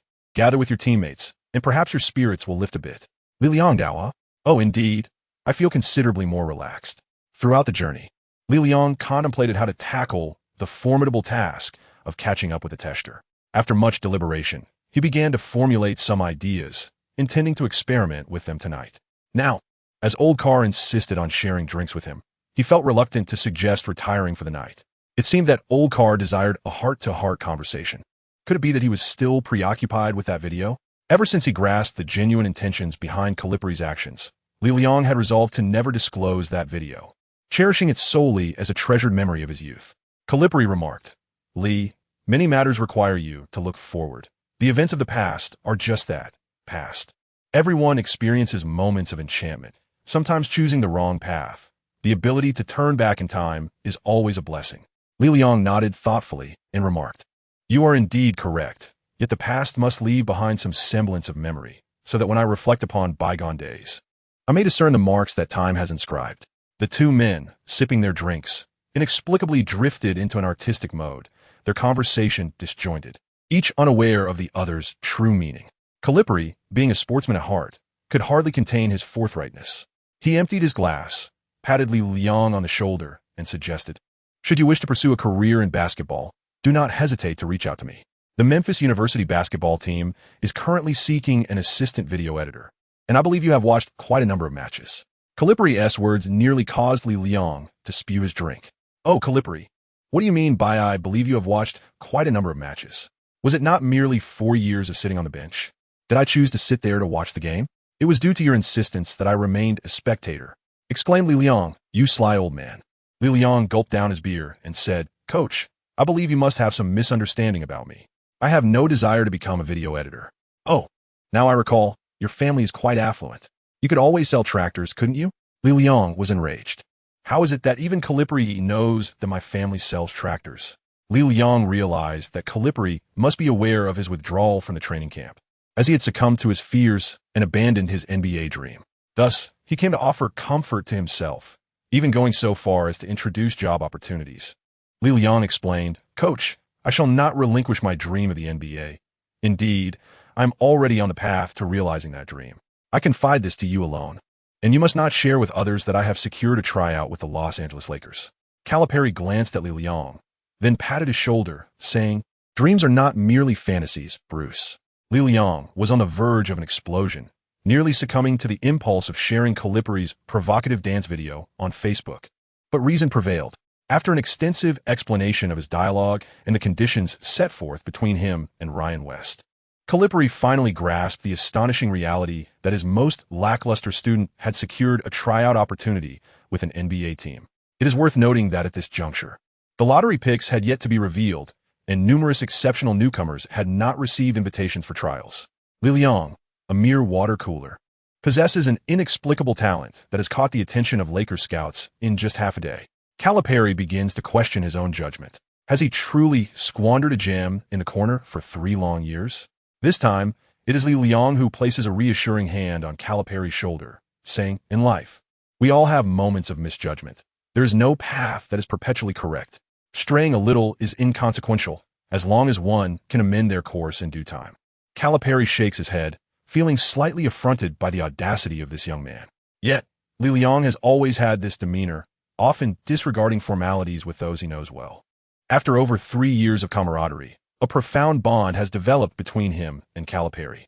While talents like Anthony Davis, an unequivocal genius, have aided Calipari in attaining the highest accolades, they merely grace the NCAA for a fleeting moment. If fortune favors them, they may succeed, but if not, they will not linger, swiftly transitioning to the NBA.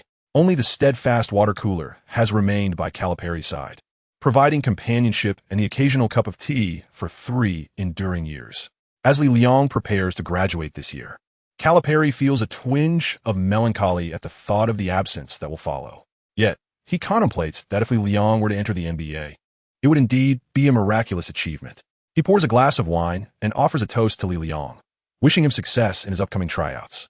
After finishing his drink, Li Liang returns to his room, where he will sleep alongside Terrence Jones. Jones, now a sophomore, has no more classes to attend after announcing his entry into the draft.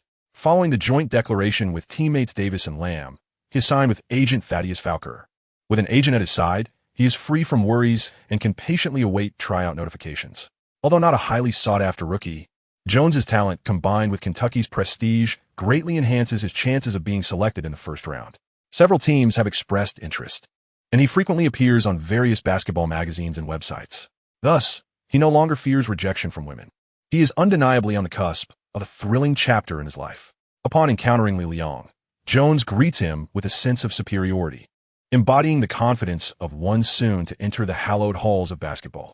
Li Liang understood that Jones harbored no ill intentions. Thus, he chose not to hold any grudges against him. He retired to bed early, plunging into slumber where he confronted Atheist in his dreams. Chapter 39. The optimal candidate once again embarking on the endeavor to catch up with Atheist, Li Liang extended his hand in greeting upon encountering him. Atheist remarked, "Do not expect me to show you any mercy. That is simply impossible." Li Liang had a history of pleading for mercy from the rookie Jordan, but Arteist outright rejected him. Li Liang Dao, "Not at all, Brennan Ron." With that, Li Liang positioned himself just outside the reasonable charge zone beneath the basket, ready to embrace the challenge. In a flash, like a conjurer performing a trick, Arteist vanished from the court in a puff of smoke. 2 seconds later, Arteist reemerged from the right side at a 45-degree angle, dribbling fiercely towards the basket. Li Liang remained motionless, allowing Atheist to charge in. Atheist effortlessly scored 2 points beneath the basket. Once again, failure loomed, yet it was evident that Li Liang had acted with intention. Atheist shot a glance at Li Liang and remarked, "What is the matter? Are you too afraid to move, kid?" Li Liang Dao, "Not at all. I merely wish to admire your graceful layup. Please continue." Arteist shot Li Liang a disdainful glance before vanishing once more. Subsequently, after several consecutive offensive plays, Arteist emerged, driving to the basket and scoring with a layup. Li Liang was truly captivated, standing motionless as he watched the tester score. Was he attempting to wear a tester down? This was not akin to a one-on-one duel. Driving directly to the basket with the ball does not deplete energy to such an extent. Given a tester's formidable physique and exceptional stamina, relying on this strategy to exhaust him seemed utterly improbable, even by tomorrow morning. Li Liang would certainly not employ such a foolish method. Instead, he was keenly observing the positioning of Atheist. He discerned that the locations where Atheist vanished and subsequently reappeared exhibited a discernible pattern. These positions were predominantly concentrated in 6 directions, along the baseline on either side. At the 45-degree angles, and on the edges of the 3-second area. Li Liang conjured an image in his mind. If 6 straight lines were drawn in these 6 directions, the location of Adist would be distributed in proximity to these lines. This distribution roughly coincides with the breakthrough path chosen by players on the court. For instance, when Li Liang stands in the very center of the 3-second area, the occurrence of Adist along that line is quite rare. This is primarily because, during official matches, barring fast breaks, penetrating straight down the middle is exceedingly challenging. Consequently, most breakthroughs tend to occur along the sidelines, with a particular prevalence at a 45-degree angle. The 2 baseline areas are comparatively less frequented, while the 2 lines of the 3-second zone serve as prime zones for penetration, where offensive fouls are often orchestrated by adept players who frequently set up obstructions. Li Liang, having gained a general understanding of this distribution, devised a strategy. Firstly, he decided to abandon the 2 baseline areas, as occurrences there were infrequent and the distance too great, making it nearly impossible to keep pace.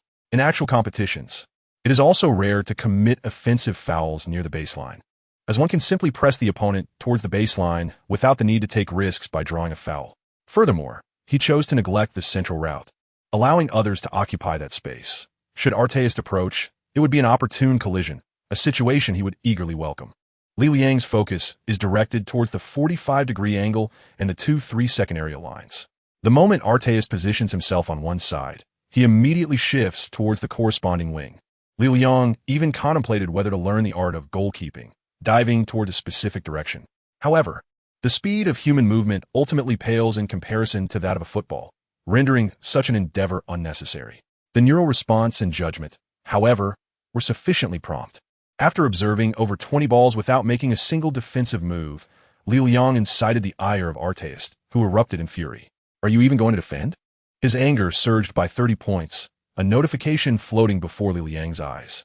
From the perspective of accumulating anger points, Arteist was indeed a formidable entity.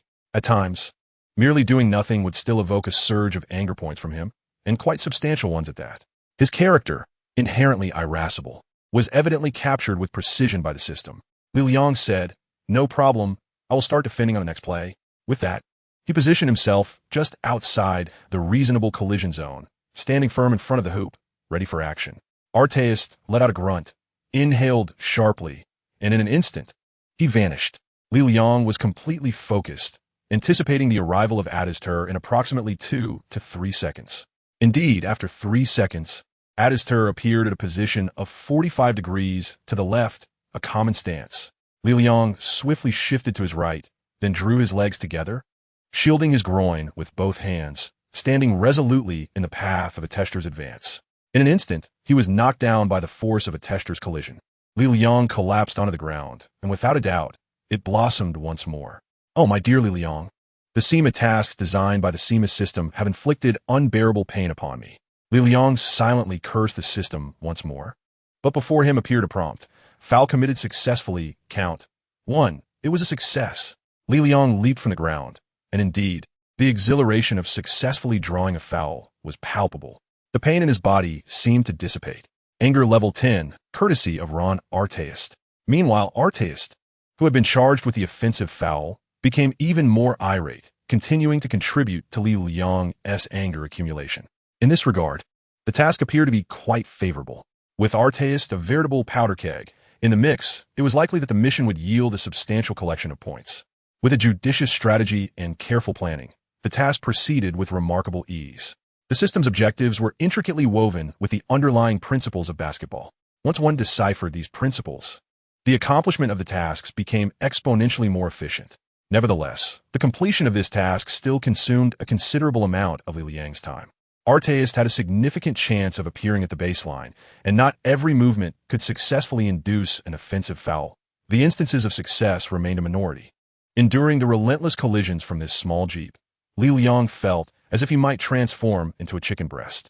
With an obligation to visit the White House the following morning, he pondered whether he would be able to wake up after spending such a lengthy period within the system. Dismissing such thoughts, Li Liang gritted his teeth and persevered. Finally, upon reaching the 9th occurrence, Arteist appeared before him once more. This frontal collision struck Li Liang squarely, sending him crashing to the floor. Lying on the ground, gazing at the dark ceiling, the completion notification for the task finally materialized. Congratulations. You have completed the task catching up to Artaeus Impact. Lateral movement ability 10, 58. Defensive positioning and anticipation ability 2, 58. Reward. Consumable lateral movement enhancer. Quite satisfactory. Following the task's completion, he had acquired an enhancer for his lateral movement ability. After consuming the enhancer, his lateral movement ability reached 59. With the prospect of purchasing another dose, he would soon achieve a remarkable score of 60. Li Liang let out a sigh of relief as he returned to the main interface, preparing to retire for the night. At that moment, another line of text floated across the screen. Congratulations! You have completed the all-round King System task 50 times and have been awarded the title of Diligent Mouse, along with the corresponding rewards. Please visit the Exchange Center to claim your prize. Diligent Mouse? Li Liang pondered this title. While he certainly considered himself industrious, how had he come to be likened to a mouse? Reflecting upon his journey, he realized that since the inception of his first task, he had engaged in 50 missions. Each endeavor consumed a considerable amount of time and energy, and, at times, when tasks proved insurmountable, he found himself racking his brain for solutions. Even in the real world, he did not neglect the fortification of his body and skills. The label of diligence was undoubtedly fitting for him. Following the prompt, Li Liang entered the Exchange Center and beheld a basketball court emblem on the purchasing interface. Special item, Personal Training Center. Description 1. This is a personal training ground where one can hone their skills within the all-round King system, with the option to expend a certain amount of Fury points to summon players for practice. Description 2. Exercises conducted in the training ground can only enhance skill levels and cannot improve physical attributes. Upon seeing this, Li Liang couldn't help but exclaim, "What a splendid discovery!" With this, he could train extensively within the system, no longer needing to scour the world for training facilities, nor would he have to search in vain for a companion. However, just as Li Liang was about to acquire this training ground, the system presented another notification. This training center is valued at 2,000 points. Please proceed with the payment. How could this be? Thought Li Liang. Wasn't this supposed to be a reward for me? Why must I purchase it? Li Liang was enraged. This system was utterly deceptive. The so-called rewards merely offered an opportunity to purchase their goods. Recognizing his own powerlessness, Li Liang understood that he had no choice but to endure the exploitation. Upon inspecting his accumulated anger points, he noted that they had reached a total of 1,500, with the weighted coefficient for A being relatively high. However, he still needed an additional 500 points, and he pondered where he could possibly acquire them. Li Liang stroked his chin, lost in contemplation. He understood that the extraction of the system's anger value was not solely dependent on the emotions of the counterpart, but also on his own level of renown. For an ordinary individual, the weight would be 1, whereas someone with a modicum of fame might possess a weight of 1, 5 or 2. A prominent NBA star like Odum, well known within the basketball community yet relatively obscure in the broader society, would carry a weight of 5. Historical giants such as Bird would command a weight of 10, a considerable sum indeed. Moreover, fame is not confined to the realm of basketball.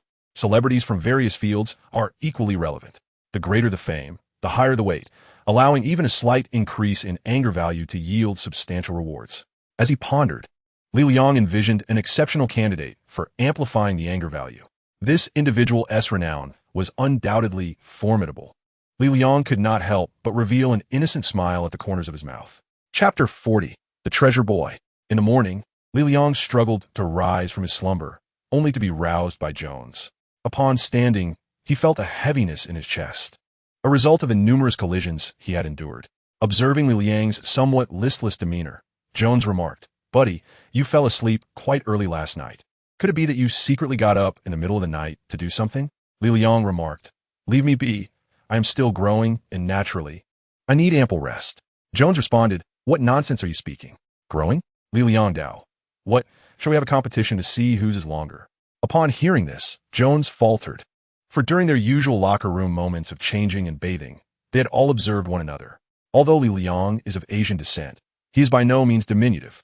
Li Liang further asserted that the notion of Asians being diminutive is merely a prejudice. On average, the differences among various races are not as pronounced as one might envision. Regardless, Li Liang was eloquent, articulating his points with precision and presenting data to substantiate his claims, leaving the entire team of boys momentarily astounded. "Let us rise," he urged, "for Coach Calipari has already called for us once. It is time to depart." Jones refrained from reiterating the topic of height, and instead urged Li Liang to hasten his pace. Li Liang entered the restroom to splash some water on his face, seeking to invigorate his mind. Today, he was to meet with the president, carrying a significant mission. Gathering on the first floor of the hotel, he found himself too late for breakfast, hastily stuffing 2 small rolls into his pocket. Everyone had donned formal suits, appearing quite adult-like. Their heights seemed imposing, yet their faces still bore the innocence of youth. Accompanied by their coach, teammates, and an academic staff member from the University of Kentucky, they boarded a car dispatched by the White House, en route to their destination. As the vehicle traversed the streets of Washington, D.C., one could not help but notice that, despite being the nation's capital, the city was relatively modest in size. This characteristic is common among the political centers of the United States, where state capitals are often situated in smaller towns. Washington's urban planning has resulted in a remarkably orderly and uniform layout. The car passed by Lincoln Park, approaching the vicinity of the Library of Congress and the Supreme Court, before continuing on to the Capitol. The journey also included sites such as the Peace Monument, the National Gallery of Art, the Smithsonian Museums, and the National Museum of American History, culminating with a circle around the Washington Monument. This gathering was not merely a meeting with the president. It served as an educational experience steeped in American patriotism. Even the players, typically indifferent to their studies, wore expressions of solemnity as they gazed out at the monuments that testify to the rich history of the United States. Li Liang stifled a yawn. As a Chinese individual, he found little interest in these matters, despite his commendable performance in American history classes. After circumventing the Washington Monument and proceeding north for a while, the White House, the residence of the President of the United States, came into view.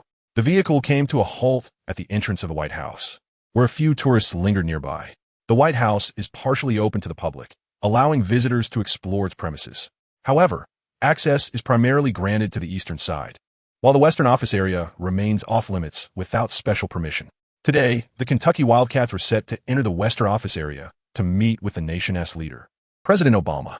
It is a long-standing tradition in American history for the president to receive the champions of major professional and collegiate sports events. Each year, the champions of the 4 major leagues receive an invitation to meet the president, as do the victors of significant NCAA competitions. Ultimately, the decision of whether to meet and whom to invite rests solely with the president. Obama is undoubtedly among those presidents who particularly enjoy welcoming champion teams. He often takes advantage of his position to invite the championship teams of the year for a handshake, a few words, a photo opportunity, and to acquire a jersey to take home. Over the years, he has likely amassed dozens of jerseys. Notably, he has a penchant for requesting the number 1 jersey. Obama has a special enthusiasm for basketball. In his earlier years, he sought to meet teams, and even years later, he would still invite champions from as far back as 1983, when Ronald Reagan was still president. Naturally, the teams summoned for such meetings feel honored and are eager to meet the big boss. However, there are those with strong personalities. For instance, after Michael Jordan won the championship in 1991, he had no desire to meet President Bush and simply chose not to attend. Li Liang is not yet of such prominence. Although he possesses ample justification for not meeting Obama, given his Chinese nationality. Originally, this meeting was scheduled for April, but due to Li Liang's qualification review, it was delayed and postponed until May. Li Liang tucked 2 loaves of bread into his pocket and, accompanied by his teammates, disembarked the vehicle. Under the guidance of security personnel, they entered the White House through a special passage. The White House is not shrouded in mystery for the people of the world, as it has been depicted as destroyed countless times in films. It has also served as a backdrop in numerous television dramas. Thus, upon entering the White House, the group experienced a sense of novelty, though it was not one of profound astonishment, given their frequent encounters with it on screen. Within the corridors of the White House, many oil paintings adorn the walls, featuring portraits of past American presidents, records of significant events, and renowned artworks. Li Liang nudged Jones and asked, "Hey, are you familiar with these presidents?" Jones stroked his chin, pondered for a moment, and realized that aside from Washington and Lincoln, he seemed to be unaware of any other presidents. "How can you not know this? Are you even American?" Li Liang remarked. "I'm not a history scholar. Do you expect me to know every Chinese leader and emperor?" Li Liang Dao. "I'm certainly aware. However, I doubt you would recognize the significance." The group toured the White House, after which they proceeded to the conference hall on the west side, where Obama awaited their arrival. Prior to entering the West Wing, all individuals underwent a security check. Li Liang took out his small bread roll, devoured one, and saved another for later. The security personnel inspected the bread. breaking it apart for examination, and upon confirming its safety, returned it to Li Liang. Inside the conference hall, Obama awaited the Kentucky Wildcats with a warm smile, and Calipari was the first to approach him for a handshake. A swarm of journalists surrounded them, snapping photographs incessantly. Following that, Obama, like a gracious host, extended his hand to each member of the Wildcats team in turn. Li Liang pondered that the American president had quite a challenging job, constantly required to pose for photographs and shake hands, resembling a character from Disney's Mickey Mouse. When it was Li Liang's turn, he stepped forward and firmly grasped Obama's hand. Exerting a strong squeeze, Obama's dark hand turned slightly pale under the pressure, and his trademark smile momentarily faltered, as Li Liang's grip was indeed quite powerful. However, in such a setting, Obama would evidently not react with anger.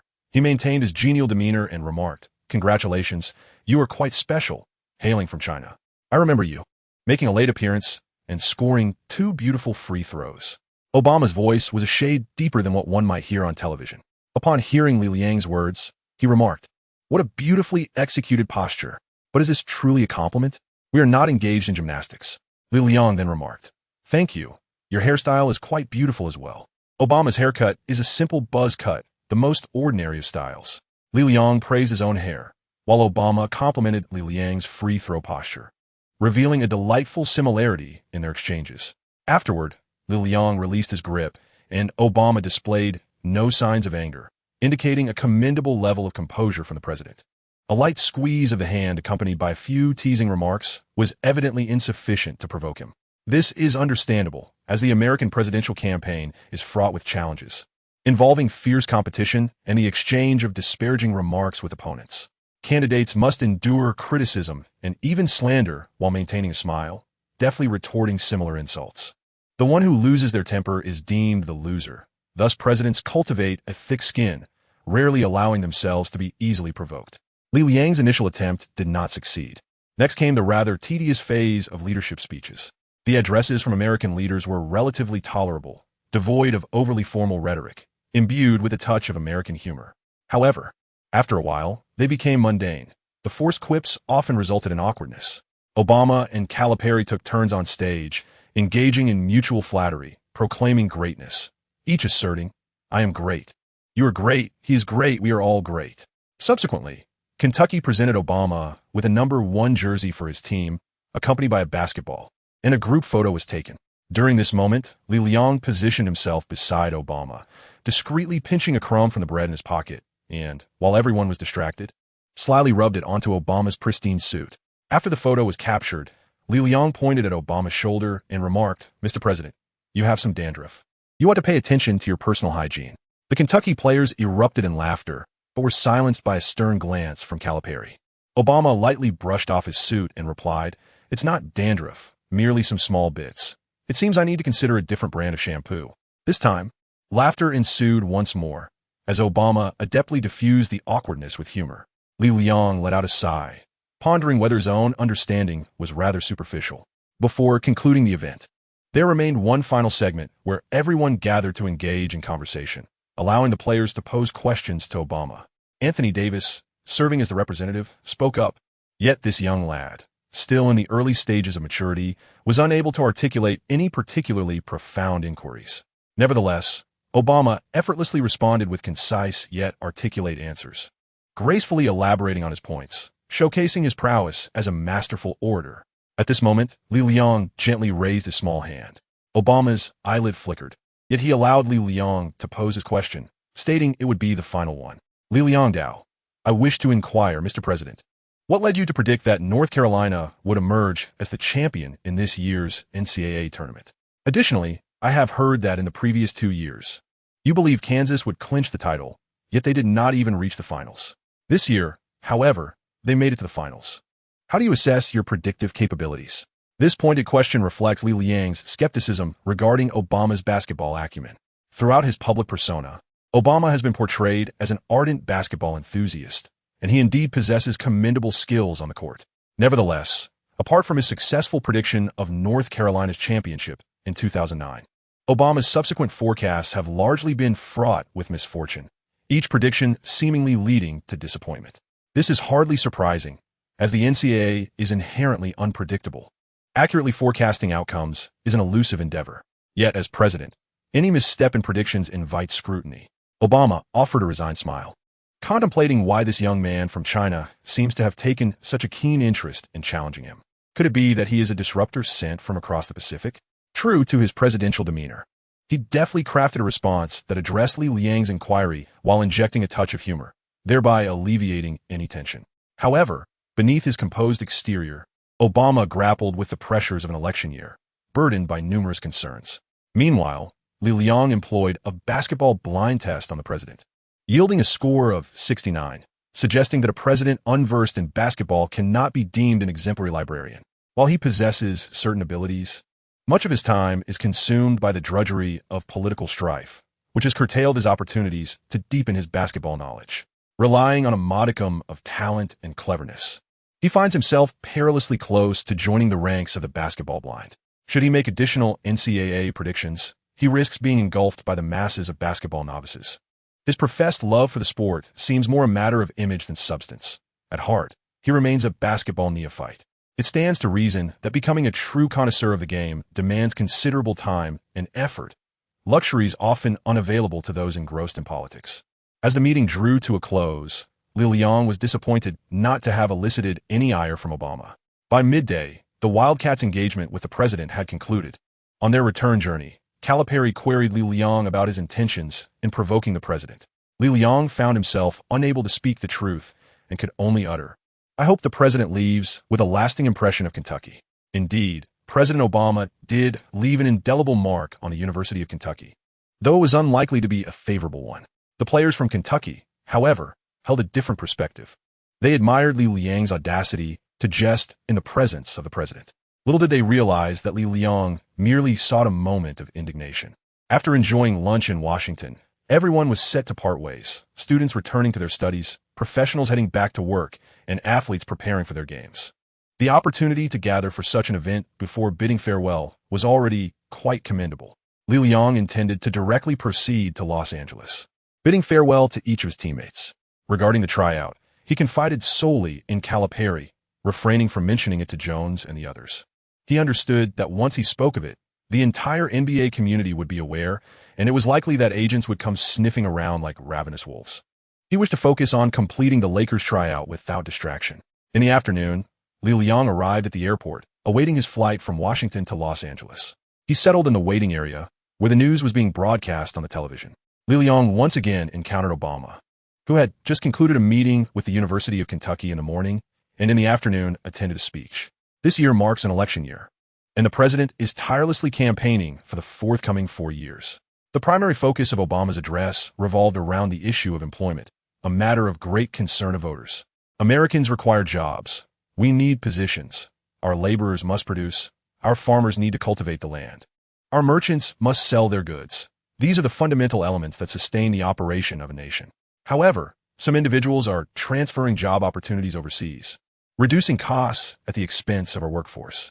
Will the profits gained from these cost-cutting measures be redirected to those who are unemployed? No, certainly not, especially in the case of countries like China that do not adhere to trade agreements, which have taken away many resources that rightfully belong to us. In his speech, Obama criticized his opponent Romney regarding the issue of China. Alas, every election season, China becomes an unwitting scapegoat, wielded as a weapon against adversaries. Li Liang had become quite accustomed to this. After all, once he assumed the presidency, business must continue as usual. Obama was passionately addressing the issues concerning China, speaking with fervor and indignation. Suddenly, Li Liang noticed a line of text floating before him. Anger level 20 from Barack Obama. Goodness, this Obama, such a performer. In an attempt to convey a sense of outrage, is he projecting his anger onto me? Li Liang hurriedly entered the system's exchange center and indeed found that his anger value had increased by a full 1,000 points. As the President of the United States, Obama's weighted anger value reached 50, where every 20 points of anger equated to 1,000. Li Liang blossomed with excitement. He could finally purchase the training facility of the exchange center. However, it soon dawned upon him a more terrifying thought. If venting his anger from a distance could yield anger points, did that not imply that once he stepped onto the NBA court, surrounded by countless fans, the potential for such emotions would be exponentially amplified? Li Liang suddenly felt as though he had stumbled upon a hidden treasure. Chapter 41. Midnight Conversations Departing from Washington. Li Liang arrived in Los Angeles in the early hours of May 21st. Having spent 4 years in the United States, he had visited numerous places during his vacations. Yet this was his inaugural journey to the West Coast. Upon exiting the airport, he hailed a taxi to the hotel located in Inglewood, as indicated by Wei Daji. The Los Angeles airport is situated in the Inglewood area, and Li Liang soon arrived at the hotel. It was already past 1 in the morning, and Wei Daji had informed him via message that a room key was left at the front desk. Upon arrival, he simply needed to present his ID to collect the key. Li Liang, burdened with his luggage, had a restless night, his head throbbing from the tasks he had undertaken. Awakened by Jones in the morning, he spent the entire forenoon attending an event at the White House, and in the afternoon, he found himself weary from the relentless journey. By this hour, exhaustion had overtaken him. After retrieving the key at the front desk, Li Liang ascended the elevator, only to find the room shrouded in darkness upon opening the door. Li Liang, feeling too lethargic to turn on the lights for fear of disturbing Wei Da's rest, decided against taking a shower, opting to do so the following day instead. After arranging his luggage and removing his shoes and outerwear, he climbed into bed. As he fell onto the mattress, a wave of irresistible drowsiness washed over him, causing his eyelids to grow heavy. However, in that state of half-sleep, Li Liang sensed something amiss. It appeared that this room was a spacious suite rather than a standard one. Li Liang's mind began to clear somewhat as he reached out to the side, confirming the presence of another. However, something felt amiss. It did not seem to be Wei Daji. Instead, it felt soft and smooth to the touch. Li Liang sprang up from his bed with a start, swiftly illuminating the room with a click of the lamp. To his astonishment, the person lying beside him was not Wei Daji, but a woman. She lay on her side, clad in nothing more than a snug, pale yellow tank top that accentuated her ample bosom, with 2 delicate mounds clearly visible. Her lower half was merely covered by a small pair of panties that concealed only her modesty, her long, pristine legs entwined carelessly, devoid of any defensive posture. Upon closer inspection of her face, he recognized her as Zhu Shu. The sudden burst of light roused Zhu Shu from her slumber. Rubbing her eyes, she beheld a bare-chested man, Li Liang, who was accustomed to sleeping in the nude. On the verge of screaming, Zhu Shu was swiftly silenced as Li Liang covered her mouth with his hand, whispering, "It's me, Li Liang. Do not scream. It's a misunderstanding, a misunderstanding." Li Liang wished to avoid alarming the surrounding guests or hotel staff. In America, people readily resort to calling the police, and law enforcement tends to meddle in trivial matters. Should the police arrive, not only would restful sleep be disrupted, but there was also the possibility of being taken to the station. Upon seeing Li Liang, Zhu Shu finally relaxed, but as she became aware of her attire, a deep flush spread from her cheeks to the nape of her neck. Li Liang hastily pulled the blanket up to cover Zhu Shu's chest, concealing that delicate porcelain-like skin. In an instant, he felt a surge of vitality coursing through him. Li Liang removed his hand from Zhu Shu's lips. Under the warm yellow light, Zhu Shu's face glowed with a rosy hue, her fair skin resembling exquisite porcelain, radiating a captivating brilliance that made one irresistibly want to gently glide their fingers across its surface. Li Liang swallowed hard and said, "Well, it's all Wei Daji's fault. He left me the room number and instructed me to collect the key at the front desk." Zhu Shu gently tucked a strand of hair behind her ear. Her hair had grown longer with time, nearly reaching her neck. "You should put your clothes on first." Li Liang suddenly realized that he was completely undressed, save for a solitary pair of underpants. Moreover, his body had begun to respond, causing the tense top to rise awkwardly. Feeling quite embarrassed, he quickly turned around to don his trousers and jacket, taking a couple of deep breaths to compose himself. Once he felt sufficiently calm, Li Liang inquired, "Where's Wei Daji? Where could that rascal be?"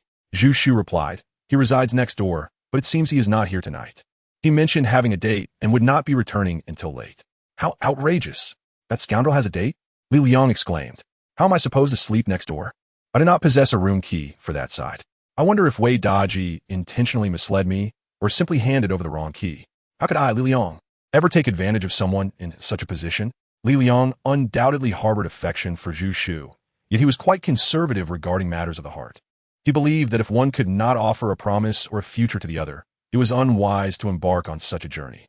Particularly with a girl like Zhu Shu, who evidently lacked experience in romantic affairs, the prospect of touching upon her feelings of guilt was simply too daunting. "Well, perhaps you should stay here. It's perfectly fine," Zhu Shu suggested softly. "All right, I will sleep on the floor." Li Liang replied, retrieving a few articles of clothing from his suitcase to use as a makeshift blanket, and laid himself upon the carpet. However, his tall stature rendered the small space quite uncomfortable for resting. Zhu Shu insisted, "It's all right. Come sleep in the bed. We can share it. The floor is not suitable for sleeping, and considering you have a training session in a few days, falling ill would be quite detrimental." Her reasoning was sound, and thus Li Liang reluctantly rose from the floor, stating, "Then I shall take the bed, but you must not lay a hand on me. That would be inappropriate." Zhu Shu found herself both amused and exasperated, yet she recognized that Li Liang was jesting. "Yes, I understand. You need not worry." Li Liang smiled broadly and reclined on the bed, while Zhu Shu shifted to the side, creating some space for him. Li Liang, utterly exhausted and on the verge of slumber, found himself unable to drift off after the recent commotion. With the light extinguished, he could hear the faint sound of Zhu Shu's breathing beside him, accompanied by a delicate, elusive fragrance. Alas, this only further hindered his ability to sleep. After a brief pause, Li Liang inquired, "Hey, are you asleep?" "Not yet, how about you?" "Neither can I."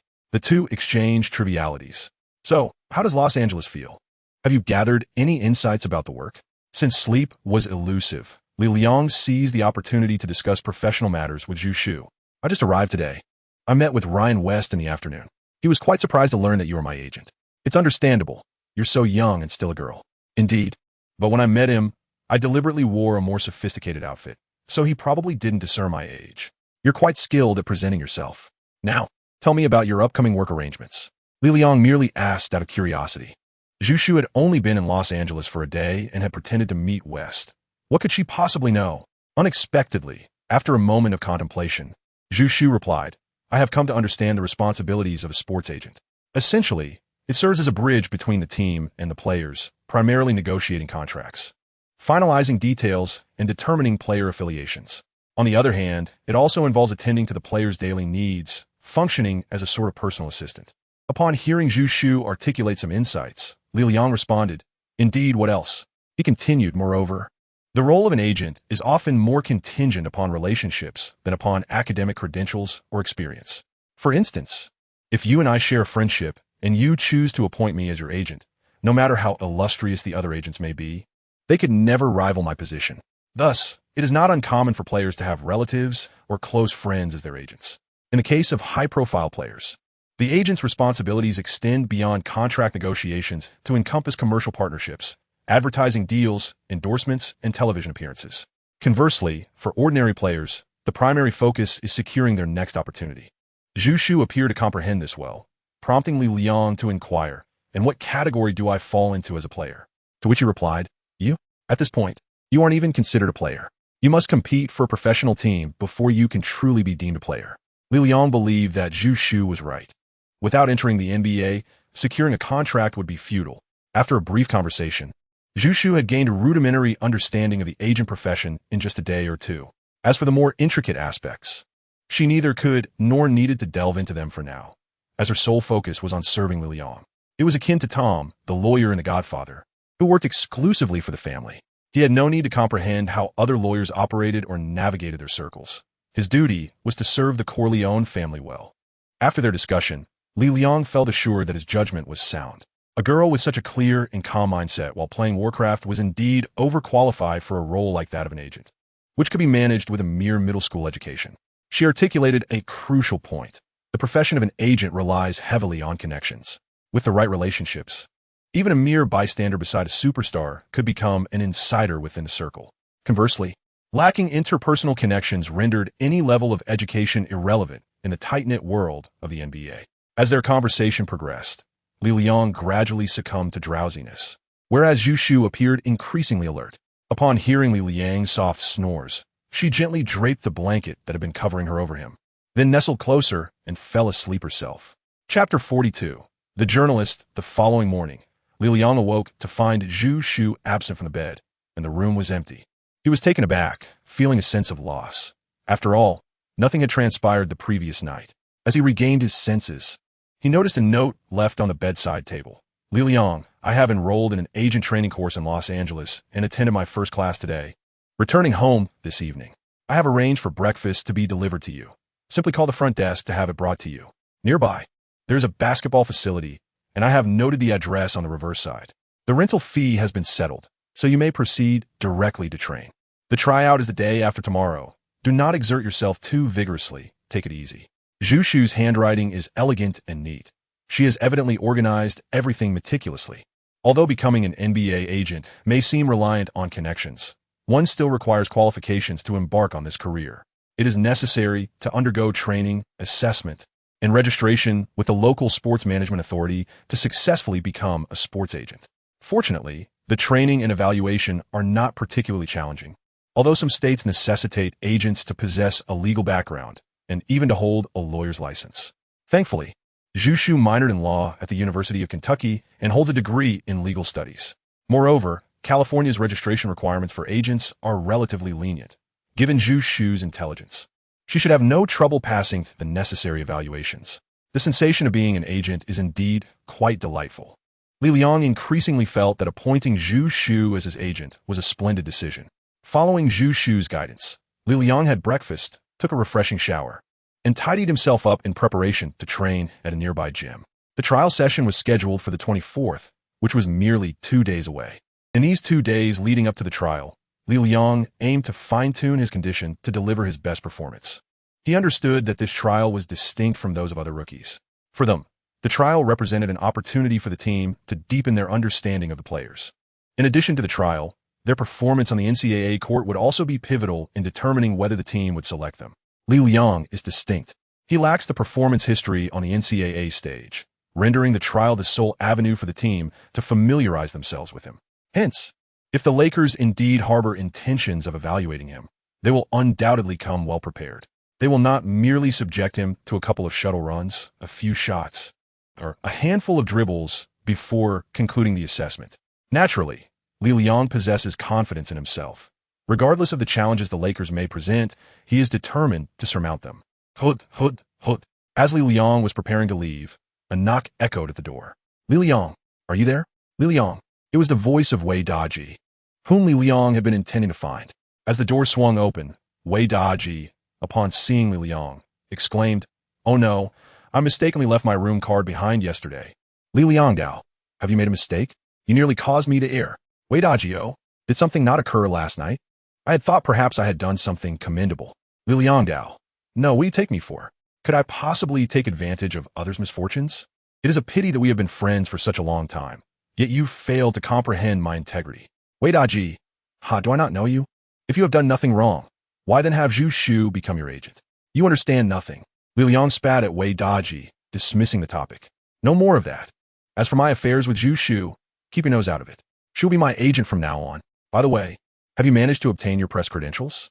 "Yes, thanks to West, I secured a position as an internal reporter for the Lakers, albeit as a temporary worker. When will you release the news about your tryout?" The two took a seat to discuss serious matters. Li Liang had previously instructed Wei Daji to withhold any information regarding his tryout. They needed to find an opportune moment to unveil the news and its details to the public, ensuring they did so ahead of other sources. "The tryout is the day after tomorrow. You should release the news tomorrow. Today, you can conduct an exclusive interview with me, and then publish a press release on Twitter and Instagram. NBA news is always pervasive, and the influence of the media is beyond the imagination of ordinary individuals. Li Liang has resolutely decided to seize control of the weapon of public opinion from the very beginning. Will anyone take notice?" Wei Daji inquired. "No, but this initial piece is of paramount importance, for henceforth, you shall be the sole reliable source of information regarding Bruce Lee." Li Liang gently patted Wei Daji's shoulder. As Wei Daji began to envision the splendid panorama of his ascent to the pinnacle of life, Li Liang suddenly inquired, "Where did you go last night? Zhu Shu mentioned that you had a date." Well, I happened to be in Los Angeles and met a friend, so I went out for a couple of drinks with him," Wei Daji replied, his demeanor betraying a hint of hesitation. Li Liang sensed that something was amiss, yet he was disinclined to pry into the affairs of youth. After all, who among them had not indulged in a bit of romance? With Wei Daji back, he accompanied him to the training facility that Zhu Shu had arranged, located in a fitness center in Inglewood. The center was well equipped, boasting a strength training room, a spa, and a basketball court. While the fees were certainly not modest, Ryan West had graciously covered the trial training costs for Li Liang. Within the training facility, Wei Daji produced a camera and captured photographs of Li Liang's shooting drills and strength exercises. He then retrieved a voice recorder and, with an air of professionalism, conducted an interview with Li Liang. Wei Daji posed a series of straightforward questions regarding the trial, the Lakers, and Li Liang's thoughts on the prospects of the NBA. Li Liang's response was rather conventional. After all, he had no desire to create a sensational headline at this moment, as it would serve no purpose. He merely wished to disseminate the information, allowing a select few to be aware of the situation. Once he was genuinely selected during the draft event, these reports would assume significance. The training and interview lasted for 2 hours, after which the two departed from the fitness center. Wei Daji perused the photographs on his digital camera as they walked, intent on selecting a few noteworthy images to accompany text for his online post. Hey, Li Liang, I think I should create a special feature on social media for your trial, chronicling your audition and draft journey from the very beginning, Wei Daji proposed, sharing his idea. Li Liangdao remarked, there's no need for that. A simple interview to disseminate the news will suffice, and we can gradually build upon it. Wei Daji shook his head and replied, no. I have a profound intuition that you will achieve great success in the NBA in the future. At that point, what I create will not merely be a feature, but rather a documentary. Wei Daji's vision swiftly evolved from an initial report to a feature, and soon elevated to the status of a documentary. Li Liang chuckled. Have you lost your mind? A documentary? Is it really that exaggerated? Can you even film one? Of course. How could I not? I was part of the film club at Kent State, he replied enthusiastically. I'll use my digital camera to capture everything before, during, and after your training, as well as the tryouts. I'll compile it all into a documentary. The story of a Chinese international student beginning from scratch, evolving into an NBA player. Or perhaps it could portray the struggles of marginalized basketball players in American society, highlighting the arduous journey of Chinese athletes in the NBA. Who knows, it might even win a Pulitzer. Wei Daji fell into a reverie, lost in his imagination, while Li Liang shook his head and said, do as you wish. Just ensure you send me the news about your tryouts. Remember, this is your first exclusive news in the NBA. Cherish it. Understood. You'll enter the NBA, and I'll become a renowned sports journalist. Together, we will forge a remarkable legacy. You can forget that. I have no desire to embark on a grand venture with a notorious figure. Chapter 43. The ingenious use of a personal training center upon returning to the hotel. Li Liang tidied up his belongings and moved to Wei Daji's room. Zhu Shu returned only in the evening, dressed in a striped shirt paired with black trousers, and accentuated by a pair of black square-toed high heels, her hair elegantly styled into an updo. As Li Liang gazed at Zhu Shu's attire, he mused to himself about why Ryan West could not discern Zhu Shu's age. Indeed, her appearance exuded a certain maturity. Aware of Li Liang's unwavering gaze fixed upon her, Zhu Shu felt a blush creep across her cheeks, recalling their shared slumber from the previous night. This marked her first experience of sharing a bed with a peer, albeit without any intimate actions. Upon awakening to find Li Liang peacefully resting beside her, her heart raced uncontrollably. Am I perhaps dressed too maturely? Zhu Shu tucked a strand of hair behind her ear. Her ensemble had been meticulously chosen and refined in the predominantly male domain of the NBA. One must maintain a respectable image to thrive. Should she present herself with an overly youthful demeanor, it would inevitably invite condescension from others. Li Liang shook his head and remarked, indeed, you are quite well dressed. It is just perfect. After removing your glasses and braces, you are far more attractive than before. Upon receiving Li Liang's compliment, Zhu Shu felt a tinge of embarrassment. This was not the first time she had heard similar sentiments. After graduating, she had removed her braces and undergone laser surgery, and her former classmates and friends could not help but express their astonishment upon seeing her. It was remarkable how 2 minor alterations could significantly enhance a person's demeanor and appearance. Feeling somewhat self-conscious under Li Liang's gaze, Zhu Shu decided to change the subject, asking, the trial training is in 2 days. Are you prepared? Do you know what the training will entail? I'm afraid I do not know, he replied. Li Liang was aware that the Lakers trial would be anything but simple. However, the specifics eluded him. I believe you should find a way to gather some intelligence. Just to be prepared. Nevertheless, I have faith in you. Everything will surely be fine. Zhu Shu's encouragement warmed Li Liang's heart, and as he stood in the corridor gazing at her, an overwhelming urge to embrace her surged within him. At that moment, Wei Daji inopportunely emerged from the room, startling both of them with his sudden appearance. My apologies, I'm quite hungry. What shall we have for dinner tonight? How about you mind your own business? You're treating tonight. Why should I treat? Regardless, if you want to interview me, you must take me out to dinner. Upon hearing Li Liang's words, Wei Daji found himself without recourse and was compelled to invite Li Liang to dinner. Recently, Li Liang's appetite has surged remarkably, as nurturing a system in his mind undoubtedly incurs a significant energy expenditure. Moreover, the enhancement of his basketball skills is not an arbitrary occurrence. It necessitates the consumption of physical energy. Upon awakening after each task, Li Liang experiences an overwhelming sense of hunger, particularly in regard to physical conditioning. His improvements have rendered him akin to a famished individual from Africa. During dinner, Li Liang devoured 8 steaks, 5 fried fish, along with a generous assortment of vegetables and fruits. Wei Daji looked at Li Liang as if he were a creature of the extraordinary. Li Liang, have your stomach and intestines merged into one? This is not dining. It resembles a refused disposal. If I were to call you a fecal machine, would you dare to respond? Li Liang stuffed a piece of cake into his mouth, desperately in need of the sweetness to replenish his sugar levels. I'm doing this to gain weight and enhance my physical condition. You wouldn't understand, he remarked. Come on, you're going to play basketball, not sumo wrestling. You have no idea. Just wait and see how I perform. A single meal cost Wei Daji quite a bit, and he felt a pang of regret. After graduation, his family ceased to provide financial support, and his savings dwindled with each passing day.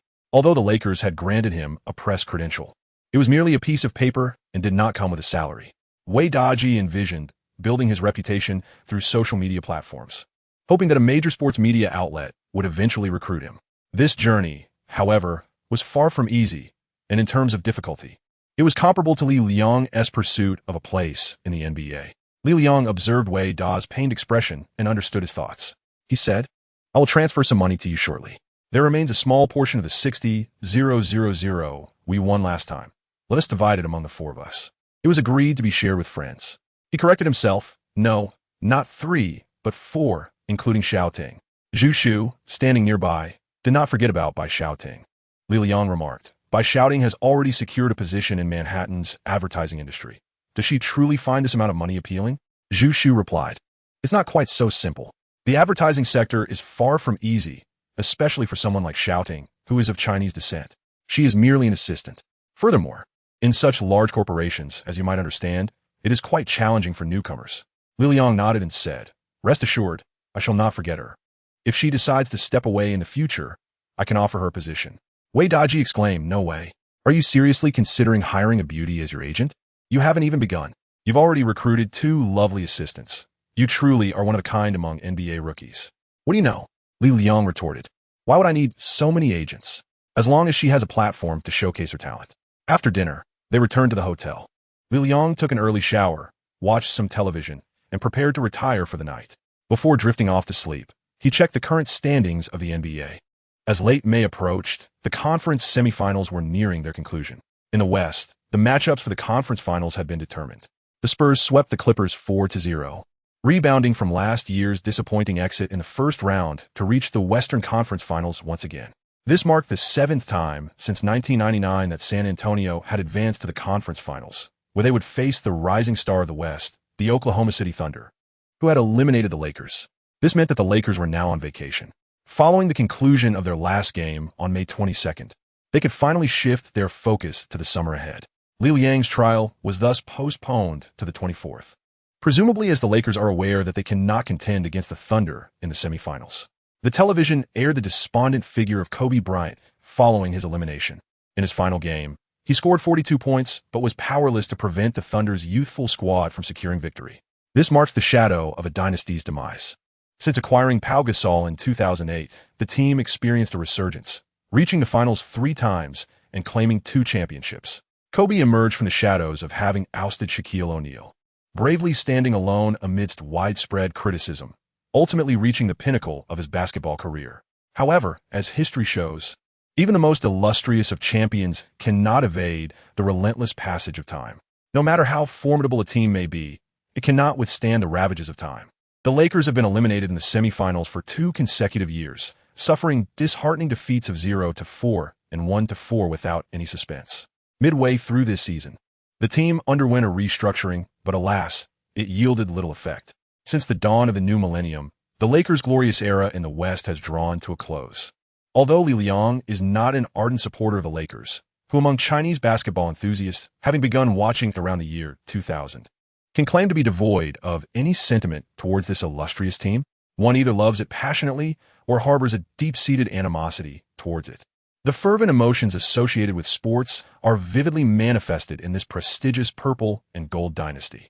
Li Liang sighed, contemplating that an era might be drawing to a close, even as his NBA career had yet to commence. As he succumbed to slumber, Li Liang found himself in the omnipotent sovereign system, entering the exchange center and unveiling his personal training center. Li Liang entered a training facility that bore little distinction from the one where he had previously undertaken his tasks. Surrounding the venue were an array of training apparatuses, basketballs, cones, ropes, and hoops, among others. However, he found himself alone. Practicing here seemed less beneficial than honing his skills in the real world, for this place offered only technical training and lacked the element of competition. A notice from the personal training center indicated the availability of players for rental to accompany practice sessions, with specific pricing available for consultation at the exchange center. Li Liang re-entered the exchange center and was greeted by the option for player rentals. A thought crossed his mind, and upon entering, he was met with a dense array of star cards, seemingly encompassing every player in the history of basketball across the globe. My goodness, so many individuals. I must take a closer look. Li Liang had a sudden inspiration and conjured up an image of Yao Ming, whose card materialized before him. Yao Ming, position, center, height, 7 feet 6 inches, weight, 300 pounds, rental price, 1769 points. Li Liang was taken aback by the price. Over 1,700 for just 1 hour? This is outrageously expensive. What purpose does this point serve for this exploitative system? Li Liang found it rather peculiar, yet he felt an undeniable familiarity with the number 1769.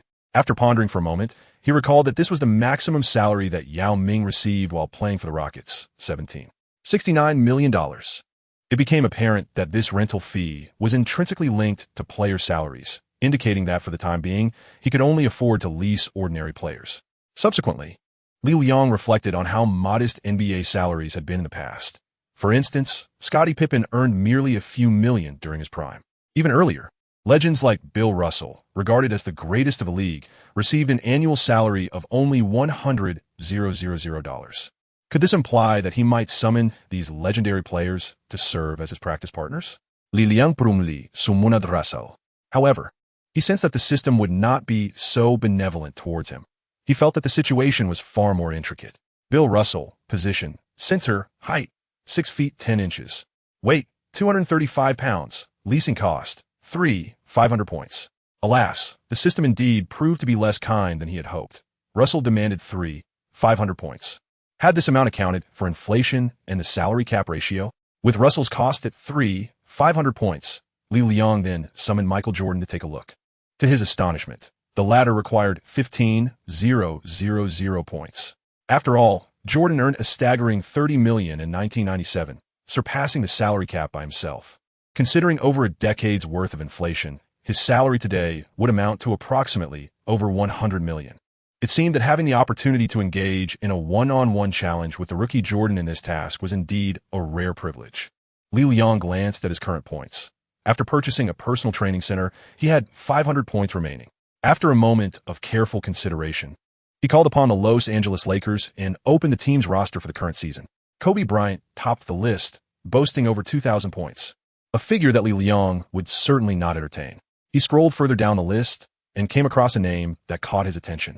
Darius Morris, position, guard, height, 6 feet 4 inches, weight, 195 pounds, rental price, 47 points. Very well, it is decided. Darius Morris. Li Liang utilized Morris's training card. Upon exiting the exchange center, he found Morris already standing on the floor of the training facility. Li Liang approached him and greeted, to which Morris replied, "Hello, we have 1 hour. Let's make the most of our time and commence." The phrasing felt somewhat peculiar, as if implying some unusual service. Li Liang Dao. There's no need to rush. The reason I called you out is that I have some inquiries I wish to pose. May I ask if you are able to answer my questions? Morris, certainly, if I possess the knowledge. However, I shall not divulge any information regarding matters of privacy. Li Liang Dao. That is perfectly fine. I am not particularly interested in that. I simply wish to gain insight into your experience during the training session with the Lakers last year. Morris, training session? Li Liang summoned Daily UC Morris, not merely to engage in practice. Morris was a rookie selected by the Lakers in the 2011 draft, and it was certain that he participated in the Lakers tryouts last summer. Prior to the upcoming tryouts in 2 days, it was essential for Li Liang to gather pertinent information to prepare adequately. All right, I can share with you the nature of the tryout process. Chapter 44, The Tryout, Part 1. On May 24th, Li Liang arose early. The previous day had been spent accompanying Wei Daji in orchestrating stage shots. They ran along the streets of Los Angeles, took shots in the training facility, lifted weights in the gym, and dined at a restaurant. This young man had scripted a narrative for his documentary, capturing scenes according to his planned storyline. Although Li Liang could not commend Wei Daji's photography skills, he supported him as a friend, recognizing that he would eventually be a trusted journalist. After concluding the filming, Li Liang controlled his diet in the evening and refrained from engaging in training within the system. He required ample energy. Thus, upon waking on the morning of the 24th, Li Liang felt invigorated and brimming with strength. He took a shower, donned fresh attire, and roused Wei Daji from his slumber. The two ventured out for breakfast, where Zhu Shu was already waiting for them downstairs. She had arranged for a taxi 2 days in advance, as the tryout location was set at the UCLA gym, quite distant from Inglewood. Once in the vehicle, Zhu Shu turned to Li Liang and inquired, "How do you feel? Are you confident?" Li Liang smiled broadly and said, "Of course, with your support, I'm absolutely confident." As a novice agent, Zhu Shu had already performed admirably in her various supporting roles.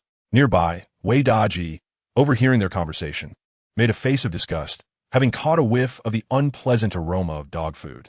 After more than 40 minutes on the 405 freeway, they arrived at the renowned NCAA institution, UCLA. In terms of championship titles, only UCLA can outshine Li Liang's alma mater, Kentucky. This prestigious school, which has birthed numerous legends, has unfortunately faced a decline in recent years. Since 1995, it has not grasped the NCAA championship trophy again. Its esteemed status in NCAA circles has been surpassed by Kentucky, Kansas, and Duke, making it no longer the first choice for prodigious talent. Nevertheless, in recent years, UCLA has still produced outstanding players like Kevin Love and Russell Westbrook, demonstrating its enduring legacy. In Los Angeles, the Lakers and UCLA share intricate ties. During the summer, Lakers players frequently train in UCLA's gymnasium, and the team often utilizes the facility for training camps and tryouts.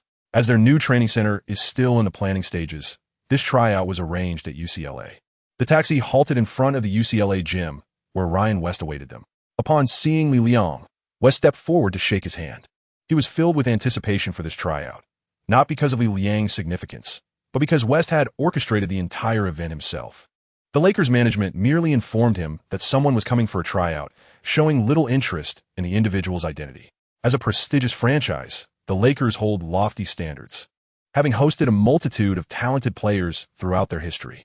Each summer, countless athletes come for tryouts, as the Lakers remain a perennial powerhouse in the NBA, nurturing a devoted following.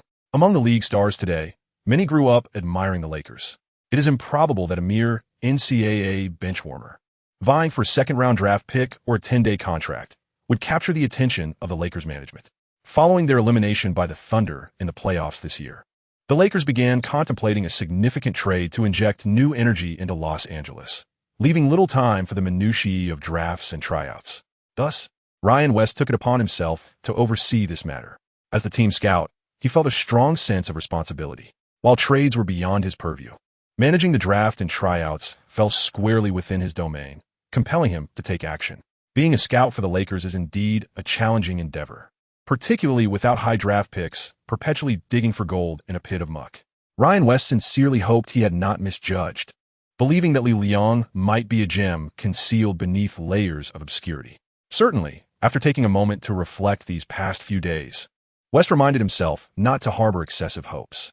The greater the hope, the deeper the disappointment. A few years ago, the Lakers conducted a tryout for another Chinese player, Sun Yu, during a collective evaluation. He showcased commendable athleticism during the trials, holding his own against his African-American counterparts in ball-handling confrontations. Subsequently, the Lakers selected him with a second-round draft pick. However, Sun Yu was regrettably afforded scant opportunities within the team. His advantages in offensive maneuvers and playmaking proved ineffectual against the rigorous intensity of the NBA. Meanwhile, his defensive shortcomings became glaringly apparent, rendering him the weakest link upon entering the court. The dichotomy of his offensive and defensive capabilities essentially resulted in adverse effects. This predicament is not exclusive to Chinese players. Numerous European athletes find it challenging to thrive in the NBA for similar reasons. Lack of pronounced offensive prowess coupled with stark defensive weaknesses. Unless one can emulate the likes of Nowitzki or Yao Ming, achieving an almost insurmountable advantage offensively while not becoming a liability defensively. NBA teams would rather opt for obscure African-American players than renowned international stars. The reason Ryan West has shown favor towards Li Liang undoubtedly lies in his defensive acumen. He merely hopes that Li Liang's defensive displays in New Jersey were not a mere fluke. Li Liang entered the gymnasium alongside Ryan West, where the Lakers trial staff stood ready for the proceedings.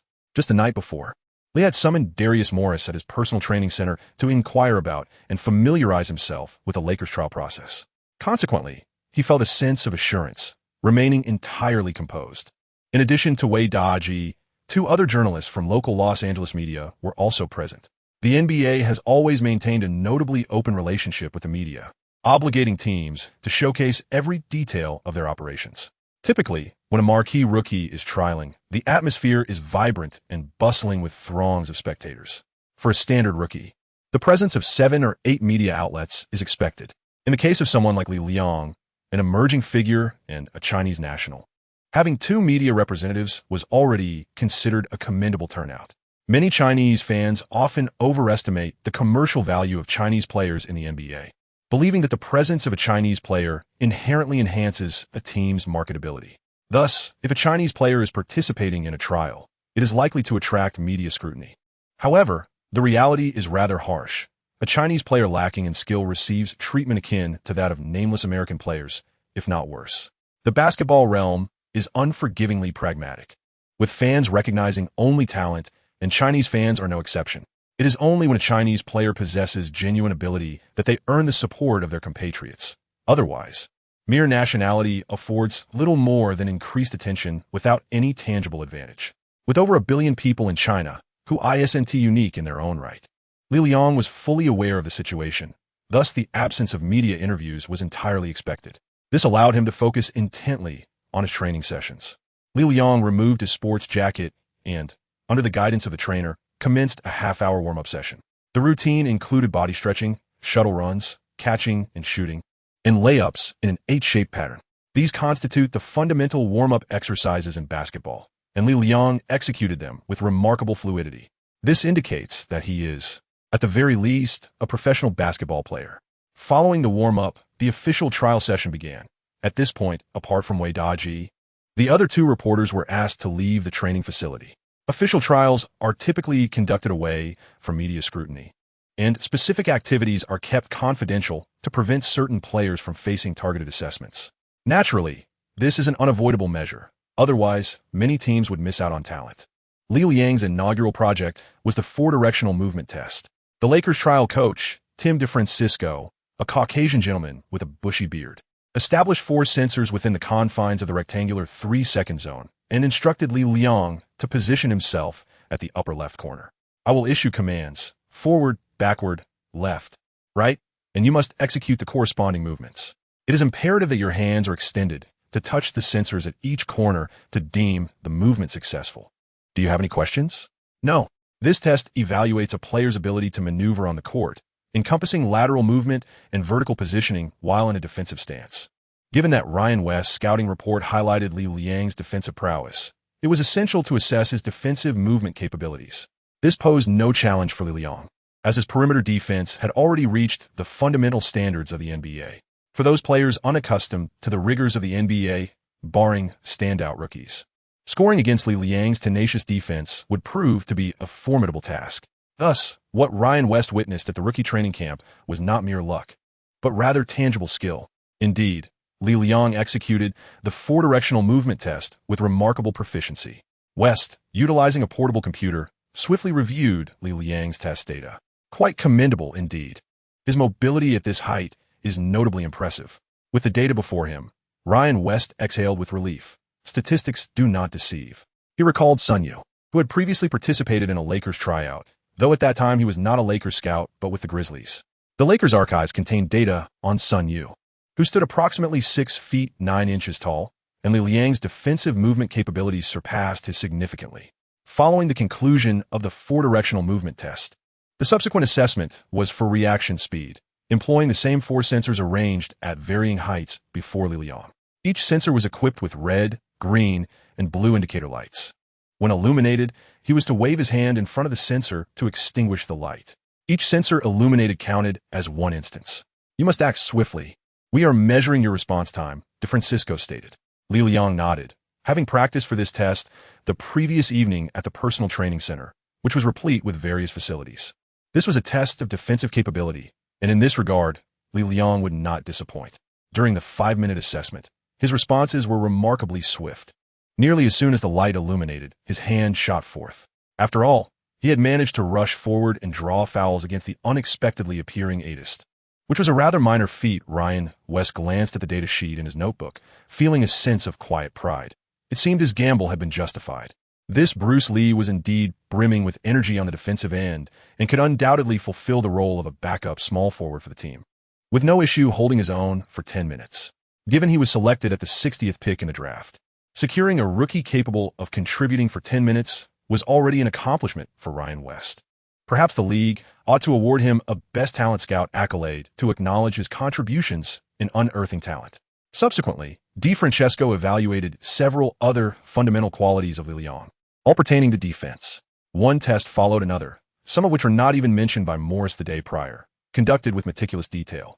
After completing the defense-related assessments, DeFrancisco provided Li Liang with a questionnaire, requesting that he complete it within 10 minutes. Upon a glance, Li Liang observed that the questions presented were merely multiple-choice inquiries regarding how to navigate various situations on the field. For instance, the timing of double teaming, the selection of defensive support, and the necessity of swift man-to-man coverage. Such matters posed no challenge to Li Liang, for he was the esteemed hydration specialist of Kentucky. Day in and day out, he sat beside Calipari, absorbing every word as if a mouse before the Buddha, growing wise from the teachings. Having completed the questionnaire in 10 minutes, Ryan West remarked, "Well done. Your performance this morning was commendable. There remains an additional hour and a half of training this afternoon. Keep up the good work." It was evident that this training session was divided into morning and afternoon segments, underscoring West's investment in Li Liang, for he was indeed the one who had taken a risk. Naturally, had Li Liang faltered in the morning, the afternoon's training would have been summarily canceled. Li Liang was aware that he had already achieved half of his success. In Chapter 45, the trial training, Part 2, Li Liang and Wei Daji enjoyed lunch together at the UCLA cafeteria. Ryan West engaged Li Liang in discussions regarding various topics related to the NBA. He was particularly intrigued by the question of why Li Liang possessed such formidable defensive skills, yet found himself deprived of playing time in the NCAA. This query was also one that Wei Daji was eager to unravel. Wei Daji was well aware of Li Liang's past capabilities. Among the numerous players at the University of Kentucky, if Li Liang claimed to be second to last, no one would dare assert they were the very last. To everyone's astonishment, in just over a month, Li Liang's overall performance had surged dramatically, akin to unlocking the meridians of his body. That day in New Jersey, witnessing Li Liang's trial training and competitive spirit left Wei Daji utterly astounded. He had not anticipated Li Liang's defensive prowess to be so exceptional. Li Liang, of course, could not admit that he still had access to system training in his dreams, so he replied, "Well, primarily because the NCAA competitions demand a higher level of overall skill from players. While my defensive abilities are quite robust, my offensive game is limited to three-point shooting, leaving me somewhat deficient. Consequently, I do not receive ample playing time. As a functional player, perhaps the NBA would be a better fit for me. Moreover, I have been training diligently over the past month." Li Liang's words resonate with a certain degree of truth. The overall intensity of competition in the NCAA is distinctly inferior to that of the NBA, with frequent personnel changes that indeed demand a higher level of comprehensive ability from the players, particularly for the versatile forwards who oscillate between the 3 and 4 positions. They may dominate in the NCAA, but find themselves at a loss in the NBA, becoming somewhat irrelevant. In light of the recent decline of the center position in American basketball, these ambiguous players may thrive on the collegiate stage, but struggle to adapt to the faster, stronger, and more competitive environment of the NBA, which is crowded with robust European players and muscular athletes. A quintessential example of this is Michael Beasley, alongside the second overall pick in 2011, Derek Williams. Conversely, some functional players who do not shine in the NCAA often find greater success in the NBA after being drafted in lower positions. For instance, Trevor Ariza, the championship forward of the Lakers. Ryan West, having listened to Li Liang's explanation and reflecting on the successes and failures of recent drafts, found his words to be quite insightful. Wei Daji observed West nodding repeatedly and poked Li Liang, inquiring in Chinese, "Is what you say true?" "Of course it's true," Li Liang replied. "Otherwise, do you think I have mastered the art of the 9-yang divine skill and significantly enhanced my abilities?" "All right, I will note that down," Wei Daji responded, pulling out a notebook to record Li Liang's words as a rationale for any future surge in his prowess. Although, upon reflection, it seemed rather implausible. After their meal, West guided Li Liang and Wei Daji through the UCLA campus. As they strolled, West engaged Li Liang in conversation about the Lakers' current situation. "You know, the team is undergoing a transitional phase, and the strategic direction and recruitment policies are not particularly clear at the moment. The owner's health is not at its best, and the responsibility for recruitment currently lies with his son, Jim. I possess sufficient advisory authority, and a 60th overall pick is not of paramount importance. However, the ultimate decision-making power still resides with Jeannie Buss." West was cautioning Li Liang, as the Lakers have been in a transition since their championship failure in 2011 and a second-round exit in 2012, with Kobe aging another year. Thus, the Lakers find themselves at a crossroads, whether to continue sacrificing the future for present victories while Kobe still has the strength for one last push toward the championship, or to shed burdens and consider a more sustainable future for the franchise remains undecided. Since last season, with the elder Buss's declining health, Jeannie Buss has gradually begun to restructure the Lakers management. This summer will mark Jeannie's complete takeover behind the scenes. Guiding the direction of this storied franchise, Li Liang is but a trifling barnacle to both the Lakers and Little Buss. Should he manage to board, he would cling to the hull, scuttling about in pursuit of the vessel. If only he could not, he would be cast off, left to sink into the depths of the sea, perhaps to seek refuge as a parasite upon some great whale. Hence, Ryan West cannot guarantee that Li Liang will secure a place in the Lakers' plans, while West may have bestowed upon him high praise and fervently advocated for his selection. Should Little Buss harbor discontent or alternative intentions, West's recommendations would amount to naught. Ultimately, the final decision rests with Little Buss. Li Liang possesses remarkable intelligence. He comprehended Ryan West's words instantly. In essence, it conveyed that while I may desire you, I cannot assure your inclusion, for such is the nature of the affluent. Li Liang chuckled coldly to himself. Even without the Lakers, he could still make his way into the NBA. After undergoing 2 trials, he had developed a robust confidence in his abilities. With his defensive skills and three-point shooting, he was certain he could secure a place in the NBA. Naturally, Li Liang understood the predicament of Ryan West. After all, his father was no longer with the Lakers, and there was no one to support him from above. Ostensibly responsible to the management, in reality, he had no one under him, and even organizing a trial required him to hustle and bustle on his own. "I still hope to serve the Lakers," Li Liang replied with a formal demeanor to West. After all, every NBA player harbors a childhood dream of playing for the Lakers, and he was no exception. In truth, during his childhood, he was unaware of what the NBA even was. His favorite team was his father's agricultural machinery factory basketball team. It was only in high school, inspired by Yao Ming, that he developed an affinity for the NBA. Upon arriving in America, he dedicated himself to playing for Kentucky, fervently waving his towel for the Kentucky Wildcats. The dream of playing for the Lakers? It was merely a tale to spin. The 3 of them strolled around UCLA, took a brief respite, and returned to the training facility. Outside the gym, Li Liang heard the sounds of basketball being played inside, puzzled as to whether others had come for trials in the afternoon. West remarked, "They are not here to try out. They are here to assist you in your trials." Li Liang followed West into the hall and observed an individual warming up on the court. Upon closer inspection, he realized it was none other than Darius Morris. "Morris, is that you?" Li Liang couldn't help but exclaim. Just 2 nights prior, Li Liang had engaged in a 2-hour one-on-one training session with Morris at the personal training center, aiming to extract information from him while also honing his offensive and defensive skills. Li Liang's defensive skills have proven to be commendable. However, when it comes to offense, it must be said that his ball handling abilities, while not utterly disastrous, fall short under intense pressure. Just the other evening in the system, Morris imparted a lesson to Li Liang through the stringent defensive tactics akin to those employed by NBA players. Standing at a height of 6 feet 4 inches and weighing less than 200 pounds, Li Liang found himself at a loss in offensive maneuvers against this formidable small guard. Eventually, Li Liang realized that it might be more effective to take shots from beyond the three-point line, thereby enhancing his chances of success. In reality, Morris, upon encountering Li Liang, was unfamiliar with him and, upon hearing Li Liang's words, appeared utterly bewildered, responding, "Hey buddy, do we know each other?" Li Liang realized he had inadvertently let something slip and quickly corrected himself, saying, No, I don't know you, but I am familiar with you. My roommate is an admirer of yours." As he spoke, he gestured toward Wei Daji, who was capturing photographs on the sidelines, indicating that he was a fan of Morris. Morris found it peculiar that he had a fan in the NBA, and upon glancing at the chubby figure taking pictures, he thought it might be best to do without such a supporter.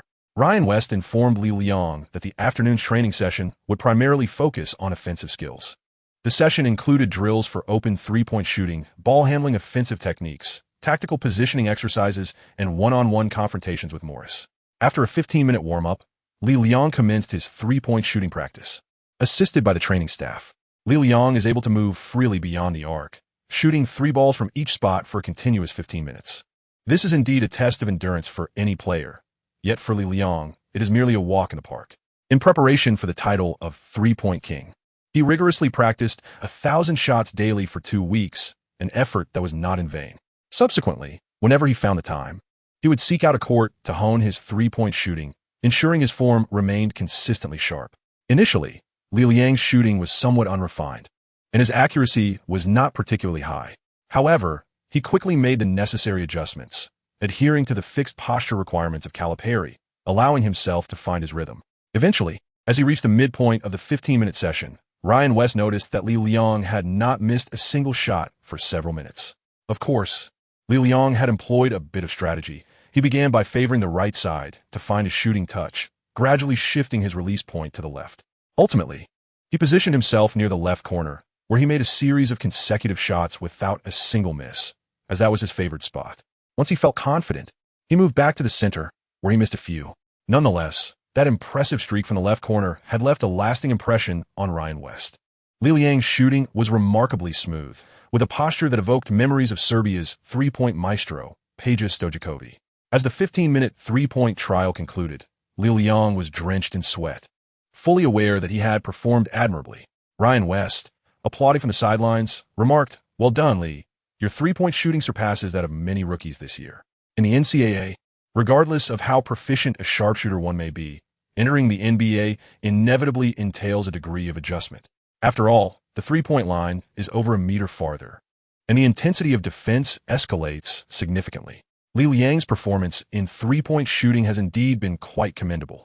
Li Liang contemplated, of course, "For I am a sharpshooter who has competed alongside Larry Bird, the record holder for the NBA three-point contest, a player whose perfect score remains an eternal benchmark, forever to be admired but never surpassed.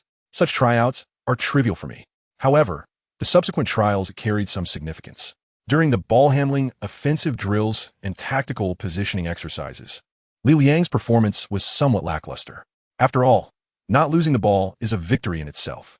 To execute movements smoothly, with power, while showcasing exceptional ball control, I'm afraid that is beyond my current abilities. If I could achieve that, there would be no need for me to attend tryouts with the Lakers. Ryan West had never held much faith in Li Liang's ball handling skills, moving directly to the final phase, one-on-one against Maurice. The preceding trials had been conducted in non-contact or low-contact scenarios. West needed to assess how Li Liang would perform under competitive conditions. As he observed the approach of Dallas Morris, Li Liang thought, "Your tactics have long been deciphered by me. How will you contend with me now? Perhaps I should practice a few more rounds with him." Chapter 46. The basketman Dallas Morris was selected by the Lakers as the 41st pick in the second round of the 2011 NBA draft. The Lakers opted for a 6'4" guard primarily to fill the void left by the aging Derek Fisher. However, securing a position like this is often a matter of luck, and failure is statistically more likely. In the 2011 to 2012 season, Morris's performance was unsatisfactory, apart from a somewhat dazzling debut against the Clippers. He gradually descended into mediocrity as the season progressed. He participated in only 19 games, averaging a mere 2. for points mostly in garbage time. Nonetheless, Morris possessed talent. It is merely that teams like the Lakers often struggle to provide low-drafted rookies with the space and opportunities to flourish. In Morris, Li Liang could glimpse a reflection of his own potential future. Li Liang reminded himself that even if selected by the Lakers, his journey in the NBA would merely be a modest beginning, with a long road ahead. His immediate goal was to demonstrate his prowess in a one-on-one confrontation with Morris. To be candid, Li Liang's ball handling skills were rather lacking. Given his weight and height, he struggled even against a guard like Morris. If one cannot withstand physical confrontations while in possession of the ball, excelling in the NBA becomes an unattainable dream. It is akin to towering players who dominate in college. When matched against NBA athletes, even those standing 2 meters tall cannot overpower someone as diminutive as Isaiah Thomas, who stands at a mere 175 centimeters. The disparity in physicality is simply insurmountable. Thus, Li Liang wisely chose to capitalize on his strengths and avoid his weaknesses, learning from the previous night's encounter with Morris by refraining from ball-dominant plays. When it was his turn to shine, he would dribble a couple of times beyond the arc before launching a shot, occasionally finding success. When it was Morris's turn to attack, Li Liang held nothing back. Morris had gained experience in the NBA for a year, distinguishing himself from the fresh NCAA recruits. Within the confines of the training center, Morris could engage in a competitive exchange of offense with Li Liang. However, as the game progressed, Li Liang began to decipher Morris's offensive patterns and habits. Most players, even superstars, possess signature moves on the offensive end. In scenarios devoid of physical confrontation, they exhibit proficiency across the board, but in critical moments, they tend to revert to their most practiced and familiar techniques. Like many undersized guards in the league, Morris exhibited average speed and insufficient one-on-one resilience, along with a noticeable weakness in his left hand. Additionally, a distinctive trait of Morris was his pronounced shoulder movement during crossovers, which provided a telltale sign of his directional changes. Li Liang's defensive prowess has evolved beyond mere physical mobility and confrontation. It has also expanded in terms of awareness and experience. Unbeknownst to him, the real Dallas Morris had already been thoroughly analyzed before engaging in competition with Li Liang. In a succession of 3 offensive attempts, Morris found himself thwarted by Li Liang's defense, culminating in one instance where he was decisively blocked. Li Liang forced Morris to the left, compelling him to maneuver with his less dominant hand, ultimately adjusting his footwork to directly contest his layup. Subsequently, Morris had no choice but to resort to a jump shot to resolve the predicament, managing to score a single basket. Nevertheless, Li Liang's defensive prowess had already garnered the approval of Ryan West. He believed he had not misjudged. Indeed, this young man was a promising 3D prospect. Since the Lakers reclaimed their Western Conference throne in 2008, the small forward position had perpetually plagued the team. In the 2008 finals, Radmanovi was assigned the role of small forward, only to be thoroughly overwhelmed by Paul Pierce, who subsequently earned the finals MVP. With the addition of Ariza in 2009 and Artest in 2010, the Lakers savored the taste of championship glory. However, after 2010, Artest's performance began to decline, and in the 2011 semifinals against the Mavericks, he was pierced by Stojakovic's sharpshooting. In 2012, facing the Thunder, it was evident that Durant toyed with him as if he were made of clay. Now, as LeBron James and Kevin Durant enter their prime, the league has transitioned into an era dominated by point guards and small forwards. The demand for 3D players has intensified, a truth well understood by the Lakers. Yet, with their 60th pick this year, the likelihood of selecting a quality 3D player was exceedingly slim. Ryan West, with his boldness and decisiveness, unearthed this hidden gem in Li Liang. His mind was consumed with thoughts of how to persuade the management to consider selecting an obscure Chinese player with dark hair and eyes at the draft.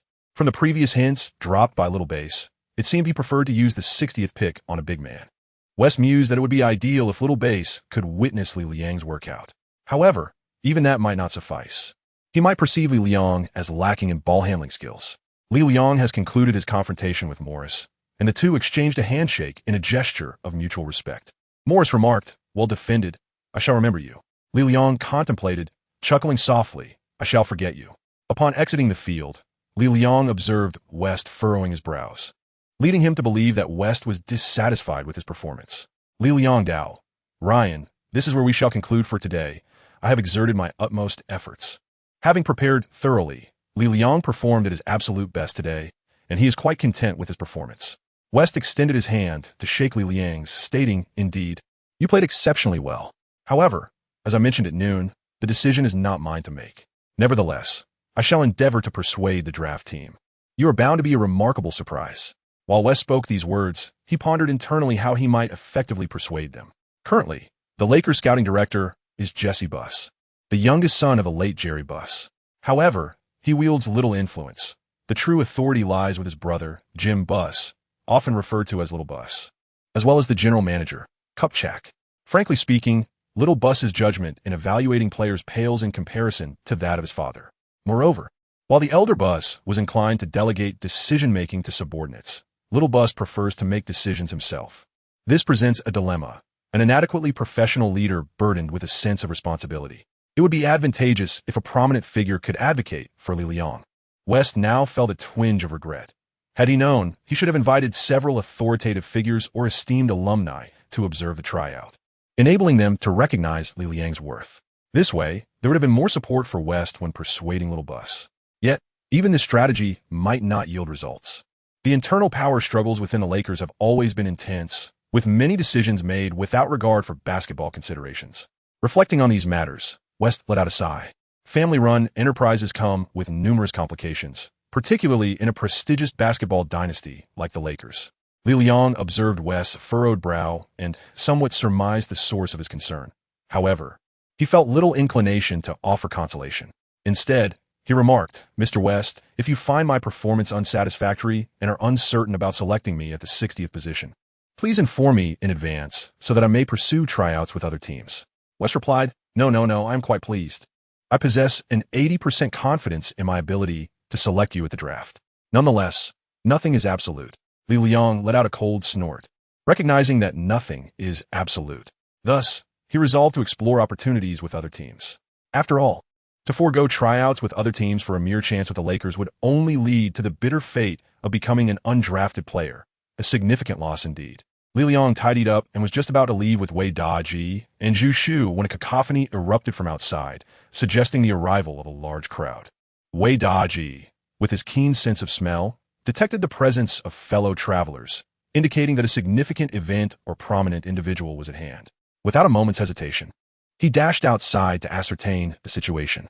Moments later, Wei Daji returned, exclaiming, "That Kobe is here." Li Liang's heart skipped a beat. That person had arrived? Chapter 47. The Celestial Being Descends. Li Liang had not anticipated that Kobe would appear here. Although he was not a fan of Kobe, anyone who watched the NBA was undoubtedly familiar with him. Whether one admired or loathed him, he was the inescapable figure in the discourse. Beside him, Ryan West remarked, "Brian has arrived. He must be here to train. I wonder who leaked the news." A player of Kobe's stature was naturally under the keen scrutiny of numerous reporters, particularly with his playoff journey having concluded. Having fallen short in the semifinals for 2 consecutive years, journalists were eager to glean any insights from him. For someone as fiercely competitive and intolerant of defeat as Kobe, one could only imagine what he might divulge during an interview. Soon Kobe, flanked by several bodyguards clearing the path, entered the training facility and strode directly towards the locker room.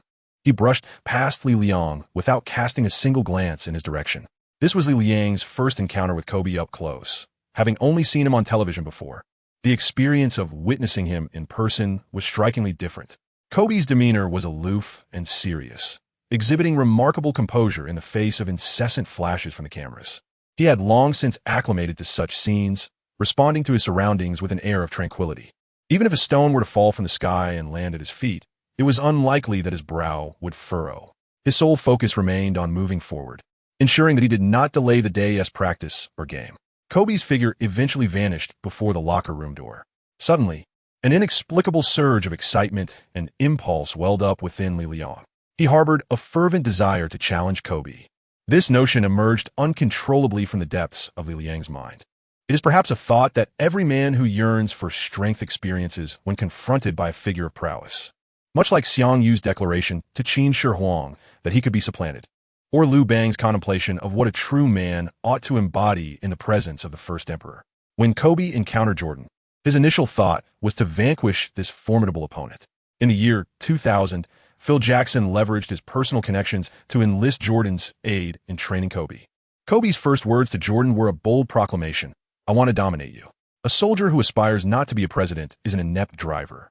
And a player devoid of dreams to surpass Jordan is not a commendable athlete. If one lacks aspirations, how is he different from a mere fish? One must strive to be a fish with dreams. Bruce, it's time to prepare. He intends to train here, Ryan West reminded Lilian.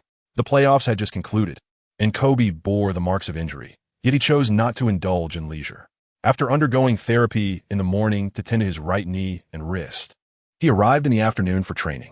True superstars are a harmonious blend of talent and diligence. When Karl Malone faced defeat in the finals, the blow was undeniably severe. Yet he returned to the gym the very next day to train. In terms of dedication, Los Angeles at 4 o'clock can bear witness to Kobe's relentless spirit. Upon hearing West's words, Lilian remained steadfast, replying, "I do not wish to leave just yet. I want to observe his training." West responded, "Then you may only watch for a brief moment. They will soon usher everyone out, as private training sessions are not open to the public." Lilian though remarca, "It is of no consequence. I can serve as his sparring partner." Upon hearing this, West was taken aback and responded, "What jest are you making? A sparring partner? Do you intend to challenge Kobe?" "Ha! Do not overthink it, young man." West understood Li Liang's aspirations. Many young players fantasize about defeating a superstar in a one-on-one match to achieve instant fame, particularly by overcoming Kobe, the most formidable scorer in the league over the past decade. However, those who entertain such thoughts either never receive the opportunity to face Kobe or are utterly vanquished by his formidable offensive prowess. Although Kobe is now 34 years old, burdened by injuries and recently facing a defeat, he can still score 40 points in the playoffs. If some young player crosses him at the wrong moment, the already irritable Kobe would undoubtedly make him lament his choice of pursuing a career in basketball. As for someone like Li Liang, not only would Kobe disregard him, but his defensive skills, adequate against Morris, would appear laughable against Kobe. Moreover, his offensive capabilities are so lacking that he would scarcely make 2 strides against Kobe's defense. West sought to dissuade Li Liang from this unrealistic notion, but Li Liang remained resolute. He stood by the sidelines, patiently awaiting Kobe's emergence from the locker room. The wait was not brief, as seasoned veterans like Kobe require ample time for preparation before training or games.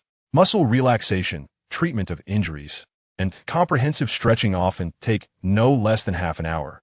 Observing Li Liang's stubbornness, West patted his shoulder and said, "You may wait here. But soon the security personnel will escort you out." Kobe does not engage in casual one-on-one matches. Do you recall what Jordan once said? "If you defeat me, people will say you conquered Jordan, but if I defeat you, who would care?" West's words were not unfounded. Yet Li Liang retorted, "Ryan, do you believe that if Kobe desires me to be selected by the Lakers, the management would heed your counsel?" Upon hearing Li Liang's words, West fell silent. He contemplated the situation. If it was indeed Kobe who had specified the individual, then the young boss would undoubtedly take Kobe's opinion into serious consideration. After all, he was Kobe. However, as I mentioned, Kobe would not engage in a one-on-one scenario with you. Hence, I am inquiring about your assistance. Ryan West scratched his head in distress, realizing that Li Liang was quite the troublesome character, a source of considerable vexation. West had never anticipated that he would have to invest such effort regarding a 60th pick. Now, he was tasked with persuading Kobe to engage in a one-on-one with a rather inconsequential young man. Was this not akin to courting disaster? Li Liang understood that West was in a difficult position and said, "I do not require you to persuade Kobe to engage in a one-on-one match with me. I merely wish for an opportunity to meet him. As a devoted fan, I would like to shake his hand." This time, West nodded, acknowledging that this request was quite simple. During the annual tryouts, if Kobe was present, numerous players would seek his autograph. Many young athletes grew up idolizing Kobe, looking up to him as their role model. Li Liang, of course, was not sincere. This was merely his pretext, as his true desire was to draw closer to Kobe. Half an hour later, Kobe emerged from the locker room clad in his training attire. The security personnel began to clear the premises, and the journalists, displaying a sense of reluctance, snapped a few final photographs before departing the arena. Wei Daji was also among those being ushered out. Yet he pressed close to Li Liang and exclaimed, "No, I am not a journalist. I'm a staff member. Allow me to remain." West instructed the security to pause for a moment. He approached the training court and exchanged a few words with Kobe. In terms of tenure, Ryan West had a longer history with the Lakers than Kobe himself. During the 1980s, when West managed the Lakers, Ryan often accompanied his father. He had attended Final Four games alongside Jerry West to scout rookies when he was merely 12 years old, when West decided to acquire Shaquille O'Neal. trading Vlade Divac for the Hornets draft pick to secure Kobe. Ryan was at his father's side. Thus, Ryan witnessed the rise and fall of the Lakers starting from the 1980s, growing alongside the purple and gold dynasty, which felt like home to him. As a member of the Lakers family, Kobe naturally extended a measure of respect to him. Upon seeing West, Kobe approached and embraced him warmly. They exchanged a few words, during which West mentioned Li Liang. Li Liang observed West and Kobe exchanging pleasantries, and then Kobe cast a fleeting glance in his direction. Kobe's gaze was indifferent and stern, embodying his own declaration of being a black mamba, an emotionless assassin. Subsequently, West beckoned Li Liang to approach. Li Liang abruaka goba, his mind racing as he activated the familiar fragrance from the system. This was his final opportunity to utilize it, and he resolved to employ it on Kobe. As he drew near to the 34-year-old veteran, it seemed that time had left little mark on his visage. He had not succumbed to the weight of age or the signs of decline. Rather, his face bore the essence of maturity and a wealth of stories. Li Liang stood half a head taller than Kobe, yet in his presence, he felt as though he were confronting a towering mountain. Kobe extended his hand first, akin to a king bestowing a favor upon his subjects. His arrogance was palpable, as if it were his birthright. Arrogant Kobe, soon I shall make you call me father. Li Liangxin contemplated that he had resolved to employ divine intervention to confront Kobe. Li Liang extended his hand to Kobe, and then he utilized his charming fragrance, saying, "Hello, Kobe. I believe we can engage in a friendly contest, perhaps spar a little." A delightful aroma wafted into Kobe's nostrils, causing him to wrinkle his nose slightly. He brushed his hand against it, responding, I don't see the necessity for that." With that, Kobe withdrew his hand and turned to walk away. Meanwhile, West shrugged at Li Liang, acknowledging that it was quite remarkable for him to have the courage to speak such words. However, Li Liang was astonished. The charm of his fragrance seemed to have no effect on Kobe. Li Liang felt a surge of urgency. Damn it, this Kobe truly displayed an utter disregard for kinship, rendering even the system's tools ineffective against him. Li Liang pondered that this might be related to the strength of human will. Individuals like Kobe are indeed difficult to sway.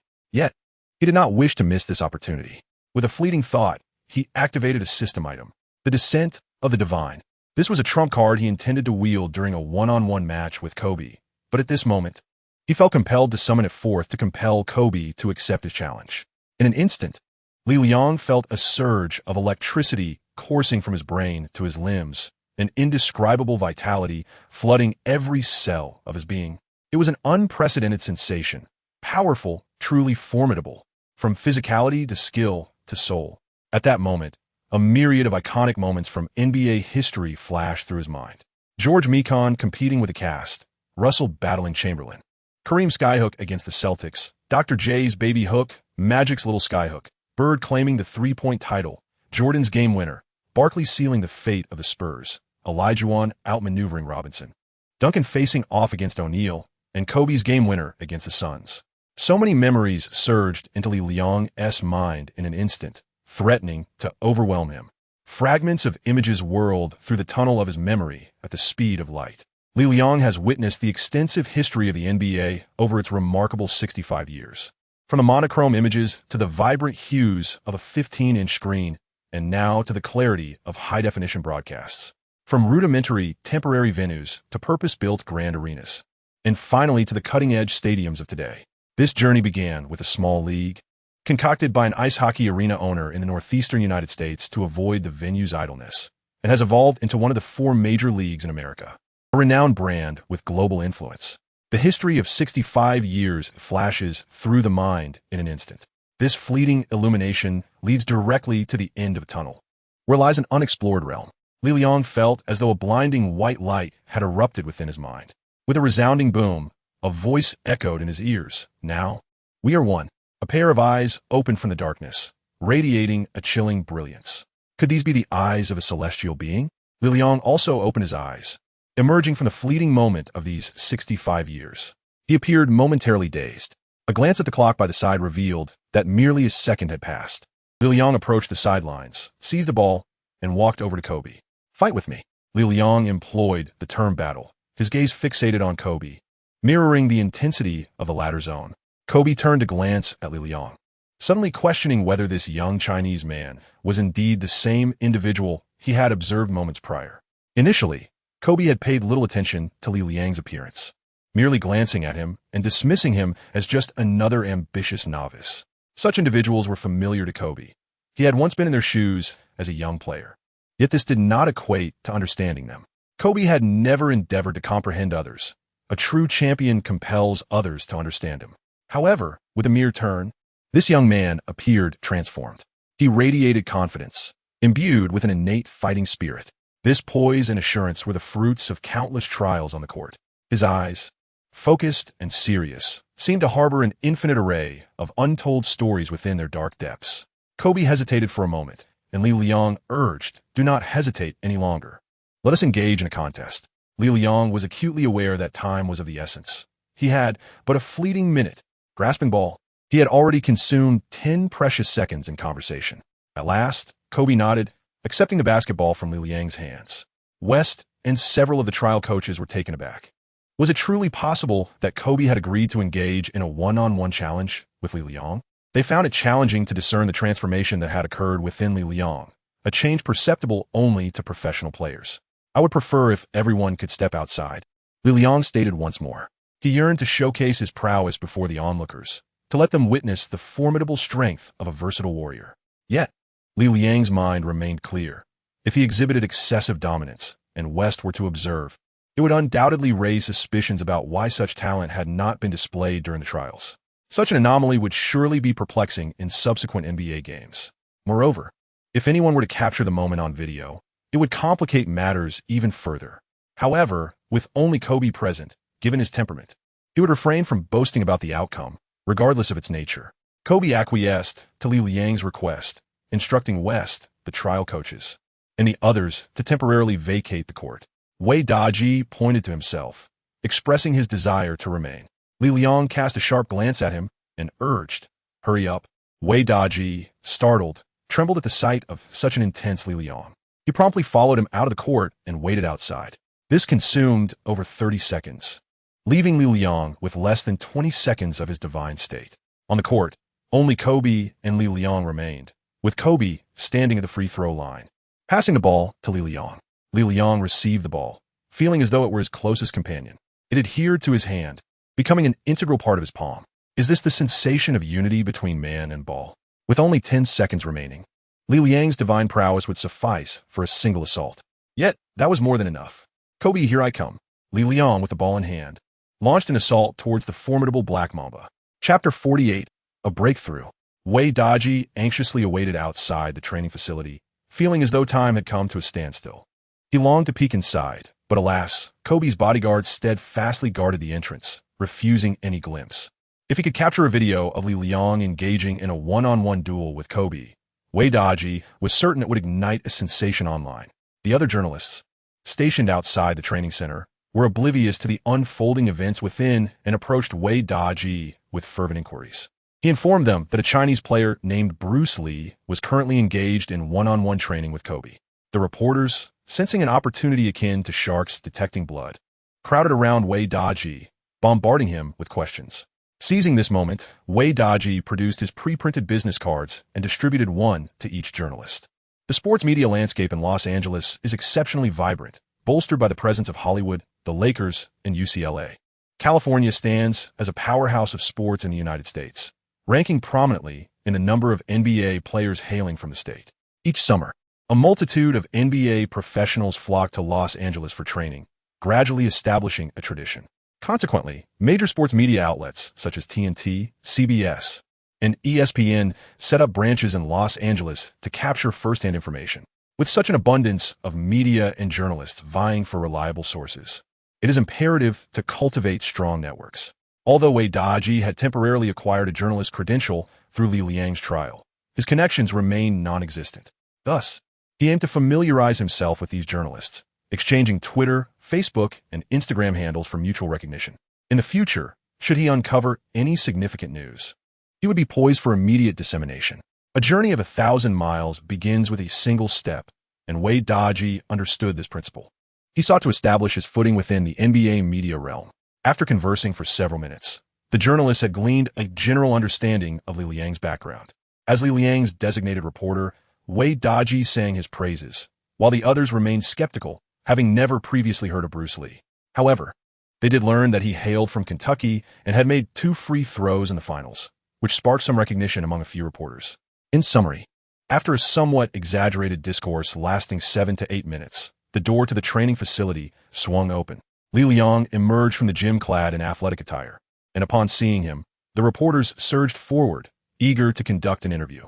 At that moment, Zhu Shu stepped up, positioning herself protectively in front of Li Liang, and stated, "He does not accept interviews. He is not yet an NBA player and is entitled to decline. My apologies." Zhu Shu resembled Li Liang's personal bodyguard in that instant. Wei Daji interjected, "He will only grant me an interview. Please follow my account for first-hand updates. You must stay tuned." With that, the trio departed from UCLA.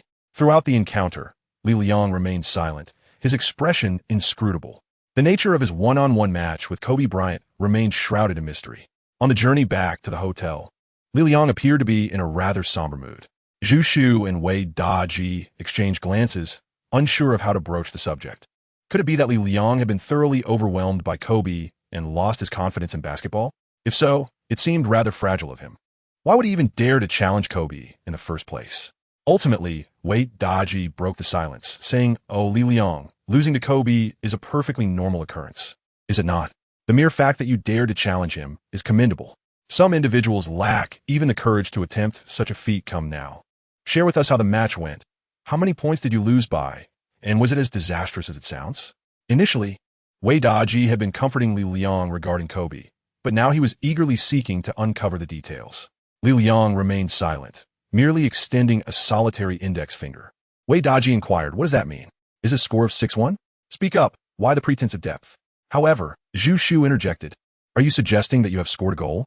Li Liang finally broke into a smile, and it seemed that Zhu Shu truly understood him. Wei Daji, observing Li Liang's expression, exclaimed in astonishment, "You scored a point? You managed to score on Kobe? How did you pull that off? Was it a sudden attack? Perhaps a three-pointer?" Wei Daji distinctly recalled that during the afternoon tryout, when he faced Morris one-on-one, Li Liang's offensive strategy relied solely on haphazard three-point attempts. When it came to driving towards the basket, his ball-handling skills were utterly inadequate against Morris's relentless defense. And what of Kobe, a 12-time NBA All-Defensive Team member? He is considered one of the finest perimeter defenders in the history of the league. Though he is now 34 years old, dealing with a player of Li Liang's obscurity would still be a trivial task for him. If Li Liang wishes to score, he must seize the moment when his opponents are unprepared and unexpectedly shoot from the perimeter. Should the attempt succeed, it is a triumph. However, if it fails, it is likely that further opportunities will be scarce. Li Liang shook his head and replied, "No, I made a strong drive and scored a basket." Wei Daji was so astonished that his jaw nearly dropped. He waved his hand in front of Li Liang's eyes and said, "Li Liang, have you been hit so hard that you're experiencing delusions? Was it Kobe who dunked over you?" Li Liang Dao, whether you choose to believe it or not is entirely up to you. However, if you doubt my words, please refrain from interviewing me in the future. No, I will believe it, whether I want or not. Yet, I must admit, this seems a bit fantastical. Please, I am no amateur. After all, I am a member of an NCAA championship team. Everyone has their off days, and even the best can falter. It is perfectly normal for me to score a dunk on Kobe. Li Liang elucidated that, of course, the reality was far from that. It was a genuine clash of titans. Kobe sensed the formidable aura emanating from Li Liang, prompting him to exert every ounce of effort to defend against that shot. However, who could possibly impede the descent of a celestial being? What does it mean to be a hexagonal warrior? In that fleeting moment, as he dribbled towards Kobe, Li Liang felt as though he embodied the ball-handling finesse of Allen Iverson combined with the strength of Karl Malone. His velocity, explosive power, and the force of his leap seemed to threaten to rend the very floor beneath him. The instant Kobe made contact, he was propelled backward. Subsequently, all that remained was to witness Li Liang executing a one-handed dunk, a feat so powerful it nearly shattered the rim. Had this been a formal match, Kobe's action would have constituted a foul, sending Li Liang to the free throw line for an opportunity at a 2-1.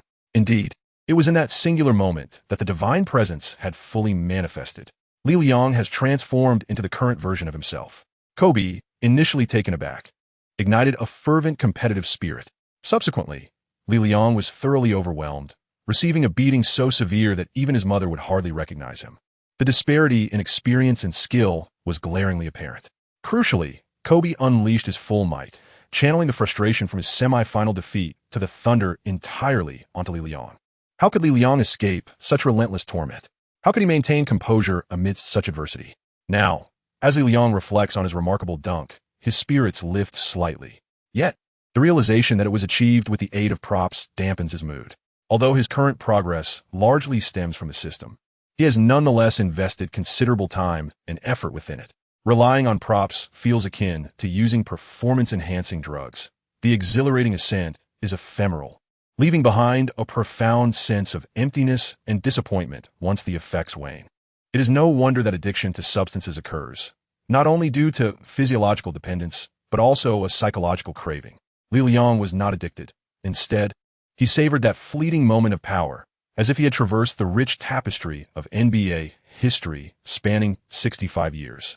Basketball evolved from a winter indoor pastime for exercise into a monumental global sport. Countless heroes have showcased their remarkable skills on the court, leaving behind a legacy of legendary tales. They have gifted previous generations with passionate, beautiful memories and poignant regrets. To future generations, they bequeath boundless inspiration and profound reflections. Li Liang could not help but close his eyes, letting out a gentle sigh. Then he opened his eyes once more, his gaze sharp and determined. One day, he vowed to reach that level through relentless effort, without relying on any external aids. Of course, the assistance of the system is still essential. Oh, dear system of Siku, I shall no longer speak ill of you or slander you. I will treat you well, ensuring ample nourishment and rest, while accumulating resources. Together, let us foster a harmonious relationship and create brilliance. What do you say? Chapter 49. Kobe's fury after Li Liang and Wei Daji departed. Kobe began his training session at the UCLA gymnasium. For an NBA player, victory is the ultimate pursuit, while failure is merely a customary aspect of the journey toward triumph. A true NBA athlete must first learn to embrace and comprehend the essence of defeat before savoring the joy of victory. Just as with every shot taken on the court, one must acknowledge the impossibility of perfection, yet maintain an unwavering belief in the certainty of success. Kobe profoundly understood this principle. Thus, even amidst a barrage of missed shots, he resolutely continued to shoot. Journalists trailed Kobe into the training facility, hoping to extract some poignant remarks from him, perhaps complaints about failures or dissatisfaction following losses. Yet, they were gravely mistaken. Even with 5 championship titles under his belt and having weathered countless criticisms and failures, many within the league failed to grasp his essence. If he were to bow to defeat or indulge in grievances, he would have succumbed long ago. Overwhelmed by the relentless anguish of loss and the ceaseless mockery and derision that accompanied it, an inevitable consequence of his relentless pursuit. History has seen stars crumble under the weight of such failures and criticisms, much like Bill Walton in 1987. This once great center, plagued by injuries and reborn with the Celtics, collapsed entirely following the finals defeat that year. As Larry Bird lamented, his home was permeated with the scent of death, akin to a graveyard. Physical injuries may cause temporary distress, but the abandonment of one's spirit can lead to complete ruin. Kobe, however, was undeterred. At the age of 34, he felt he still had much to offer in the league. He believed he could achieve greatness once more, capture another championship, and challenge the man he envisioned in his heart. Thus, the journalists seeking trivial insights were mistaken from the outset. They would glean nothing but Kobe's indifference. It would only be when Kobe resolved to relinquish his basketball career, to step away from the limelight, that he would reveal the lesser-known facets of his being. Even now, though he had aged, he remained the indomitable Black Mamba. Ryan West entered the training facility, observing Kobe as he diligently continued his workout. He refrained from interrupting, aware that Kobe despised distractions during training. Any matter could wait until the session concluded. It was already past 3 in the afternoon, and today's practice was intended for recovery and adjustment, thus not lasting long. Yet for West, the wait felt interminable. For the first time, he found himself lacking the enthusiasm to watch Kobe's practice. Memories of Bruce Lee's displeasure upon leaving surfaced in his mind. He mused that the young upstart had undoubtedly received a stern lesson from Kobe. Humans often fail to learn from the experiences of their predecessors, perpetually youthful in their impetuousness. But can one truly call a young person youthful without a touch of recklessness? West remains optimistic about Li Liang, recognizing the potential that resides within him.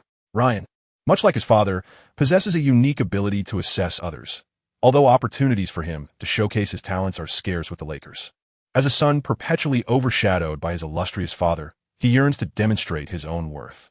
Of course, regardless of his efforts, Lil Yong is merely a second-round draft pick. A trois de immédiat contributeur. And who did his father select? Utilizing Divac, he traded with the Hornets to secure the 13th pick, choosing the very individual before us. After waiting on the sidelines for nearly an hour, Kobe's training session finally concluded. He retreated to the locker room to undergo treatment and muscle relaxation from the trainer. He wrapped ice packs around his ankles and knees before immersing himself in a large ice bath for 20 minutes. West followed him into the locker room of UCLA's training facility, which boasted facilities on par with those of the NBA. Kobe lay in the ice bath, indulging in a full-body relaxation, his eyes closed and his body motionless against the wall of the pool. "Hey, Kobe," West called tentatively. Although their relationship was generally amicable, West sensed something was amiss with Kobe today. Perhaps it was related to the recent playoff defeat, or maybe it stemmed from Bruce Lee's rather audacious challenge. West understood Kobe's temperament. When he was fired up, he would confront anyone without hesitation, regardless of their stature, even ignoring the presence of those closest to him. Kobe grunted in acknowledgement, shifting his position to find greater comfort in the water. West, opting for directness, posed his inquiry. "I would like to ask for your opinion on that young man, the Chinese player, Bruce Lee. You faced him in a brief contest. What were your impressions? Any advice?" Kobe raised his hand from the water, scratching his head, and responded, "What kind of advice do you expect from me? You were the one who worked him out, not me." West found Kobe's reply puzzling. In the past, Kobe had always engaged in one-on-one matchups with young talents and would provide extensive commentary afterward. If a young player performed well, Kobe would remark that he had dominated them, but they showed promise overall. Conversely, if the player struggled, he would say he had overwhelmed them, deeming them inadequate. Regardless of the outcome, Kobe's knack for domination was apparent. After all, he was unwilling to relent in a one-on-one battle, and with his offensive and defensive prowess, no young player could truly rival him. Yet this time, it seemed Kobe was evading the question. Had Bruce Lee actually managed to best Kobe? It seems implausible that, based on his ball handling and offensive capabilities during the trial, he could score against Kobe. At best, he might launch a surprise shot from the perimeter, and with a stroke of luck, he could manage to score a point or two. Bruce Lee's defense is indeed commendable, reaching the standards of the NBA. However, that is primarily against newcomers from the NCAA and fringe players like Dallas Morris, where he can hold his own. Against someone like Kobe, even if you're the league's best defender, it is virtually impossible to contain him in a one-on-one scenario. With a hint of skepticism, Ryan West inquired, "Kobe, when you face him one-on-one, what are your thoughts?" Before West could finish his question, Kobe abruptly interjected, "I believe this kid has potential. His defense is decent. His footwork is impressive, and his movements are clean. If you have your eye on him, you should secure him. What draft position do we hold?" 60th overall. "But Jim prefers selecting a big man." "No, we don't need another big man. What do we require one for? Isn't our perimeter defense already lacking?" West sensed something amiss with Kobe. Why was he suddenly complaining about the team's perimeter defense?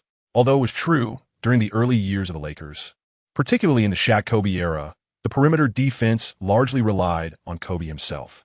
Later, after 2008, Kobe's defensive energy waned, and the team benefited from the likes of Ariza and Artest on the wings. Meanwhile, in the point guard position, they employed younger, energetic defenders like Farmar and Vujasic, which remained effective.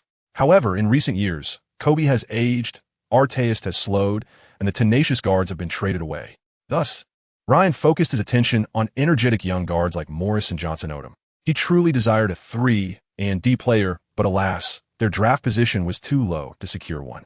Bruce Lee seemed like a fortunate find. Upon hearing Kobe's rare complaint, West quickly nodded, stating, "All right, I will prioritize Bruce Lee as our first target, and will make a suggestion to Jim." "No," Kobe suddenly declared, sitting up from the pool. "No suggestions. We must select him, absolutely." West was uncertain about the sudden urgency, but at least he had achieved the outcome he desired. If Kobe insisted on Bruce Lee, then Jim Buss would have to give it serious consideration. After all, the reins of the Lakers were still held by the elder Buss. To Kobe, the elder Buss was like a father. As West exited the spa, Kobe rose from the pool, his brow furrowed and his lips curled in displeasure, a clear expression of his discontent. Even at the age of 34, he often did not conceal his emotions. A curse escaped Kobe's lips. As the saying goes, endure for a moment and the anger only intensifies. Take a step back and the loss feels even greater. Memories of his one-on-one duel with Li Liang flooded his mind. The collision of bodies, followed by that emphatic dunk directed at him. He could tolerate conceding points. After all, no one could indefinitely thwart their adversary. Yet, he could not abide such a manner of defeat. It felt as though he had been trampled. And in that instant of physical contact, he was transported back to his rookie season. No, during his rookie year. He had the prowess to overcome Eddie Jones in one-on-one scenarios. It seemed he had regressed to a child, a powerless boy unable to resist the authority of adults. The frustration of falling short in the semifinals for 2 consecutive years, the anguish wrought by physical injuries, and the uncertainty and anxiety about the future, these emotions, which his resilient character had suppressed, were now unearthed by Li Liang's dunk. Kobe sat at the edge of the pool, cradling his head, eyes closed, allowing himself a moment of tranquility. Setting aside that singular basket, the subsequent offensive attempts by the young player were utterly chaotic. Under high defensive pressure, he struggled to navigate his way to the basket, relying heavily on jump shots. However, his defense was commendable, with a solid foundation. He managed to maintain his position when exerting maximum effort. Yet, there was a lack of intensity and aggression, stemming from insufficient experience and practice. Moreover, he exuded an extraordinary confidence, undeterred by the number of points scored against him. The fire in his gaze remained undiminished. This reminded Kobe of himself. With this thought, he rose, exhaling deeply. His expression reverted to indifference, as if nothing had transpired. Meanwhile, in Li Liang's hotel room, he lay asleep. Fatigue from a day's training weighing on him. He needed a restorative slumber. In the exchange center, a message appeared. Anger points 100 from Kobe Bryant. Subsequently, the anger points in the exchange center surged by 2,000. Chapter 50, Good News.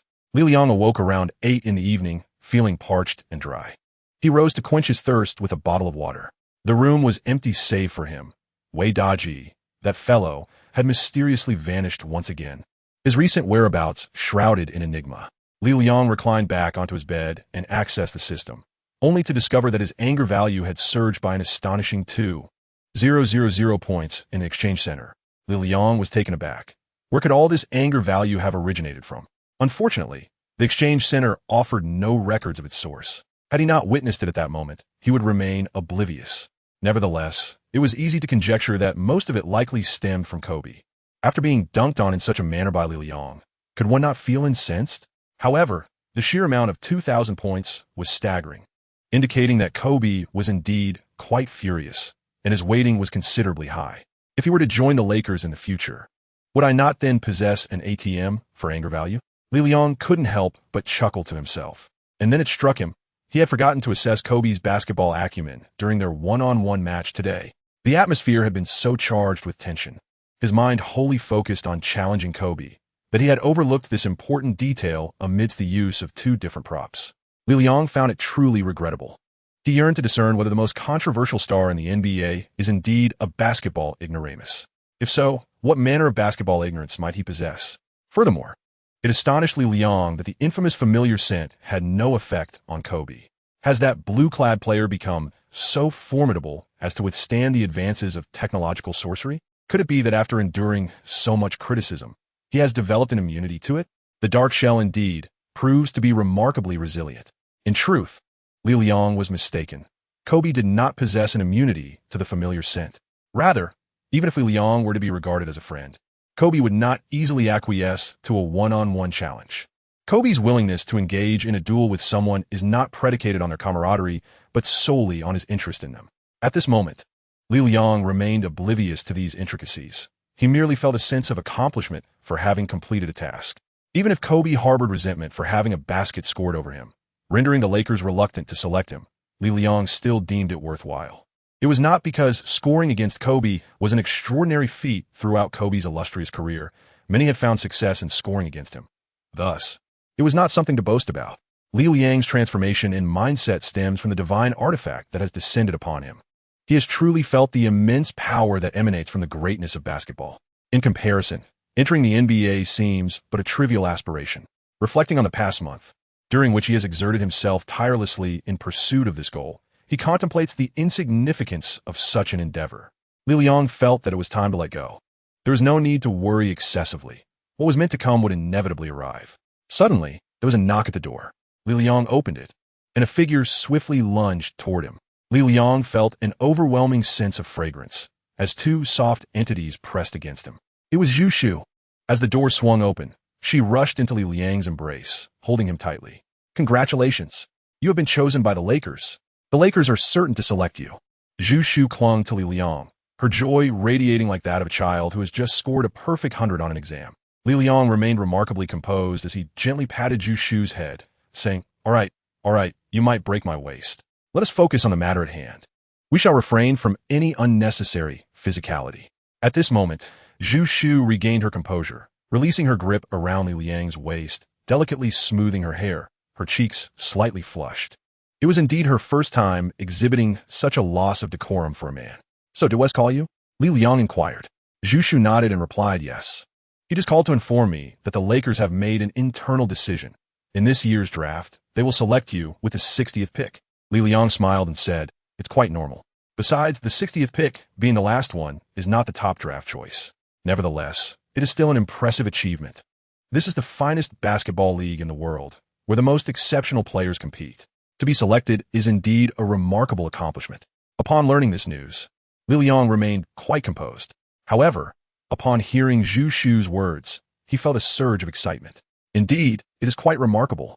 Li Liang remarked, hey, I've never seen you this excited before, embracing me like that. I could accuse you of sexual harassment. Zhu Shu blushed and replied, I apologize. I got a bit too carried away. To be honest, when you first mentioned your aspirations to enter the NBA, I thought you were joking. However, as you kept bringing it up, I began to believe it, which is why I agreed to be your agent. Witnessing your workout today, even though I don't fully grasp the intricacies, I could tell by Wes' expression that he was quite pleased with you. When you faced Kobe in that one-on-one, and I saw you afterward looking so distressed, my heart sank. I feared it was all over. Yet, in the car, when you mentioned dunking over Kobe, I felt a wave of relief wash over me. Just now, mister. Wes called to inform me that the Lakers have reached a resolution internally to select you with the 60th pick in the draft. Upon receiving this news, I rushed over to share it with you, unable to contain my excitement. Li Liang, of course, bore no resentment towards Zhu Shu. He merely found the girl to be truly delightful, sensitive to the needs of others and attuned to their thoughts. She possessed a fair complexion and an alluring figure. Zhu Shu continued, in truth, I was unsure of the reason for my earlier excitement. Upon reflection, it seems to stem from witnessing someone achieve their dreams. In this world, the majority of individuals are unable to realize their aspirations and must instead engage in endeavors they do not cherish. If one can attain their dreams, it is indeed a remarkable feat, deserving of genuine joy. A glimmer of something crystalline danced within Zhu Shu's eyes. Indeed, girls are often more prone to sentimentality. Li Liang stepped forward, extending his arms to gently embrace Zhu Shu. He tenderly stroked her head and said, one must not abandon hope too easily. If one surrenders without a fight, the game of life concludes prematurely. Zhu Shu softly replied, wishing that this moment could linger a little longer. 2 seconds later, Wei Daji appeared in the corridor, standing beside the door. Li Liang hastily released his grip, while Zhu Shu caught sight of Wei Daji, her face flushing deeply to the roots of her neck. She fidgeted with her hair and said, Wei Daji, Li Liang has been selected by the Lakers. I just wanted to inform him. However, Wei Daji paid no heed to Zhu Shu. His countenance was etched with sorrow, a profound and ineffable melancholy. Li Liang gazed at Wei Daji and inquired, Daji, what troubles you? Has your spirit been shattered? Wei Daji, with an air of indifference, shook his head and replied, life is not worth it. Zhu Shu, catching a whiff of the air, remarked, he seems to have indulged in alcohol. Goodness, this lad. Could it be that he has suffered yet another heartbreak?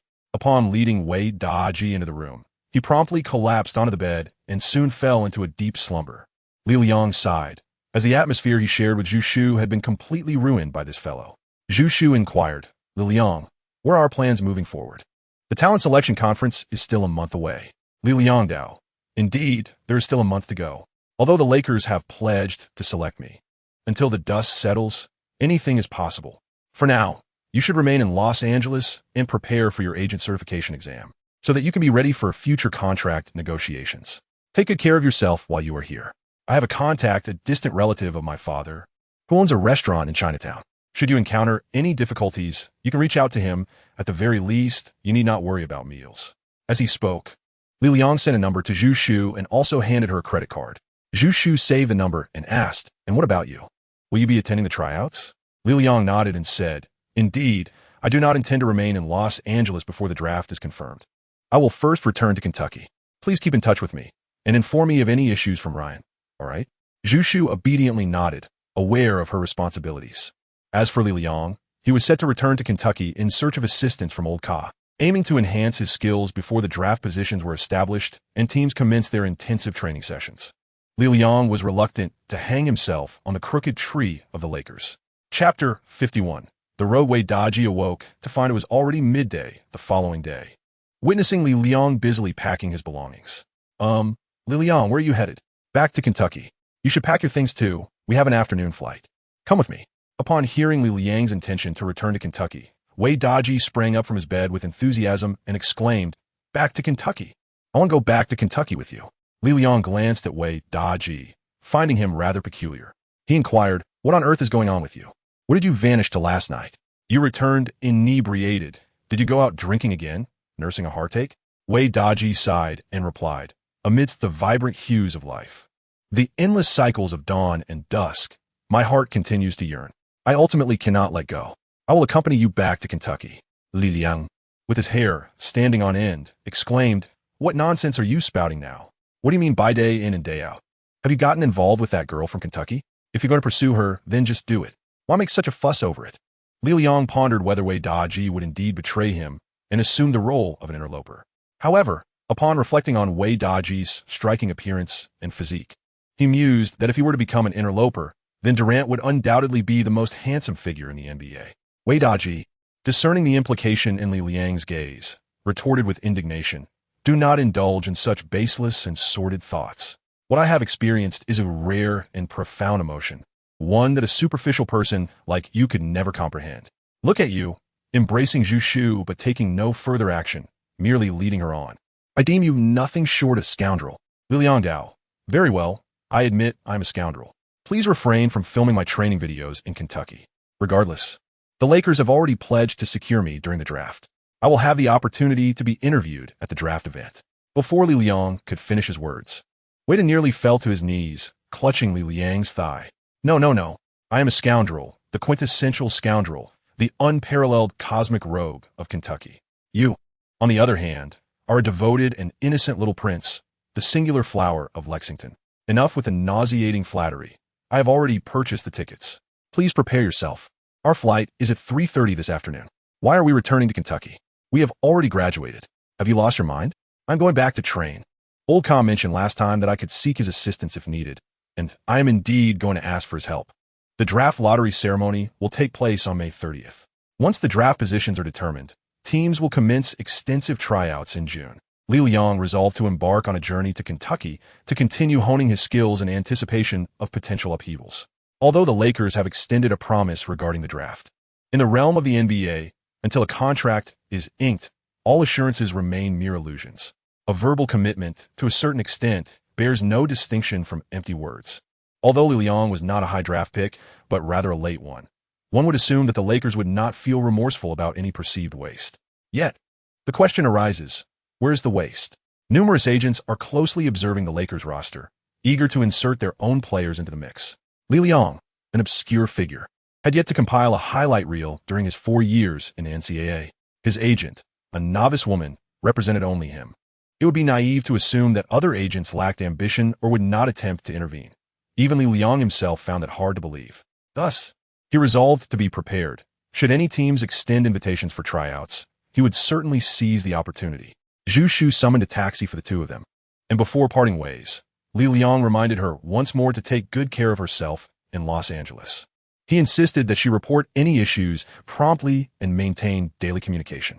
Their relationship had grown increasingly intimate, with Zhu Shu emerging as someone Li Liang could genuinely trust. Wei Daji, standing nearby, scoffed silently, though he dared not speak much, as he had barely begun filming his documentary. Around 10 o'clock that evening, the plane landed at Bluegrass Airport, and Li Liang was taken aback by how swiftly he had returned. With Wei Daji's lease still active, they shared a taxi back to their rented accommodation. In the past 2 months, Li Liang had spent more time on the road than in the previous 4 years combined. This could be seen as a preliminary acclimatization to the life of an NBA player, who spends nearly a quarter of the season traveling. That night, as he drifted into slumber, Li Liang entered the realm of the all-powerful king system. He first accessed the exchange center, spending 500 points to purchase a mobility enhancer, augmenting his lateral movement ability to 60 points. Consequently, he achieved the passing mark of 60 in lateral movement, a crucial aspect of perimeter defense. His defensive anticipation was still a few points shy of 60, while the remaining areas needing attention were stealing and closeout defense. Regarding stealing, Li Liang chose not to press for immediate improvement. However, closeout and on-ball defense were fundamental skills for any perimeter player. Since joining the Kentucky University basketball team, the training for these essential defensive techniques had never ceased under Calipari's guidance. Li Liang's awareness and movements were present, yet his anticipation and reaction were insufficient, accompanied by a lack of experience in confrontation. This evening, he resolved to enhance this fundamental skill in preparation for future full-court matches. Entering the six-dimensional ability interface, he focused his thoughts and found himself in the task of defense and counter-defense. The familiar training hall greeted him once more, where, at the center of the court, stood a peculiar figure with his back turned, clad in a black cloak, adorned with a round-brimmed hat, and donning a pair of black leather boots. He resembled a gunslinger from an American Western film. Li Liang was momentarily taken aback, pondering whether there was a glitch in the system. Was this truly a basketball task, or had it somehow intertwined with the Wild West? The task prompt materialized. Mission: emulate a rogue, maintaining a judicious distance, neither too far nor too close. Task details: guard against Walter Frazier, keeping an appropriate distance for 10 minutes. Task rewards: 10 to defensive capabilities, 1 to speed, a random enhancement serum, and a special item. Task level: ordinary. At that moment, the figure clad in black at the center of the court turned around. He was a robust, bearded African-American. He removed his round hat and bowed respectfully to Li Liang. "Greetings, Bruce Lee, are you prepared?" Li Liang was aware that the man with the prominent mustache was none other than the illustrious Walt Frazier, a celebrated figure of the New York Knicks, renowned for his exceptional defensive prowess and anticipatory skills as a guard. Of course, he was equally famous for his distinctive sense of fashion. The outfit he donned, reminiscent of the attire worn by Clyde Barrow in the film Bonnie and Clyde, earned him the moniker of the thief. Li Liang nodded and said, "I am prepared." "All right, then we shall begin." As soon as Frazier's words fell, his attire vanished, replaced by the number 10 jersey of the New York Knicks. Meanwhile, Li Liang discovered that he had inexplicably donned a black cape. "What on earth? Why must I wear a cape? Is this how one plays basketball?" "Indeed, you must wear the cape. Soon you shall understand why," Frazier chuckled, holding the ball in his hand. Chapter 52. The Peculiar Cape. This is the first time Li Liang has donned a cloak while playing. What is this system thinking, insisting on such peculiarities? Li Liang gently touched the cloak draped over his shoulders, crafted from a polyester fabric that felt quite pleasant to the touch. Moreover, as he shifted his body, he realized that the cloak enveloping him bore no weight whatsoever. A few movements of his arms and legs, followed by a brisk run across the field, revealed no hindrance at all. It appeared that this was merely a visual effect created by the system. However, the fact that the system would go to such lengths suggested that there was certainly some ulterior motive at play. Li Liang had already sensed the ominous presence of conspiracy. Walter Frazier, gripping the ball, approached the baseline and declared, "Bruce Lee, shortly I shall engage in free dribbling on the court, and you must keep your eyes firmly fixed upon me. Endure for 10 minutes, and you shall prevail." Li Liang contemplated that the task appeared deceptively simple. However, this system would never assign such an uncomplicated undertaking. Moreover, Frazier's words were rather ambiguous. What did he mean by keeping a close watch? Could I merely fix my gaze upon you? Regardless, it was only 10 minutes. We shall see what unfolds. Li Liang nodded and approached Frazier. Standing at 6 feet 4 inches tall, Frazier matched the height of Darius Morris, yet his physique was notably more robust. Although he was an active player in the 1970s, his physical attributes remained remarkably impressive. His wingspan, weight, and strength positioned Frazier among the elite even in contemporary times. The presence of innate talent in a player is most prominently indicated by their physical form. Any NBA star who has achieved significant success invariably possesses a physique that is extraordinary, whether it be their knees surpassing their hands, hands as large as basins, or hips wider than their shoulders. Such remarkable attributes can be found among NBA players. As the task commenced, Frazier dribbled the ball forward in a straight line. Li Liang extended his arms and lowered his center of gravity, beginning to closely follow Frazier.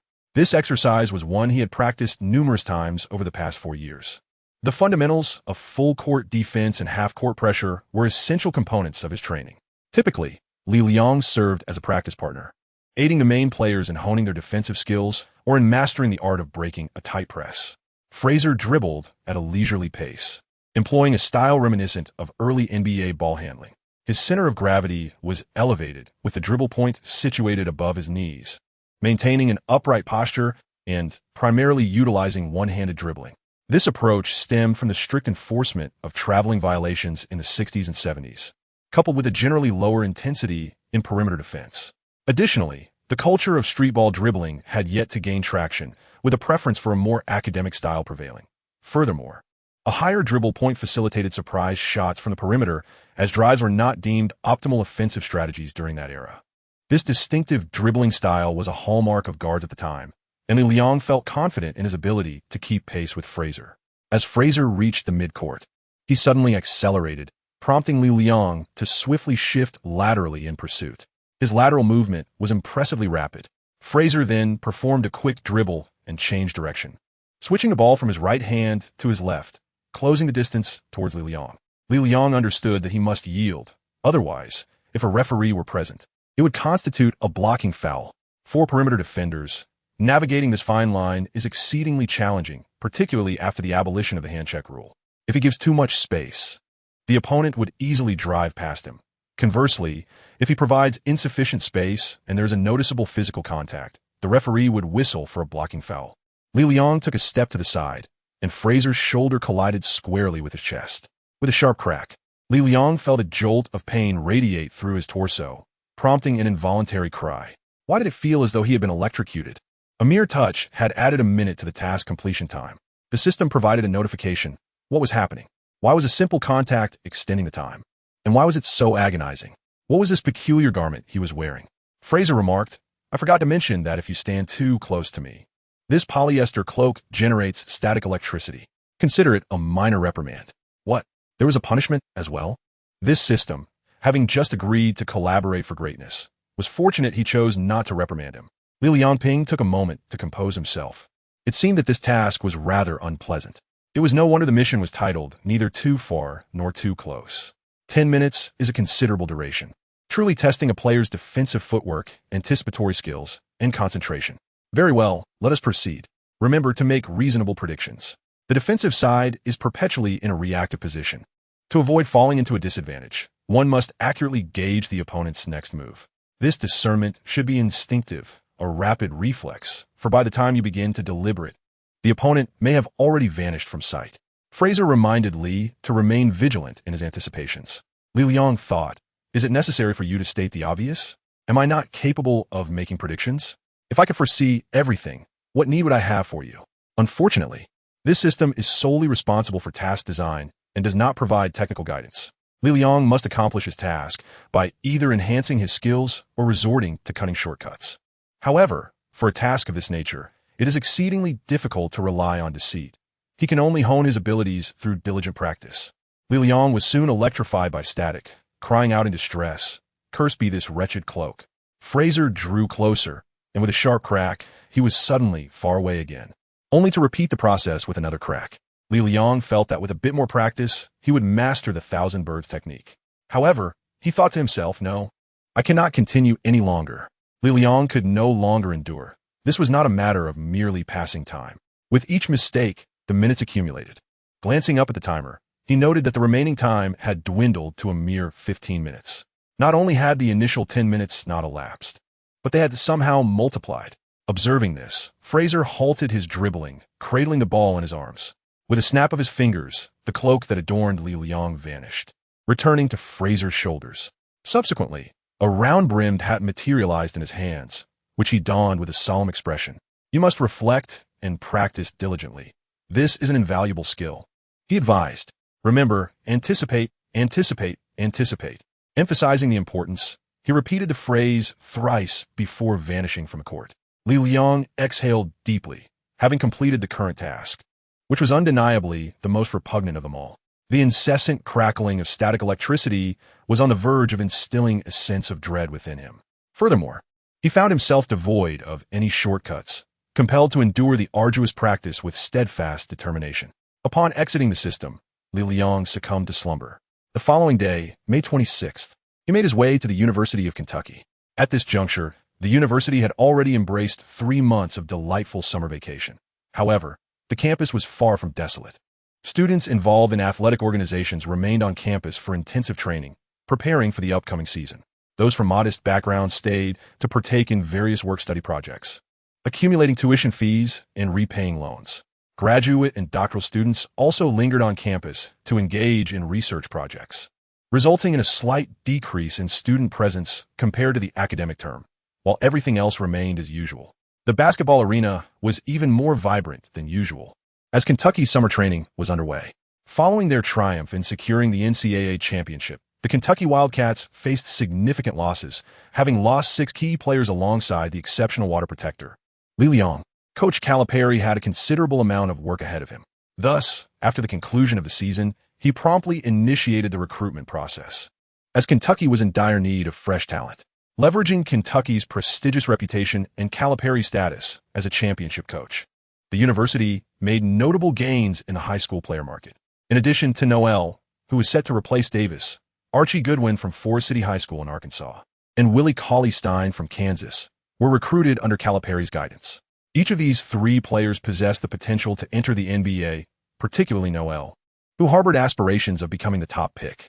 In light of this, it appeared that even after losing a significant portion of their key players, Kentucky had managed to regain a semblance of strength. What the upcoming season held in store remained uncertain. Before departing yesterday, Li Liang had already been in contact with Calipari, who informed him to come directly in the morning. Li Liang, as is his custom, rose early. However, due to not residing on campus, he arrived at the gymnasium later than usual.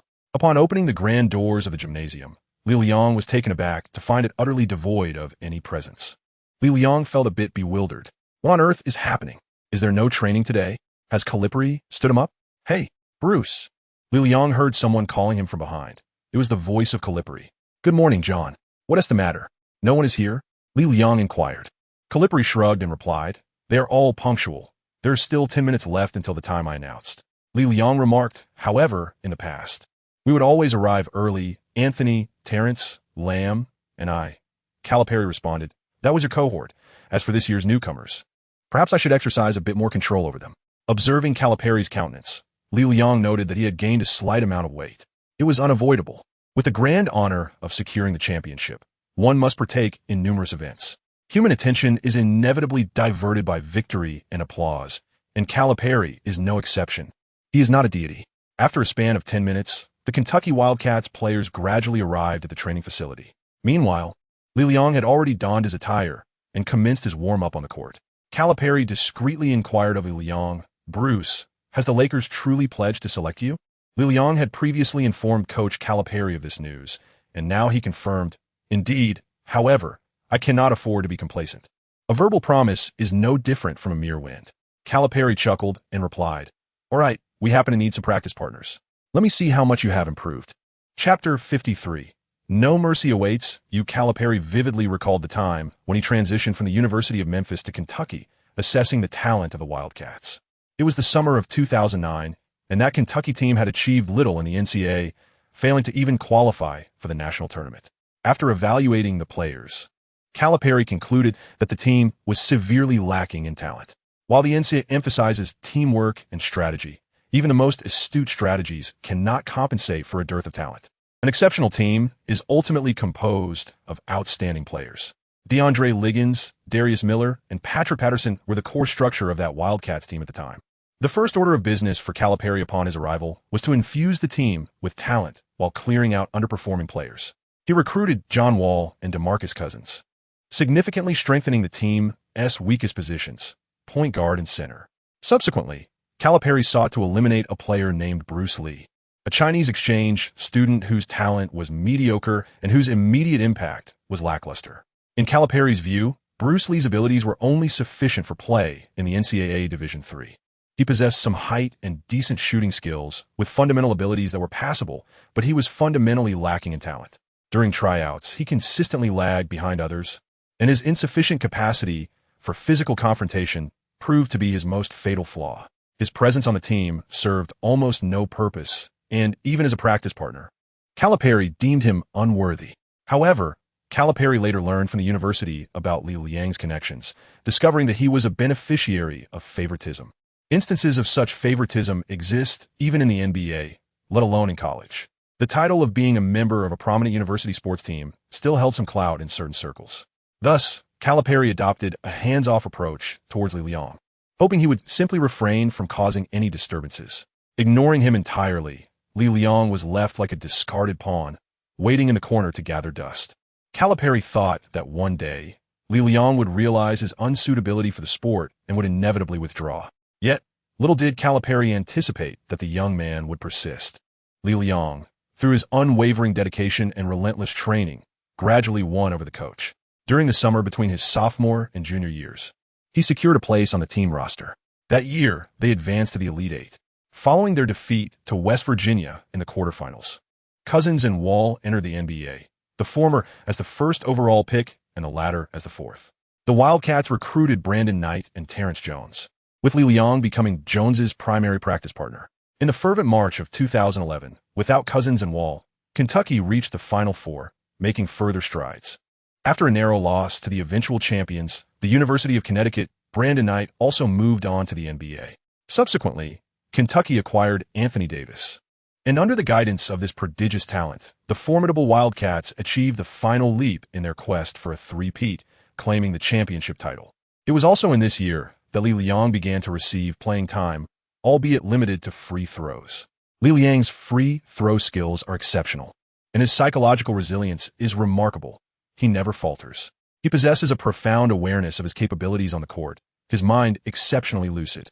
Thus, Calipari presumed that upon graduation, Li Liang would similarly come to the enlightened realization that he was ill-suited for a career in basketball. He could follow in Calipari's footsteps and choose to pursue a profession as a basketball coach, perhaps starting as a video analyst. Calipari was even prepared to recommend him for a position at the University of Memphis. Alternatively, he could return to inherit the family business. Someone of his caliber need not squander time on basketball. However, he could never have anticipated that Bruce Lee, this stubborn individual, was resolutely convinced of his potential to enter the NBA. Even more astonishing was the realization that this young man seemed poised for success. Upon learning in Washington that Li Liang had secured a tryout opportunity with the Lakers, he found it utterly unbelievable. Were the Lakers scouts blind? Even if they were, they should at least be able to perceive some semblance of talent. How could Li Liang, who appeared devoid of any brilliance, possibly be invited for a tryout? Calipari speculated whether there might be a Chinese team operating behind the scenes. Yet, when he discovered that Li Liang's agent was a Chinese female student from Kent, he felt a certain degree of disillusionment. Was this some new technique for wealthy Chinese used to pursue romance? He had certainly never encountered anything like it.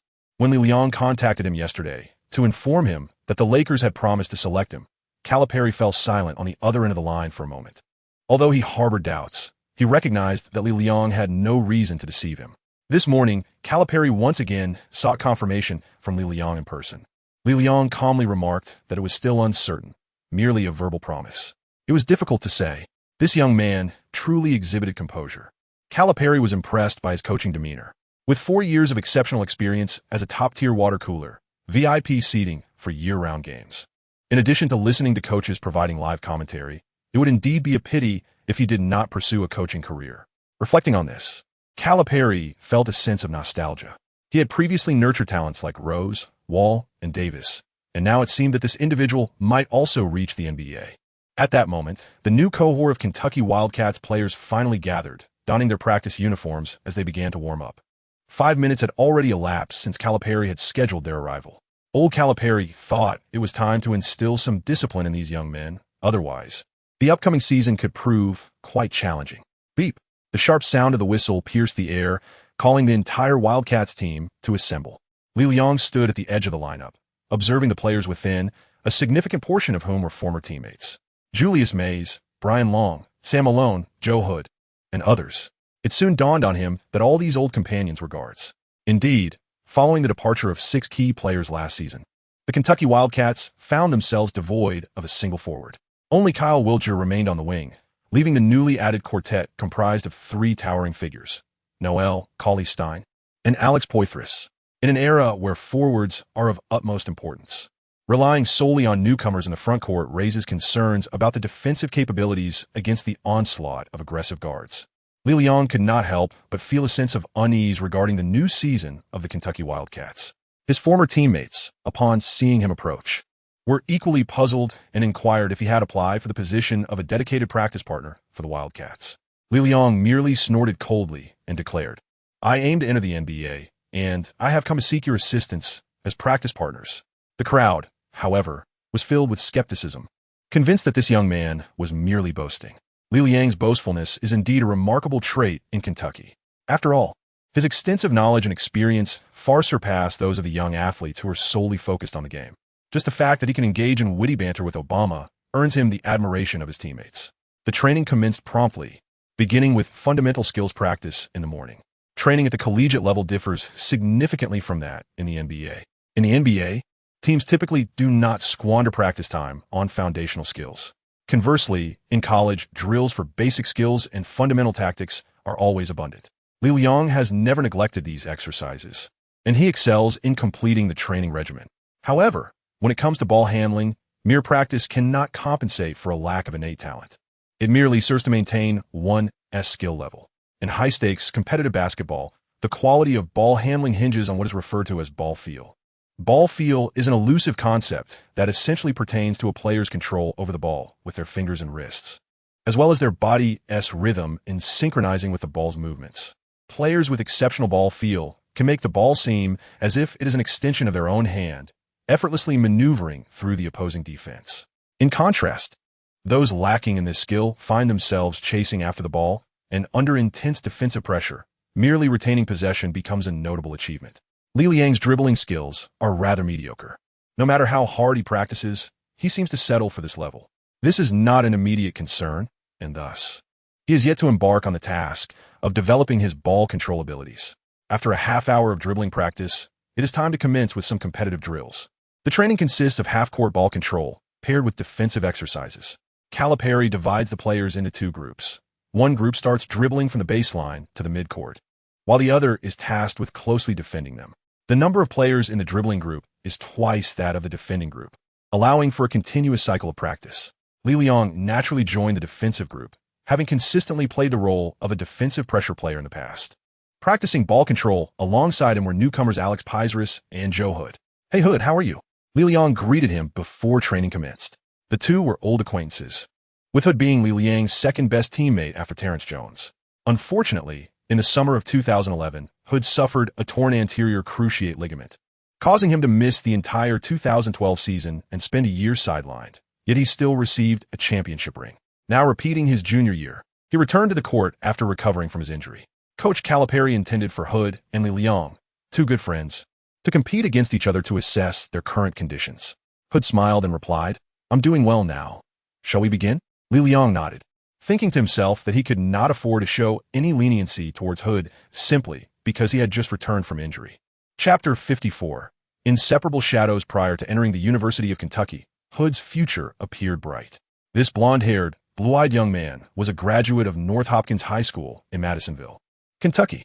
During his senior year, he averaged an impressive 29.4 points and 12.1 rebounds, earning the title of Mr. Basketball in Kentucky.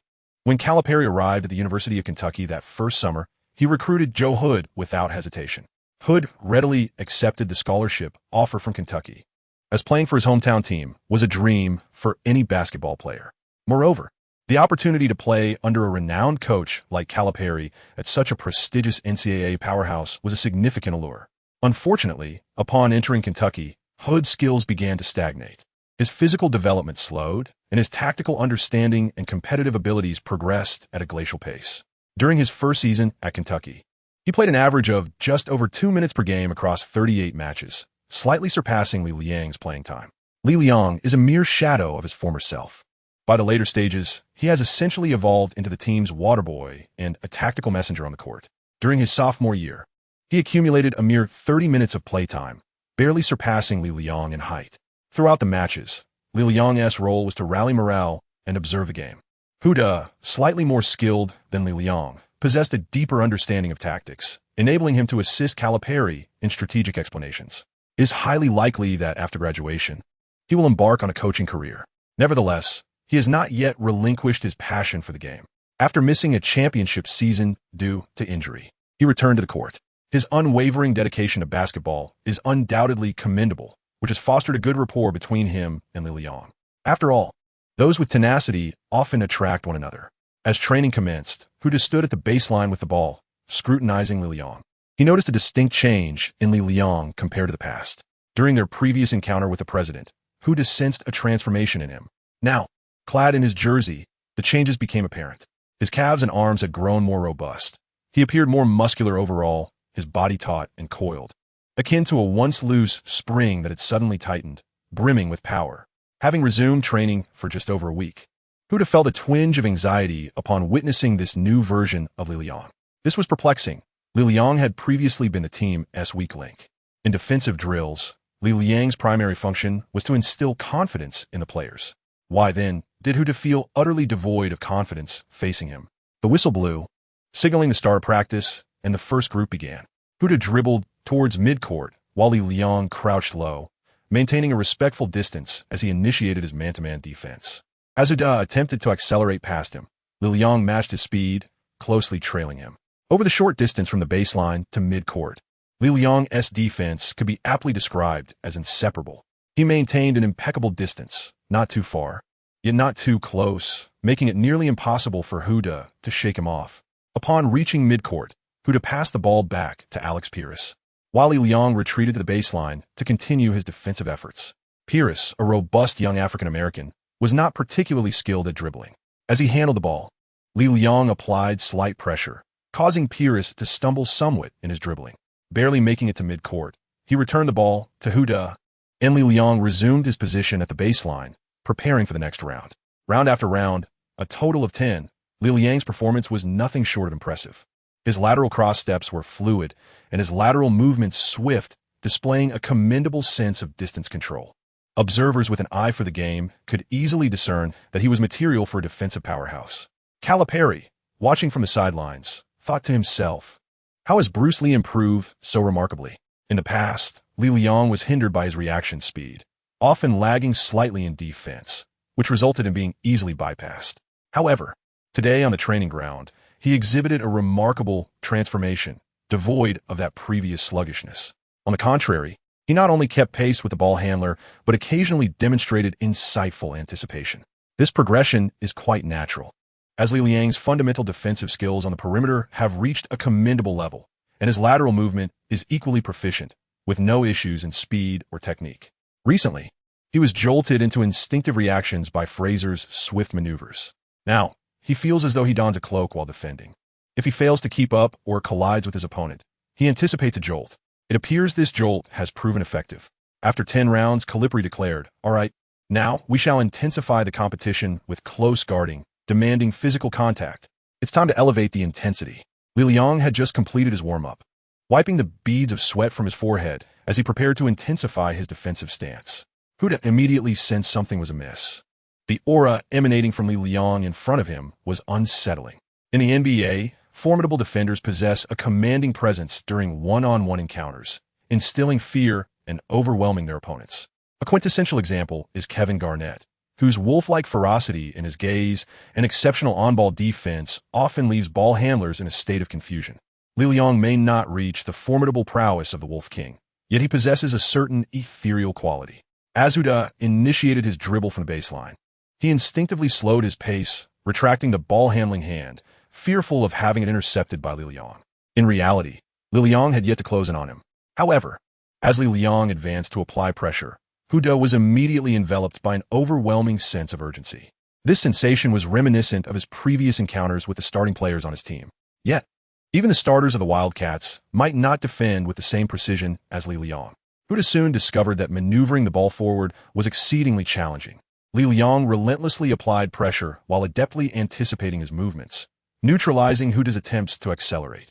In a formal match, he would have violated the 8-second rule before even crossing half-court.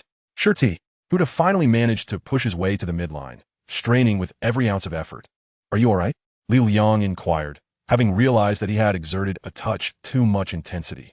After all, Huda had only recently returned from a significant injury, a torn anterior cruciate ligament, and, thus, must be cautious in his physical confrontations. I'm fine.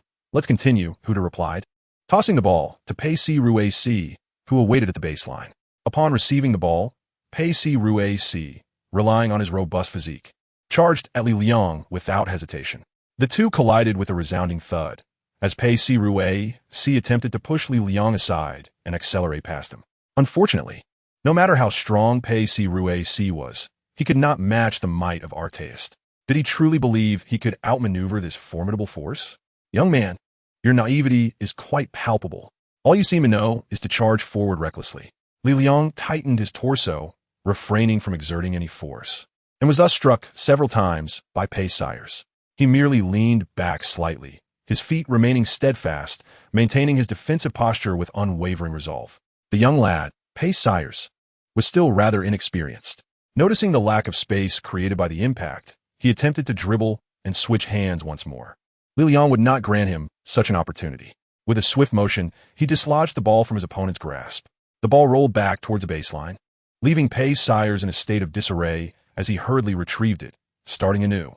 Pei Sires had established quite a reputation during his high school years, ranking 17th among the top 100 high school players as listed by ESPN this year. He possessed a robust physique, and his potential on the forward line was highly regarded. However, it was evident that despite his strength, his ball handling skills were lacking, a fact that Calipari noted with keen awareness. He had never intended to focus on Pei Sires' ball control, but he was genuinely surprised that he could not surpass Bruce Lee. Moreover, one had to wonder what kind of elixir Bruce Lee had consumed. Had he experienced a second growth spurt? After observing for a while longer, Calipari concluded that Li Liang's defense indeed reached the standards of the NBA. Whether it could be effectively employed in genuine competitive play remained to be seen in the afternoon scrimmage. Chapter 55. You are a fool after more than 2 hours of training in the morning. Li Liang took a shower during the midday break and joined the Wildcats for lunch. The players of the Wildcats enjoyed meal subsidies from school, along with specially designed sports nutrition meals. Li Liang is no longer a member of the team, hence he is unable to partake in such privileges. In this circumstance, it is only natural that he seeks to benefit from Calipari's generosity. After all, Old Cal has enjoyed great success this year, likely counting his wealth to the point of exhaustion, rendering Li Liang's modest meal an insignificant fraction of his bounty. While Calipari may not mind treating Li Liang to a meal, he was nonetheless taken aback upon seeing Li Liang's plate overflowing with food, as if he were raiding a pantry. He exclaimed, "Bruce, do you really need to take more? The cafeteria does not permit takeout." Li Liang exclaimed, "Who wants takeout? I intend to consume all of this." With that, he commenced his lunch, devouring a quantity that equated to 3 meals for an ordinary person. Calipari shook his head in disbelief and remarked, "Bruce, you're a basketball player, not a sumo wrestler." Li Liang chewed on a bacon and egg sandwich and remarked, "I need to replenish my energy. My training regimen is quite intense." Calipari pondered that over the past month, Li Liang must have endured grueling training, for otherwise, he would not have progressed so swiftly. It seemed that in the past, he had truly underestimated him. Li Liang's physique may harbor untapped potential, albeit deeply concealed, requiring thorough exploration to uncover. Calipari remarked, "Bruce, should you feel any needs during training, do not hesitate to bring them to my attention." Li Liang chewed on his hamburger and said, "I wish to understand how to practice full-court defense most effectively." Calipari responded, "Your performance in full-court defense today was commendable. However, your teammates, Hood and Pruitt, possess only average ball handling skills. Tomorrow, I suggest pairing you with Goodwin. Additionally, if necessary, I can conduct individual training sessions with you." Upon hearing this, Li Liang was astounded that Coach Calipari would take the time to train him individually. It is rare for Calipari to dedicate time to one-on-one sessions with players, as only those exceptional talents like Wall, Cousins, and Davis are deemed worthy of his personal guidance. The last time Coach Calipari assisted Li Liang in honing his three-point shooting, it proved to be immensely beneficial for him. Li Liang hoped to swiftly enhance his skills this time, so he could complete that damn task assigned by Fraser as soon as possible. During lunch, Li Liang devoured 3 bacon-egg sandwiches, 2 bowls of potato salad, 6 slices of chicken breast, accompanied by a generous serving of Thai jasmine rice. Generally speaking, basketball players tend to have a significantly larger appetite than the average individual. However, it is indeed rare to find someone like Li Liang consuming such a copious amount. After his meal, He took 2 laps around the University of Kentucky campus to aid in digestion. In the afternoon, the team reconvened at the gym for an hour and a half of competitive training. Coach Calipari divided the players into 2 groups, one consisting of juniors and seniors, and the other comprising freshmen and sophomores. The freshmen and sophomores totaled 9 players, while the juniors and seniors, including Li Liang, comprised exactly 5. Calipari's strategy was to have the freshmen and sophomores engage in a rotating scrimmage, with the juniors and seniors serving as practice partners. Li Liang was well acquainted with the role of a practice partner, specifically as part of the blue team. Calipari would provide tactical arrangements and guidance for the practice squad, while the freshmen and sophomores were left to address their own tactical coordination and substitutions. Coach Calipari was eager to observe the performance of this year's 4 newcomers. Li Liang is teamed up with his former teammates, Huda, Julius Mays, Beckham, and Jared Parson. This constitutes a purely small ball lineup, as Li Liang, standing at 6 feet 9 inches, is the tallest among the 5. Consequently, he is tasked with playing the center position in this arrangement. Li Liang is unperturbed by the center position. After a period of training, his physical attributes have significantly improved. Although he may not yet match the caliber of interior players in terms of physicality, he possesses considerable strength. Notably, through rigorous physical conditioning, he has successfully completed a series of tasks akin to those of strongman, enhancing his ability to contend physically. In the current NCAA landscape, there are no longer the towering giants of the low post. Players like Noel and Cauley Stein epitomize the modern center. For the junior and senior teams, the primary concern may be the potential for offensive rebounds to be overwhelmingly contested. Yet what of it? They can always reclaim points on the offensive end. The freshman and sophomore squad features a lineup comprising center Noel, power forward Wiggins, small forward Purrier, shooting guard Harrow, and shooting guard Goodwin. Additionally, they have a noteworthy presence on the bench in Cauley Stein. Although the freshman and sophomore group consists of 9 players, these 6 can truly play the game, while the remaining 3 are only marginally better than the previous Li Liang. Well, while our opponents may hold an advantage in the paint, we can certainly create some challenges for them. By spacing the floor and utilizing maze speed to penetrate the interior, we can prepare for 3-point attempts from the perimeter. It is as straightforward as that. Let's observe their response. Prior to the scrimmage, Calipari executed a straightforward tactical arrangement. 1 drive for shooters, essentially creating space for shots. Julius Mays, now a senior, may not possess elite talent, but is seasoned and astute as a point guard. With him on the court, the junior and senior team need not worry excessively about their offense.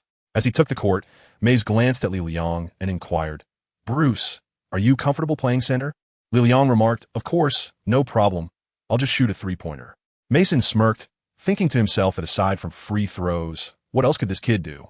It was surprising that Xia Tian had come over to serve as a practice partner. Evidently, Coach Calipari held him in high regard, though the reason eluded Mason. He had not paid attention to Li Liang's performance during the morning's defensive drills, assuming he was still the same underwhelming substitute as before. As they stepped onto the court, Li Liang positioned himself at the center circle, ready for the jump ball. In high school, he had played as the center for his class team and had already reached a height of 195 meters, making him virtually unbeatable in class matches. However, upon arriving in America and entering college, he had grown to 205 meters and realized that the position of center was beyond his capabilities. Opposite him for the jump ball was Nerlens Noel, the hope of the University of Kentucky for the upcoming season, touted as the successor to Anthony Davis. Like Davis, he was tall and long-limbed, standing at an impressive 6 feet 11 inches. Li Liang noticed Noel's somewhat awkward hairstyle, which he speculated added at least an inch to his height. Prior to the jump ball, Li Liang activated his basketball insight assessment tool, evaluating the seemingly dazed young man before him. Noel's basketball acumen was rated at 67, indicating a comprehension of the sport that seemed to be stuck in a more primitive era akin to 1961 or earlier. He had instinctively embraced basketball, yet his understanding of how to excel in the sport and navigate his career was utterly muddled. Had he not possessed a physique exceptionally suited for basketball, his basketball insight score would undoubtedly have approached a staggering 90, rendering him nearly blind to the game itself. Upon observing this individual, Li Liang concluded that he was doomed, possessing a rather low basketball IQ. After numerous assessments, he gradually discerned that determining a person's basketball blindness index primarily hinges on 2 aspects: the practical skill in the sport and their comprehension of basketball itself. The latter is further divided into an understanding of basketball tactics and strategies, as well as an appreciation of the sport as a whole. In essence, one may excel in playing the game, yet lack a profound understanding of its intricacies. Conversely, a deep understanding of basketball does not necessarily equate to proficiency in playing it. This Noel appeared to be a player with the ability to execute the game, but lacking in any substantial comprehension of basketball. His testing results were notably inferior to those of Anthony Davis. Judging by this, relying on him would not bode well for the Kentucky Wildcats in the upcoming season. As he pondered this, the referee tossed the ball into the air for the jump ball. Noel leapt with fervor, soaring high to be the first to touch the ball. Meanwhile, Liliang remained grounded, thinking to himself, "Why would I jump for a ball with you?" Chapter 56. Guiding the modern center Noel, oblivious, leaped into the air before deftly tapping the ball away, securing possession for the freshman-sophomore team. Liliang sprinted back to the 3-second area. Embarking on his duties as a center defender, Noel felt a slight affront to his intelligence. Who was this individual refusing to engage in a jump ball with him? It left him looking like a fool, leaping against thin air. Noel made a direct incision into the paint, positioning himself on the left side of the lane. He then spread his arms, signaling his intent to the point guard for the ball. Liliang stood behind Noel, pressing his hand against his waist, realizing that this young man was not adept at positioning himself in the low post. The art of low post play, seemingly straightforward, is actually a challenging skill to master. Nowadays, big men are trained like guards from their early years, and very few focus on developing center skills from the outset. For someone like Noel, who possesses a tall and slender physique, there is little need for low post techniques in high school. A simple toss of the ball into the air, followed by a leap, is sufficient to send the ball through the hoop, rendering positioning and back-to-basket play unnecessary. A similar case can be seen with Tyson Chandler. His height, long arms, and vertical leap made him a veritable anomaly in high school basketball. He could dominate the paint without requiring any technical finesse. However, upon reaching the NBA, he became relegated to a defensive specialist, limited to merely capitalizing on opportunities rather than initiating his own offensive plays. At this moment, Noel mirrored Chandler's situation, albeit with less physical advantage. On the perimeter, Goodwin noticed Noel calling for the ball. After all, he was regarded as the top high school player of 2012. Goodwin decided to lob the ball to Noel. Yet, the pass was slow and lackadaisical, leaving Liliang no chance to allow Noel to receive it. Liliang stepped forward decisively, deftly swatting the ball away, while Hood, quick on the uptake, managed to regain control. The first offensive attempt by the freshman and sophomore team ended in failure. The possession shifted to the junior and senior team. Mace traversed past the half-court, exhibiting a composure far superior to Goodwin as he began to orchestrate his teammates' movements. Noel closely shadowed Liliang, evidently eager to reclaim some honor at Lee's expense. According to this year's basketball analysts, Noel's strength and explosiveness surpass even that of Anthony Davis. If Davis could ascend to the top pick, Noel is undoubtedly a frontrunner for next year's draft. As for Liliang, earlier at noon, Noel had inquired about him from upperclassmen, only to discover that he was regarded as the weakest link on the team. He had come merely to serve as practice fodder, leaving Noel somewhat disdainful of him. To Noel's surprise, during the opening jump ball, Liliang abstained from leaping, rendering Noel quite foolish. When Noel demanded the ball, Liliang intercepted it effortlessly, further showcasing Noel's ineptitude. In high school, Noel was a force to be reckoned with, a prodigy on the court. Arriving at the University of Kentucky, he bore the title of Davis's successor, with the ambition of leading Kentucky to another championship. This Bruce Lee, a mere benchwarmer who had already graduated, was someone Noel believed he could easily outshine. He resolved to serve him a few blocks on the defensive end shortly. If Liliang were to venture into the paint against Noel, he would undoubtedly find himself questioning his very existence after being blocked. However, Liliang merely assumes the role of a center. Do you grasp the concept of cameo? Do not immerse yourself too deeply into the narrative. After the halftime break, Liliang positioned himself beyond the three-point line, refusing to enter the fray. Noel found himself in a quandary. Should he venture inside to protect the basket? If he chooses to enter, Liliang would be left unguarded. If he refrains, the paint remains wide open. Noel's supplementary defense and collaborative tactics are still underdeveloped. This rough-around-the-edges young man requires further refinement in executing extensive defensive sweeps and promptly returning to the correct positions. Just as Noel hesitated, Mays had already penetrated the paint with the ball, encountering no resistance as he scored effortlessly. 2-0, the junior and senior team took the lead. You are a center. You must venture into the paint. What are you even guarding? Li Liang did not forget to remind Noel to venture into the paint. Noel shot a glare at Li Liang, remaining silent. Anger points 15, courtesy of Nerland's Noel. That fellow Noel has quite the temper. Bestowing Li Liang with a surge of irritation. Li Liang shook his head, pondering that one should not succumb to anger on the court. As the game had only just commenced, Noel's initial offensive attempt was thwarted, and this time Goodwin refrained from passing him the ball. Instead, he skillfully utilized a screen to maneuver past his defender and launched a direct assault towards the paint.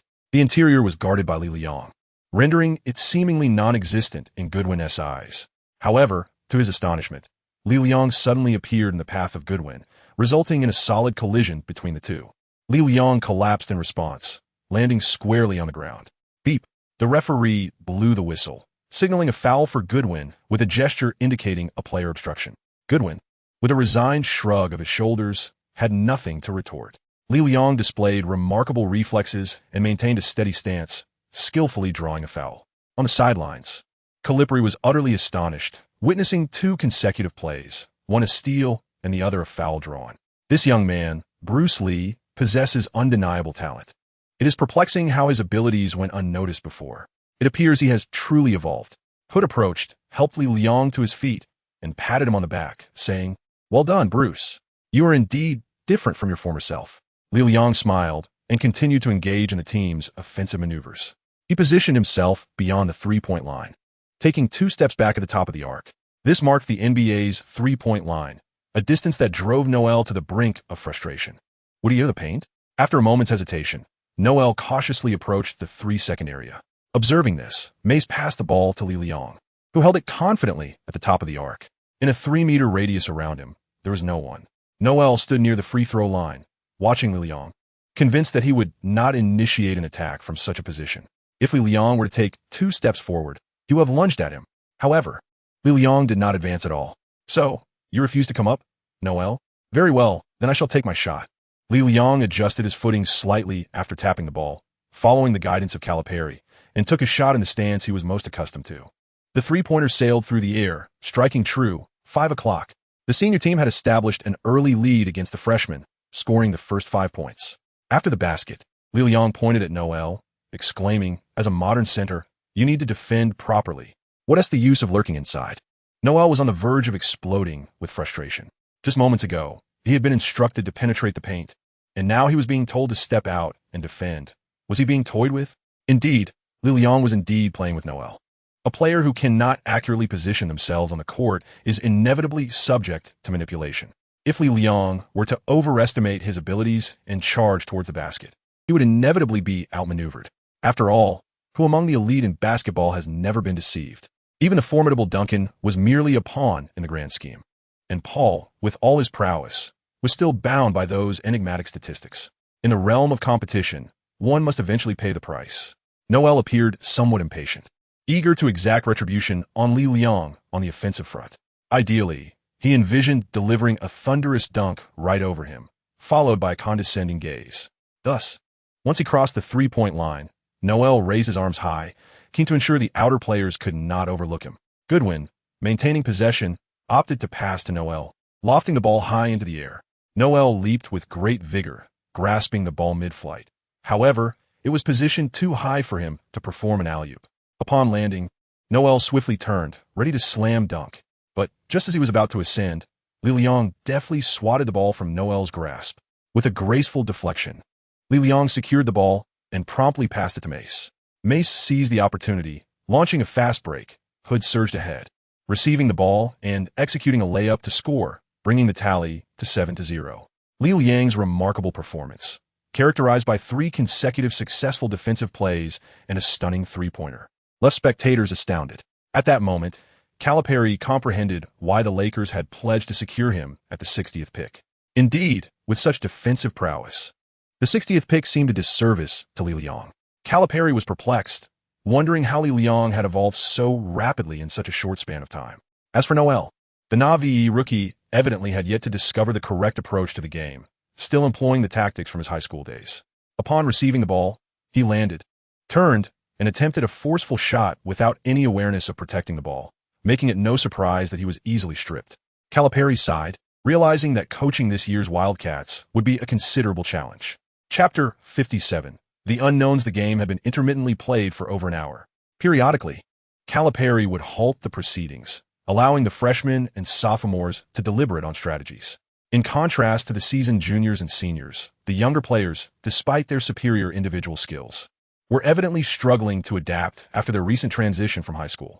After committing errors while attempting to pass to Noel twice, Goodwin increasingly opted for personal ball handling and offense. Meanwhile, Perseus displayed a similar inclination, taking the ball and attempting plays on his own, dismissing the idea of passing altogether. Li Liang managed to draw several offensive fouls on the defensive end, yet his contributions beyond that were rather limited. He is unlikely to activate the task module for interior defense in the short term, thus lacking skills in positioning, help defense, and securing defensive rebounds. Noel, leveraging his height advantage, managed to snatch a few offensive rebounds and even threw down a couple of dunks as a means of venting his frustrations. However, when it came to defense, Noel found himself in a dire situation, as Li Liang positioned himself outside the three-point line, refusing to engage. This left Noel in a quandary. Should he venture in, risking the accuracy of Li Liang's deadly three-point shooting, or should he remain outside, thereby rendering himself ineffective defensively? On the other hand, the first and second-year players exhibited a lack of synergy in their defensive efforts, merely engaging in one-on-one matchups. If one was unable to contain their opponent, they were deemed utterly inadequate. Concepts such as help defense, rotation, and support were dismissed, as this was merely an intra-squad scrimmage, a time to showcase individual prowess. During the hour-long game, Li Liang impressively converted 9 out of 15 attempts from beyond the arc, leaving Noel utterly overwhelmed. Li Liang is not only accurate. The key is that he stands at a distance. He positions himself a step beyond the NBA three-point line, which places him over 2 meters away from the NCAA three-point line, creating the impression that it is an utterly impossible shooting range. Yet, remarkably, upon receiving the ball, Li Liang effortlessly extends his arms and scores.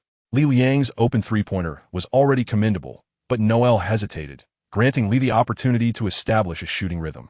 As he found his touch, he gradually positioned himself further from the arc, creating ample space for his teammates. Subsequently, when Cauley Stein replaced Noel, Li continued to serve as a focal point on the offensive end, firmly stationed for catch-and-shoot opportunities. If unguarded, he would take the shot. If defenders approached, he would pass, leading to open lanes in the interior. His three-point shooting was so impressive that Calipari couldn't help but feel envious, pondering why Bruce Lee had not displayed such prowess before. Having graduated, it seemed as though his abilities had surged, making it appear as though the 4 years at the water cooler had been a waste. Calipari even entertained the notion of issuing Lee a diploma with some discrepancies, contemplating the possibility of him continuing his studies at Kentucky for another year. Li Liang's extraordinary long-range shooting style is indeed a rarity within the NCAA.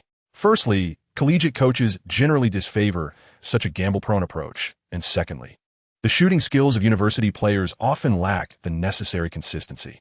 Even elite NCAA sharpshooters like J.J. Redick typically prefer to shoot from just beyond the three-point line. It is exceedingly uncommon to witness someone like Li Liang launching shots from the NBA three-point distance, or even further. As the pace of modern basketball accelerates, and players exhibit greater explosiveness and physicality, the court has become increasingly constricted. The NCAA's three-point line is closer than that of the NBA, and the absence of a 3-second defensive rule exacerbates the crowding on the court. The presence of a player who can stretch the floor, even if just for 10 minutes per game, could yield remarkable tactical advantages. The more Calipari pondered, the more he felt a pang of frustration. He simply could not comprehend what was unfolding with this Bruce Lee figure. Was this a personal affront? Was he suddenly thrust into this position upon graduation? As the scrimmage progressed, the stamina of the junior and senior players waned, allowing the freshmen and sophomores to gradually regain an upper hand. However, Calipari had grown weary of the spectacle and decided to conclude the scrimmage, sending everyone to the locker room for a change of attire and a well-deserved respite. Li Liang was called aside by Calipari, who draped his arm over Li Liang's shoulder and said, "Bruce, you performed admirably. Your defense and three-point shooting are very much in line with the current trends of the NBA. Could you share with me the methods you've employed in your training?" Li Liang pondered for a moment, realizing that he could not disclose to Calipari the existence of his system. He scratched his face and replied, "In truth, I have invested in several of the most renowned trainers from the NBA to provide me with specialized training, which has led to my significant improvement." Calipari, aware of Li Liang's father's wealth, found this explanation plausible. However, as a seasoned basketball coach, he understood that once a player reaches a certain level of training, a lack of innate talent renders all efforts futile. It appears that the mystery surrounding Li Liang's remarkable progress remains unsolved. Li Liang was unwilling to dwell further on the topic. Instead of returning to the locker room, he sought guidance from Calipari to practice full-court defense. Calipari nodded and remarked that regardless of who one trains with, diligent practice is the cornerstone of enhancing one's skills.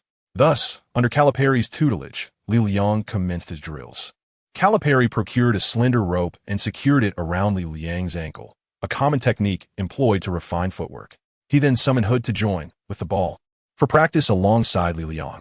Fresh from injury, Hood was eager to train more, making them a suitable pair. However, Hood found it peculiar that Bruce Lee, already a proficient defender, would focus on such fundamental aspects. He was oblivious to the fact that Li Liang's target was not him, but rather Walter Frazier. With a rope affixed to his ankle, Li Liang's movement would be somewhat constrained, compelling him to sharpen his anticipatory skills. Otherwise, a lack of foresight could lead to missteps. This form of training lacked any intricate techniques. It was a matter of relentless repetition. The coach would occasionally correct Li Liang's posture and movements, ensuring they were more precise and efficient. Together, Hood and Li Liang practiced for an additional hour of defensive drills, their training attire thoroughly soaked with sweat. When Li Liang finally untied the rope from his ankle, the tightness had left deep imprints, and the sweat that mingled with them stung painfully. Li Liang hurried to the changing room to rinse off with water, feeling an unusual hunger in his stomach. "John, please treat me to a meal." With no other options, Calipari once again invited Li Liang to dinner. Li Liang indeed indulged in a copious feast, leaving one to ponder how this lad's appetite could be so insatiable. Upon returning to Wei Daji's rented accommodation that evening, Li Liang collapsed onto the bed. Once again, Wei Daji had mysteriously disappeared, leading to a growing suspicion that he had become as elusive as a dragon. He had claimed he wished to observe Li Liang's training, yet upon arriving at school, he mentioned a need to find someone and vanished without a trace. Reclining on his bed, Li Liang retrieved his phone to peruse the day's sports news. The NBA playoffs had reached a thrilling climax, with the Eastern Conference semifinals culminating in a decisive Game 7 between the Boston Celtics and the Philadelphia 76ers. Following the unfortunate injury of Derrick Rose, which had sidelined him during the first round, the 76ers seized the moment, achieving the remarkable feat of an 8th seed triumphing over the first. This year marked yet another instance of a team suffering the indignity of an 8th seed victory. Reminiscent of the San Antonio Spurs in 2011, Derrick Rose had sustained his injury with just 1 minute and 10 seconds remaining in the opening match, leading to his season's premature conclusion. The Bulls had held a commanding 16-point lead, yet their coach, Tom Thibodeau, inexplicably kept his key players on the court. While injuries can often arise unexpectedly, and some nagging ailments may surface over time, Thibodeau's questionable decisions drew considerable ire from fans. Rose's unfortunate fate rendered the Bulls' entire season, marked by an impressive league-best record, fruitless. Now, the 8th-seeded 76ers faced the aging Celtics in a decisive Game 7. The resilient Celtics denied the 76ers the chance to continue their miraculous run, decisively defeating their opponents 85-75 at home, thus advancing to the Eastern Conference Finals. In this upcoming series, the Celtics would stand as an obstacle to LeBron James's aspirations. Observing the unfolding narratives of the NBA playoffs, Li Liang mused about what his own future in the league might hold. As Li Liang pondered, he continued to scroll through the news. Suddenly, he stumbled upon a trending tweet, a retweet. Bruce Lee, a Chinese player from the University of Kentucky, made a profound impression on Kobe Bryant during a Lakers tryout, and the Lakers may consider using their draft pick to select this small forward from China. Upon observing the source of the retweet, Li Liang discovered that it originated from the Twitter account of Wei Daji, known as SBF Wei Daji. The prefix of Wei Daji's Twitter handle signifies Super Basketball Fan, a title that Li Liang has affectionately shortened to SB Fan. This particular tweet was published on the 24th and, following a series of retweets, has seemingly gained some traction today. Several moderately renowned journalists have consecutively shared this news, suggesting that Wei Daji has taken a significant step within the journalistic community. Of course, Li Liang understands that the retweet's popularity is largely attributed to Kobe's influence. Had it merely been a matter of the Lakers considering Li Liang, it is unlikely that American journalists would have paid it any heed, aside from a minor stir amongst domestic media. Li Liangxin thought, "It matters not. In due time, You shall all come forth to unearth my story. Chapter 58, Fraser's Cloak. In the ensuing days, Li Liang continued to engage in joint training with the entire team at the University of Kentucky during the day, while delving into system challenge tasks at night. The Fraser task proved exceedingly arduous, akin to Uncle Yang's electric shocks, leaving Li Liang somewhat overwhelmed. Thus, he opted to withdraw from the task and entered the personal training center, expending 500 points to summon Fraser from his New York Knicks days to assist him in practicing defense. Upon witnessing Fraser's bushy beard, Li Liang felt an overwhelming urge to bring an electric baton into the system, just to relieve his frustrations with a few jolts. Time flew swiftly, and by the end of May, on the 30th, the NBA conducted the lottery draft. Representatives from the 14 teams that had not made the playoffs gathered to assess the fruits of their labor over the season. Ultimately, the New Orleans Hornets were fortunate enough to secure the coveted first overall pick for 2012. The Charlotte Bobcats obtained the second pick, while the Washington Wizards claimed the third. Consequently, Li Liang's teammate, the leading contender for the first pick, Anthony Davis, was undoubtedly destined for New Orleans to indulge in jazz music. The Hornets' rebuilding process was remarkably swift. Having recently parted ways with their star player Chris Paul, they endured a season of strategic losses, now poised to welcome their new king bee. New Orleans could indeed be considered a land of fortune for Davis, as he clinched his NCAA championship within the New Orleans arena. Now, he would be selected by the Hornets, embarking on his NBA journey once more in the same venue. With the top 3 picks established, the subsequent selections were arranged according to team performance, rendering the first round irrelevant to Li Liang. In the second round, with 30 selections, the Lakers held the 60th pick, promising to choose him at that position. Following the determination of draft order, Li Liang maintained daily communication with Zhu Shu. She continued her training as an agent while keeping in touch with Ryan West. Zhu Shu informed him that the Lakers would conduct further rookie tryouts following the draft order confirmation. In mid-June, they planned to hold a significant collective tryout in Los Angeles. Ryan West advised Li Liang that it would be prudent for him to attend this tryout, as the team's owner, general manager, and vice president would all be present. Li Liang pondered that the Lakers were indeed still searching for alternatives, having acquired a considerable amount of trouble with the 60th pick. However, it cannot be ruled out that the Lakers may still seek to trade upwards, aiming for a slightly higher draft pick. After all, following a significant roster overhaul, the Lakers are in need of some fresh talent. Li Liang pondered for a moment, yet he was resolute not to be subjugated by others. Is your Lakers' 60th pick truly that impressive? I refuse to be beholden solely to the Lakers. After all, playing anywhere is still playing. Thus, Li Liang made his plans. Once his training in Kentucky concluded and he fulfilled his task with Fraser, he would reach out for tryouts. Regardless of the outcome of these tryouts, he aimed to exert some pressure on the Lakers, ensuring they did not underestimate the significance of the 60th pick. Should any team express a desire to acquire him with a higher pick, he would certainly welcome it. The higher the pick, the more substantial the contract. This would be Li Liang's first job, and the magnitude of the contract would ultimately influence Zhu Shu's salary. He had no intention of relying on family support. He yearned to be self-sufficient. As for the Lakers' tryout in mid-June, Li Liang instructed Zhu Shu to decline outright, if they wished to select or not. A late second-round pick could easily be snatched by any other team. If the Lakers were unwilling to properly utilize this pick and continued to be picky, that was their prerogative. Having made up his mind, Li Liang noticed that Wei Daji had yet to return, leaving him to suspect that the fellow was indulging in frivolities. However, this was of little consequence. With no one to disturb him, Li Liang resolved to eliminate Walter Frazier tonight. Upon falling asleep, he entered the all-powerful king system, continuing his mission with the stealth of a rogue, maintaining a careful distance. It was once again the same training ground, where Walter Frazier donned a wide-brimmed hat and a black cloak, awaiting Li Liang at the center of the court. You have arrived. I have arrived. You should not be here. You have the wrong script. The system had gone awry, portraying Frazier as if he had stepped out of a Gulong novel. Frazier removed the hat from his head and said, "Very well, let us continue the task." The cloak vanished from his form and enveloped Li Liang instead. Li Liang was covered in goosebumps. He had already developed a conditioned reflex. However, if such a cloak truly existed in reality, Li Liang believed that all basketball players would elevate their one-on-one defensive skills to a new level. Are you ready? It's about to begin. Frazier added. This guy tends to be rather verbose. Li Liang nodded as Frazier began to dribble from the backcourt. In terms of dribbling technique, Frazier does not quite measure up to the contemporary superguards. However, His control over the tempo is remarkably adept, exuding an extraordinary steadiness, underpinned by solid fundamentals. His changes of direction and acceleration appear neither rushed nor sluggish.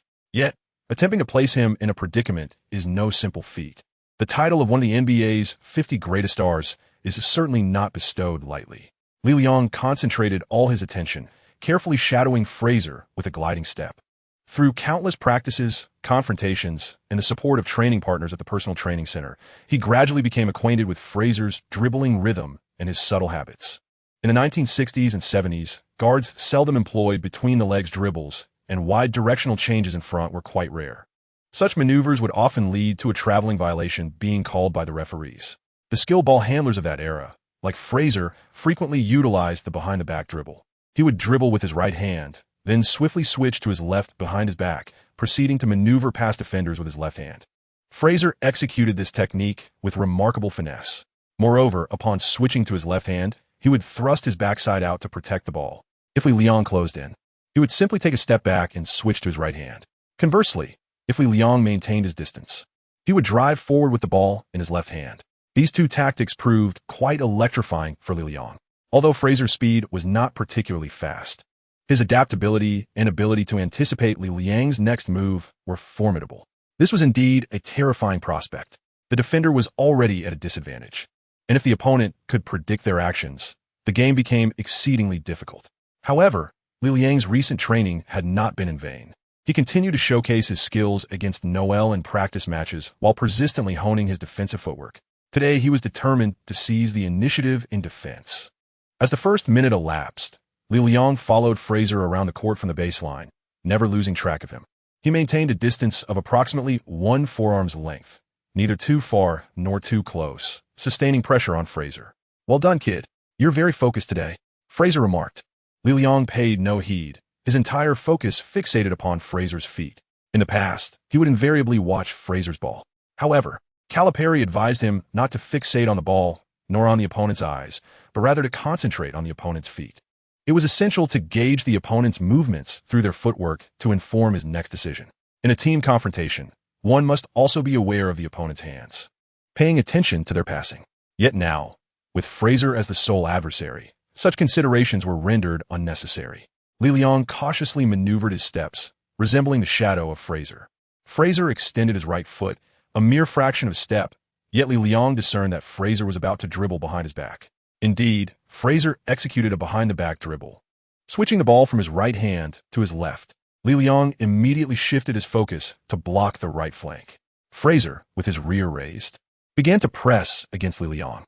Instead of evading, Li Liang bravely reached out to seize the ball. In a contemporary football arena, facing dribbling maestros like Owen or Walcott, the outcome would likely see them turning with the ball and effortlessly bypassing their opponent. However, Fraser, a defender from the 1970s, had not mastered such techniques. Thus, his choice was to elevate his rear even higher while dribbling to evade Li Liang's attempt to steal the ball. In that moment, Fraser found himself devoid of further options, unable to make a pass. Upon witnessing this, Li Liang intensified his pursuit with fervor, extending both hands to envelop Fraser completely. For the first time, Fraser found himself cornered in a dribbling crisis, clutching the ball with both hands. This spelled disaster, as once he grasped the ball with both hands, his mobility was severely compromised. Successfully executing a defensive maneuver, the task completion time was reduced by 1 minute. Li Liang executed an impressive defensive maneuver, adeptly exploiting the weaknesses of Fraser, an early NBA player. He successfully anticipated and intercepted the trajectory of Fraser's dribble. "Well done, young man. Keep up the good work," Fraser encouraged him. Buoyed by newfound confidence and insights, Li Liang indeed pressed on. Although he encountered 2 subsequent errors and was momentarily caught off guard, the overall duration of his defense diminished significantly. After enduring a grueling full-court defense, Li Liang ultimately exhausted all the time, successfully containing the elusive Fraser. Though the duration was brief, the instant he fulfilled his task left Li Liang feeling utterly drained. Fraser halted, extended his hand towards Li Liang, and congratulated him on completing the mission. "Thank you," Li Liang replied as he reached out, only to receive a sudden shock. Ouch! The jolt caused him to retract his hand in pain. Fraser chuckled softly before vanishing from the court. "Congratulations on completing the task like a thief." Neither too far nor too close. Your defensive skills have increased by 10.56, and your speed has improved by 1.65. You have received the reward, Speed Enhancement Elixir, and the unique item cloak of the Thief Fraser. Upon gazing at the reward, Li Liang felt a sudden thrill of excitement. The Speed Enhancement Elixir was indeed a remarkable item, for augmenting one's speed is an arduous endeavor. However, upon entering the exchange center, he discovered that this exceptional item bore a price of 5,000 points. Moreover, the description explicitly stated that the Speed Enhancement Elixir could only be consumed once a month and could not be used in conjunction with other enhancement potions. It was only logical. If it were priced at 500 points per dose and could be taken weekly, Li Liang mused that he could easily transition to competing in the 100-meter dash in no time.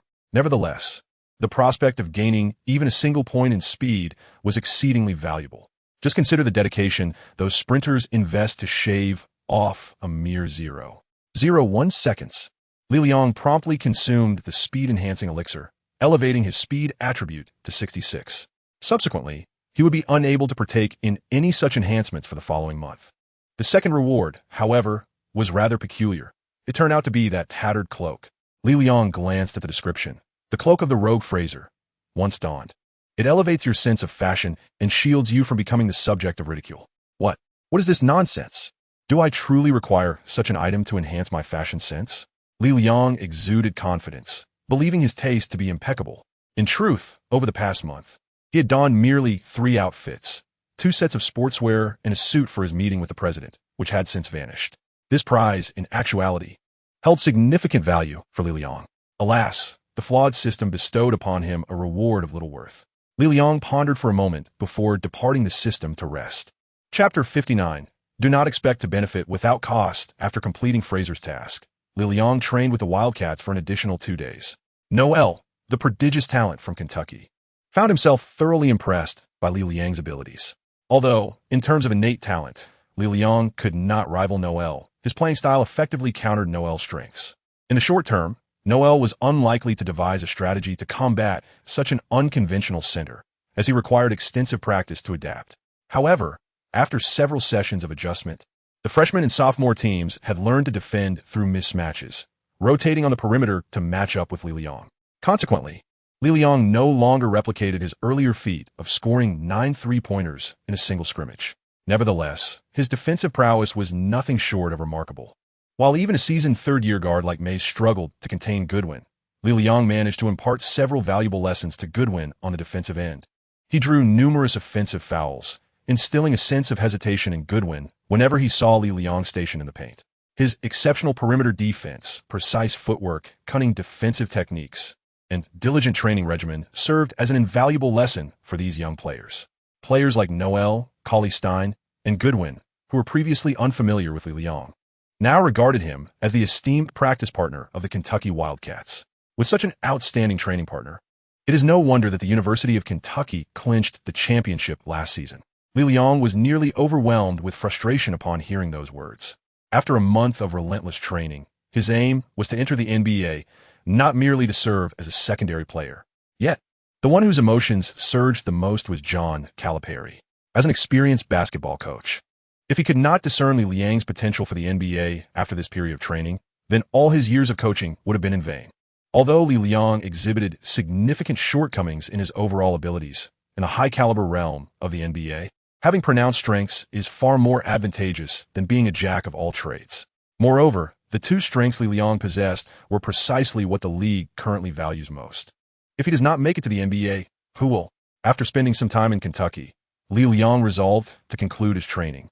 Recognizing that further enhancement was unlikely to occur here, he did not wish to remain merely a practice player. He needed to seize more opportunities for himself before the draft. Before parting ways, Calipari accompanied Li Liang to the school bar for a drink. Calipari generously provided Li Liang with a letter of recommendation, expressing his hope that Li Liang could try out for the New Jersey Nets. Previously, Li Liang had attended a training camp organized by both the Nets and the Rockets, but he had not garnered the attention of Nets manager Marks. Having served as the head coach of the Nets for 3 years, Calipari had a long-standing connection with the team. After witnessing Li Liang's displayed prowess, he believed that Li Liang could attract interest from multiple teams. The Nets currently held the 54th and 57th picks in the draft, both of which were higher than those of the Lakers. Thus, it would be worthwhile for him to give it a shot. Li Liang received the recommendation letter from Calipari, as if a drowsy moment had coincidentally brought forth a pillow. Perfectly timed. Li Liang expressed his heartfelt gratitude to his esteemed mentor, thanking him for not expelling him from the team in the past. He appreciated that his mentor did not regard him with disdain due to his lack of skill. Although Li Liang serves as a water dispenser, Calipari has never relaxed his standards for Li Liang during training. Moreover, upon recognizing his capabilities, he will still assign him to take the field. Li Liang's current prowess is primarily attributable to the system. However, without the foundational 4 years spent in the wilderness, he would have been unable to fulfill the system's initial tasks. Thank you, John. Nevertheless, I will not delete that video. Rest assured, I truly will not let it slip out. Before departing, Li Liang could not resist delivering a parting jab at Calipari. Calipari is aware that the small blemish on his otherwise illustrious reputation may never be erased in this lifetime. Upon returning to Wei Daji's rented apartment, Li Liang began to pack his belongings once more, having purchased a ticket to New Jersey. Wei Daji's recent erratic behavior, often disappearing at night, left Li Liang perplexed. As they prepared to set off for New Jersey, Wei Daji unexpectedly sighed, appearing reluctant to leave Kentucky. Daji, what is going on with you? If you do not wish to accompany me, I shall go alone. Oh, come on, of course I want to go. Look, my Twitter and Instagram followers are skyrocketing. Moreover, more and more people on domestic forums are following your updates. Would you like to check the posts? Li Liang shook his head and said, I have no interest in that. I merely wish to understand what you've been up to lately, vanishing every night. Haven't you suffered a heartbreak? If you found a girlfriend, why not introduce her to us? Wei Daji, however, did not engage with Li Liang's inquiry and deflected with a few awkward laughs. Li Liang pondered that Wei Daji was undoubtedly ensnared in an indescribable and morally ambiguous relationship, for he exhibited an unusual timidity. Regardless, he believed that when the time came for Wei to encounter difficulties, he would inevitably confide in him. The two had booked a flight for the following morning, and before retiring for the night, Li Liang called by shouting to inform her of his impending trip to New Jersey, suggesting they could meet if she was available. Bai Shouting readily agreed and instructed Li Liang to visit her directly in Manhattan after his trial. In his slumber, Li Liang entered the all-powerful King system and arrived at his personal training center, where he spent 100 points to engage the Brooklyn Nets small forward, Danny James, as a sparring partner. Currently, Li Liang's points were insufficient. His previous training session with Frazier had depleted a considerable amount. He would soon find himself in a frugal routine, striving to accumulate anger points once more. Meanwhile, in Los Angeles, Zhu Shu's training as an agent was progressing smoothly. In mid-June, she was set to take the agent qualification examination organized by the California Sports Association. Upon passing, she would obtain her agent's license, allowing her to sign a contract with Li Liang and officially become his representative. Initially, Zhu Shu harbored doubts about her capabilities, but as she delved deeper into the profession, she realized it was not particularly arduous, especially since her sole client was Li Liang. Should she wish to expand her clientele, however, an overwhelming amount of work would await her. For now, she had no such intentions, and her life in Los Angeles was relatively structured and leisurely. A few days prior, after Li Liang had informed Zhu Shu of his intention to attend trials with other teams and asked her to relay the message to Ryan West, she encountered a minor predicament. She was not adept at conveying unfavorable news or declining others' requests. Ryan West was amiable and courteous, maintaining a polite demeanor throughout their interactions, which starkly contrasted with Zhu Shu's experiences with others in the industry. Many agents and team personnel exhibited a certain brusqueness, perhaps due to the inherent pressures of their work or the nature of the sports industry itself. Each time those individuals encountered Zhu Shu, a dark-haired, dark-eyed female agent, they displayed expressions of surprise. In the realm of professional sports, men predominantly held the reins, with female workers being a rarity. To compound matters, Zhu Shu was a recent college graduate of Asian descent, making her a true minority in an already niche environment. Nevertheless, she persevered, fueled by her commitment to her singular client. For the sake of this one client, Zhu Shu was compelled to engage in tasks that were outside her comfort zone. She arranged to meet Ryan West at a CAF to discuss Li Liang's participation in trials with other teams. Initially, West was reluctant to attend the meeting, believing the matter could be resolved over the phone. Moreover, he found it challenging to navigate the dynamics with Li Liang's inexperienced agent. West was unperturbed by seasoned agents or the unscrupulous individuals in the industry, for he understood that business was business, as long as both parties shared a mutual understanding. Agents were merely intermediaries who could sometimes assist the team. Furthermore, if West struggled to manage the situation, the Lakers had the likes of Bus, Kupchak, and the prestigious Lakers brand to rely upon. However, dealing with a fledgling agent like Zhu Shu, who was bewildered and inexperienced, left him at a complete loss. He felt utterly powerless in the face of her naivety. Engaging her in rational discourse seemed futile. I apologize. I can comprehend, yet I feign ignorance. To provoke her or threaten her. I must insist, as a woman, I deserve respect. West truly wishes for Li Liang to remain in Los Angeles, to partake in several more Lakers tryouts and foster interaction with the management, thereby establishing a favorable impression for both parties. Had Li Liang engaged a professional agent, that individual would undoubtedly align with West's perspective, persuading Li Liang to pursue this path. However, Zhu Shu is not that kind. She solely adheres to Li Liang's wishes. This time, she arranged to meet him, and Ryan West had an inkling that the news might not be favorable, yet he still attended the meeting. Indeed, in the CAF, before he had even sipped his coffee, Zhu Shu informed West that Li Liang would not participate in the Lakers' collective tryout scheduled for mid-June. Mr. Bruce Lee has already gone to New Jersey to attend a tryout with the Nets. Ryan West closed his eyes, unsure of how to respond. He fervently wished his father, Jerry West, were still with the Lakers. If he were present and witnessed Li Liang's performance, he would undoubtedly seize the opportunity to draft Li Liang at the 60th pick without hesitation. He might even consider trading up to secure Li Liang at a more advantageous position. Subsequently, this matter would fade away, allowing him to concentrate on more pressing issues. He would not dither over a late second-round prospect, pondering multiple tryouts. The 60th pick, what more could be gleaned from further training? Yet, Li Liang was not one to be easily deceived. He remained unexpectedly composed, fully aware of his value. Unlike certain rookies who, swayed by scouts and agents, mistakenly believed that a team's interest was a grand favor. Ryan glanced at Zhu Shu. The girl was indeed charming and beautiful, albeit somewhat shy. Yet, after several encounters, he discerned her character, externally gentle but internally resolute. Once she sets her mind to something, she does not waver. Moreover, she placed immense trust in Bruce Lee. Whatever he said was gospel, rendering any attempts at persuasion futile. So, does Mr. Lee have any conditions? Ryan inquired. If he tries out for other teams, we cannot impede their interest. Zhu Shu shook her head, responding, I do not know. He has no conditions. He merely hopes for a bit more sincerity from you. I have already shown considerable sincerity, and Kobe is also interested in him.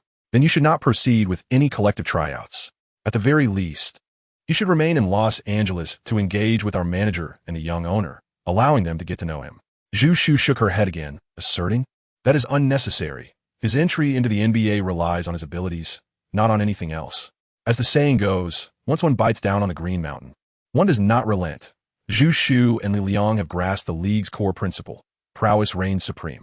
West found himself at an impasse, stating, then we cannot sign a mandatory selection agreement with Bruce Lee. We can only offer verbal commitments. Zhu Shu replied, thus Mr. Lee is, of course, free to try out for other teams. Regarding your selection of him, I have unwavering faith in the operational capabilities of the Los Angeles Lakers management. Zhu Shu's voice, as soft and melodious as ever, conveyed a message that was both lucid and resolute. If the Lakers desire Li Liang and acknowledge his worth, they should take action rather than perpetually hoping for a free ride. Chapter 60, Li Liang's Scout Report. Li Liang's trial with the Brooklyn Nets proceeded smoothly. In early June, Li Liang and Wei Daji arrived in New Jersey, participating in the team's collective tryouts at the PNY Center both in the morning and afternoon. Due to the absence of high draft picks in the 2012 draft, the Nets adopted a strategy of seeking hidden gems by organizing a new batch of NBA fringe players for evaluation. Li Liang's inclusion in the roster was undoubtedly due to the Nets' perception of his modest value. Marquez, however, was perplexed as to why Calipari had penned 2 recommendation letters urging him to participate in the tryout.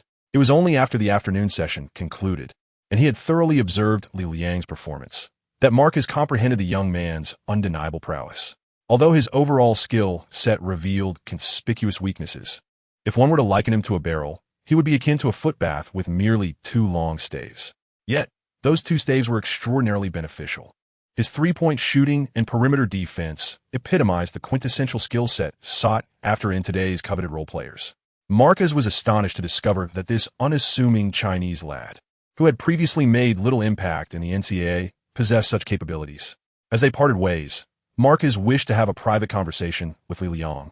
But Li Liang insisted that any discussions should be directed to his agent. "Is your agent here? Or can I have their contact information?" Marcus inquired. "Not yet. She is still in Los Angeles obtaining her agent certification. Here is her phone number," Li Liang replied, handing Marcus a business card. To his surprise, Marcus learned that Li Liang's agent was a woman, a name he had never encountered before.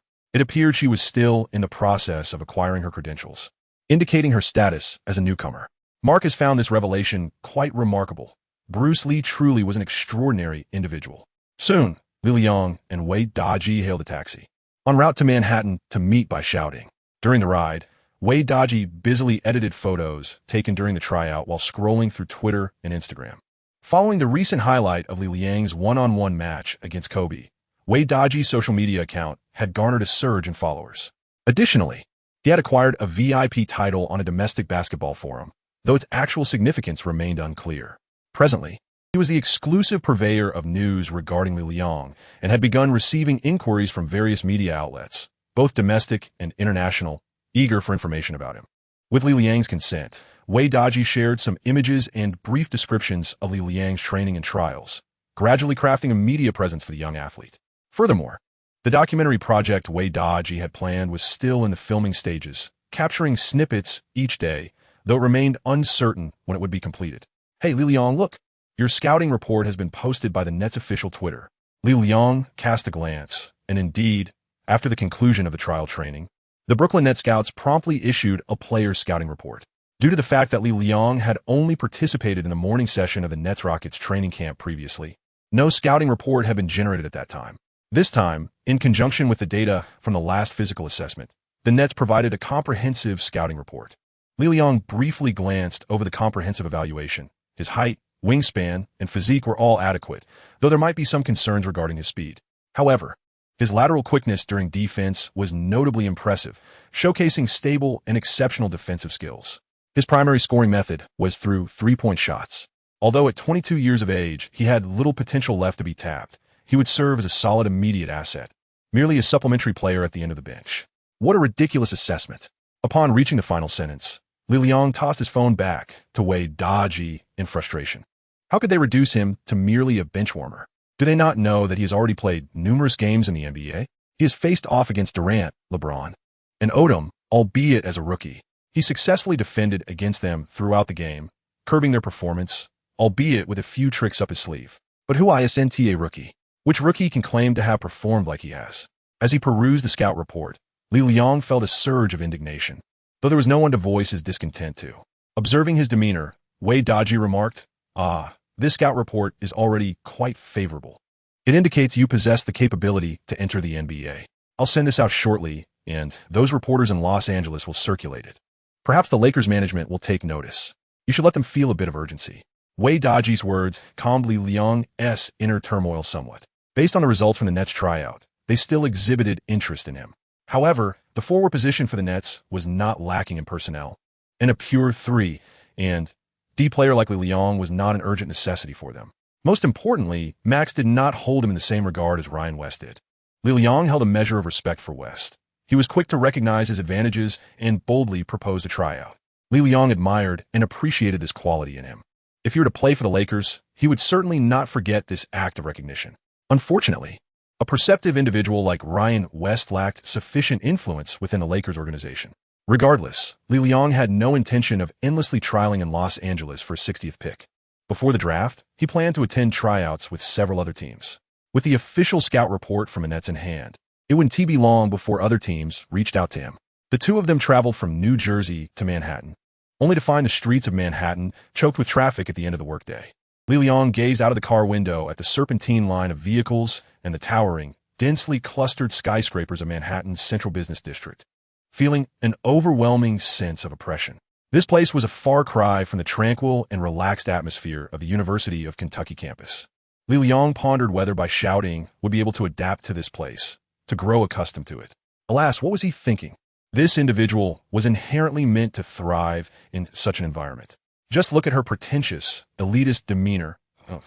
Li Liang could not help but harbor some disdain for by shouting in his heart.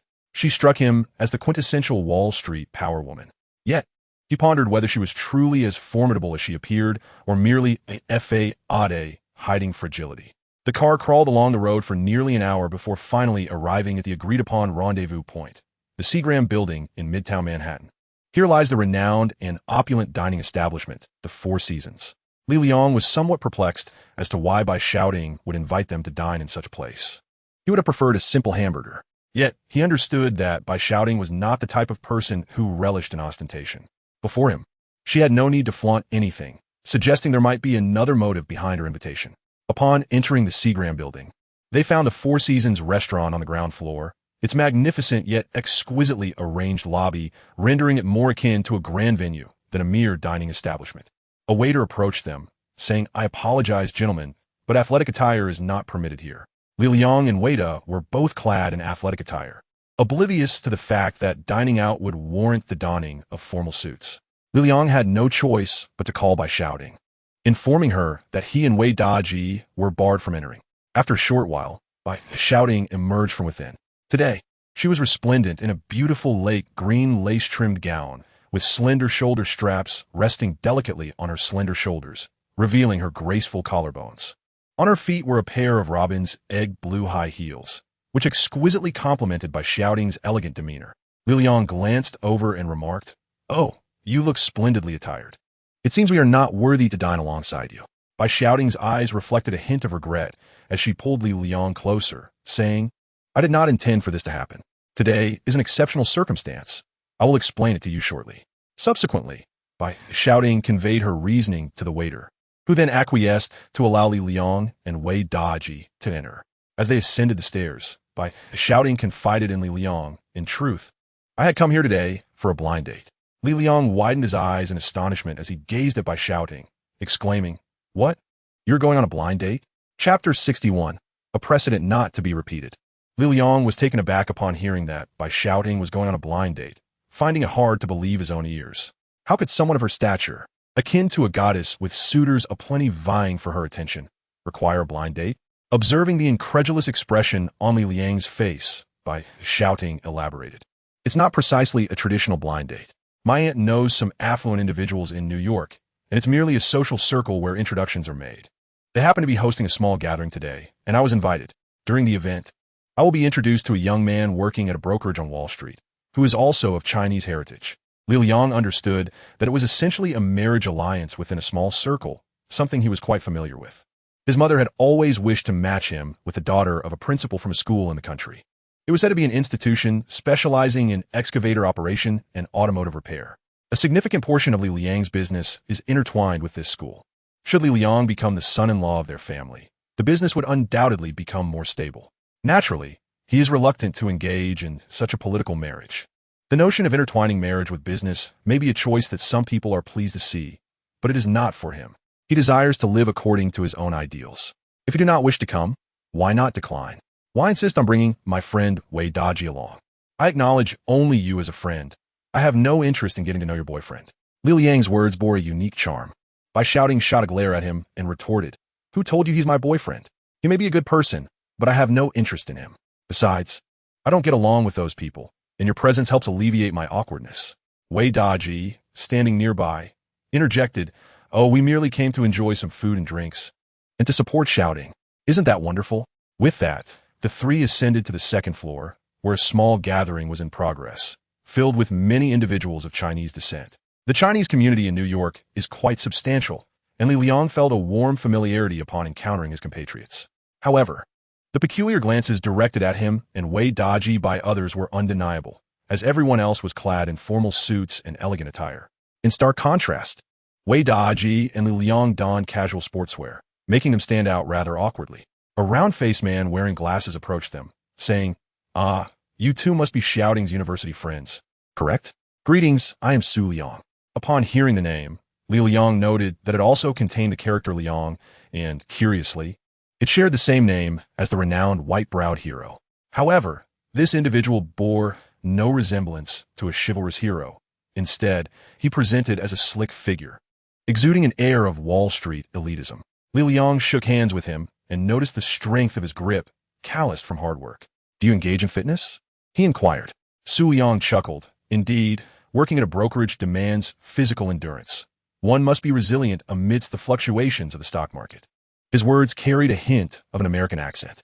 Li Liang, from his elevated position, regarded him with a mix of admiration and contemplation, pondering how well he and by shouting complimented each other. This thought stirred an unsettling feeling within him. Su Liang continued, I heard from shouting that you are a member of the University of Kentucky basketball team, and you've achieved the championship this year. Truly remarkable. Additionally, are you preparing for the NBA draft? Congratulations, you could be the next Jeremy Lin. Li Liang chuckled several times. This fellow was adept in conversation. His expressions and demeanor were all-encompassing, leaving no room for error. He was indeed an elite. However, Li Liang found it difficult to warm up to such a person. He would much prefer someone who was aloof, with a touch of individuality, rather than someone so smooth and polished.